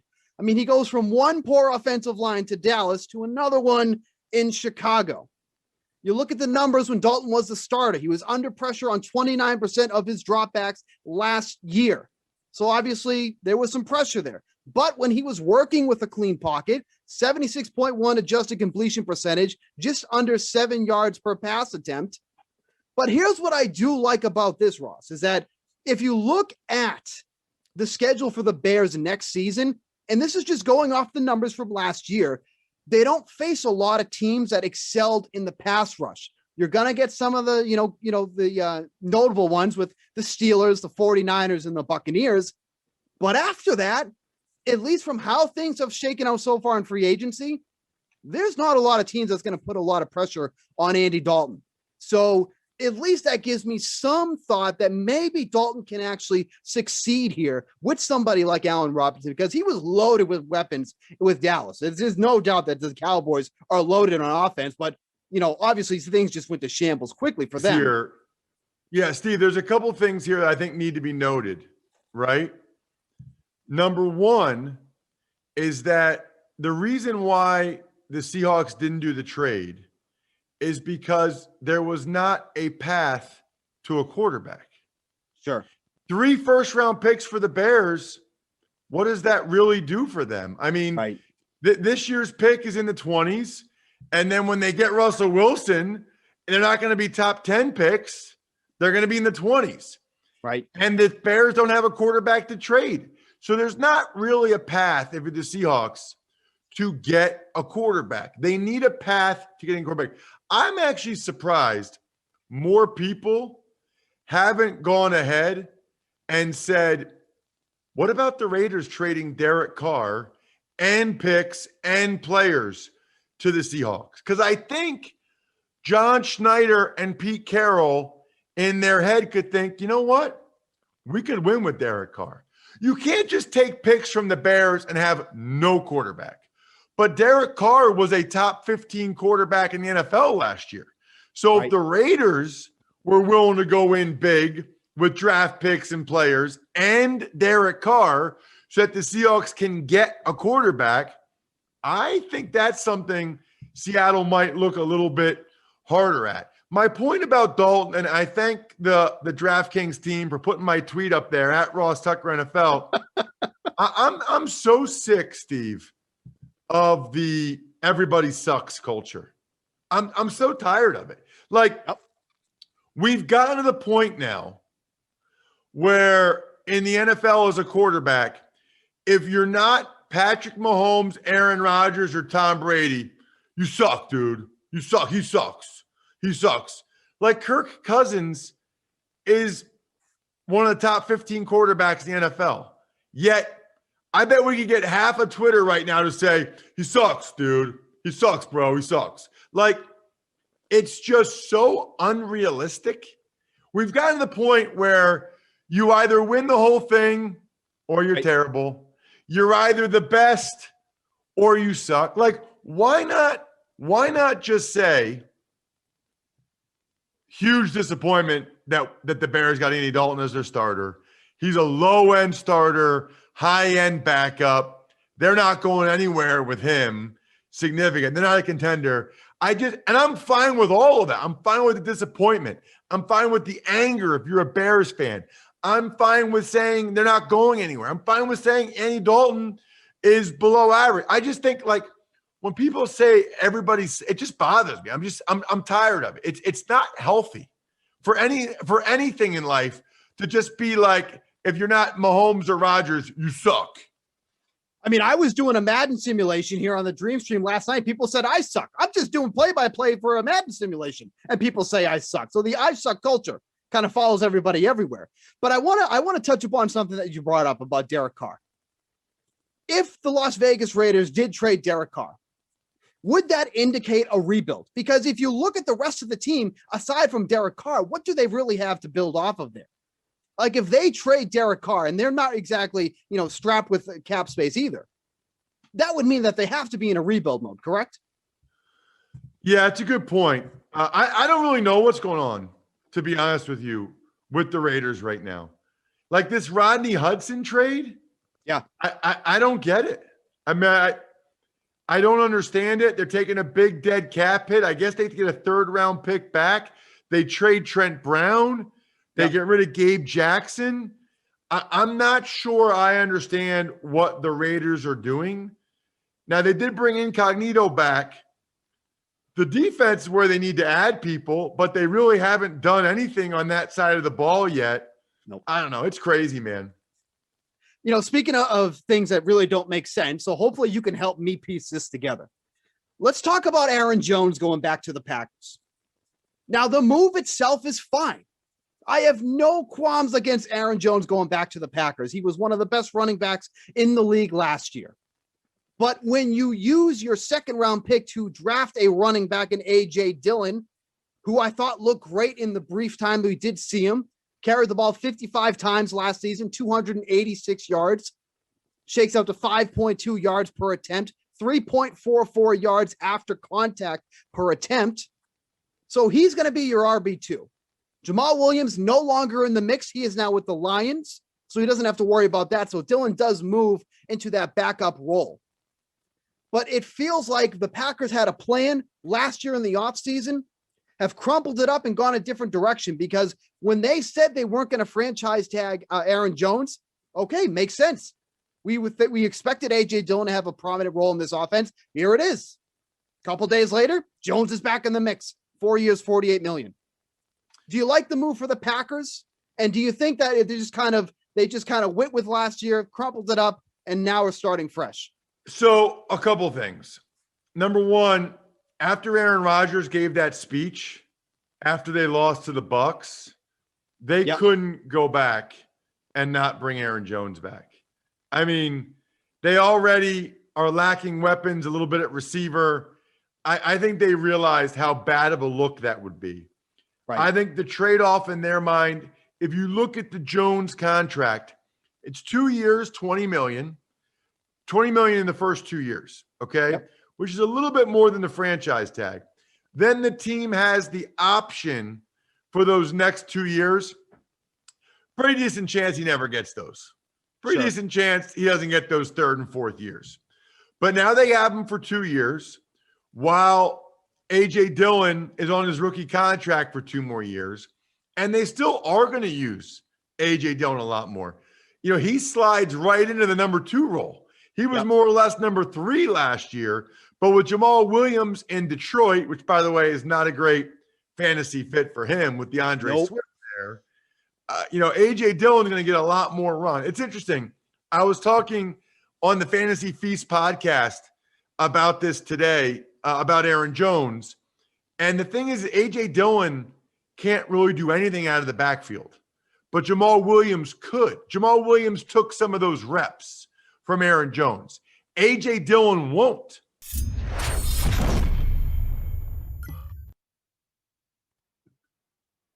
All right, go check out the full show. We have it posted to the DK YouTube channel now. Ross and Steve did such a great job breaking it all down. Time now to tell you guys about our play of the day right here on the Dream Stream. So the madness is not exclusive to basketball this weekend because on Saturday, Cornhole Mania takes over the DraftKings Dream Stream. Yep, I said it. It's the American Cornhole League singles tournament airing Saturday, March 20th at 5 p.m. right here on DK's YouTube and Twitch channels. And that's not all. You can follow all the action while taking a shot at 1K in total prizes with our free-to-play pool on the DraftKings Sportsbook. That's right. It is free. Most correct answers win the top prize of $100. So head to the pool section on the DraftKings Sportsbook and enter your picks by 10 a.m. Eastern on Friday. Then follow along on the DraftKings Dream Stream to see if you're a winner. Good luck. For a sneak peek of what's in store for Saturday here on the Dream Stream, here's ACL analyst Trey Ryder. He's going to break down some of the basics of the sport.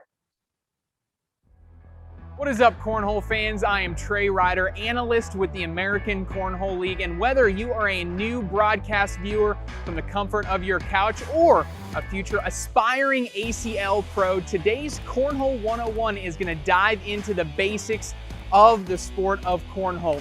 So let's go hit the boards and check it out.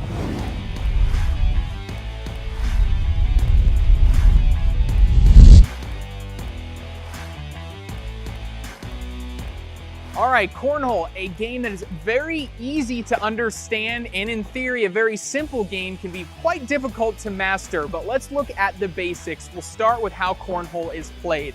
We'll start with two cornhole boards. A board is a wooden board 2 feet by 4 feet long with a 6-inch diameter hole 9 inches from the back of the board.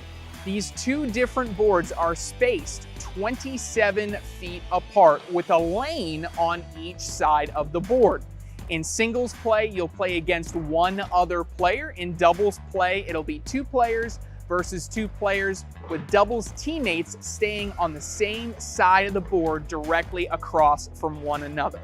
How do we score? Well, each team or player is going to get 4 bags per round, and opposing teams or players will alternate throwing 1 bag at a time until all 8 bags in the round, or 4 bags per team, are thrown.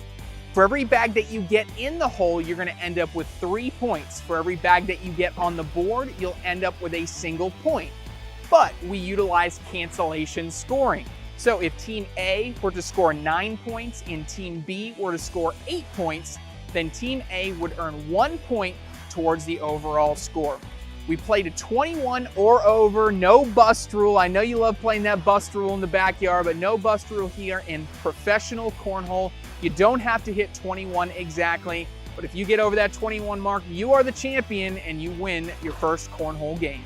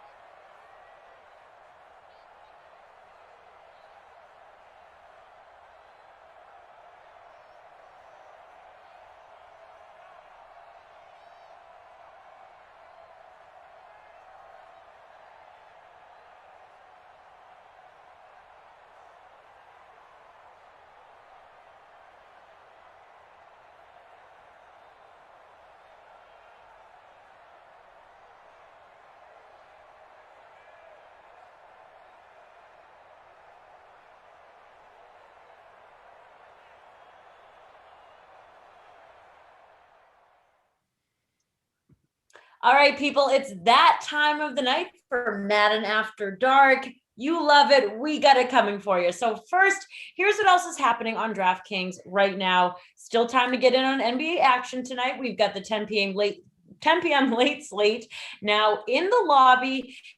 So the featured contest for that one is the $200K fadeaway. It pays out $50 going to first place. Don't forget to check out all of the action over on the DK Sportsbook for NBA, NHL, PGA, NASCAR, UFC, and of course the NCAA tournament with UCLA and Michigan State about to tip off and all the odds and lines up for tomorrow's first round. That is it for me tonight. We still have one more sim to go. I'll be back tomorrow.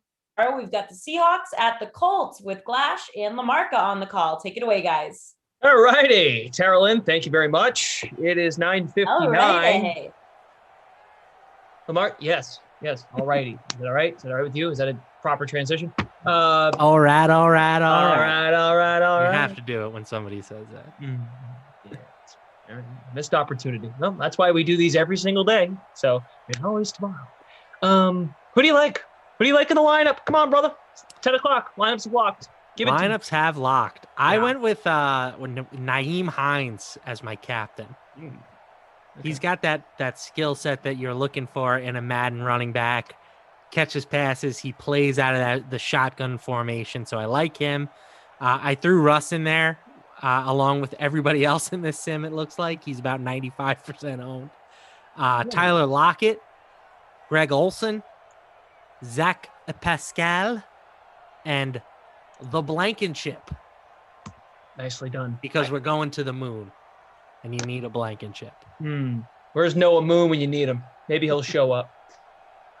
Similar, but I did not play Hines. I put Lockett in the captain spot. I played Russ. I played Metcalf. I played Olsen, Carlos Hyde, and Pascal was my flex. He's the only Colt I played. So I guess it's really not that similar. The onslaught. Yeah, you kind of start building. You're like, oh, it didn't feel like I stacked one team, but then you look at it and go, yeah, I guess I did. That's what happened. If anyone was wondering. So, happens. I'm looking forward to diving into whatever you want to talk about, DK Sim Fam. It's a Thursday night. We're all kind of half checked out, right? It's almost Friday. NCAA tournament really heats up tomorrow. Gonna get up on Friday. Yesterday. Well, today is Thursday. I forget the rest. But all I really know is the Friday part, so I'm no help. Yeah. All right. Cool. Jordan Lindenbaum put Paris Campbell in the captain spot. He rostered Rivers, Russell Wilson, Metcalf, Olsen, and Hyde. Bit of a different build for the main showdown. Jordan, why do you make them different? I'm just curious. Chronic Smith, hello. The milkman is here. I was a milkman once in middle school. That was one of my jobs. You ever have a job in middle school? You rotate jobs. You clean. Is this no? No. I had jobs in like elementary school. Like one person led the Pledge of Allegiance and one person did this. But no, there was never a milkman in my school. Oh, well, for lunchtime we had chips. So the chip guy, the cookies and candy guy or gal, the milk guy, pizza guy. They just handed it out. You didn't have to pay for it. No, you had to pay for milk. So I went to I went to a Catholic middle school. Okay, so a very, very buttoned up situation. But they'd hand out jobs every month, and everyone would rotate. So you felt like the man because you got to carry the bucket of milk around to your class. You were assigned milk for your grade. I would take the little cartons of chocolate or, white milk and deliver it. I'd go drop the bucket right on the floor. Milk!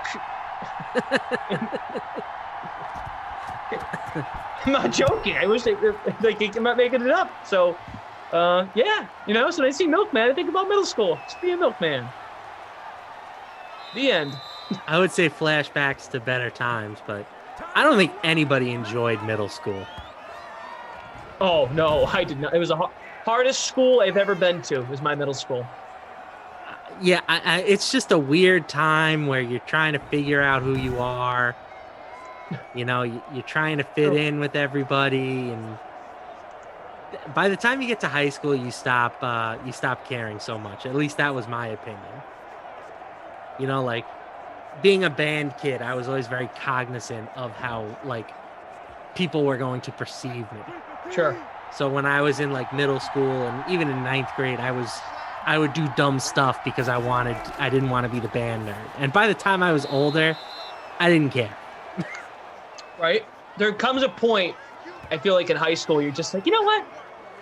I don't care what you think of me anymore. Just I'm going to do me. Yep. Had enough of listening to all of you. Enough of peer pressure. Wow. What a start to this. Yeah, what a way to start this one off. Yeah. A little middle school reminiscing. State your name and your problems. All right, so it is Seattle football. Lamarca, Glash, producer Michael, Daniel on the ones and twos. Jim from Game Ops is here. Hey, Jim! We've got 10,386 entries in the free showdown. Fantastic. 172 entries in the Blanket Bros. Russ sure could use a nice warm blankie. Free roll. Then again, I kind of wish I waited to name this free roll. So we got to catch it on for Tyler Lockett. Nice juke. I kind of wish, after reading this article and the press clippings, the press conference notes, Carson Wentz introduced as a member of the Colts officially. Maybe he needs the blankie because, my goodness, this guy is like a lost puppy. Yeah, I didn't read it. Okay. As usual, you did your homework, and I'm just going to copy off you. Back to middle school we go. But yeah, like, he needed a change of scenery. I don't buy the whole bad teammate thing, per se. Because I think it's easy to be a good teammate when you're the star of the team, you're in the MVP candidate discussion. But when you go from that level to getting benched, I don't really understand how you can be expected to have a good mood. You know what I'm saying? Like if that was me, I would not take it well. Just being 100% honest with you. So if your saxophone was taken away from you in high school band, and you got demoted to second string band. Yeah, if I went this middle school and trade me. If I went from first chair tenor sax, you know, the guy that had all the solos during jazz band, and you told me we're bumping you down to play Barry sax, which is basically just, you know, providing like the bass line for the song. Yep. Yeah, we would have had a problem. Well, Carson Wentz went to a great college at the FCS level, North Dakota State, a school that always wins. He was probably like every other successful college quarterback, dominated in high school. Was this the first adversity he ever really faced? I guess why I read the article, the clippings about folks questioning if he's a good teammate or not, is Carlos Hyde makes the catch and scores a touchdown. Little hide and go seek. I'm sure he's never heard that one before. Wow. So he does have the capability of catching the ball out of the backfield. He is the listed power back, not the third down back. You can find that on the Madden Streams info page on DK Nation. But holy cow, what a start. 2 receptions and a receiving touchdown. Kareem says, I had hair in middle school. It was great. Kaufman says, hi. I liked middle school. Yeah, we're getting some people out there saying middle school was okay. Or even better than okay for some people. And my answer is you're in the minority. Carson Wentz on reports about being a bad teammate. This was his opening press conference with the Colts.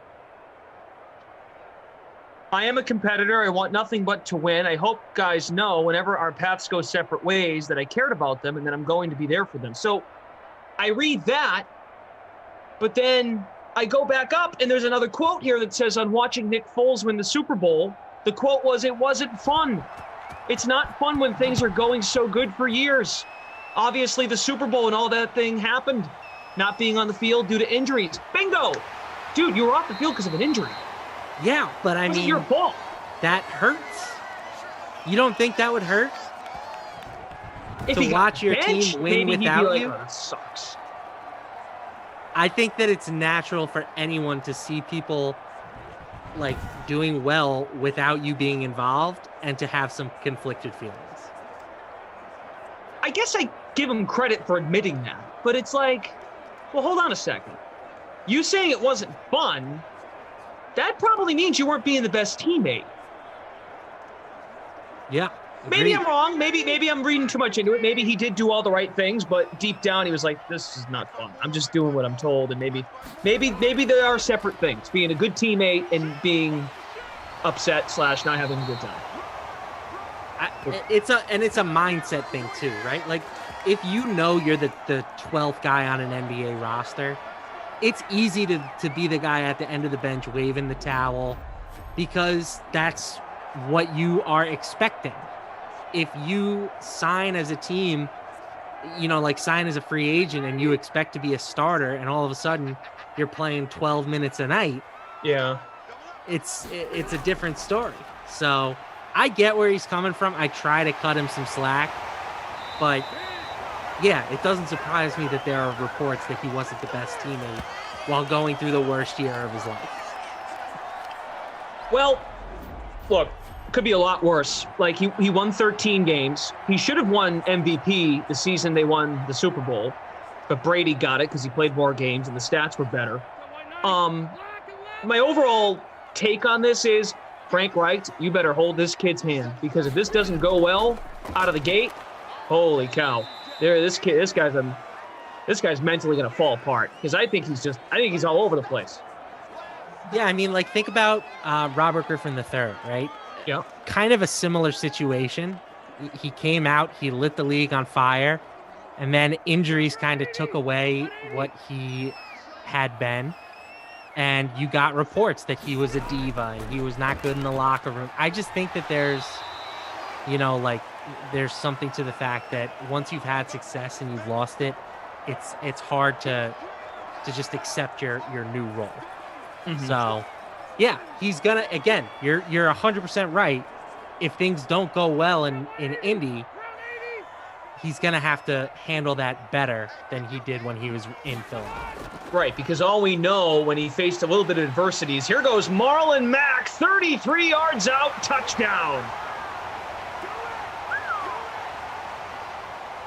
Wow, Marlon Mack and Carlos Hyde with touchdowns to get us started. Looking at ownership, you mentioned it, Wilson, 84% throwing the touchdown to Hyde, who was just 15% owned in the public free showdown. We'll get the numbers here in just a moment on Marlon Mack. Looks like about 22.5% for Marlon Mack. Wow. Reed Tees, did you know? On Twitch, it says return of the Mack. Hey. Oh my God. What a run. Here we go. Chef Duke. Nice job. Ken Freeman. Every time I pick Hines, this happens. I can relate. I think everyone can relate on that one. All right. Hey, dare I say, there's a good energy in the sim. Opening drive touchdowns for both teams. Yeah, can't ask for a much better start than that. Spenny Mac 84, what's up? There you go. You're not in the Zoom call, Spenny Mac. I'm on to you. Says 25th year anniversary of that song, Return of the Mac, today. All-time track. That is something.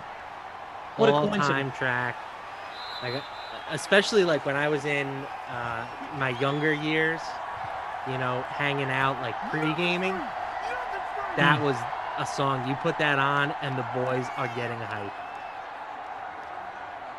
For sure. Especially because you get that little beat started. There's no lyrics right away. And you're like, oh, it's on, it's coming on. You get that 10-second buffer to kind of get yourself like ready to get groovy, 100%. definitely builds properly, like a roller coaster. So, wow. Interesting. Randy Barnes says Phil hasn't even thrown a pass. Really? He didn't throw a pass in that drive? Crazy. Who would have thought that? There's Carlos Hyde again. If you rostered Chris Carson, not great so far. So yeah, I mean, look, folks, we're talking a lot of middle school takes. Love to see it. Kyle, what's up, buddy? Kyle, not on Madden After Dark tomorrow, but let's enjoy Madden After Dark now. Still lots of game left. I'm going to say that every time now he asks him on tomorrow, because we need to enjoy today. But tomorrow is Friday. Here, I wasn't not a guarantee for anybody. I wasn't the pregame saying, oh yeah, tomorrow's Friday, let's just get there. So that's fair, I suppose. And yeah, look, this Carson Wentz thing, I just thought it was worth bringing up because, it's a Colts sim, and I don't know. Also, so, okay, the bad teammate thing was one thing that you brought up. I'm with you. I can see that. I'll back off on that one. Here's the one that I don't, and I can see why folks were bothered by this. Particularly, it's a nice grab there by Lockett. 4th and inches, though. Who knows? Maybe they'll go for it. If they punt, perfect time to talk about Carson Wentz. It'll be a punt. He didn't really give the Philadelphia fans a proper goodbye, which, you read into it, like, we're all going to forget in a month. Whatever. Come on, dude. Like, this is what I'm getting at with the whole, like, dude, your mental capacity is, like, very, very small. Because if you're going to come out and say this, that, the other thing, just, you waited quite a bit to say thank you to Philadelphia. Like the fans were trying to give you a chance there. As much crap as Philly fans can give their players and their, because look, I'm in Boston. You're in New York. You get that too. All right, it's this Northeast thing. Like, give the people who are trying to give you, those Philadelphia fans, if they love you and fall in love with you, they will go to bat for you as long as they possibly can. And you were like, you kind of felt like you were too cool for that and stayed away from them. I didn't love it. I think by the end they were kind of done with him anyway. True. I remember being on a sim and discussing with someone like, do you think the Philly fans want Wentz or Hurts at this point? And my answer was the Philly fans are ready to drive Wentz to the airport. So, yeah, I mean, again, I'm not surprised that whole thing ended, on not great terms. The weird thing to me is that I thought the reason that they fired Doug Peterson was because he wasn't willing to commit to Carson Wentz. Right. But then they ended up just getting rid of Carson Wentz anyway, so why not just keep Doug Peterson, who by all accounts is a good coach? Yeah. I think we've also, something I just thought of is we've been so spoiled with some quarterbacks in this league that despite awful front office management, shaky head coaching, there are some quarterbacks who still rise to the top, say all the right things. They're a corporate guy, and like Russell Wilson, until now, says all the right stuff, might not be going perfect, but you go, wow, Russell Wilson has a really good head on his shoulders. He's handling all of that stuff. Now, look, winning cures everything, and Russell Wilson hasn't been hurt. Even Aaron Rodgers, to a degree, he gets a little petty, but man, he does a pretty good job navigating through all the crap. Carson Wentz, oh boy, the adversity hits, and it's like it just goes downhill. So I'm curious. And look, I thought Carson Wentz the year before last, so 2019. I think, did Philly make the playoffs that year, or they almost got in? I thought he was sensational with nothing. Sensational Carson Wentz from downtown. Do you know what I'm talking about? Down the stretch, they had a bunch of injuries. And which year? 2019 at the end, they had nothing, like no. Yeah, weapons. they won the division that year. I'm pretty sure. But they had to win the last like couple weeks of the season to get in. It's the NFC East. It's not that special, but I thought he handled that all pretty well with no weapons and iffy injuries all over the place. So I was just kind of surprised to see how it spiraled out of control. So anyway. Russell Wilson, 6 of 8 through the first quarter, 80 yards and a touchdown. Phillip Rivers, 2 passes, 2 completions, 35 yards. Hines, 4 for 32. Marlon Mack, 3 for 47. Mack, as Lamarca mentioned, 22% owned. He scored a 33-yard touchdown. Carlos Hyde, 1 carry, 7 yards. Hyde has 2 catches for 17 yards and a score. Lockett, 2 for 32. Olsen, 1 for 19. Pascal, 1 for 24. Hilton, 1 for 11. Will Dissly, the tight end, 2, 1 for 12. Yes, Daniel, they beat the Cowboys to get in 2019. Thank you. The boys. The boys. 7-7 sim. Tournament gearing up. First fours tonight. Carson Wentz. Chef Duke says, love your TikTok post, Flash. Thanks, buddy. Yeah, Duke, you're crushing the TikTok game, bro. Hey, I'm just trying to have some fun with it. Steve Buchanan was really, Well, listen, we know that's how Bukes is. I know. Bukes just likes to needle and rib and make fun of anybody who's trying to do anything a little bit different. It's the slow knife. No, he's fun. I like Steve a lot. It's just that's his personality. Yeah. You gotta be relatively thick-skinned around Steve. For sure. Oh, and the minute you show any vulnerability, he will eat you. They eat each other. Marlon Mack, first down. Mars Bright Burn on YouTube. Nice mic, Matt. It matches your hoodie. Yeah. It's called a Blue Yeti. Oh, yeah. The blue. Oh, no, that's more of a Wookiee than a Yeti. I don't know what sound a Yeti makes. Does anybody know? Uh-oh. We have breaking news. Da-na-na. Breaking news on the DraftKings Dream Stream. Patriots talk.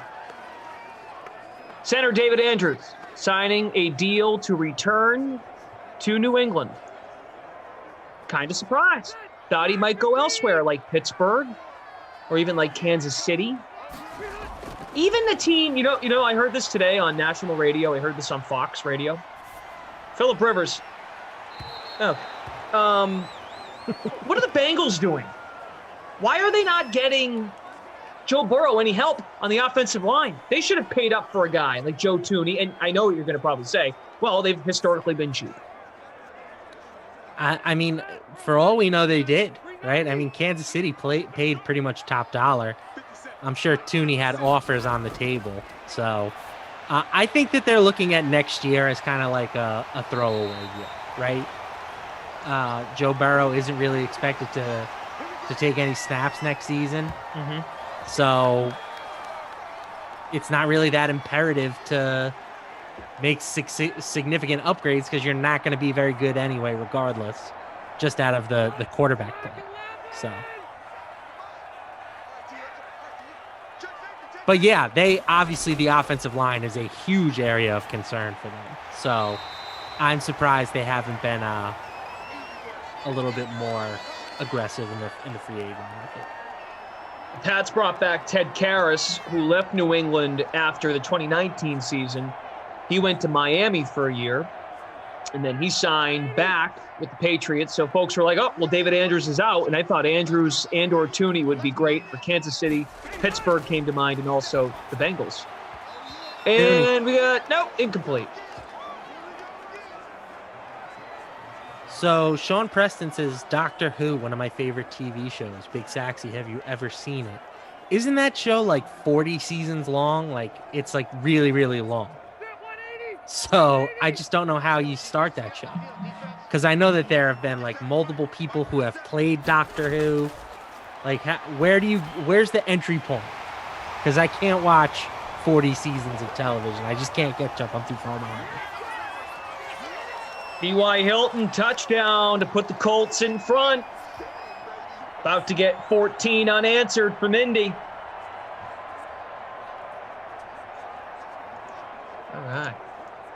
T.Y. Hilton, 38% in the flex. 6.8%. Take a peek at that one.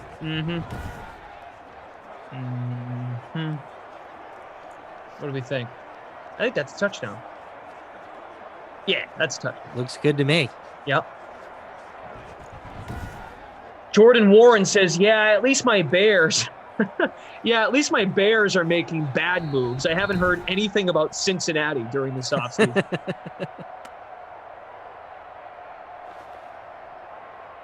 Oh, the Bears. At least someone can come in here and face the music on the Bears.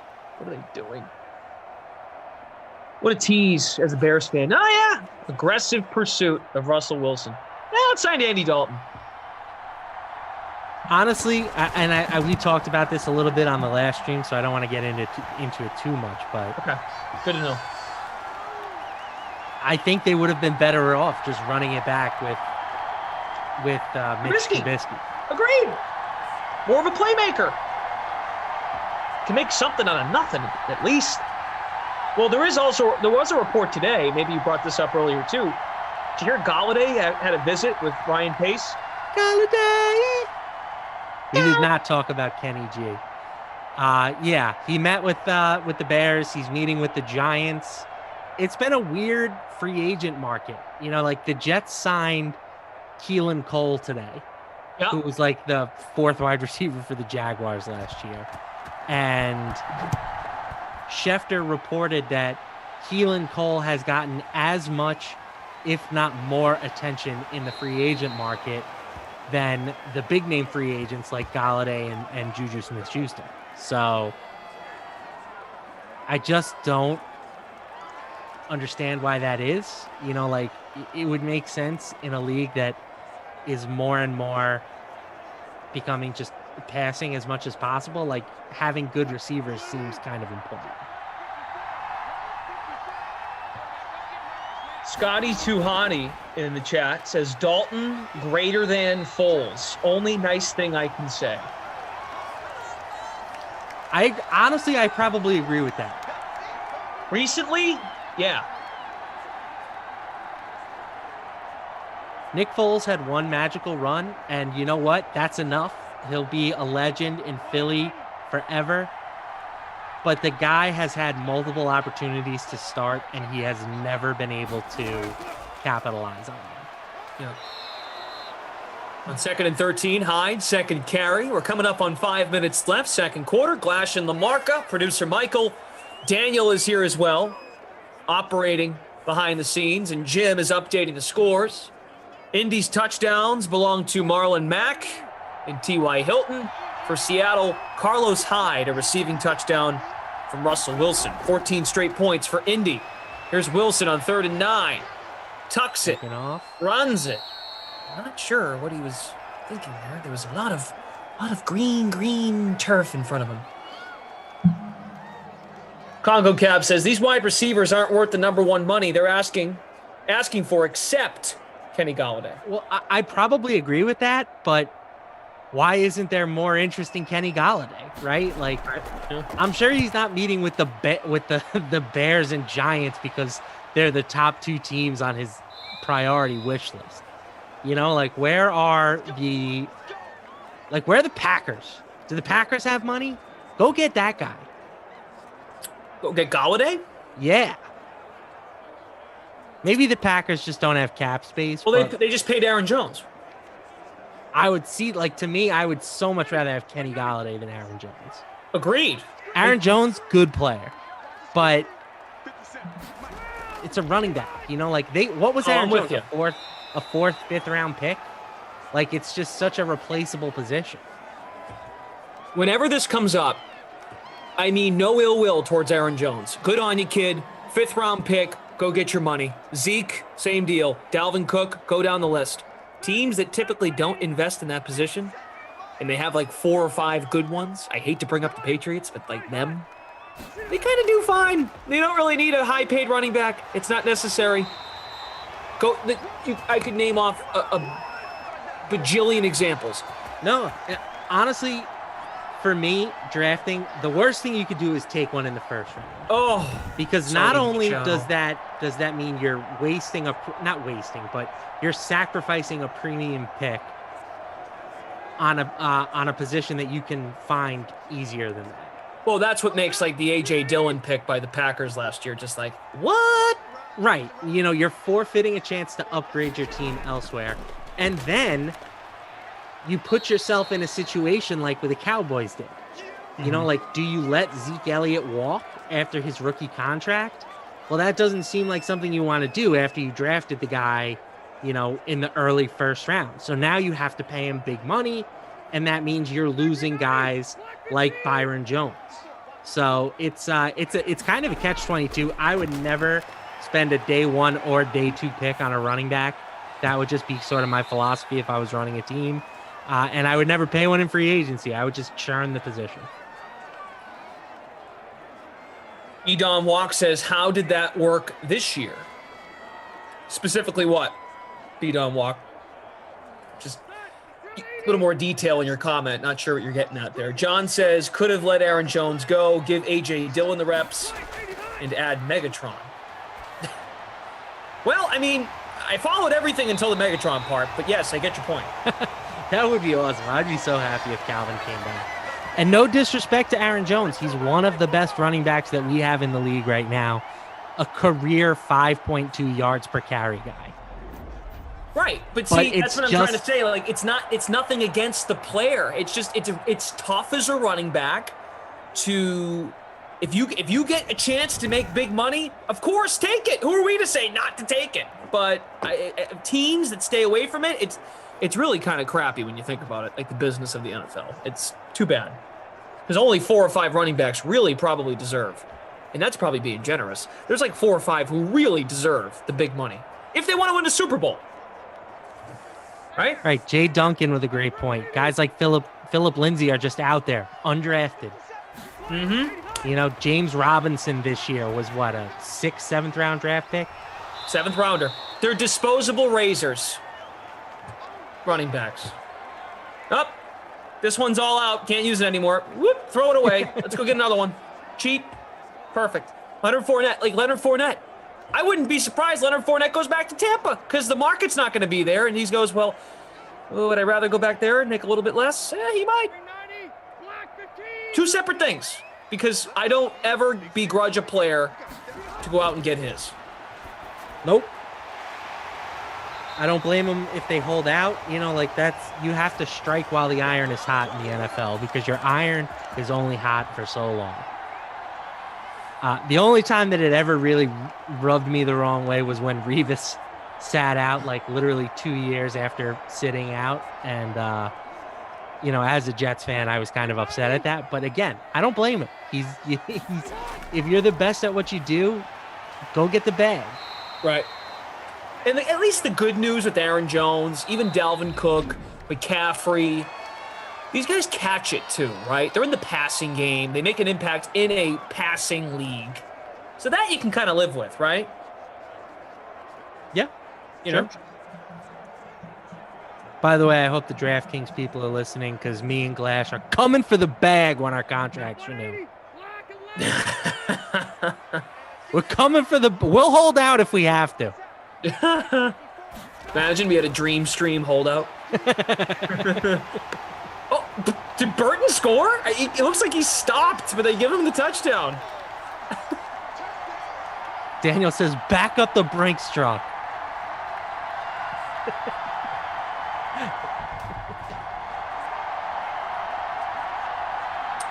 Edon Walk says, so who should be drafted in the first round? Well, I think overall, running backs shouldn't be getting drafted in the first round, I think is the overall point, unless it's a generational talent. Like, a lot of people, you can understand this with the Giants. Like, did the Giants make a mistake drafting Saquon Barkley with their second overall pick? So it's going to work out for them because Sam Darnold isn't very good.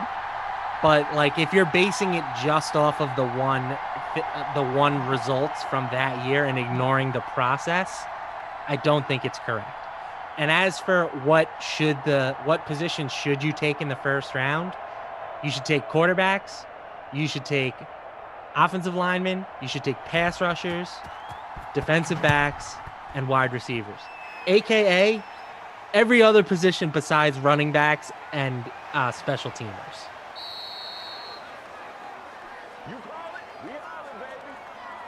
Okay. Congo Cab, my Captain Burton, yes. Jay Duncan says,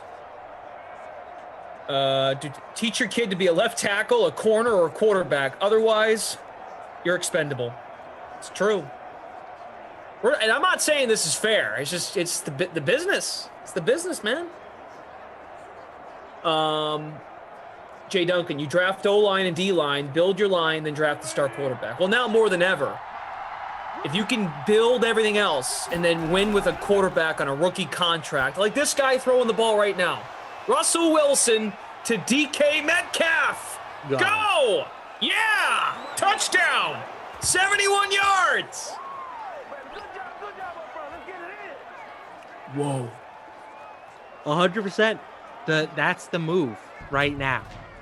The way that they have, capped the signing bonuses and contracts for first-round picks, getting a rookie quarterback in the first round, it has to be a good quarterback. But if you can get that guy and then surround him, load up elsewhere, those are the best teams in football. Josh Allen and the Bills, Patrick Mahomes and the Chiefs, Lamar Jackson with the Ravens. We saw it with Russell Wilson back when the Seahawks had their monster defense. Correct. That's what I was getting at. Yep. It's the easiest formula.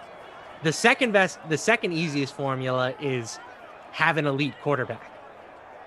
And if you can't have one of those two things, then you're probably not winning a Super Bowl.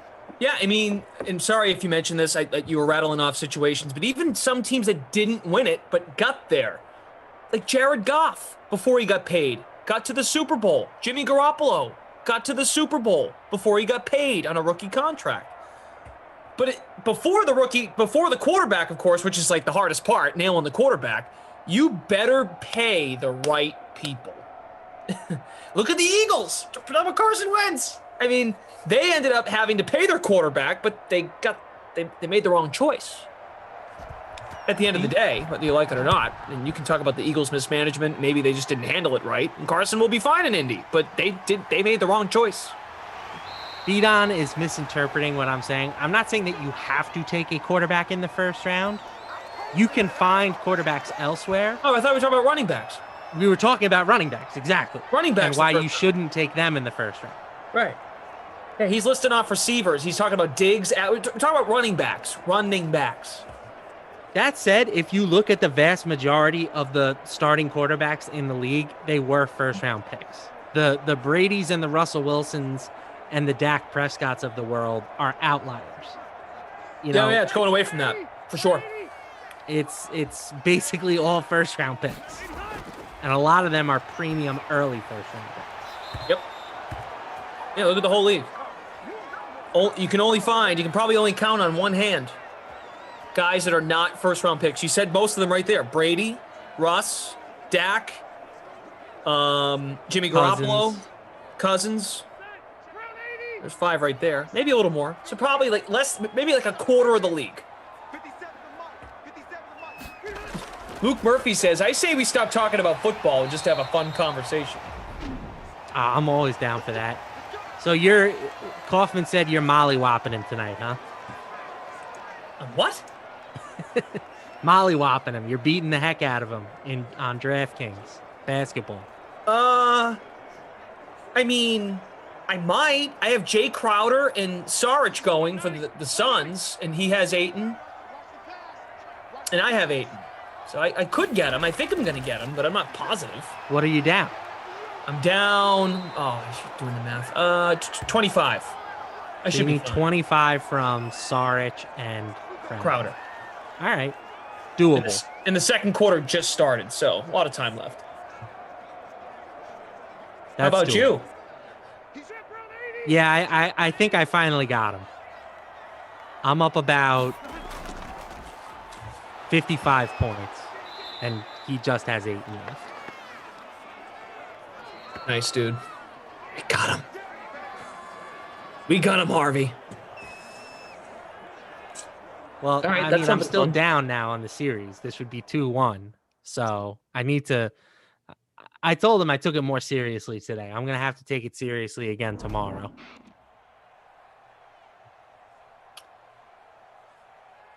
First time playing Fortnite, says, I am Brendan Blashin. There he is. Pretty phenomenal. Midwest Heather, the Bears passed on Mahomes. Dumb. Well, that is obvious. We can You all can say that about a bunch of teams, unfortunately. Truly. What do you win? What do you go? 10th overall? 12th? I think the Chiefs traded up to 10. Okay. CEH 1300. Well, we'll do the stats quick, then we'll get to this. He's asking, Lamarca, what's your favorite band or song?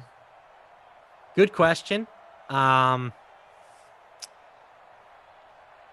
will say that my favorite, I don't have a favorite band per se. I'm not like a band guy. You know, I'm not going to go see a band in concert. I'm more of like an artist type guy. So I will say The Weeknd. I've been a big fan of The Weeknd for a long time. I like his like R&B, hip hop, pop like vibe that he has. So I'm upset. I'm upset for him that he got snubbed at the Grammys. He said he's boycotting. He said that? Yeah, he's boycotting because he didn't get any love for the Grammys that just happened, even though he pretty much had the consensus best album of the year according to everybody. Huh. Poor guy. Poor. I mean, he's not a poor guy. The guy's got plenty of money. He'll be all right. He'll be okay. Real quick, Tim the Man 95 on Twitch. Haven't been able to watch. Who are the players of the half? That's his question. So we got a great sim here. 21-14. Russell Wilson has thrown 2 touchdowns, 1 to Metcalf, 1 to Carlos Hyde. The scores for Indy: Marlon Mack rushing score, Trey Burton has caught 1, and T.Y. Hilton has caught 1. Metcalf touchdown with 71 I would say Wilson's probably the high scoring guy, but it's been a balanced sim. The balance. Delicate balance, Simba. We are all connected in the great circle of life. All right. Hey, we're only 12 likes away from 300. 300. Smash that like button. And how about App State coming back here? Oh, this game's winding down now. I'm probably behind, so don't tell me what happens. Oh, wow, great defense. Sorry, I can't do that. Exciting! First 4, baby. Starfighter says. Oh, go ahead, you got it. Lamarca, why do you always look like you're on a submarine cruising around the coast of Alaska or something? At any time, you seem like you could be going under. I like beanies. I'm a beanie guy. I wear them 12 months of the year. Do you really? I'll wear a beanie in the summer. No problem. Oh, I can't do that. They're so comfortable. I just love beanies. And I'm a sweatshirt, hoodie guy. Like my ideal weather is if I can go outside in a sweatshirt, a beanie, and shorts. Like boat weather is how I would describe that. You know, a little breeze maybe. So it's not super hot. The sun's not beating down on you. But it's not cold. It's just, you know, it's temperate. There you go, Starfighter. What do you got to say about that? Daniel says I would fit in on an episode of Deadliest Catch. No way. I am not tough enough to be one of those guys. RiverRat64 on Twitch. Skip Perkins sighted in New England. Wow. He's dead. Tim the Man says I have DK and TY in Classic, but also Hines. Yeah, Hines has been a disappointment. Lamarca's captain. Rivers, every time he chucks it, I'm like, you know what? Just moving on. Looking at the chat. It's not going to do anything. Luke Murphy says, I'm also a beanie sweatshirt hat dude. Yeah, that's my guy. We got producer Michael here with us. Daniel on the 1s and 2s. Jim from the Game Ops team. Jay Duncan. Hey, a Paris Campbell sighting. Randy Barnes says the same. 2nd and 10. That's complete. 3rd and short upcoming. Another grab for Campbell. Hello, Paris.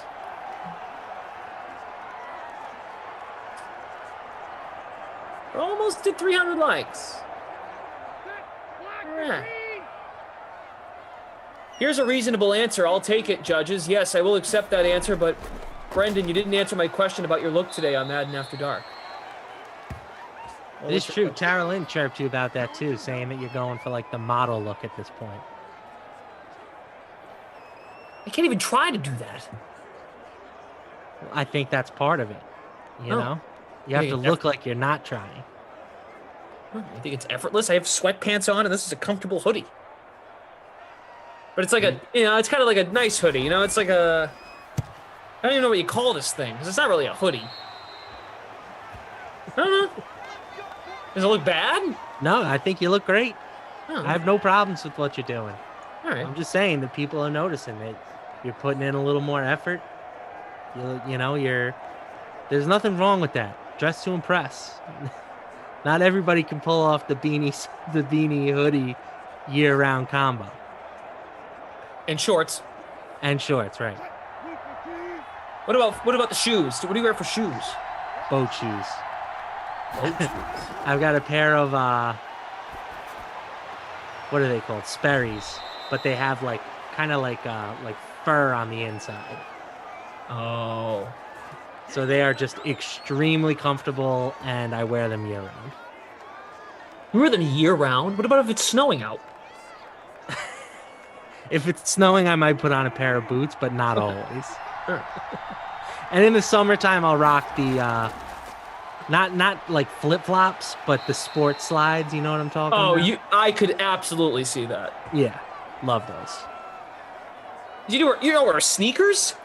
Very rarely. If I'm going to the gym or working out, which, let's be honest, I haven't done a lot recently. Obviously, you need sneakers for that. Other than that, no. I'm more of a boat shoes guy. All right. J-Man1717 on Twitch. Hoodie, flip-flops, shorts all year round, even in winter. My man. Starfighter says exactly. That's what they want you to think, and then it's $500 for the hoodie. This is like $30. Maybe it was like 20. I got it at the Gap. Bruiser says, "Man, I would hate to smell those shoes." I mean, I get new pairs of them. Jordan Lindenbaum. He pictured me as a Tim's guy. I do have some Tims. If I'm putting on boots, that's what I wear. I just don't wear them very often. I'm Starfighter. You want to read that one? Starfighter is just writing novels tonight. He says, Lamarca, rather than the submarine, I could also just see you ice fishing and then unfortunately have the ice crack because the submarine is going underneath you. You should have been on the sub. Okay. I'd go on a sub if I ever had the chance. David Stover, if you're rocking a hoodie with shorts, gotta wear the flops. Starfighter, no. Baby Gap. Steven Lebowitz, what's up, Steven? Says, all right, Glash Lamarca, once things get to normal, and the sports gods say to you, you can call any sports event you want, what would it be? Well, see, you're more qualified to answer this question because you actually are a commentator. I'm just a guy who talks on the internet. So I'm thinking of it more as a fan, like what event would I want to be at, type of thing. And I would love to do the NBA Finals. That would be my thing. I also I considered the Masters because that would just be so cool to be there for the week, but I would rather be on the course if I was at the Masters. You know, I wouldn't want to be up in the tower or whatever. Yeah. So I'm going NBA Finals. It's a good pick. I don't want to just agree with you, but that's a good pick. I'll try to pick something different. I guess the Super Bowl. Am I missing something? I'll tell you right now, though. Pretty fantastic event is what's going on right now is the Final Four. That'd be pretty awesome. Yep. I thought about that too. I'm just not really like a college guy. Yeah. But for sure, the environment there would be electric. Game 7 of a World Series would be pretty cool. Yep. Yeah. Those all sound good.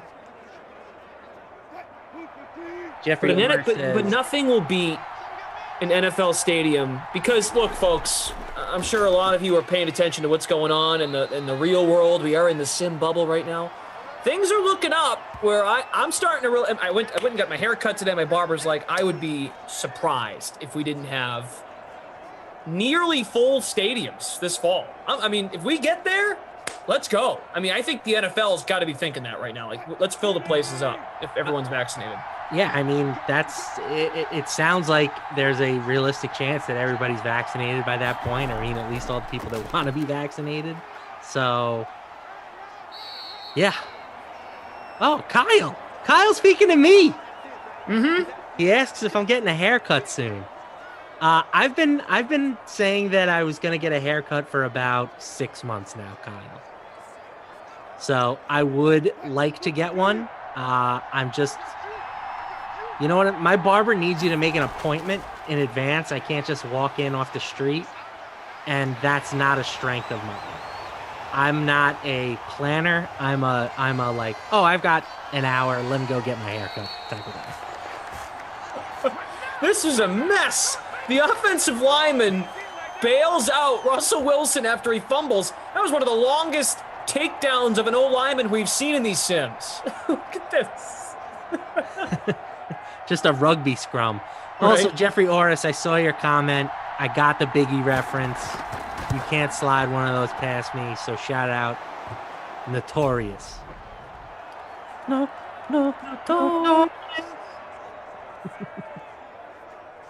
Chef Duke says the energy of March Madness is like no other. So Norfolk State survives against App State. That just went final.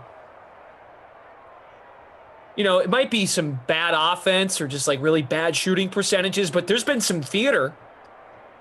I mean, when we signed on to do this sim, I'm like, oh, it's a blowout. And then all of a sudden I'm looked down like, whoa, 1 possession game. Notorious. Jimmy, I almost read Jimmy B's fake name and would have gotten in trouble. God, Jimmy B, come on. Buzzword should be submarine. I like it. And I'm not going to forget tonight, Lamarca. Nah, I'm going to distract you again. Oh, you know who got me last night or the other night was Freeze Pops. Yeah. I just had a feeling. I am very excited. I will be calling 2 games with him on Saturday, I believe. Oh, great. Which I've never worked with him before. So we get me and Freeze Pops together for the first time, and you get Matt LaMarca in the play-by-play chair, which is always an interesting experience. Let's go. Love it. They tried to steal his Hot Pocket. No chance. This is freaking Rican. Brendan Blashin on Twitter. Am I a parody or no? You're a parody. I lost my control of BJ_Glash. W. German, Glash would be great announcing the Kentucky Derby race. He's got the voice for it. If Skip I Perkins could definitely see you wearing the outfits. You know what? That might be the event. Like I've never done a racing event. Producer Michael can attest. He knows the feeling of doing horse racing. That would be cool. I don't know how you practice that. I guess this is what's great. Just a quick, doing these Madden sims, doing a real football game a couple weeks ago. The amount of practice and just the reps you get with these, when you do mix in some play-by-play, I know we could probably do more of it, is great because you go out into a real game and I'm like, wow, just got to remind myself to say game and not sim or check the scores, or check the stats. But yeah, if we ever did horse racing, if they even make horse racing video games, that'd be kind of fun.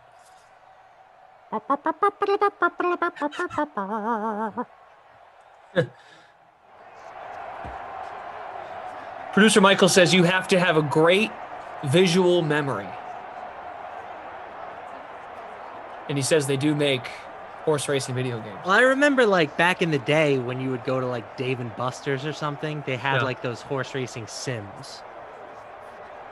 And you could be you could buy a horse, and it seemed weird to me. I never participated in those games, but yeah, I'm sure it's out there.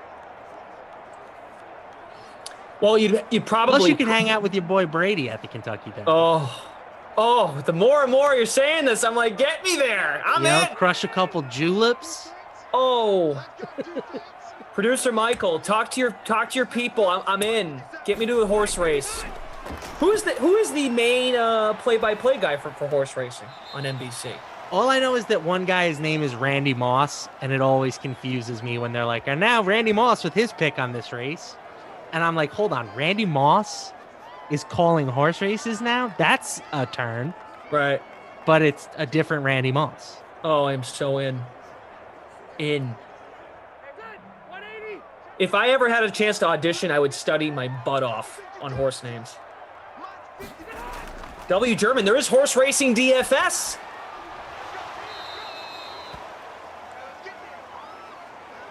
You have to remember the horse's number, the color of the silks. Producer Michael is asking, are you talking about the track announcer? No. No, you would want to be the television personality. Yeah. I mean, that I would think. Oh, he's talking to me. I'm sorry. I thought he was talking to you. He's talking to me. Got it.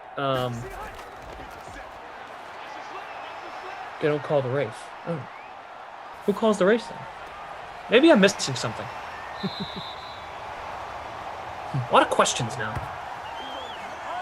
The track announcer.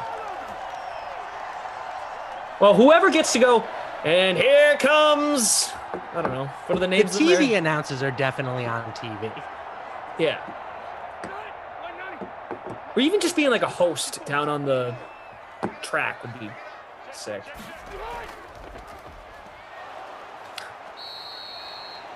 Here comes Shorts and Beanie. Lamarca, I'm not going to forget. It's 10:57.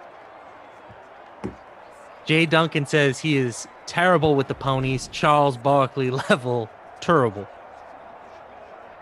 Yeah, Steven, I first guy I thought it was Bob Newmeyer, who did a bunch of that coverage. Larry Colmus is the race caller for the Kentucky Derby on NBC. Okay. Yeah, Bob did a lot of the pre-race coverage.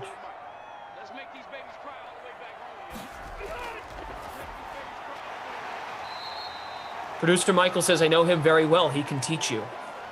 Let's go. Larry, show me your ways. Let me be your apprentice.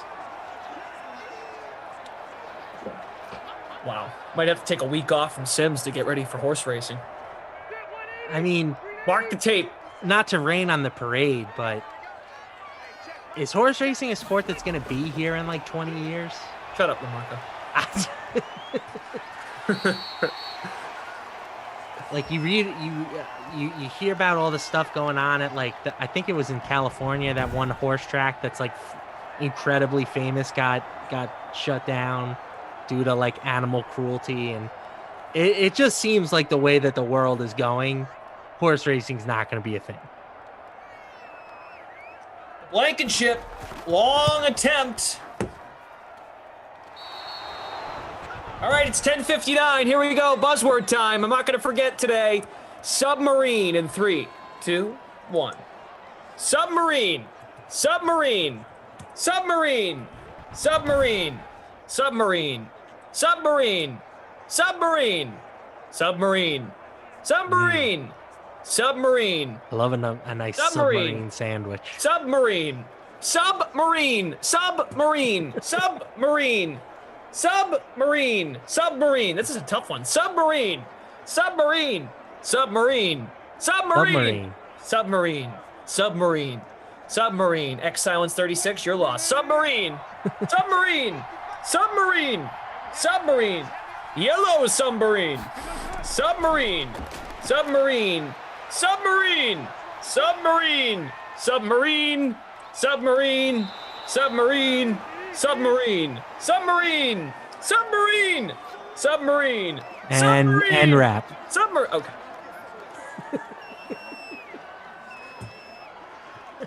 I appreciate that. That's my conducting experience. True. Michael says horse racing isn't going anywhere, and he's probably right. I mean, I don't think like we'll ever live in a world without the Kentucky Derby, but I just don't see the track being around. Maybe, but who knows?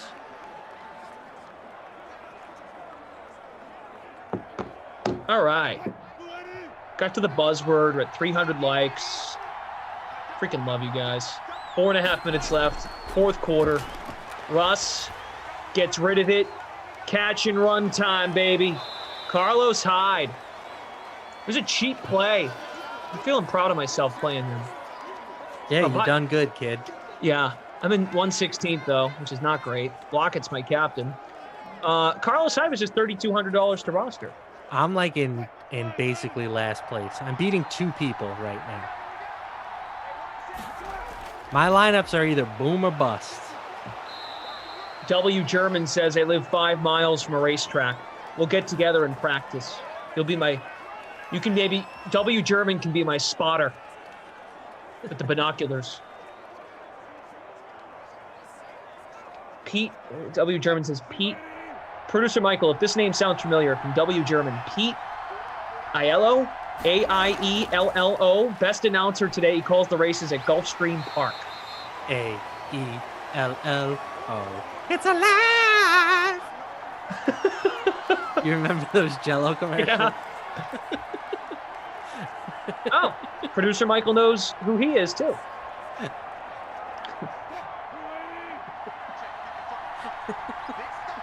How about Brian Claremont, producer Mike? He says Tom Harmon. A lot of horse racing people. I don't stand a chance.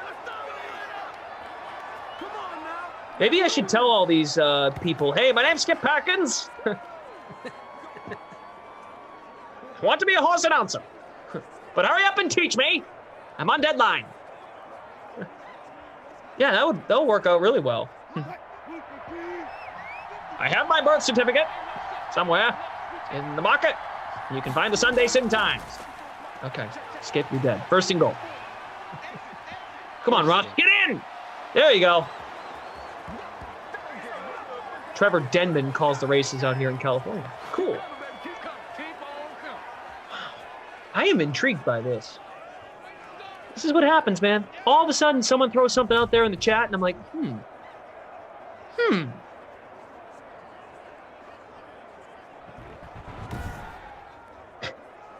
Self-driving racehorses. Bill Hamilton. Interesting. All right. Well, Colts have 3 timeouts plus the 2-minute warning. Down 3. It's 21-14 at halftime. Jay Duncan says he likes the electric horses that make left turns. The Jeff Dunham skit. They're making a left turn! They're making another left turn! Hey, creature from the Glass Lagoon. Sometimes you pick Burton to lead your trifecta and still bomb the sim.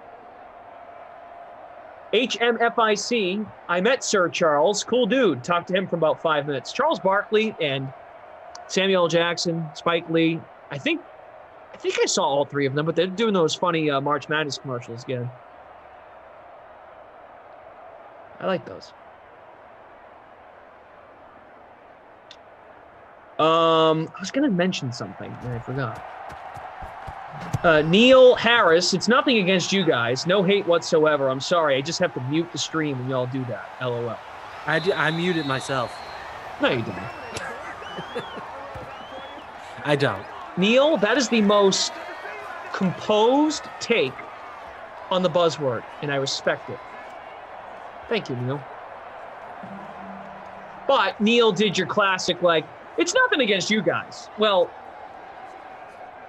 I'm right here. I mean, I know it's nothing against me. It sounds like it might be something against you. It's in my, speaking, we talked earlier about contracts, when our contracts are up. Maybe I'll get it in my contract with DK. Hey, the chat rate really spikes when you do the buzzword, so you have to do it. Imagine there's a buzzword like sentence in my contract. You have to keep doing that every single night. And if you don't, you're fired. A buzzword clause says at that point, I would not try to distract you. I would help you. I'd make sure you never missed. Thank you. W. German says, funny how we talk about horses while a Colts game is on. Sounds like a prelude to a new career. Oh, that was good. Kind of sounded animated. I was going to say this. NBA, I'm doing fine, bro. I'm only down by 6 to cough when it's halftime. That's my other horse noise.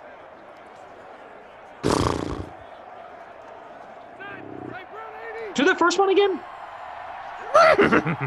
Oh, that's good. I don't even know how to try and start doing that. Do it one more time. Oh, he's got the giggles now.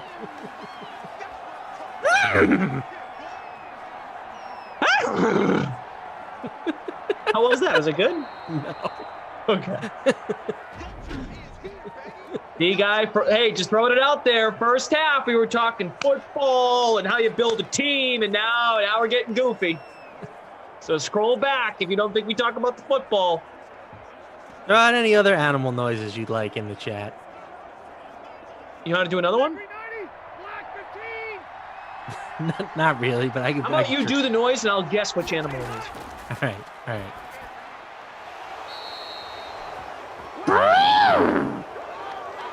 The trunk. I gave it away. Elephant. Yeah, true. I shouldn't have done that. That's okay, but you needed to move the arm to get the flow of the sound. Yes. Let's see. I mean, every other animal, they're all kind of obvious noises, like.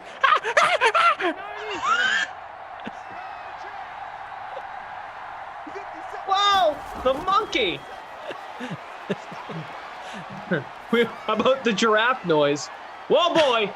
Oh, T.Y. Hilton, sir, to give the Colts the lead. Jay Duncan says that horse needs to be put down. Oh, but the horse here in Simland, the Colts, they will not be put down. Phillip Rivers. Going up top to T.Y. Hilton. Every time, I said it earlier, when he chucks it, I just look away. I'm like, there's no way this is going to work. And it worked. Second touchdown of the game for Mr. Hilton. Holy crap, that was cool. So now Seattle needs a touchdown. Down by 4. Here comes Hilton. T.Y. Hilton in front. Hilton is going to win the race. Got to fill in the gaps. I'm sure calling horse racing, you're pausing. You have to be effective pausing. Like, your phrases have to be very meaningful. When you want to say something, it's kind of like the key to television, play-by-play. Say a lot with less. Don't over-talk. People can see it. Yep. You know, that's the challenge, though, especially in horse racing. How do you say something without saying it? I think I'm onto something there. I might be wrong. Grande Barnes. Yep, that's the bonus for T.Y. Hilton. Chris Robinson says, I would ask you to do crickets, but I could always just watch your YouTube channel for that. Oh, but guess what? Oh, he said LOL, JK, man. I was going to say, Chris, you're here. I think he was referring to like my personal channel, which doesn't exist yet, but it is coming in the future. I got big plans for the second half of 2021. Producer Michael says the good ones call the entire field at least twice during the running of the race. The Derby has 20 horses. So within what? Correct me. What do they call it? The fastest 90 seconds or the fastest 2 minutes? Right. I was just gonna throw out a number. 2 minutes. So within 2 minutes, you've got to get 40 names. 40 horse names, numbers, and have the silks down pat. That's the challenge, right? Because you're not doing a 40-minute college basketball game. You're not doing a 60-minute college football NFL game or 48 minutes of basketball. You are cramming a bunch of stuff into 2 minutes. Pirate Spence says, Glash, I wonder if you find it difficult to switch between the silliness and doing this and actual games. Not really. I do admit, though. Oh, Russ, what are you doing, dog? Doing a college football game 2 weeks ago. I was supposed to do one this weekend, but COVID, game got canceled, sadly. So I'm not doing a game on Saturday now. Which is the first time it's happened to me this year, getting a game canceled. So it was kind of a shocker. I almost said, hey, 5 minutes to go, third quarter in the game. Brendan, you're not in the sim bubble. You are actually at a stadium. So I'm getting compared to Patrick. Was that a Patrick thing? He wanted to start his own YouTube channel? Yeah. Well, he did. He just never made any videos. So we'll leave it there. R.I.P. Not really. W. German, I appreciate the support. Listen, it's going to happen. First and 10. Ball at the 31. Seattle has 2 timeouts. 29 seconds to play. Russ takes the snap. Fires. Oh, a dropped interception. I'll have all the Sim Fam guys come on. We can do Madden. We'll do a Madden After Dark post-game show. Jordan Lindenbaum will be my co-host. Oh, God. We'll break down all the best sketches, all the games. It'll be great. We'll have a call-in phone number. It'll be perfect. Ross, way to extend. That's classic Russ Wilson play right there. Bruce in the chat says, Glash, the only thing about horses you should be talking about is the horsepower under the hood of the DK SimFam RV road trip. Wow, man. You really connected all the dots there. No, it's a good call. Neil Harris says, don't worry, Glash. If I hated you, I'd tell you. No, I wouldn't. Oh, timeout. Yeah, there you go, Daniel. Love it. Neil, I like you. You're funny. Brother Phil, Bucks won the Super Bowl with a back they signed off the street, so point to Saxey. And notice how they haven't signed Fournette yet, because they're probably hoping he takes a cheaper contract. Who knows? For Leonard Fournette, I hope he gets a contract. I do.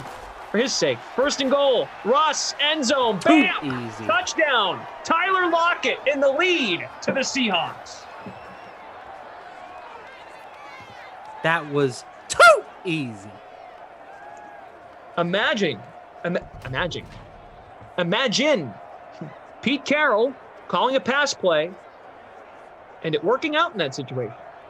The DB had a jump on that ball. Almost Malcolm Butlered it.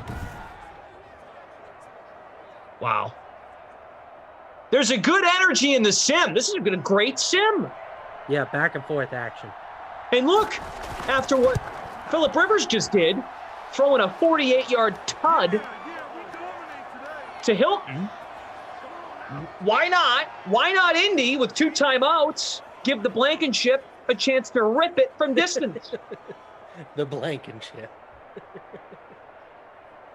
I'm just saying. Could happen. I'm not going to call it. Hey, you know what? Maybe I'll call it. I'll bet you a pizza. Oh. Okay. Maybe I'll give you 5 pizzas to 1. Maybe I'll backpedal on that proposition. Ralphie 508, Glash, I'm first in the $33 Classic. Yes, folks, we have paid contests if that tickles your fancy. Wow, HMFIC. Yeah. He got my reference. White men can't jump. What was the line you said? That's too easy. Too easy, that's right. All right, here. This is a major play. If they can get to the 40 on the other end, I give them a chance. You got to get rid of the ball. Oh, my God. Okay. That was anti-penalty. Well, 2 timeouts. Got to get rid of the ball faster. That's why they get Carson Wentz to win these kinds of games. But hey, great sim. I had fun. Hope you did too. Did you have fun, Lamarca? Oh, always have fun, bro. Okay. I feel like I really had to fun. Get that out of you. Got to hang out with you. Got to hang out with Kaufman, Mike, Daniel, Jim, the Sim fam, even Tara Lynn stopped by. Mm-hmm. Oh, she did. She hopped on during the game? No, but we chatted a little in between the Sims. No, I understand. She's big into the Top Shot now, which I think is hilarious, and I'm a huge fan of, obviously. In 30 seconds, what the hell happened there today? Like it's there's a line now, there's a wait list. What's going on? Yeah, it's just they continue to grow faster than their website can handle. It seems like they're having some real scalability issues, so they put off the pack drop. We'll see when they try to run it back. Okay. But this is, if you've been following Top Shot for a while, this is nothing new. The vast majority of their pack drops do not get released at the initial scheduled time. There's always some sort of delay. So, well, good luck, and hopefully that gets figured out. Yeah, I want one of these packs. This is gonna be a good one. So, I've been saving. I haven't gotten one recently. I'm hoping that I was saving all my, good spot in the line mojo for this pack. Should be a good one. Neither quarterback hit the bonus. I've been told that we had a double bonus in the last sim. We did. Austin Eckler. Eckler. Very good. Double with cheese because he had 2 touchdowns. Very nice. Metcalf missed the bonus by 4 yards, 4 for 96. We mentioned Hilton. He got the bonus.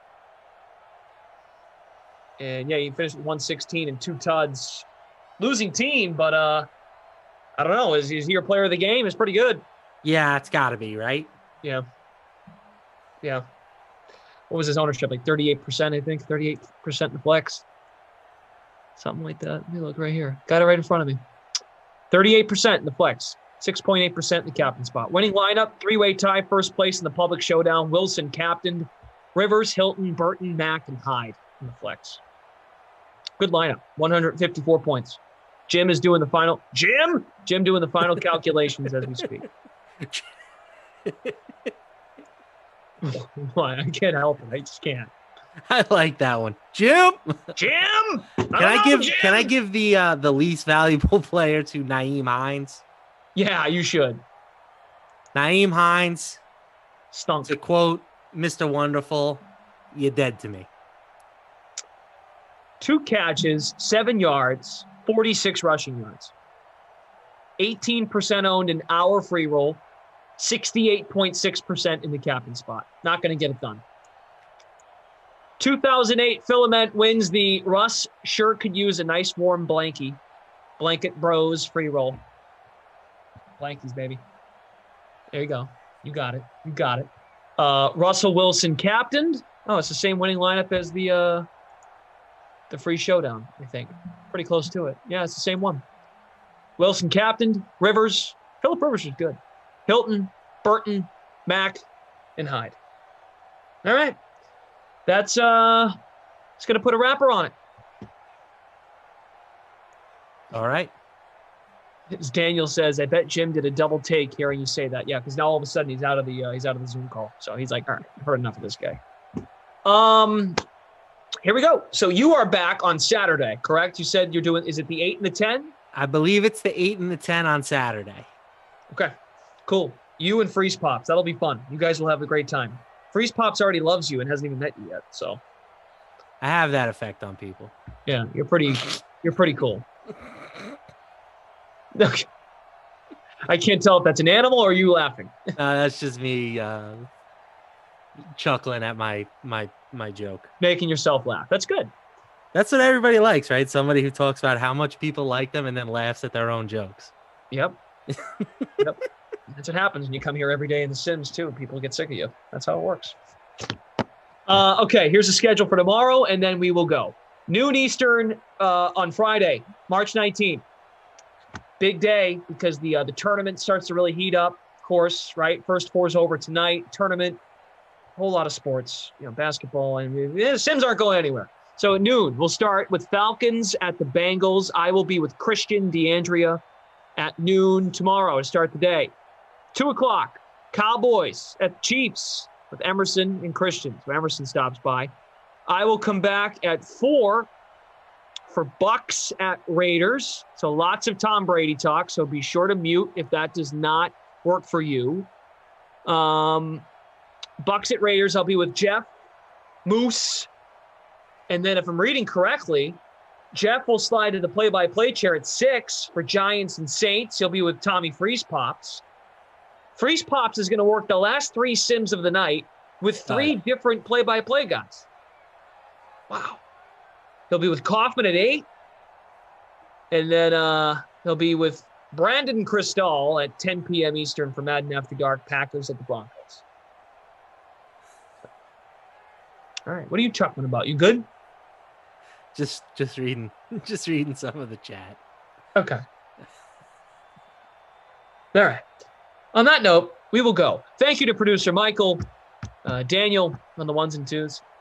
Yeah, Skip was last seen at noon with Christian. Well, Skip, I was with him today, actually, Daniel. So Skip was put down. It's too bad.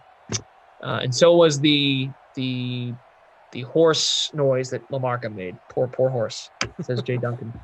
All right. There you go. Very good. Now people can see you.